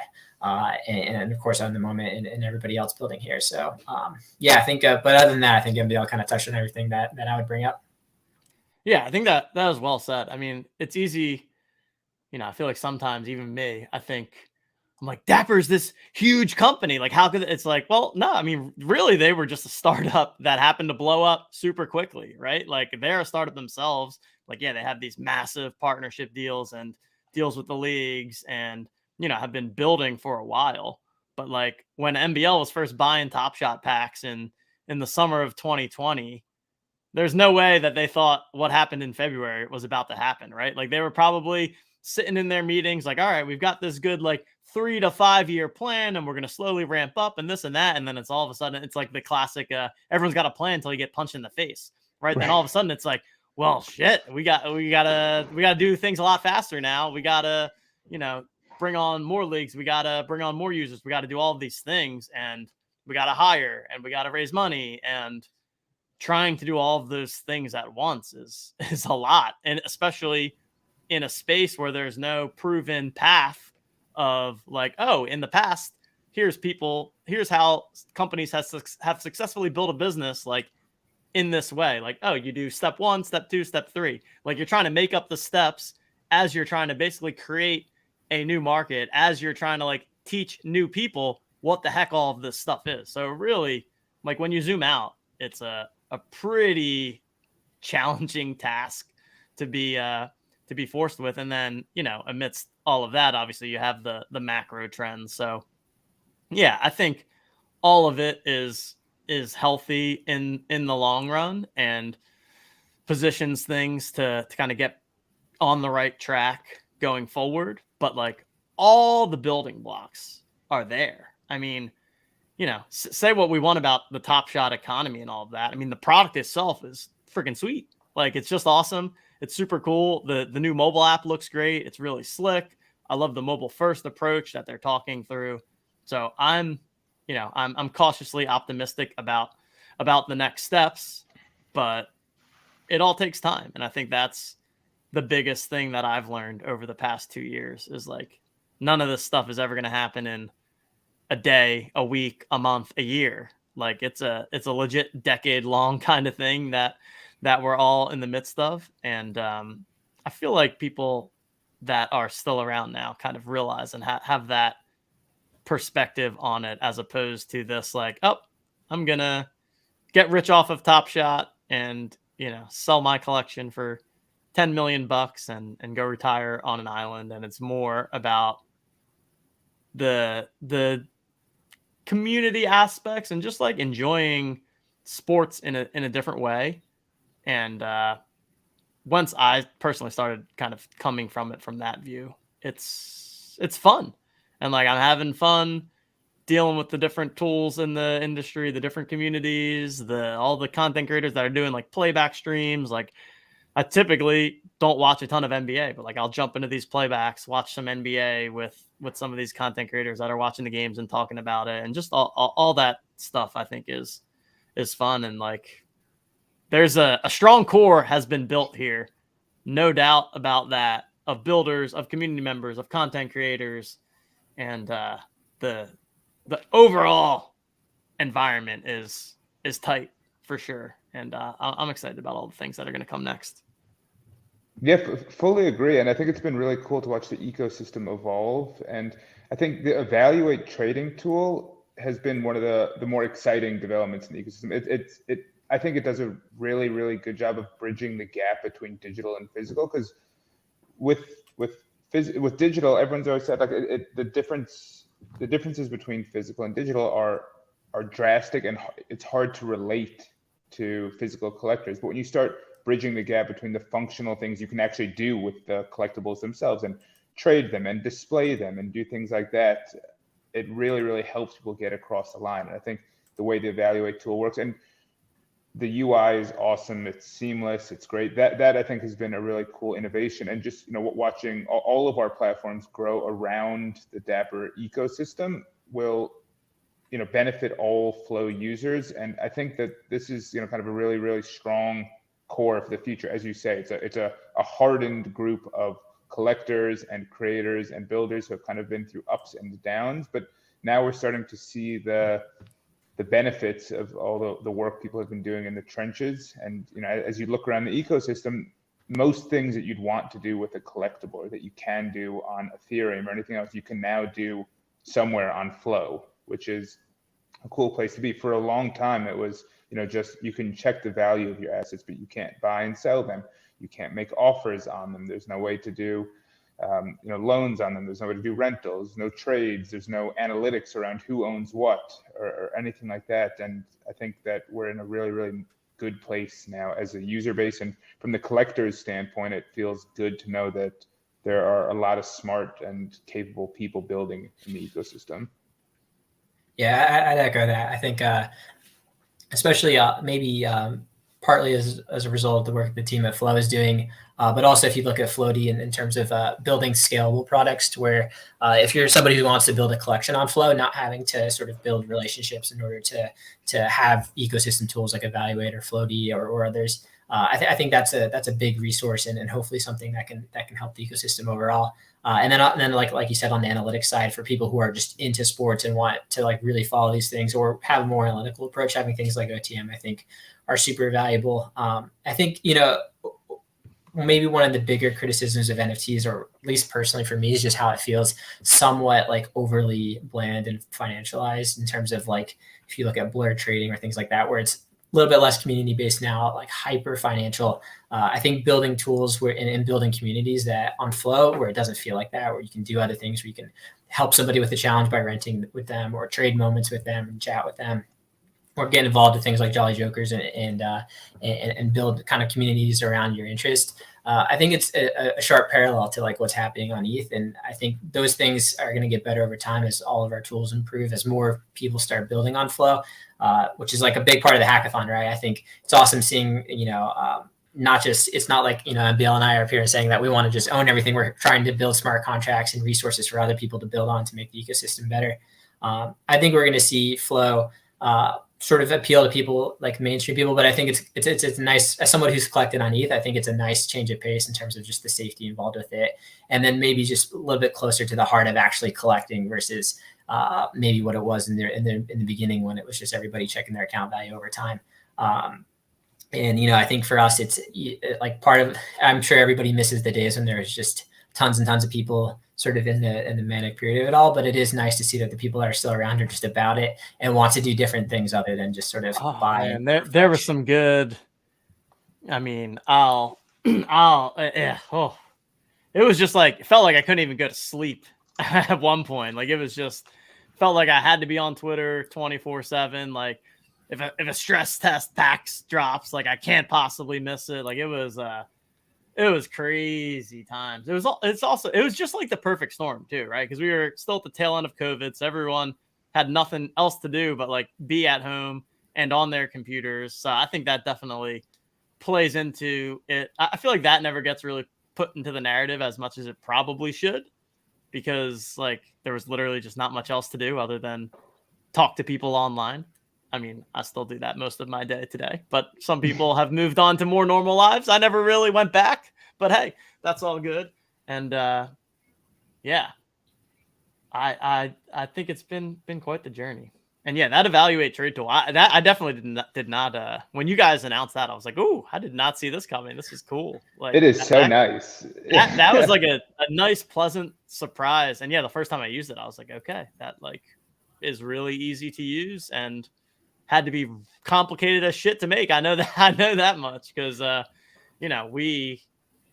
we had enough trouble just like getting an NFT collection up and integrated with Dapper Wallet. Like it was not easy to do. So kudos to I'm sure that both of you guys, the devs on your team must be A++ because this stuff is not easy to pull off, and both of your sites are very, very not just great on the back end, but again, front end UI, super intuitive.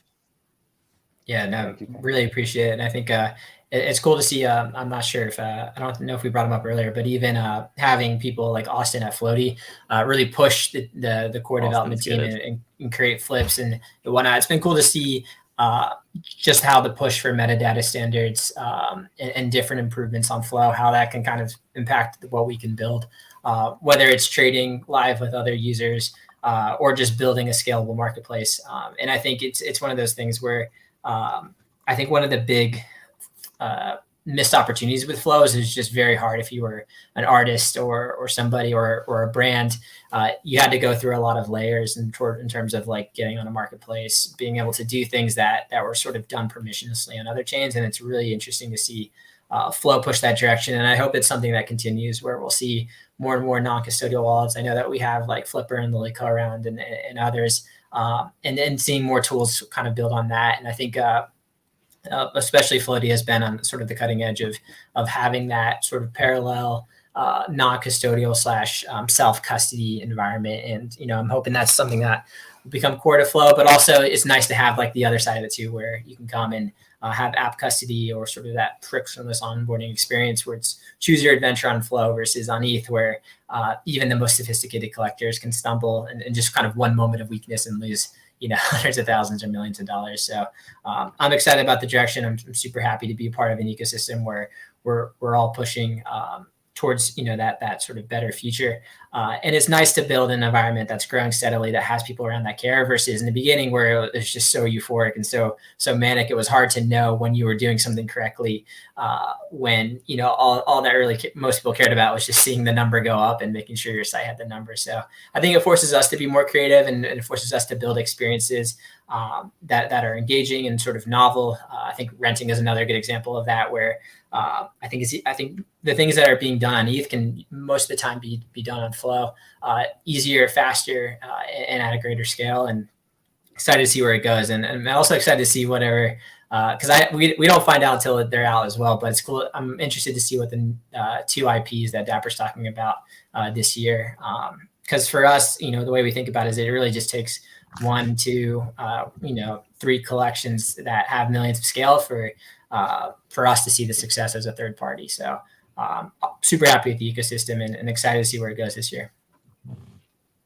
Yeah, fully agree with that. And we actually had an interesting experience today where we were chatting with a collection creator, and they were saying they're like, one of the things we're having trouble with is how to do a secondary marketplace. And we shared them like, are you on the Flow NFT catalog? And they said yes. And so we navigated over to Floaty, and they were actually already on the Floaty platform, which is great. And one thing that I think people really struggle with in the Flow ecosystem is they kind of envision that Flow will always be Top Shot, NFL All Day, UFC Strike, La Liga, and maybe 10 or 15 other collections, and like that's Flow. And really, if you look at every a lot of other big larger scale blockchains, there are thousands and thousands and thousands of collections, new ones coming out all the time, and it's not scalable to have these direct interactions between creators and marketplaces saying like, hey, we want to get onto your marketplace. Cool. Fill out this form. Great. Done. What about this agreement? What about that agreement? You can't do that at scale. And frankly, it puts a lot of power in centralized platforms. We, as a platform, we don't want to have the power to say to a collection, you can't be on Floaty. We want everyone who, as long as they abide by NFT standards, to be on Floaty. And we love the idea of, we've talked to, I don't know if you guys know Puddle. It's a platform you can mint new NFTs on. All their new NFTs follow the Flow NFT catalog standards. And so therefore, right away, all those new NFTs are eligible to be used on Floaty. And so the idea of that kind of interoperability and composability gets so much more important as the ecosystem scales and grows. And we're really, really excited to be supporting all that. And that's something that Austin, our CTO, Christian, who you mentioned, he comes from OpenSea. He worked at OpenSea, and so he's seen all this play out before, and he has highlighted the importance of that from the beginning. And I think that over time, as the ecosystem develops, we're going to see just how important that is for to support the interoperability of the ecosystem overall. Yeah, I agree. I think I was interested in what Roham tweeted the other day about a lot of people wanting to build picks and shovels and less people wanting to dig. I think, especially with Flow now, I think now that there's more resources that make it easier to get on a marketplace or do things that you'd expect sort of in a blockchain environment, I'm hoping that there's a big push to sort of bring, even if it was something sort of analogous to a hackathon, but bringing more artists, more IP owners into this experience. Particularly, I think maybe, with more sort of mobile capabilities. I'm hoping that's something that we see because obviously, it's better for us if there's less people sort of building tools. But, I think just like MBL was saying, there's a lot of people who just don't know about the tools. And the more collections that we have that utilize Floaty or Evaluate, or if we have more sports or other NFTs on in the moment, I think it's better for everybody. So I think that'd be an interesting push, and I think that's something that we've wanted to do at Evaluate. Just like I think what you mentioned is like, can we reach out to people who are good candidates to build these mass market NFT collections, who want to bring new ideas in terms of what is an NFT collection, how does the community interact, what platforms could they use, and then help them reimagine it and bring them on to this stack of tools that's on Flow. And then that was a big thing for trading, right? We didn't want to just build like NFT Trader or SudoSwap for Flow. We really wanted to rethink what trading meant and how it felt and what it does in terms of connecting different collectors. And so I think that's on my wish list for Flow is just can we get more artists, more IP owners over here? And I think we'll see that now that the chain is improving and more standardized and the tool set's improving as well. Yeah, I think that's absolutely. That's critical. And it's a tough time to be launching any kind of NFT project right now. But I think as we get into these next phases, like having new, there's a ton of I've spoken with, I would say, the majority of the project leads of the different like Flow PFPs and such.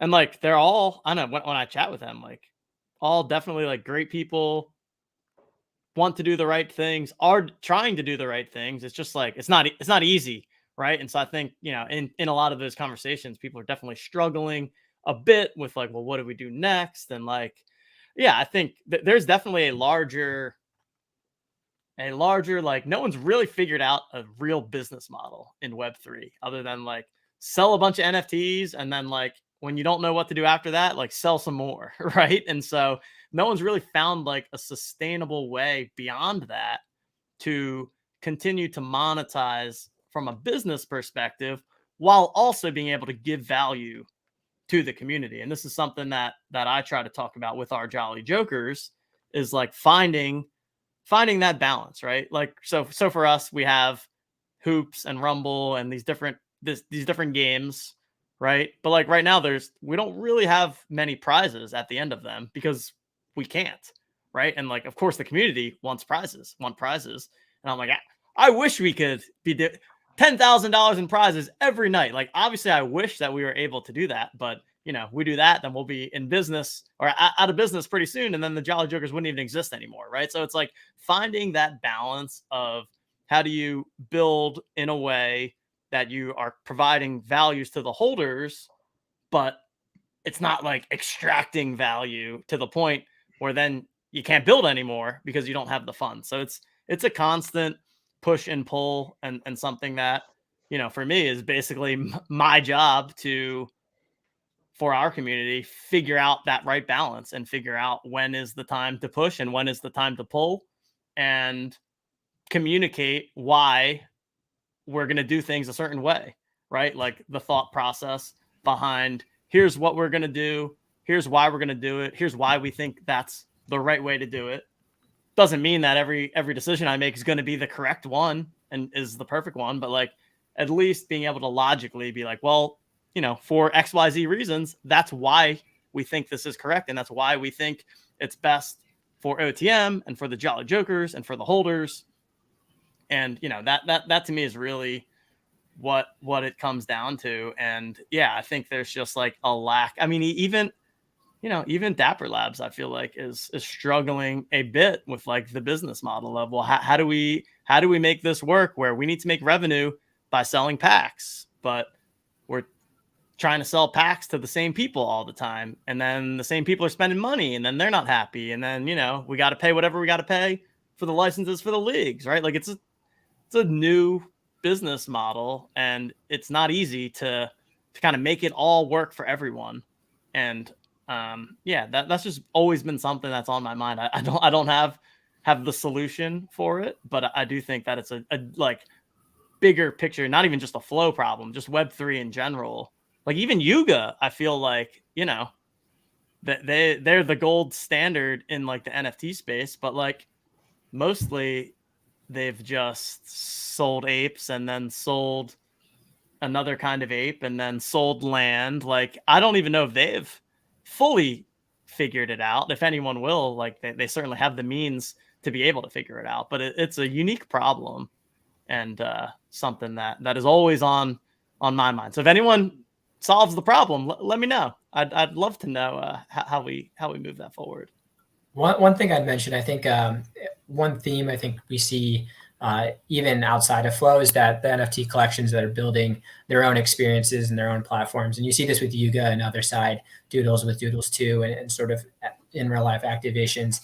And then obviously Jolly Jokers with On the Moment. I think when you have the opportunity to build a value add experience, that gives you an opportunity to add value versus, you know, when it's something where it's like somewhat of a commodity, like maybe your site having a marketplace or something like that. It's a little bit harder to drive the value. So, but you're right. It is really, it's uncertain. It seems like the meta in terms of business models for NFT collections change pretty frequently. But I do think, and same with Flunks with what they're doing with Zero and building a game or some type of experience over there. Jolly Jokers with On the Moment. I think having that kind of tie to an NFT collection is nicer as a holder compared to when it's just like somebody's releasing an art and then using that funds for a set amount of time and then having kind of nothing to show for it after. But I don't want to throw any shade at the current collections of Flow. I think the ones that are doing it right on Flow, and that there's dozens of them, I think are doing a great job. And I think what's interesting about Flow and building on blockchain in general is that when something like Doodles comes along, it adds legitimacy to the whole ecosystem. And then if you're building a tool like Floaty or Evaluate, it's interesting to not really know about something, and then next day it's on your website and you're adding value to a new community. So that is cool that it just like that's how it works for you guys, right? It literally will just like, hello, we are Doodles, we have arrived, we are now on your website. Like that's cool. I mean, that's what I was saying happened today. We were talking to this collection, and we didn't know they were on there. They didn't know they were on there. So that's pretty funny. Yeah, but yeah, Christian, keep going. Yeah, so I think sometimes it's just about kind of hanging in there and continuing to build things. But yeah, I mean, you're totally right. There's definitely a large following of people who are here to win prizes and have fun in that way. And it's something where you have to draw a balance of like, how do I make this economically sustainable in a market that's not very friendly to just raising capital in general or selling additional NFTs. But I think there's a lot of creative teams that I think are sort of in line with what you're doing in terms of building great experiences, building tools for people, and then really finding like a sort of user profile or user persona that you can add value to. And I think On the Moment does it best for people who are into sports and these sports collectibles and want to participate in that gamification play around challenges and fantasy and whatnot. So yeah, props to you for that. And yeah, I'm interested to see how it evolves. It's been a challenge for us, right? Because we're a free trading tool. So we don't want to make it less economically viable for collections, but we also want to make the collections have more utility and have more value because you can do more with them. And that's something that we're also experimenting with is like, can we help these collections build their own swap servers that they can make money on? Because we know that royalties, I think Flow has better solutions, right? And I think the NFT catalog and the way Floaty does it, I think is more sturdy, but there's a lot of uncertainty around business models for these NFT collections. And we definitely want to be a solution for that and don't want to make it more difficult. Yeah. Yeah. It's the challenge. I mean, we kind of had to rip that Band-Aid off at one point because our entire website for a while was totally free. And, that was great. And wish that we could keep it that way, right? But it's like eventually we got to start to monetize, and so that's when we put up the paywall and introduced the Jolly Jokers. And I think that when launching our collection, like we always wanted it to be utility based and have something that like the NFT as like an access token to me just like makes sense, right? And like you can see the value in like why that would make sense and why it's like valuable to own a specific NFT. So that was always a good one for me. And then, like any kind of the game stuff, using NFTs as Mike's favorite topic as game pieces. When that's the purpose of it, it's great. I agree that when it's not clear. Totally agree. We only have 10 minutes left, so we don't need to dive into that. No, you just said everything that I always think. That's all it is, one right? Sentence. No, it's like, yes. yeah. It's not. Games are great when the game makes sense. Yeah. Yeah, and I think one thing real quick on the Jolly Joker side is I thought it was interesting when Stapper sort of made it to where you could use any Flow NFT as your profile picture on these platforms directly. And it's cool to be able to see whether it's our side or even just like the official NBA Top Shot, being able to see who's in your community and kind of know something about that collector, what tools they use is awesome. And it kind of shows that's the interesting thing to me about these NFT collections is we don't know what sort of functionality they're going to have in the future. And if you can find that community, sometimes the utility comes later along. Yeah, and TJ, while you were describing which NFT collections have kind of figured it out, or which Web3 companies have kind of figured it out, I was gonna introduce Jolly Jokers so organically, so beautifully on the stream, but you jumped right in, so it's fine. But I will say, and I was gonna say it, and I think what you guys have done is a really interesting model where if you guys didn't have an NFT, you could reasonably charge for your services and people would pay that. It's a service that people use and would pay to use because they find it valuable. And so, you put it well just now, NFTs as an access token for that, as almost like a subscription, is makes complete sense as utility to me. And so then when you think about the fact that Jolly Jokers have a lot of the benefits that other NFT collections have, which is people enjoy the art, the community aspect of it, a unified place for people to hang out, fun games and contests together, and Joker poker. Is that what you guys call it? Joker poker? Joker poker. You have to, right? You have to. The Joker rhymes. It's too poker good. and- It's too good. So yeah. we always, we go with the Joker You poker. got it. It's like Stir Fridays. And Jolly Joker is a great example of that, because when you're buying a Jolly Joker, you're outlaying money that you might be outlaying anyway to just pay for a subscription, or to support a team that you like, or to access analytics, or to be part of a community, or any of these things. And you can kind of like actually measure the value of that, plus get all these intangible benefits of that. And from my perspective, that makes a lot of sense. And it's, I think, an exciting NFT collection for that reason, where this is, it's a site and a platform, OTM, that a huge percentage of Top Shot and NFL All Day users use. I think it's like 70% or something like that, and chatting with you guys. And now this is an NFT collection that gives you free lifetime access for that. That's a really, really cool concept. And also a way for people who have used OTM for free to kind of give back and say like, hey, I've really benefited from what you guys have done and what you've worked on, like want to give back. So I'm definitely going to mint Jolly Jokers, even if I don't want the premium paid subscription side of things or the community side of things. Like, you guys have given me a lot of value already, so I want to mint a Jolly Joker. And it's been really impressive to watch you guys mint them out, even in the deepest of NFT bear markets. And I know you guys are right on the cusp, right on the edge of fully minting out. So very impressive what you guys have done. And I think this is a really good example of an NFT collection that actually does make tangible sense from a utility standpoint, in addition to everything else that a lot of collections come with. Appreciate that. Yeah. It's been a fun community, and like, we started minting back in November. And like, I mean, it would have been sweet to like have the hype mint out in 10 minutes. I knew that was never going to happen.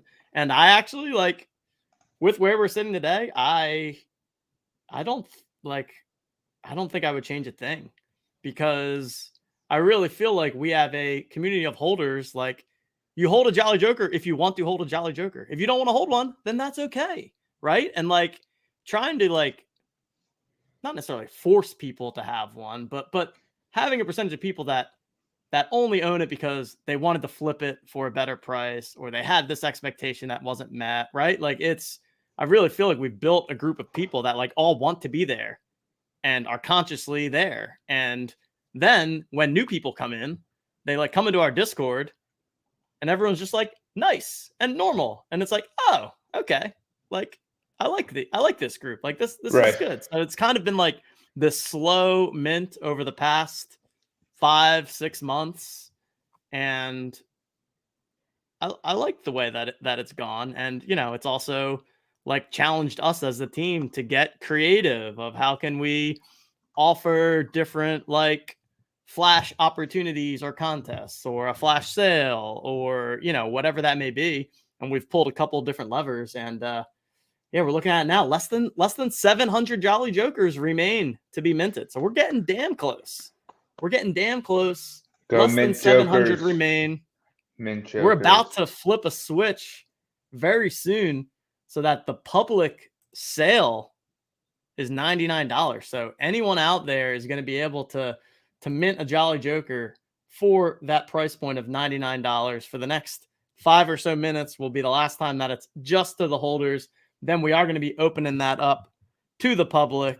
So just wanted to kind of say thanks to all the people out there that have supported. Thanks to both of you for supporting. I know both of you are JJ holders, so that honestly means a lot to me. You guys definitely did not have to do that, so I appreciate you both supporting and having tools that also support our community, because people have been very reliant on the Evaluate swap tool for the past couple of months, and I'm sure they'll keep using that, but then they're also going to be very reliant on the floaty marketplace to be trading their Jokers there. And I think we've all got a good thing going here. It's really just a group of good people, and I'm excited to keep building. I'm pumped about whatever the next in real life event is where people are getting together. We're going to be in Vegas for Summer League.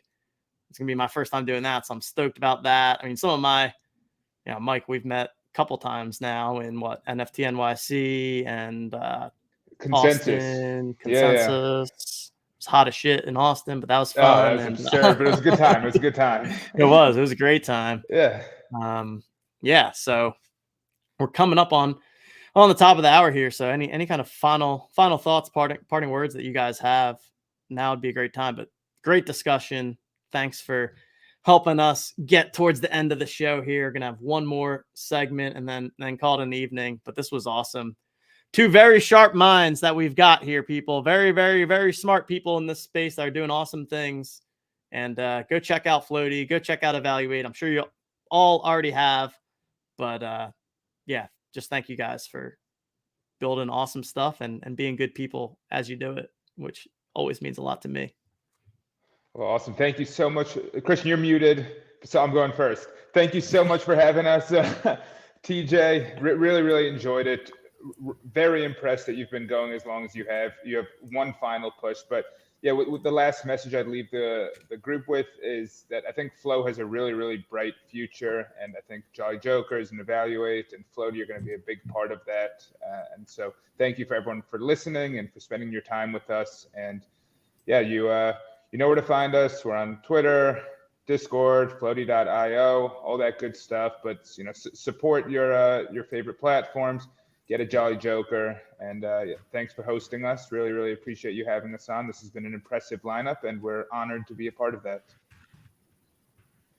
Yeah, and I'll leave it with just one, thanking you for having us on and giving me an opportunity to talk about the tool.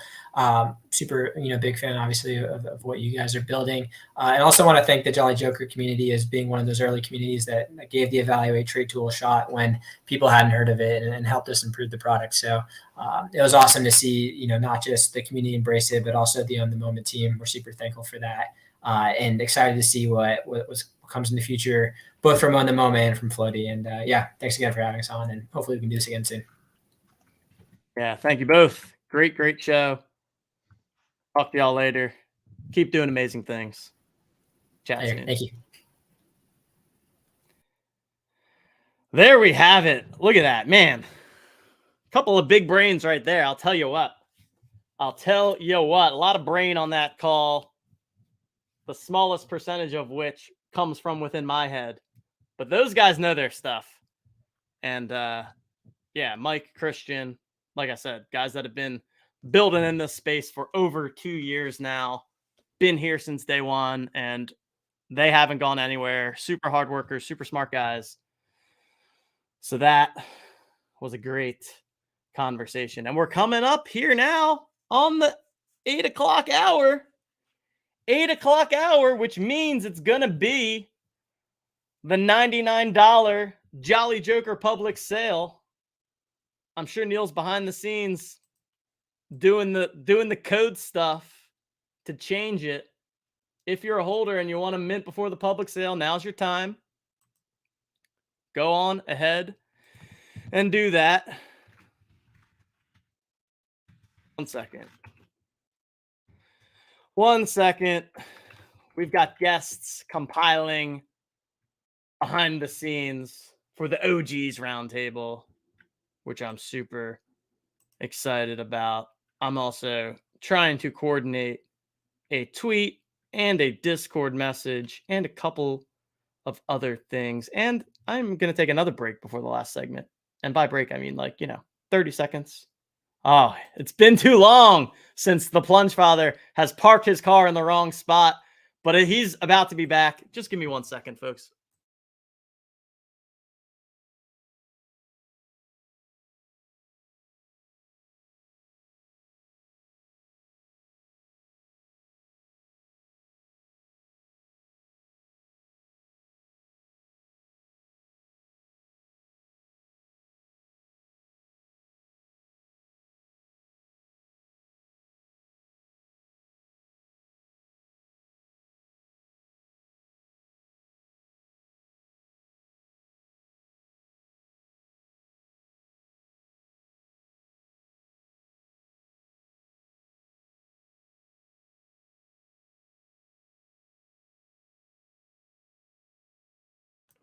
We're back. We're back. And we have the final segment of the evening, the grand finale, the moment we've all been waiting for. We're waiting for one more guest to join us. Let's see where that one guest is and if they are going to be joining us momentarily or not. Oh, ask and you shall receive. All right, here we have it. The final session of the evening. We have LG. We Hello. have Jenny from the blockchain. We have Plunge Father. What's going on, everyone? Woo! Here we Let's are. go. Wow. It feels like 2021 in here. How's it going?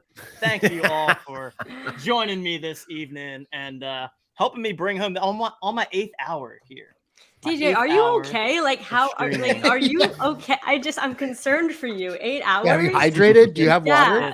Yeah. I do have water, although I've been honestly trying to avoid drinking water because I have a maybe too much information. I have a small bladder, so if I start to drink the water, like fair. I'll be going to the bathroom twice every hour, and then that's no good. So yeah, I feel like now that I know the end is in sight, I can comfortably drink water without too much concern for leaving the stream. Plus now I've got such a group of experts and professionals on the stream with me that I could leave and actually the show would We're all probably like, be no, better off. what are you talking I just about? gotta- That's not us. Wait, how does Plunge Father actually have good non-potato quality? What is happening here? This is so rare. I've never seen you so Got clear that fiber before. though.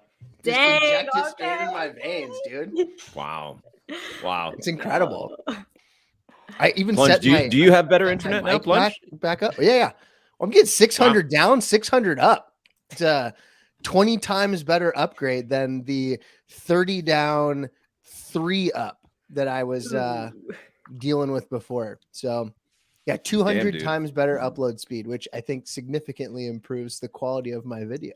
So that's you good. can finally download some Limp Bizkit on Napster with that. Yeah. That's what I was downloading on Napster. I don't know about you, LimeWire. Oh man, I bricked too many home computers for my own good. Jenny, where you going? I see all your boxes.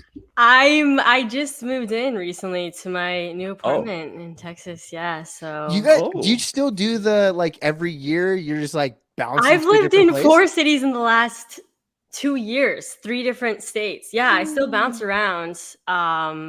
Yeah, I still bounce around every year. But Steph and I split off. So now she's living in Tennessee and I'm here in I'm not gonna say the city, but I'm in Texas. So protect yourself. I'm a little, I got get a you. little like paranoid.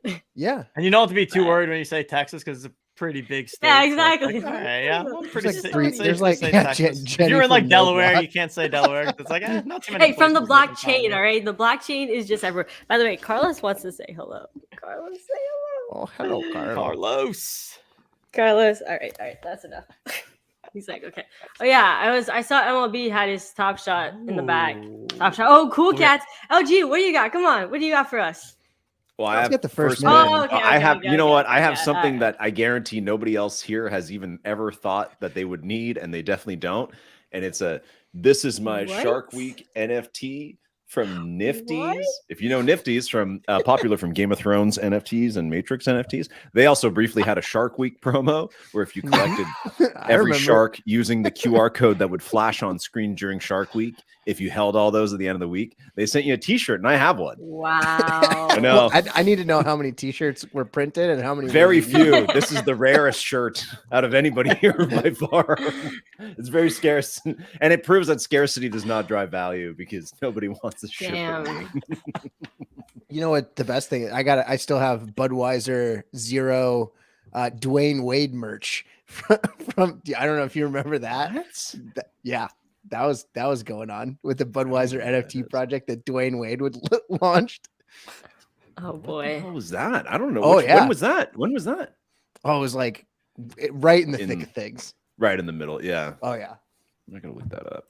Yeah. Shout out to everyone in the chat, by the way. I see some familiar faces in here. Poker Pro Eric in the house. I mean, Michael Weisberg. Who else? Coop. Poker Pro Eric is in literally every chat ever. That's a fact. It's impressive. I don't know how he does that. I don't know how he manages. He's I everywhere. just all at posted it in once. the chat, LG, in the private Oh, chat. thank you. Got it. Okay. Yeah, I was looking for it. Hold on just a second. I'll find it. Doctor Who. I got it. What's I got up? it. Yeah. Let's see that. TJ, what's the weird? Do you have any weird merch?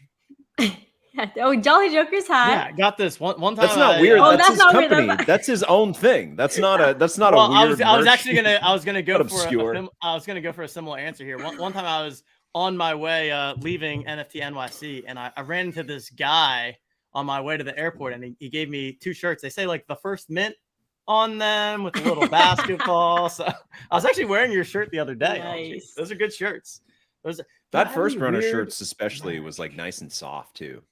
I think I might still have a few, but those were nice. Yeah, the first run was nice. I have an entire like cabinet of random ass merch. Oh, here's one.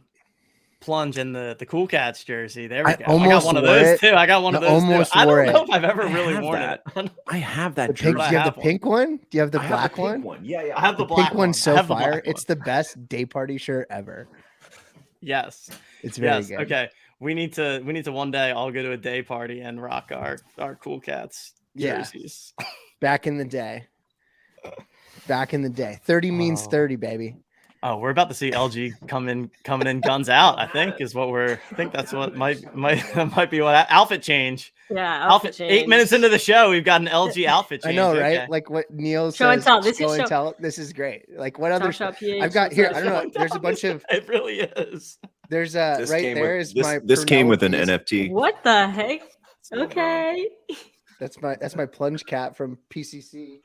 Are we just showing off NFTs? Like, Yeah, should it's I literally go show grab and some tell. things right now? Open up those boxes, Jenny. Open up No, those I boxes. got. You know and what? show I'll them. bring. Yeah, what do you got? Hold on. No, I got something goaded. I got something none of y'all have. So hold on.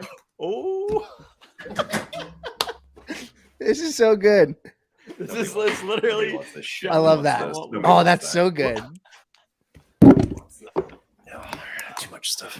I have right, show us, a Jenny. crypto kitty. Oh, that's fire. That's Yeah, fire. yeah. I got the Slam freaking dunk. box and everything. Like That Wow. is you talk was about so OG, the OG chat segment of the group. Like I don't consider myself an OG because I wasn't there at the beginning. Jenny from the blockchain was there at the beginning. stop. Wow. God, No, but Wow, you know that's- what? My cat's like, what is this other cat? loves it. Okay, Carlos, yeah.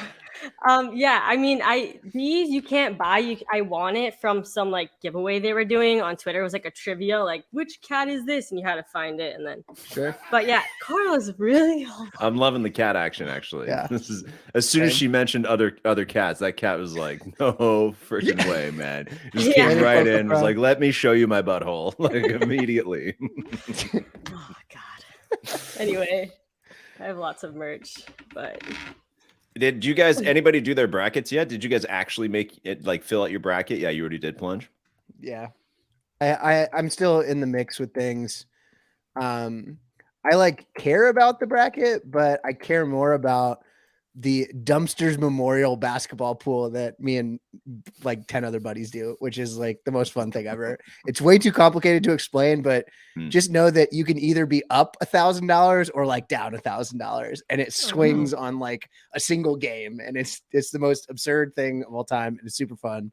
So I'm deep in the throes of like I'm unemployed and looking for a job, but also like deep in the spreadsheet madness, like preparing for what is going to be an hour-long draft tomorrow night for the 64 teams. So Nice. Oh, it's a draft. You guys do like a fun draft format, hey? yeah, it's basically like round plus seed equals points. So like Right. if you have a 1 seed that wins it all, the maximum points you can get from them is 21. But if a 7 seed wins 3 games, you get 21, right? So Right. it's very additive and subtractive. So it's all like it nets out. So like we had St. Peter's last year and like crushed it because they had 15 and then 30 and then 45. And it was a very lucrative year for us. So we need another, if you have a 15 or 14 seed that you think can make it to the Sweet 16, let me know, because they will be very valuable in our pool. Isn't that Colgate this year? Isn't Colgate supposed to be good? Colgate is supposed to be good. But love that there's a I place feel like called the Colgate. yeah. Well, it's where is Colgate? I don't even know. Isn't it New York. Fun No, isn't fact. Colgate a brand? Colgate It's is a toothpaste. brand. Toothpaste. That's Man, what I I don't keep know why I thinking couldn't of. think of the word toothpaste. I was gonna say dental floss. Yeah, it's it's a toothpaste, but I guess it's also a place. Where is Colgate? It looks like New York State. Oh, gee, you somewhere. should know. You know Oh. all the random trivia about like random shit. Like That's more yeah, Phil. I mean, Phil's come the on. one who like Okay, researches Phil. that kind of stuff. Yeah, I also found out. Colgate drew Texas in the first round though, and Texas Yeah. is like one of the 4 teams that I think might have a real good shot at winning. I put this parlay bet down last night for all the like severe underdogs to at least cover the spread. So it's like that game, like the Colgate Texas Mhm. game, like Texas, like the line is like Texas plus 20 or something. Yeah, like it's that. probably so 20 I or just 25 so I just picked all those like massive ones. I just picked like the shitty team to cover, and it's like an 8-game parlay.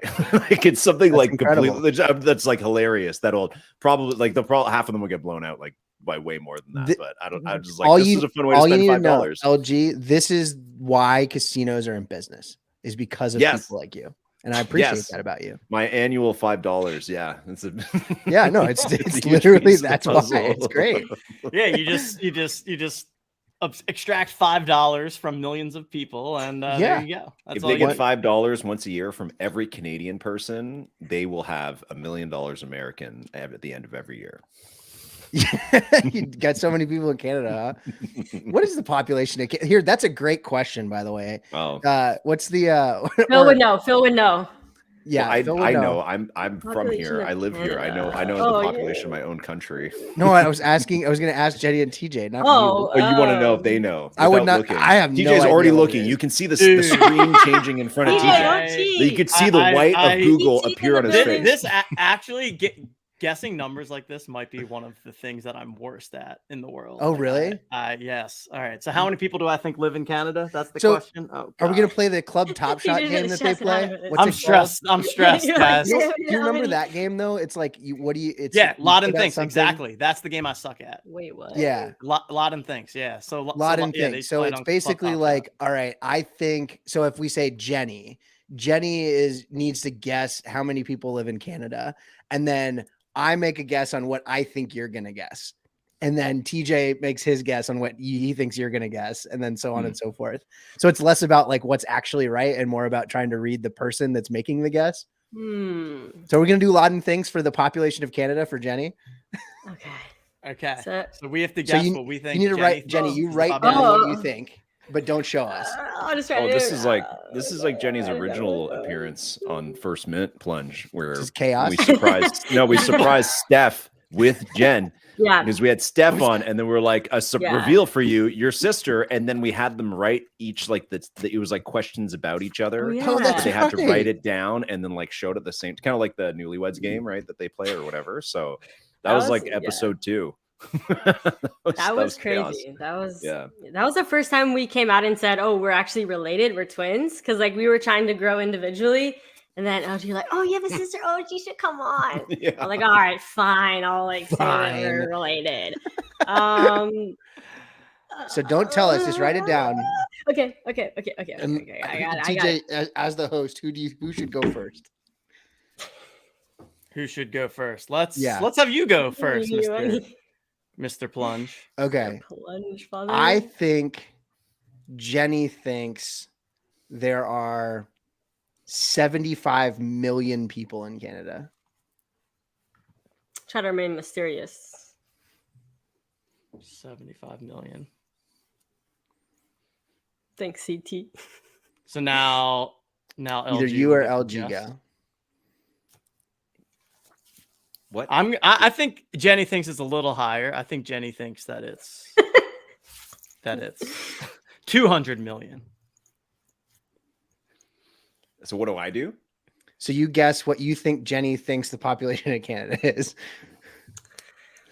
I'm I've gonna never totally even go been the to opposite. Canada. I think she thinks that it's like less than 1 million people.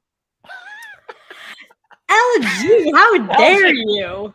Most Americans China's I've met, huge. like if I tell them I live in an igloo, are like, "Oh, cool." Oh, Like they really? just like they like don't want to be impolite, and they're like they just accept that as fact. Anything I get through, like I just throw any shit at them, be like, "I rode my 1 moose, million moose Italy. to school the other day," and they're like, "Oh, cool, you have a moose. That's great." All right, you know, like all they right, don't, well- they have no idea. Just think it's a freaking like barren, like Game of Thrones wasteland up here. No, like, it's just the North America's South hat. shit. Like America's 80% hat, of yeah. America's 80% tiny of little people, hat.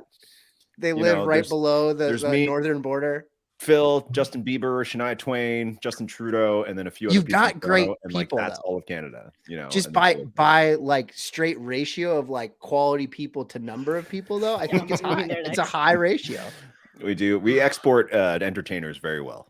Yeah. Who else? Never mind. We'll do that later. Okay. Nickelback? What was the? What LG. Nickelback's great. There you go. Wow, Nickelback's you know great. some things. I'm gonna up my bid to 2 million now that she's named a Canadian, She named 4 Canadian people in that one We word. talked about that when you came on our stream. Remember? We talked about Anyway, Nickelback. all right. Yeah, we did. We talked about Nickelback. You were just Oh yeah, spitting off and I have a friend who random bought trivia. the plane. I have a friend who bought the Nickelback drummer's plane. What? I have a buddy Nickelback here. drummer's He has a okay. plane, and he told me like a couple weeks ago. He's like, "Oh, by the way, like I bought this from the Nickelback's drummer." Okay, cool. What are you talking about? Oh my god. Fly planes to get around here, man. It's a barren wasteland of only 2 million people. That is true. All right. So Jenny, what was your actual guess? I guess 39 million, which is what Doctor Who said. Somebody said it in the chat, and I was like, I'm gonna go with what they said. 39 million is my guess. Oh yeah, there it So, is. Yeah, Yeah. I just used that. I was like, I would have guessed 50 million, but well, so what's I the don't know. truth? What's the truth? 39 Like, I million. was- LG, Mr. Canada. Yeah, it's Oh, around. is it that, actually yeah. 39? Oh, We've been okay. Oh, sorry. Well, then yeah, guess when I was like a kid, everybody was like, "We hit 35 million people, everybody," and we're like, "Wow, shit," you know. And then you learn about the rest of the world, and you're like, "Oh shit, nobody lives here." Okay, And how about in then- the and U.S.? then- How many millions of plunge? How many millions of people you think live here? Don't be looking it up. I see you with the oh, side I eye. know, like, I know it's 335. I was about to say it's like Yeah, 300. yeah. Okay, It's okay. 10x. You know, It's little usually a quick 10x. trivia. We're about you guys will get 10x from us, basically, Mm. pretty consistently. I did hear that recently India surpassed the population of China as the most populous nation in the world, Isn't there like a billion which I people? feel like didn't get the press it deserved, Oh, okay. Yeah, we need to let people know. right? India out there powering through, and everybody just thinks China has the most people, and that's just like not true anymore. Like, it's just So you're saying that we instead just of set the record straight. instead of saying when China, it's when India now. Basically, what you're saying. Oh my God, yeah, for Top Shot. When is all the Call yeah? up When Kylo India. Ren, the only person I know in NFTs who lives in India. Oh my God, Kylo, yes, he's from how do we India. get your 2 billion people in here? We got some great NFTs. You guys love the NBA. Come on. It's a slam Let's do dunk. it. Actually, I do know the NBA has been trying to grow in India like quite aggressively. It's one of their like key markets, I think, for growth. So that makes a lot of sense. That especially the Big exploding top of the population. funnel. Yeah, Big yeah. convert, just They Start just with need China, one and player. they're like they ditched the China thing. Now that China's number 2, come on. Yeah, exactly. Well, that's it. Yeah, they need like India is going to need its like Yao Ming moment. They need like one like beast monster dude to just be in the NBA, and I was like, holy shit, this guy's just like incredible, And then everybody's like, that'll just create so much more interest in the country. Like that's always how it works. So. Wait, yeah, what happened to Crypto Big? Plunge Father, please tell us. Crypto Big, what happened? Weren't you like Listen, hemp or something? I want to know, Like, Plunge. How often do people ask you this?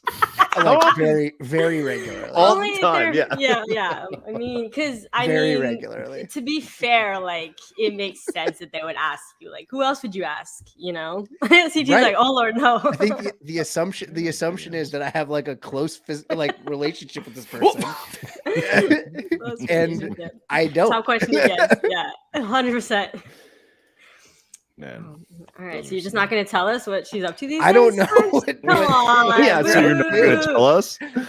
His lips are sealed. Yeah, all right. We get it. You signed an I NDA. wish- Like, okay. No, honestly, I wish I knew so that I could give you an update. I don't have an update. Why don't we play the game we just played, but about where Crypto Babe is? So Jenny, Well, I where already do have you it in my head. where do you think Plunge thinks Crypto Babe is? Oh, where I think. Ooh, okay, hold on. Okay, I think his answer is the same as my answer. That's yeah. Hold on. Which is. But I'm not gonna. Well, he has to write it down. We need to make sure Oh, he he has doesn't to write switch it it up down. on Okay. us. Right. You Yeah. know. Yeah. Hold on, let me get a notepad. Yeah. So what's the specific thing? Where is Crypto It's Babe? usually like where is No, she? yeah. Right? it's, a number is Or, the like, best what is because it's she scale. doing? Right? Like, is there a number involved? Because usually it's like a Number? number of things. How much? Okay, wait.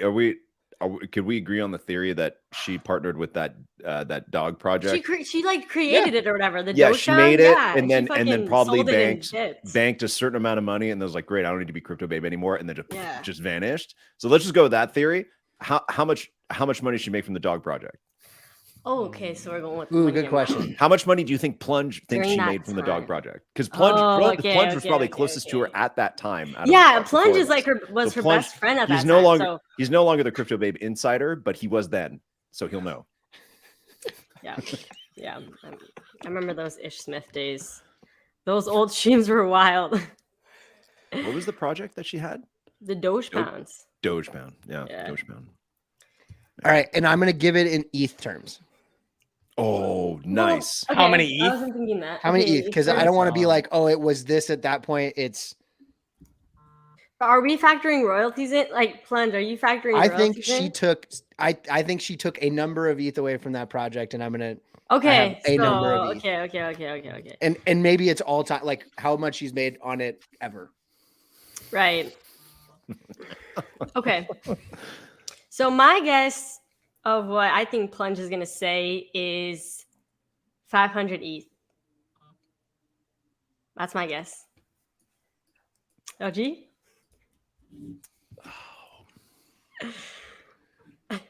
Man, how much is ETH in like the summer of 2021? Like in August, September, it was like $4,000 or something, It right? was. There was definitely So- $4,000 at one point, which is insane. Yeah. Yep. Yeah, man, It Jenny, might that's number be really that- high. Is my number that is too high? that Well, is 'cause I that was is a thinking- good guess. I think that's pretty good. Because then that's what $2 million. So I'm gonna go with.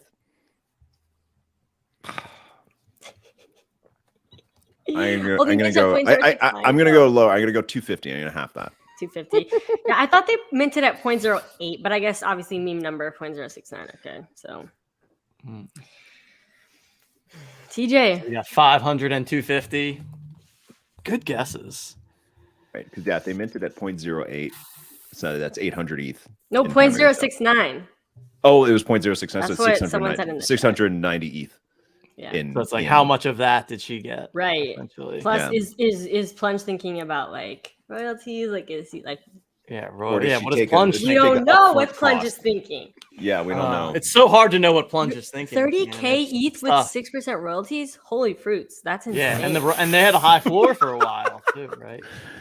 Wait, That's crazy. they dumped 30K God. ETH volume? We should have just. That's we so should've just- crazy. all of us should have just like We should honestly. have come out with a Guys, project. What's I wrong know with this- us? what are we all I was doing gonna here? say- We Wrong should've with come out us? I know, All like right. this is that's why we're Tomorrow still here, we're honestly. minting OG's mint No, but on like ETH. lots of tomorrow. respect for everybody here. Shout You out know, OGs. like everybody has gone and built something and done fantastic Damn. work in the space. You Yeah. know, and I'm very proud of everybody here for sticking around and still being here. But holy shit, we should have just like in June of 2021, we should have all just stopped everything we were doing. Like every media channel, TJ on the moment, Jenny with like all the content you were making, everything, all of it was great. But we should have just stopped and just cranked out as many of these projects as we could. Yeah, why do we That should- cash we grab? should What's have just- wrong with us? Why do we have Here it morals? is. Damn it. Man, yes. 30K. I get bids. I get No more bids. morals. I have Doge number 69, and I get bids on it every single day. Sell it. What are you doing with this though? See, you're It's not the number very one high. fan. I knew It's it. not I knew much. it. You know exactly where she's at. You know all the No, I Yeah, don't. okay, that's You know where confirmed. she's at. Confirmed. She's on a yacht somewhere, isn't she? She She's on a knows where yacht. she's at. I knew it. I knew it. All right. Yeah. Well, what's the answer? Wait, TJ, did you give your guess? TJ No, I didn't didn't give give my his guess. answer. Oh, I okay, am okay. gonna go with. Oh, it's so hard because I feel like it's somewhere in the middle between. So I'll middle it. I'll go with the 350. Right in between there. I feel like Fair. Plunge is right in the middle there. She's on Broham's yacht. What is it? 600? What is that? I can't even read that. 609. Did he say 690 ETH? Is that what he did? So I win? 690.42. 690.42. Classic meme 420. number. From the Obviously, plunge. you would have freaking. We should have. Yeah, I should have tapped more into Plunge's mind. Listen. Of course, he's gonna choose some meme number.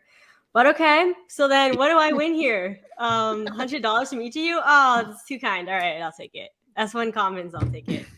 Thanks so much. So S1 I'm just looking on CryptoSlam at the actual total amount of sales, like not just the ETH total, and it's 100 million. It's the 62nd most traded collection of NFTs. What? And just to give you context of the projects that surround it on CryptoSlam, like the other projects that are about 100 million are Deadfellas, Goblin Town, and World of Women, Galaxy. So it's just like that's the level of which Dogepound is of volume. And it is well ahead of like all these like Gutter Cat Gang, like all They that crushed, shit, dude. Rumble Kong League, any of that. And other they shit. still like they the people. So I don't know that she's involved anymore. I have no idea. I'm being completely Plunge honest. I haven't revealing, spoken- slowly revealing new No, details. because I know the Dogepound people now. I know them, and I worked with them when I was at Coinbase, and like I know who's running the ship now, and none of it was in her hands, and I haven't spoken to her in over a year. But those people are doing like Launchpad work. They're awesome. They're very good at what they do. And they have a very dedicated community, just like a variety of other NFT projects. But yeah, they crushed it.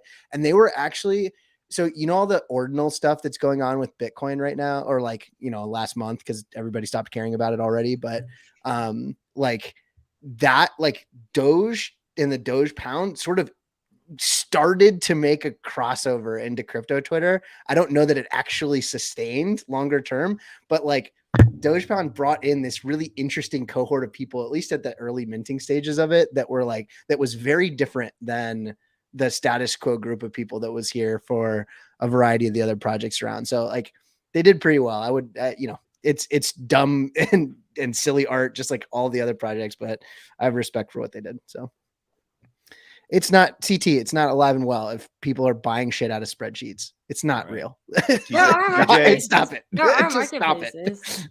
TJ, I think now's the time. Let's get her out here.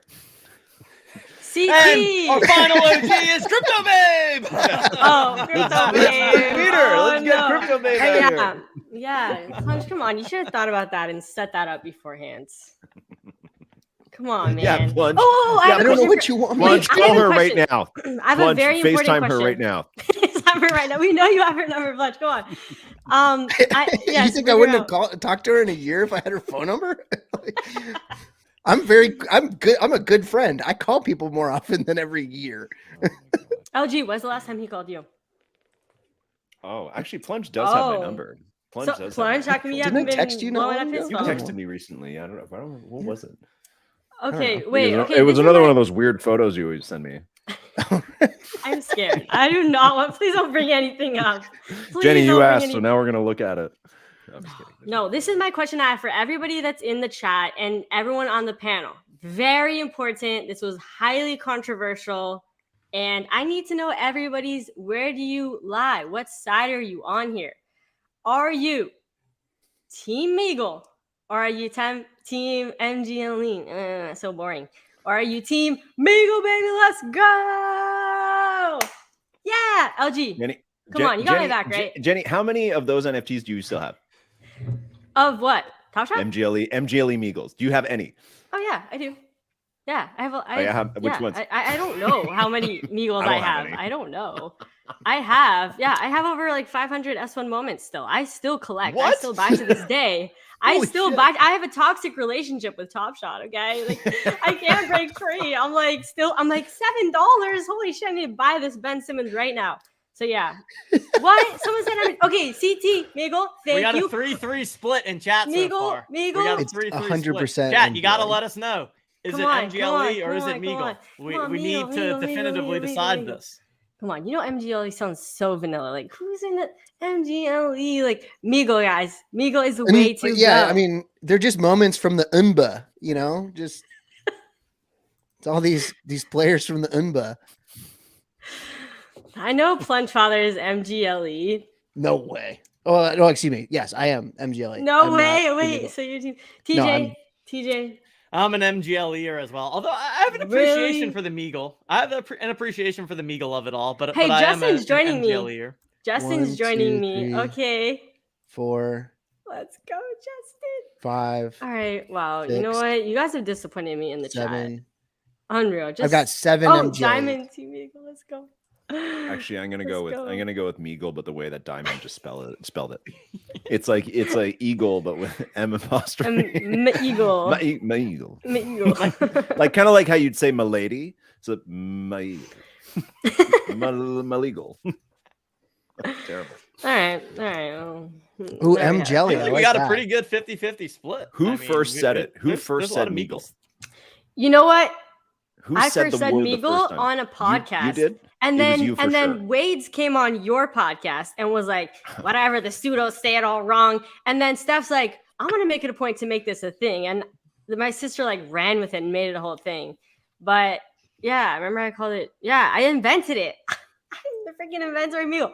Come on, put some respect on my name. Let's go. You need to add that to your bio, Jenny. Inventor See, of hashtag- Meagle. That needs to be what you lead with. Type in the at all hashtag, times. hashtag Team Meagle. You'll see. There's a debate everywhere. People are like tweeting it out, like, I'm Team Meagle. You know, check the freaking Why are hashtag, they guys. doing I'm just that? saying. That's how Type we it can in. save Type Top in Shot. hashtag Meagle.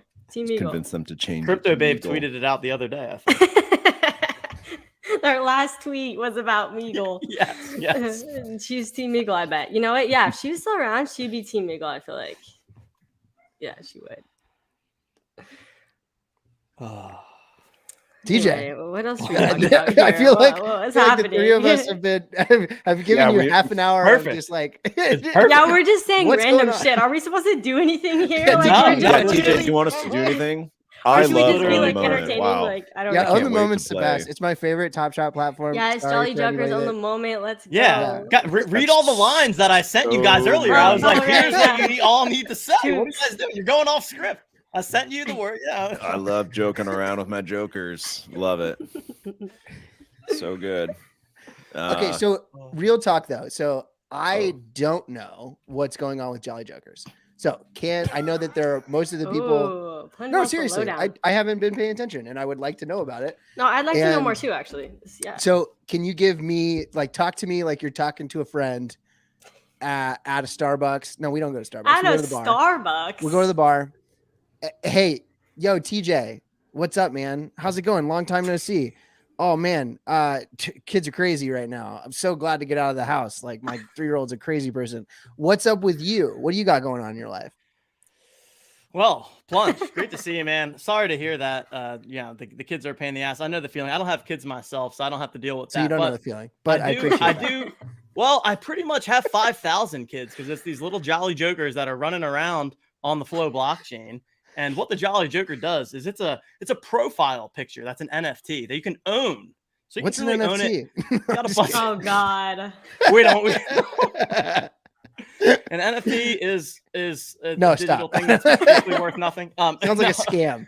Yeah, It's a scam. That's what it is. Yeah. No, but yeah, so Jolly Jokers, we started it. We started minting back in November. It's our PFP collection on the Flow blockchain, and the kind of core thing that it started as is that it gives access to the OTM analytics site.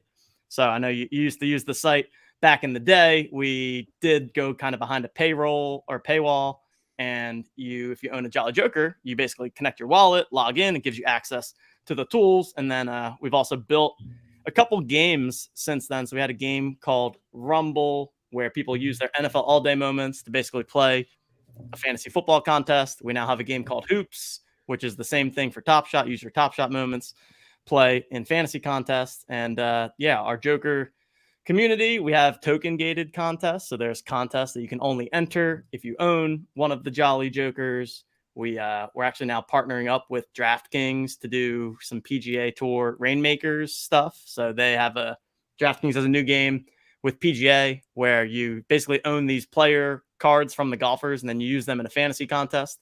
So we're building out tools for DraftKings now. Like, Are you working with EJ on any of that? Lab stuff? EJ Ayala, he's Yep. working at DraftKings, former Coinbase buddy. Okay. I'll Oh, connect you guys. nice. Yeah, that'd be he's a great. dude. Okay, good deal. But yeah, we started minting back in November, and We're getting close. I'm looking at the screen now. We have just over 500 left out of our 5,000. So we started the day at like 3,800. So we've minted like 700 today. We've been doing the sale all day It's long. like a telethon. Part of Oh like my god. what It's we're like doing here. let's just make it. Yeah. So we're trying to mint this shit out and get all Guys, the what are you jokers doing? into the Everybody world. mint if you don't So have a yeah, everyone joker. go mint those jokers. $99. Get you access to the OTM site. Get you access to our games. We've I know LG is familiar, but the other two of you may not be with this March Madness game that we have.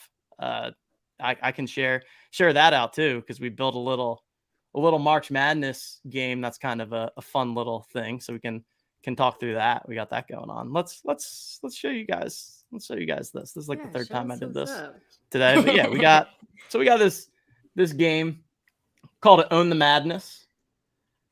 So I don't know if you remember the Owners Club that we had, Plunge, but the Owners Club was kind of like our fantasy football pack game. So this is a little bit of a twist on that. So everyone can get one free pack for the main event contest. Let me open my first mint one that I'm in for LG here. So here we go.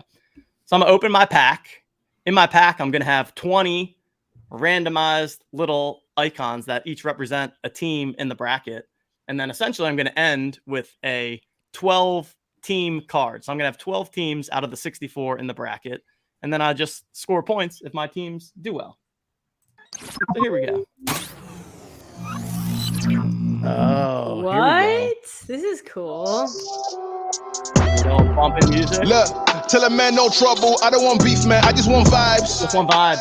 Big man like me, no need for the telephone hype. I got too much getting online. One rule that hit on side. Wrong move, I better go ride. No need for the telephone hype. Nah, no need for the snoozing. Big whip outside, I'm cruising. Big stick inside. So we get a little pack music bumping. And then yeah, when you look at here, if you look closely, each of these rows and each of these colors is one quadrant in the March Madness bracket. So you got the top left here, you got the bottom left here, the top right, and the bottom right. And so then as I click these, I am just going to randomly get 5 out of the 16 teams on that side of the bracket. And so I can open up my pack in this way. Can Here's reveal Colgate. all. This looks like a pretty terrible pack. And then What are you talking about? You got some bangers in there, man. What you do then is you pick 3 out of the 5 of each of the colors. So the way I've been kind of framing it is like you basically get your own like kind of personal little puzzle that has 20 things in it. And you're like, all right, based on this puzzle that I got to pick the 12 that I want. And you can like click on here and see what the matchups look like. You want some alpha, dude? San Diego Yeah. State's losing their first round matchup to Charleston. Oh, So don't pick them. Wow, that is alpha. West Virginia's losing as well. Utah State has You a can't shot. tell me all over my teams are Missouri. losing. Then what am I going to do, Plunge? I'm going to have to No, reroll has a again. shot over Missouri. Utah State has a shot. Yeah, What about UC Santa Barbara, 14 seed? they're playing Baylor. Big 12's a buzzsaw. Wow, Plunge. That's a tough. All along, Plunge That's was a the tough card. the college basketball influencer that we never knew about. I like it. I think you have to take Missouri and San Diego State. Wait, can you here. please pick Arizona State? Because that's where I'm from. Yes, definitely. Plunge, is Where- Arizona State good? At the bottom? Where am I seeing that? Okay, at the bottom. Boom. I hope Arizona they're good. State. I hope they're good. All right, Arizona we got State's in them the play-in, locked aren't in. they? No. Yes, I think they are. Yeah, I think they're in that. playing. They're in that tonight. weird play-in with Nevada, right? Yes, I Yeah. think that And game's they, probably again, tonight. they're in a similar position to UCSB. They got a Big 12 buzzsaw at TCU. They match up against in the first round. I have TCU going to the Final Four. So, but go ahead and pick Arizona State. Plunge out here trying to ruin everyone's bracket. You're like, yeah. So this is the game. You know, it's a nice little fun, simple. That's game. cool, dude. This is very cool. Pick your things and How do you? yes, So, we have, like, what link should people go to find this game? yeah, it's madness.otmnft.com. So I got a little. I got all these Can't win if you don't banners. play. Look at this. Look at this banner across the screen. Look at that. Oh, Look at snap. that. This is what you gotta have. You gotta have things to, like, if nothing else, entertain yourself throughout the 10 hours. So claim your free pack now at madness.otmnft.com. Everyone gets that one free pack. And then so like for example, with the Jokers for this game, we have we have our main contest, but then we have a Joker contest where everyone who owns a Jolly Joker, for each Joker that you own, you get one pack for the Jokers contest. Like if I own 30 Jokers, I would get 30 packs to enter in that contest, and then obviously have a better chance of getting a good pack and winning than someone who has one Joker. So we try to do these different things with the games that we have to reward some of our people that hold on to more Jokers. Should we crack some packs? I just claimed mine. There we go. Yeah, crack it open. You want to share your screen? Yeah, hold on. Let me do that. Crack it open. Share the audio. Let me know if you can see it.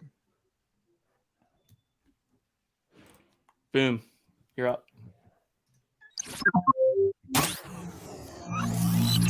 That part might be my favorite. I like the little. Look, tell a man no trouble. I don't want beef, man. I just want vibes. Big man like me, no need for the telephone hype. I got too much getting online. One rule, then I'm on site. Wrong move, I bet they gon' ride. No need for the telephone hype. Nah. Arizona, let's go! Big stick inside, no losing. Better watch out for the snake and Judas. Don't ask them who this is. I bet they know what I'm moving in. I bet I show it into a dim. How you hate and then lose again?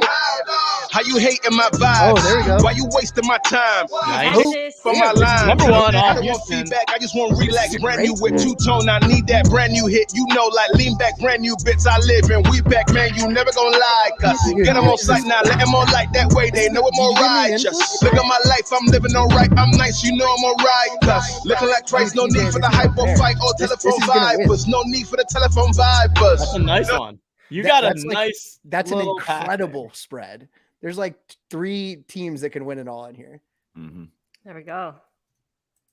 All right. So we're taking Pretty Chalk, Oral Roberts, and I guess you have to take Memphis, even though they're the 1-8. So this is going to resolve out. You got to take Houston, Indy. I'm taking Texas A&M too.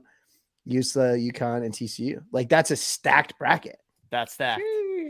Sheesh. Oh, gee, let's hear about sheesh. What are we saying? Why are you saying that? Just go with it.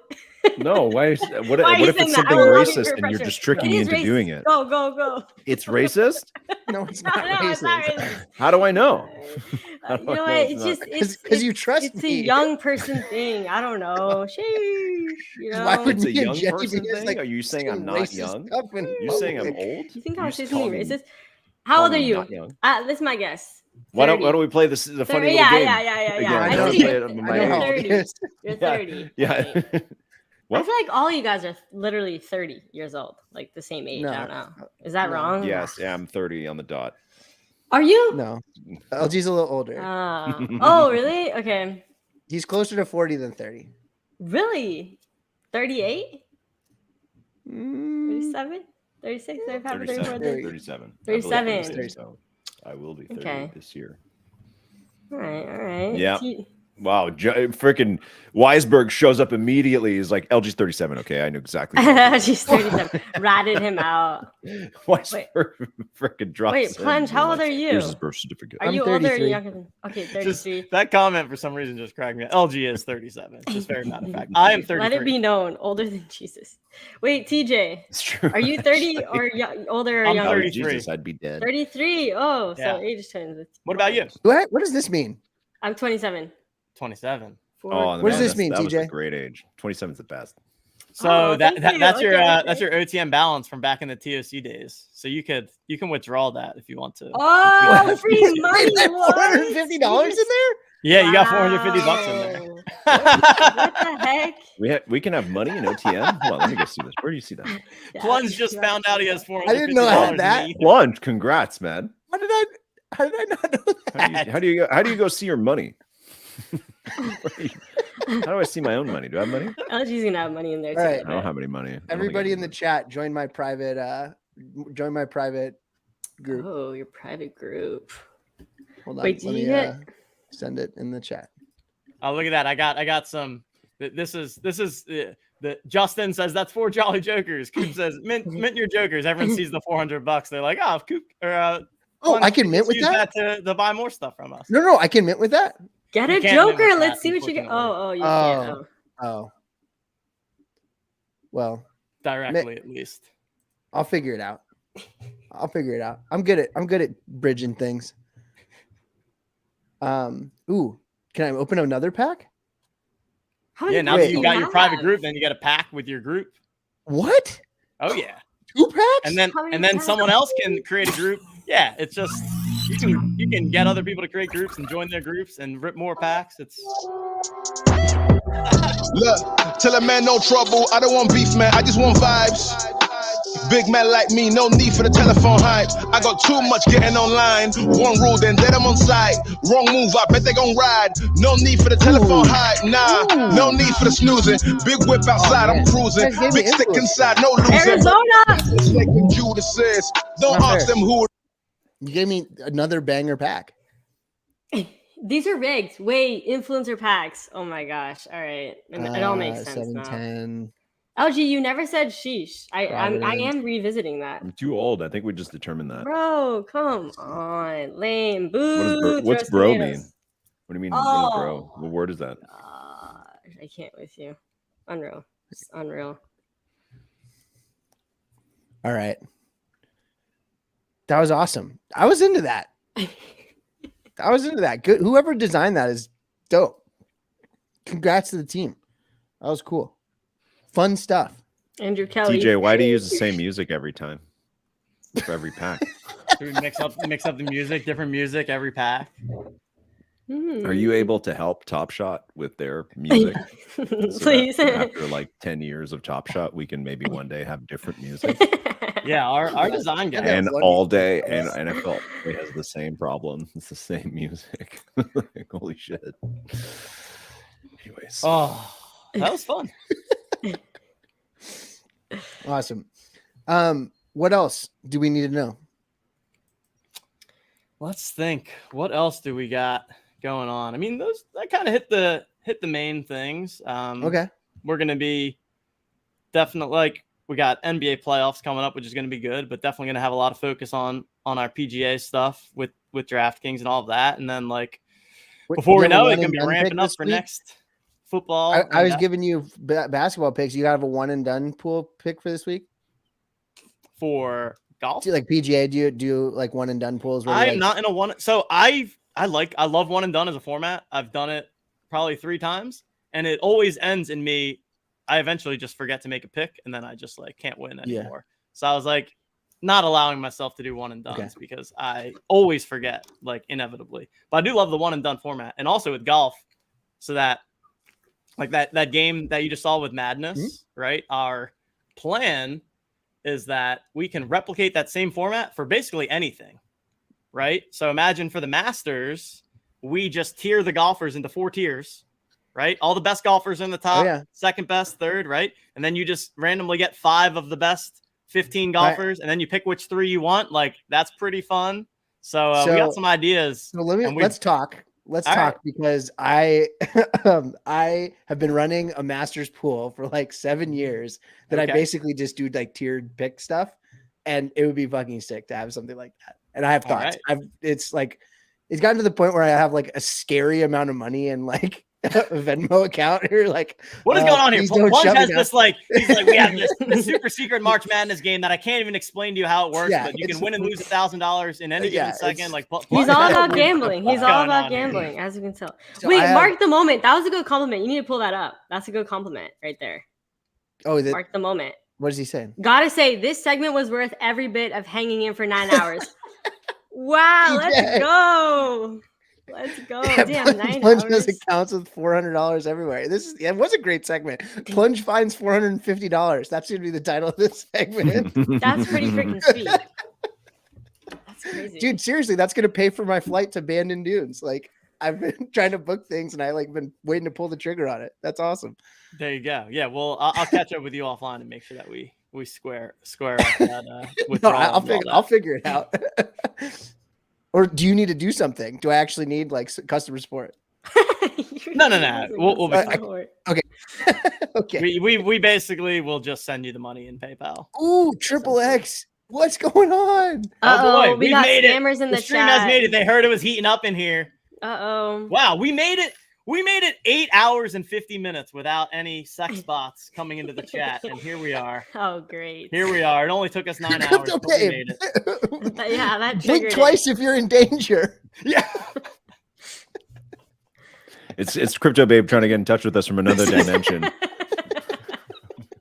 That's what it is. That's what it It's is. like what is it? What's the not Inception? What's the one with McConaughey where he's trying to talk to his daughter through the bookshelf? That's what it is. This is Crypto Babe. You know, what is it? Interstellar. Yes. Yeah. That's Crypto Babe in Interstellar. another dimension. Please, Damn. guys, it's me. Let me out. Like knocking on my bookshelf, like dust coming out. Or what's the movie where Tim Allen is trapped as a dog, as a shaggy dog? You know what I'm talking about? Oh, No. I think I know. That's an old movie. So That's is Homeward like Bound, but you probably Oh. haven't seen that either. Homeward Bound? No. You have a cat. It's very relatable. Homeward Plunge knows Homeward Bound. Like Return. It's like is one of the him after original. he died. Oh wait, yes, I watched Yeah. it. I remember that movie. Yeah. Yep, I've seen Yeah, that. it's like one of the Yeah. original like animals can talk Oh, movies. that's funny. You know, Yeah. where you're like, oh, what the hell? Like these animals can... Anyways, way off topic. Jenny, do you watch golf? You ever watched golf? Like on TV? You can say no because I haven't no. either. This is boring as hell. Yeah, but no, these I guys don't. love it. I haven't. I don't have a TV, but I haven't. Yeah, I haven't really seen golf. Do you guys watch golf like on TV? You sit down like on a nice Plunge beautiful does. Saturday, Plunge like is a all set. about It's it, like I it's like the most beautiful Saturday afternoon in the summer, and you're like, everyone's like, let's go outside, Dad, and you're like, no, I have to watch golf. No. I don't boring. watch golf instead of other things other than the Masters and like Right. maybe the US Open if there's compelling Sunday. I'm like very much okay, I've done all of the lawn work and like now I need to have a beer and sit down. Like I don't that sit in and just like watch golf for hours on end, but usually like Sunday afternoon round, like if it's at a course I care about, I'll watch. If it's close, like towards the end of the tournament or something like that. Yeah, Yeah, it's fun to also watch, yeah. great background work like noise for Thursday, Fridays. It's Thursday, like Friday. That's Yeah. my main. Like Thursday, Friday, Mm. I pop it on. Actually, with my setup, I have like my TV's right there, so I've just got my computer, got that there. We've actually been doing. You guys familiar with Playback? Like watch Playback. Oh yeah, it's like a new live streaming It's fun. platform or something, right? Yeah, so you like, yeah, as a user, you log in, you connect your TV provider, whatever, and then so we've been doing that with golf. So like, Coop and I will jump on Playback. We'll have on a Thursday and Friday, we'll have the golf playing, and then like we'll also be on stage, just kind of shooting the shit, and people are talking in chat. So we've been doing that too, and trying what to. are you guys doing? trying What to are you guys ramp doing that on up. Thursday? So that's fun. So basically, my job is to I'm working. Like Yeah. actually, there's actually one time we were doing that, and Coop's wife like came into his office, and she's like, "It just looks like you're watching golf," and he's like, well, I'm I working, am. man. Yeah, I'm working. Content never stops. Yeah, Never exactly. sleeps. Well, hey, coming up on the hour here. This was a lot of fun. This was a great group here. Thank you all for joining. We can get everyone out of here, but if anyone has any final thoughts or jokes or rabbit holes that we want to go down for another 30 minutes, I'm plenty open to it. But I appreciate all of you joining here, and yeah, that was fun. I feel like it was a long day, but that last hour. How are your eyes? Like just staring at My the eyes are freaking- good. My face Okay. hurt from laughing at you guys for the last hour. Though I feel like it was just nonstop, absolute Nice. nonsense, and loved every second of it. But yeah, I'm gonna relax tonight. Yeah, turn Crack- your phone crack off. a little like, beer turn after the- this yeah, is turn done. the internet off. Play some Catan. Play some extended edition. Yeah, we Catan. see Yeah, that look in at the that. background. Little Catan. Catan's the best, man. You ever play Catan, LG? Oh, I have Catan. Yeah. I Catan Oh, I have fucking Catan. hard, man. You don't want to Catan with me, okay? You I strike me as a Catan. brick guy, LG. A what? A brick guy. A brick? Yeah. Always going for that longest road. Yeah. Oh, like Brick in the game. I thought Brick was a different game that you were talking about. I was like, I've No. never heard of Brick. Sounds like a terrible game. No, you're a brick guy. TJ, you seem like a sheep guy. I'm a big sheep guy. Big sheep guy. Big sheep guy. I got to get those development cards Big and sheep just energy. really just keep it close to the vest. See where you're going. Jenny, what's your? I've never even played it. What's your resource of choice? I've heard of. Well, we got plenty of Catan. I don't time. know. Yeah, should we Why don't play? There's an Yeah. online version. TJ, get Yeah, going. yeah. Now Let's we're gonna just play online Catan. we can play. We can play a speed round. It's not that great. I've played it before, but for the last 3 years since the pandemic started, which by the way, today is 3 years since like everything shut down. I was in Canada today 3 years ago, like barely got out when everything shut down. So, but we've been playing Risk online, a website called Dominating 12, and we've had essentially a continuous set of games going for 3 full years with like 5 or 6 of my buddies, and we played like hundreds of games of Risk over the last 3 years. It's brutal. I like love that. Risk. I haven't played Risk in many years. It's good You times. can only play Risk online, right? You can't sit down and play the board game. I mean, that takes forever, right? It takes like you'd still be playing. You'd still be playing 3 years later that same board game. in order to play like a Like 4-hour board Monopoly, where it game. takes Yeah, I don't know why we're not playing. Like we could have been playing Catan by now. Since when I said we could be halfway like through we it could by literally now. we'd be picking our places, like our spots by now. But we're still just talking. LG's really about it. He's about that life. He's ready to play. I don't know. But hey, if you say do sheesh, we'll if you consider. do If you say an online live stream of Catan, I will play with you. Only if it's this Oh. stream continued into Catan right now. I gotta go. What do you have to do? Plunge, yeah, what are you gonna watch? Golf or something? Come on. Yeah, Go golf's make sure not my on. kids are in bed. Oh, And then when they're and how long does that take? okay. It can't take that long. Right? You have a 3-year-old. 3-year-olds love going to bed. They love just being like, you're like, go to bed. And they're like, oh, thanks, Dad. Like I've seen a 3-year-old. I see people try and put their 3-year-olds down. It's easy. Yeah, check on me twice. Check on me twice. Okay, bud. I'll check on you twice. Daddy, daddy, Oh, daddy. man. I lost my monster truck. Like that's my are my so life for the random. next few hours is just gonna be my 3-year-old screaming, "Daddy, I lost my monster truck," and then I get it for him, and then it's a thing. It's a whole thing. So anyway, but yeah, I told my wife I'd be an hour, and I'm gonna stay true to my word. Wow. And then after And then we'll we play get Catan. done, we get the stream going again. You All know, right, I'll if hold TJ down can the just fort keep for it another going. Yeah, if you hour. can just keep We'll it let going for another like 4 Plunge- hours, we'll let Plunge- I'll be back around 10 Pacific, and I'm ready for Catan. Midnight my time. Yeah, sure. It sounds good. What do Your I kid- have to Your do? kid will be asleep then. Plunge. True. That's prime time, dude. That's by that prime time, that kid will have migrated into our bed. Yeah, So, yeah, perfect. Hashtag parenting. Yeah. hashtag there we go. parenting. Hashtag blessed. There it Hashtag dad life. Hashtag girl dad. Oh, all the hashtag Team Eagle. Full Where's, circle. where's, full circle, where's baby. Girl Let's Dad go. at? Is Girl Oh Dad my still gosh. around? Another Wait, controversial let's figure. see if they're still on Twitter because I actually don't know, but I They- do remember I know Girl there's Dad. still Snipes Top Shot moments. Yeah, he is. Oh yeah, He's around. 20 hours ago. He's got another job doing something else now. I think he changed jobs. I think he unblocked me, which is great. Yeah, we should I- have talked I about went in- all of the old people. Like, hey, what's this person up to? Like, should we just gossip about everybody? Like, Yeah, ooh, just who are like- all the old content creators? What about Let's make a Crypto Ed? yearbook. Crypto Ed, what happened to him? Yeah. Who's that? I'm just I don't kidding. know. What? He was like the just YouTuber kidding. before I was like making YouTube videos. Oh, Crypto Ed. I thought it was Crypto- Cryptoed. Cryptoed. Everyone says I thought it was Cryptoed. Cryptoed. that- Yeah. now But I know always who say you're talking I thought it was Crypto Ed. Crypto Ed.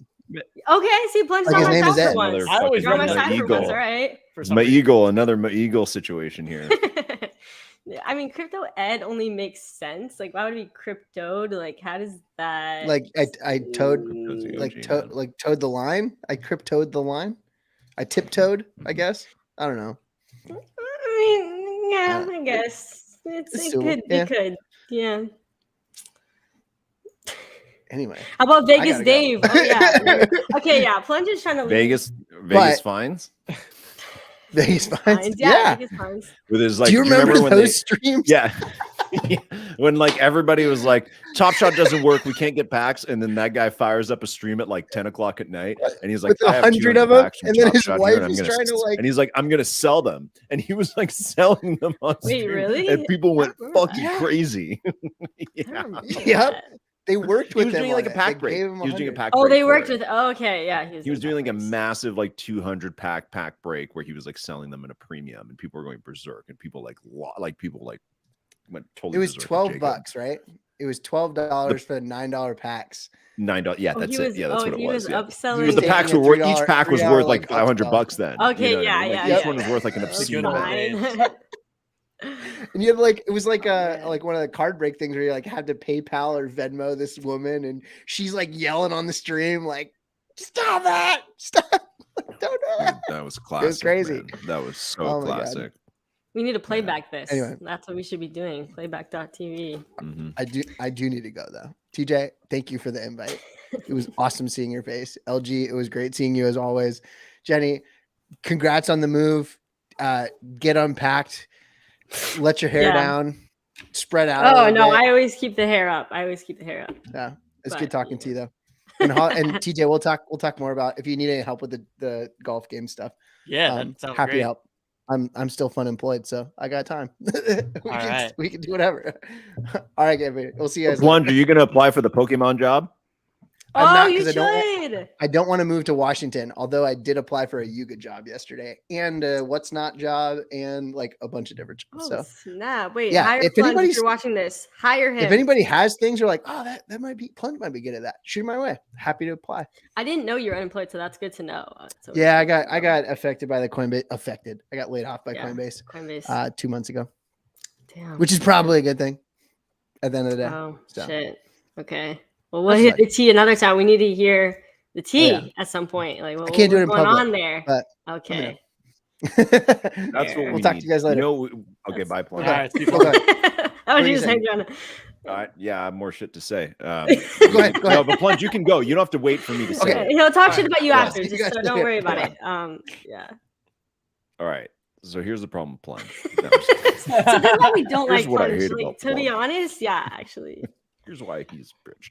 No, you know, we do need like the tea. We do need like I've always wanted to hear Usman's story. Usman like Oh my left Top God, Shot like yeah. randomly like in the middle of the night one day. But Like, just but it one was day- like when you knew that he left, everyone was like, "Oh shit! Like it's about to get real." Like if Usman Yeah. left, like it was like why you knew, and like, that's when shit hit the fan after he left. and it was to like be honest. tough, you know. Top Shot it was really hard on the team through 2021 because Yeah. it was so overwhelming, right? So, but it's like that was one of those like, why did Usman leave? And then like a month later, he got the job at Candy, and it was like, Yeah. oh, okay, so he just left. And I've always, you know, and I know Usman pretty well, but it's like I've never asked him. Right. And I'm like, I need that. We're going to need that one day. We need that. We need like the true stories, the Yes. tell all book We that do. each chapter is like a different person. Like chapter 1 is Usman and then so on, and Plunge at Coinbase, all that kind of stuff. We need those one by one. How's Plunge is still in the chat? I know. Plunge He is- said he had to leave, and then he's freaking just in the chat. Like that's just he just didn't want to hang out with us anymore in here. And Weisberg, he didn't leave to go to Candy. Usman, like there's a gap of like a month or two Yeah, between yeah. like the Candy job. I don't even think was posted at the time. I Like- think like, he like, left there's a Candy gap. though, didn't he? Is he still at He, Candy? he left Candy. Okay. also. Yeah. Yeah. And then I right. totally nuked them in a newsletter, but that's Ooh, yeah. She always goes hard on not things, for like, that. I No, read it's your not that. I was newsletters. just saying that all the baseball NFTs are terrible. It's true. So, and they have like no users, and that was like that's prime fair. time for That's baseball. fair. So, and they, yeah. Anyways, so they emailed me saying come to listen to their spaces tomorrow. Their season Oh, 2 wow. plans, and I was like, yeah. I'll come Oh, listen you, for you sure. perked up some ears with that newsletter, maybe, huh? Maybe, I don't know. I hope that they read. I mean, I hope I'll say it to their faces. Like it's like there's like 200 users and the season starts in 2 weeks. Like, Yeah. baseball collectibles are the most obvious thing that should be on blockchain. Like, what do you mean? So, anyways, but yeah, tell it like it is, man. I'm telling it like it is these days. you Wait, know, who did LG those wooden coins? Was that Tops? Okay, tops. Yeah. I Somebody remember tried to that. tell me I put up a post on First Mint like 2 days ago or last week being like, are you this old? And it was like Tops wooden coin, and people were like, "Rrr." Everybody thought that was hilarious, and it was a good like throwback. Oh. And then somebody responded, oh no, and then sometimes I get messages from people who collect that collection of NFTs, like not the wooden coins, but like actual baseball NFTs, and they're like, you got to check out Tops. And then I go look at the numbers on CryptoSlam, and it's like this week's buyers, like 12, you know, and I'm like, okay, like there's nobody like that's one of the 12 people who just messaged me. You gotta check, there's no volume. And the other day, I posted about how the PGA packs on Rainmakers have doubled in price since the sale, right? TJs, I was like, oh, this project's doing well. And somebody's like, yeah, well, the packs on Wax just went from $40 to like $1,000. And I was like, oh shit, really? And I like clicked on Wax to like go to the website on top, to go like sign up and be like, well, tell me about this. And then it was like, we are not accepting new collectors. Like it was like, you can't even join the project. And I was like, what the hell is this, man? Like, what kind of project is this? So yeah, that's my tops. That's my most recent top story. Probably why they only have 12 buyers. They don't let new people fucking buy anything. Oh, Weisberg, you want to hear it? Yeah, I went and caused a rumble in the So Rare Discord as well. LG's spilling the tea right now, folks. Yeah, I've never been muted. This is all public discourse. There's no tea. This is just what happens out in public. This is just me like going to different neighborhoods and like getting beat up. So so I was really keen. I thought like baseball NFTs should be a thing. Like baseball's like a fun sport and something that's trying to grow and something that's shrinking actively. So I went into the So Rare Baseball Discord and I'd been buying some So Rare Baseball, and like a couple weeks ago they changed like a pretty important feature between how the cards collect points between Series 1 and Series 2, because Series 2 is coming out soon, and they hadn't announced anything, and I took issue with that. And it happened like they made the change on a Thursday morning, and then people in the Discord kind of went a little bit nuts. We're like, what the hell? And they're like, we'll tell you soon what's happening, like everybody kumbaya, like calm down. And I was busy that day, so the next morning I went in there and I was like, hey, what's going on? Like, why haven't we had gotten an explanation for this? And their community manager was like, oh, I'm so sick and tired of people complaining about this. And I'm like, what? Like, what do you mean? It's been a day. Like, what do you mean you're sick and tired of complaining? Like, there's like 10 people in this Discord and they're telling you how they feel. And I got in this huge rumble with that person and the like upper community manager. And I told them in there, I was like, I didn't know you were a drama queen, but this is good. I was like, you're being really dismissive of what I'm saying. Right. I was like, I'm a community member, I'm a paying customer, and you're like dismissing like how it being like, and they were like, the community manager was like, this is so yesterday. Like we addressed this yesterday. And it's like we addressed this yesterday. Like who fucking cares? I'm here now. And I'm asking you now. Yeah. Like I'm asking you now. Like I'm not, what is this? A freaking like 10th grade class where you're like, Mr. Doucette, we discussed this yesterday. Like go read your homework. Like fuck off. Like, and then I just kept going at them, and then I probably got pretty immature about it because it's not hard. Did you write about them in your newsletter after that? Is that how? As often as I could, Jenny. Weisberg Yeah, knows. yeah, as often as I can. Yeah. Hey, they shouldn't have. They should. I mean, obviously. Hey, Weisberg is in there. Yeah. So incredible. Oh yeah, he saw it. He saw it. Yeah. Anyways, I didn't like that, and I haven't been uncivil in there since. Like they timed me out for 24 hours, which I thought was hilarious. And then sometimes I react to old Discord posts with the clown emoji up there. That's my protest. No, that's funny. Oh but like a post from like a day ago, I'll just go be like clown. So that if someone scrolls back, they'll see you. They'll be like, "Oh, clown! What?" It's like that's like the meanest.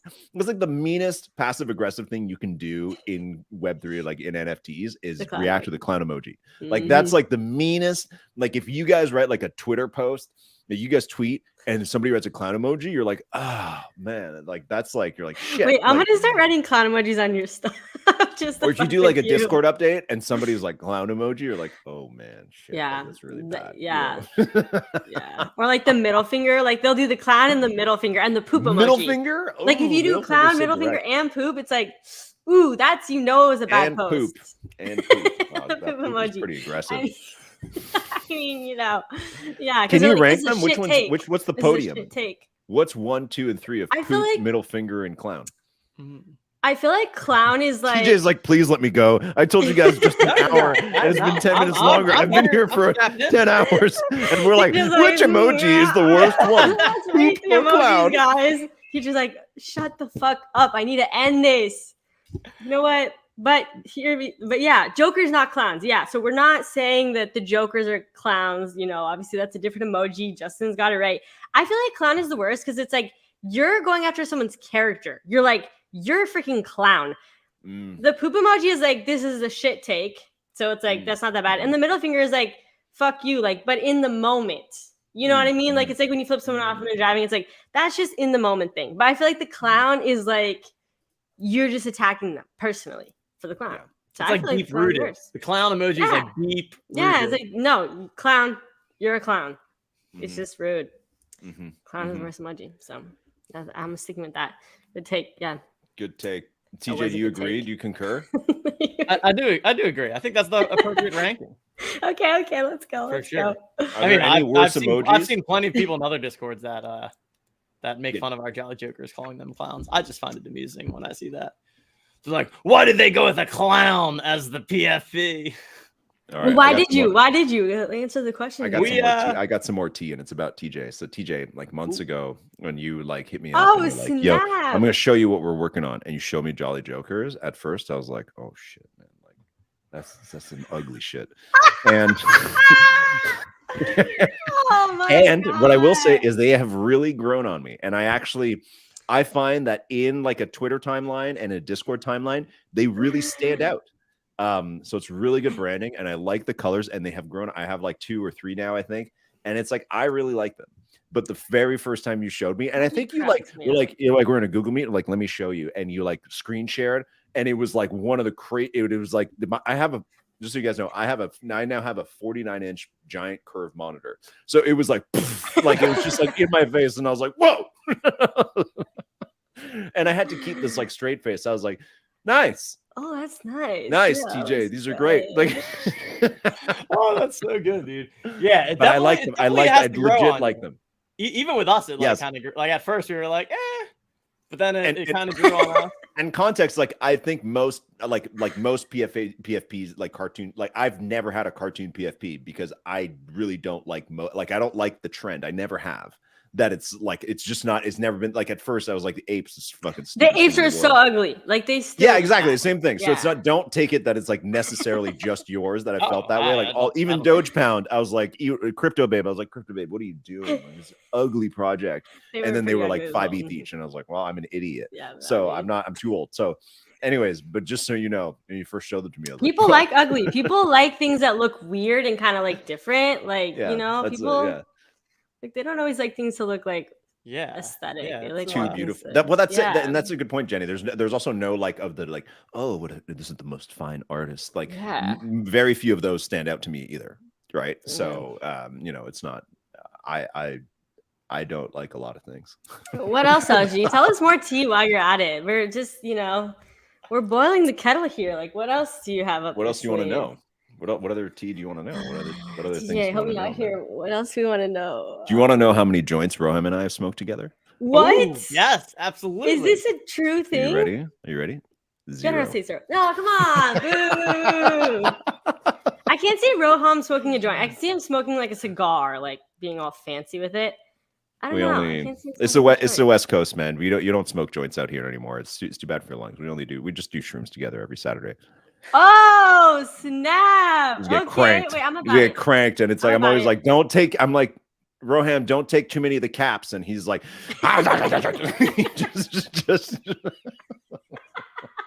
he just reaches his like elbow deep in the goes bag. for it He's like, all. give me that shit. We need an instant replay of And like an DJ hour doing later, that. dude's like crawling up the walls and shit. It's crazy. Oh my gosh. That's how he came up with Dapper Labs and Flow and everything. Shrooms. Actually, you guys ever met Mac Flavel? Do you know who that is?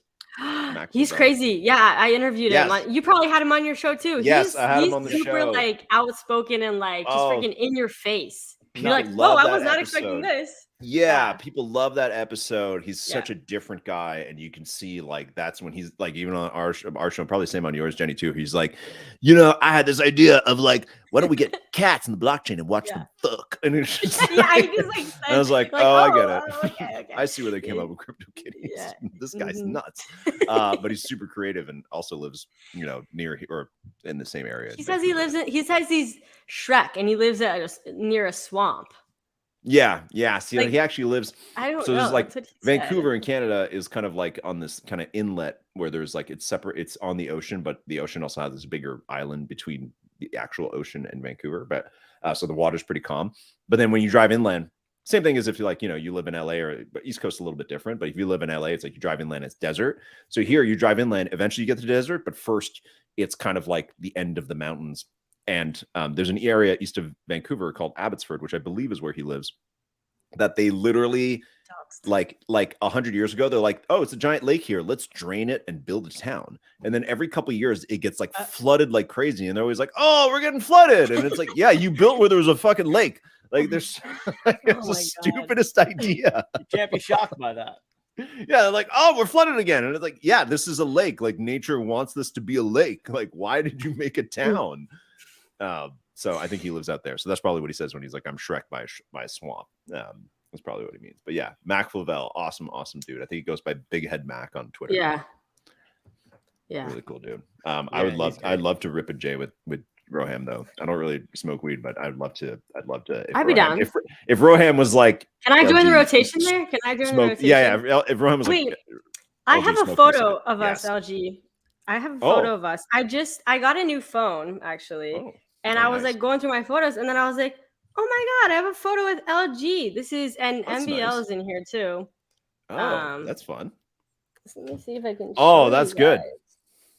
Yeah, so there we go. Oh, This yeah. was at the Dapper party. Yeah. That really. I mean, that Swicky, place Noob, was awesome. yeah, my sister, MBL, all that. But yeah, it's just so funny. Nice. That was a fun night. That was a super fun night. Oh, all right, TJ. I don't have any more tea. You want to wrap this up, or you want to fire up the I don't have Catan more and we Yeah, can totally fire up. crush the newbie Janet Catan. No. Josh, we could watch her ask so many questions. Like, which one's the Oh sheep? god, yeah, that would be mean. Next time we'll have to do. Yeah, we'll let TJ marathon like Catan rest game his on stream. eyes. 10 hours of Catan. That's the next. That's yeah. the next one. Yes. Next epic That- live stream. that's the content that people really need. Let's be honest. Let's be real. But yeah, no, thanks to both of you for joining. This was a perfect way to cap off a great day, and Let's go. it was a great time. Woohoo! Shout out to everyone that watched this for the whole time. I know some people were in here this whole time, so shout out to y'all. That's pretty insane.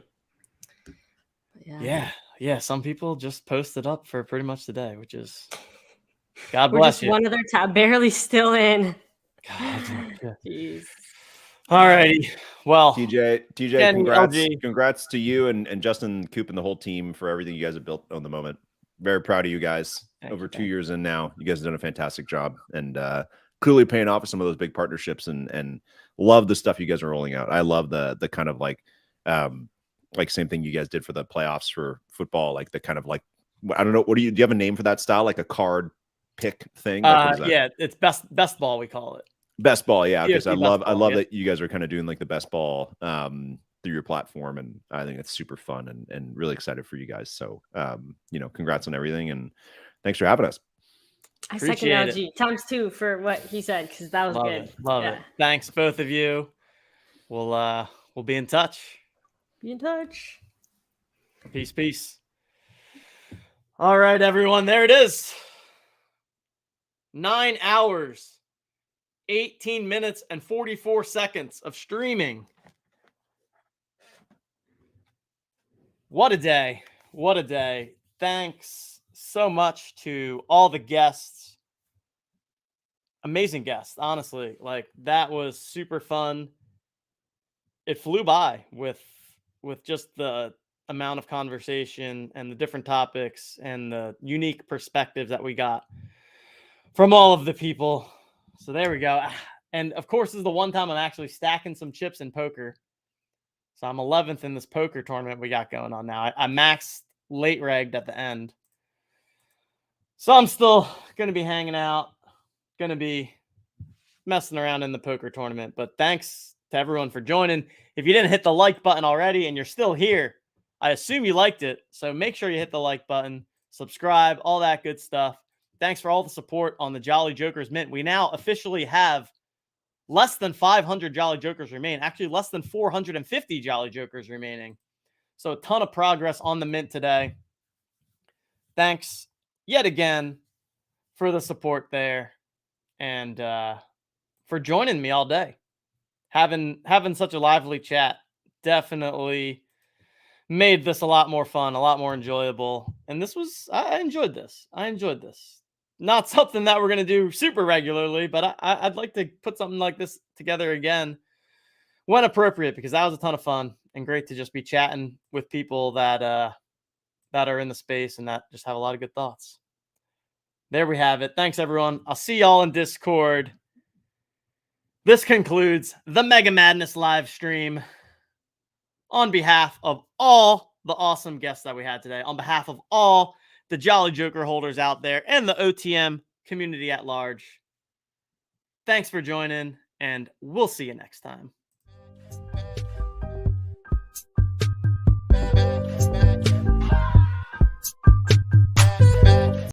False alarm! False alarm!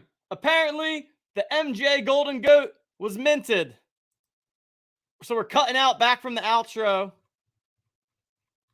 because, wow, look at that timing at the end of the stream. Ooh! Ooh! I mean, this is one of the most beautiful JJs you could see. Look at this.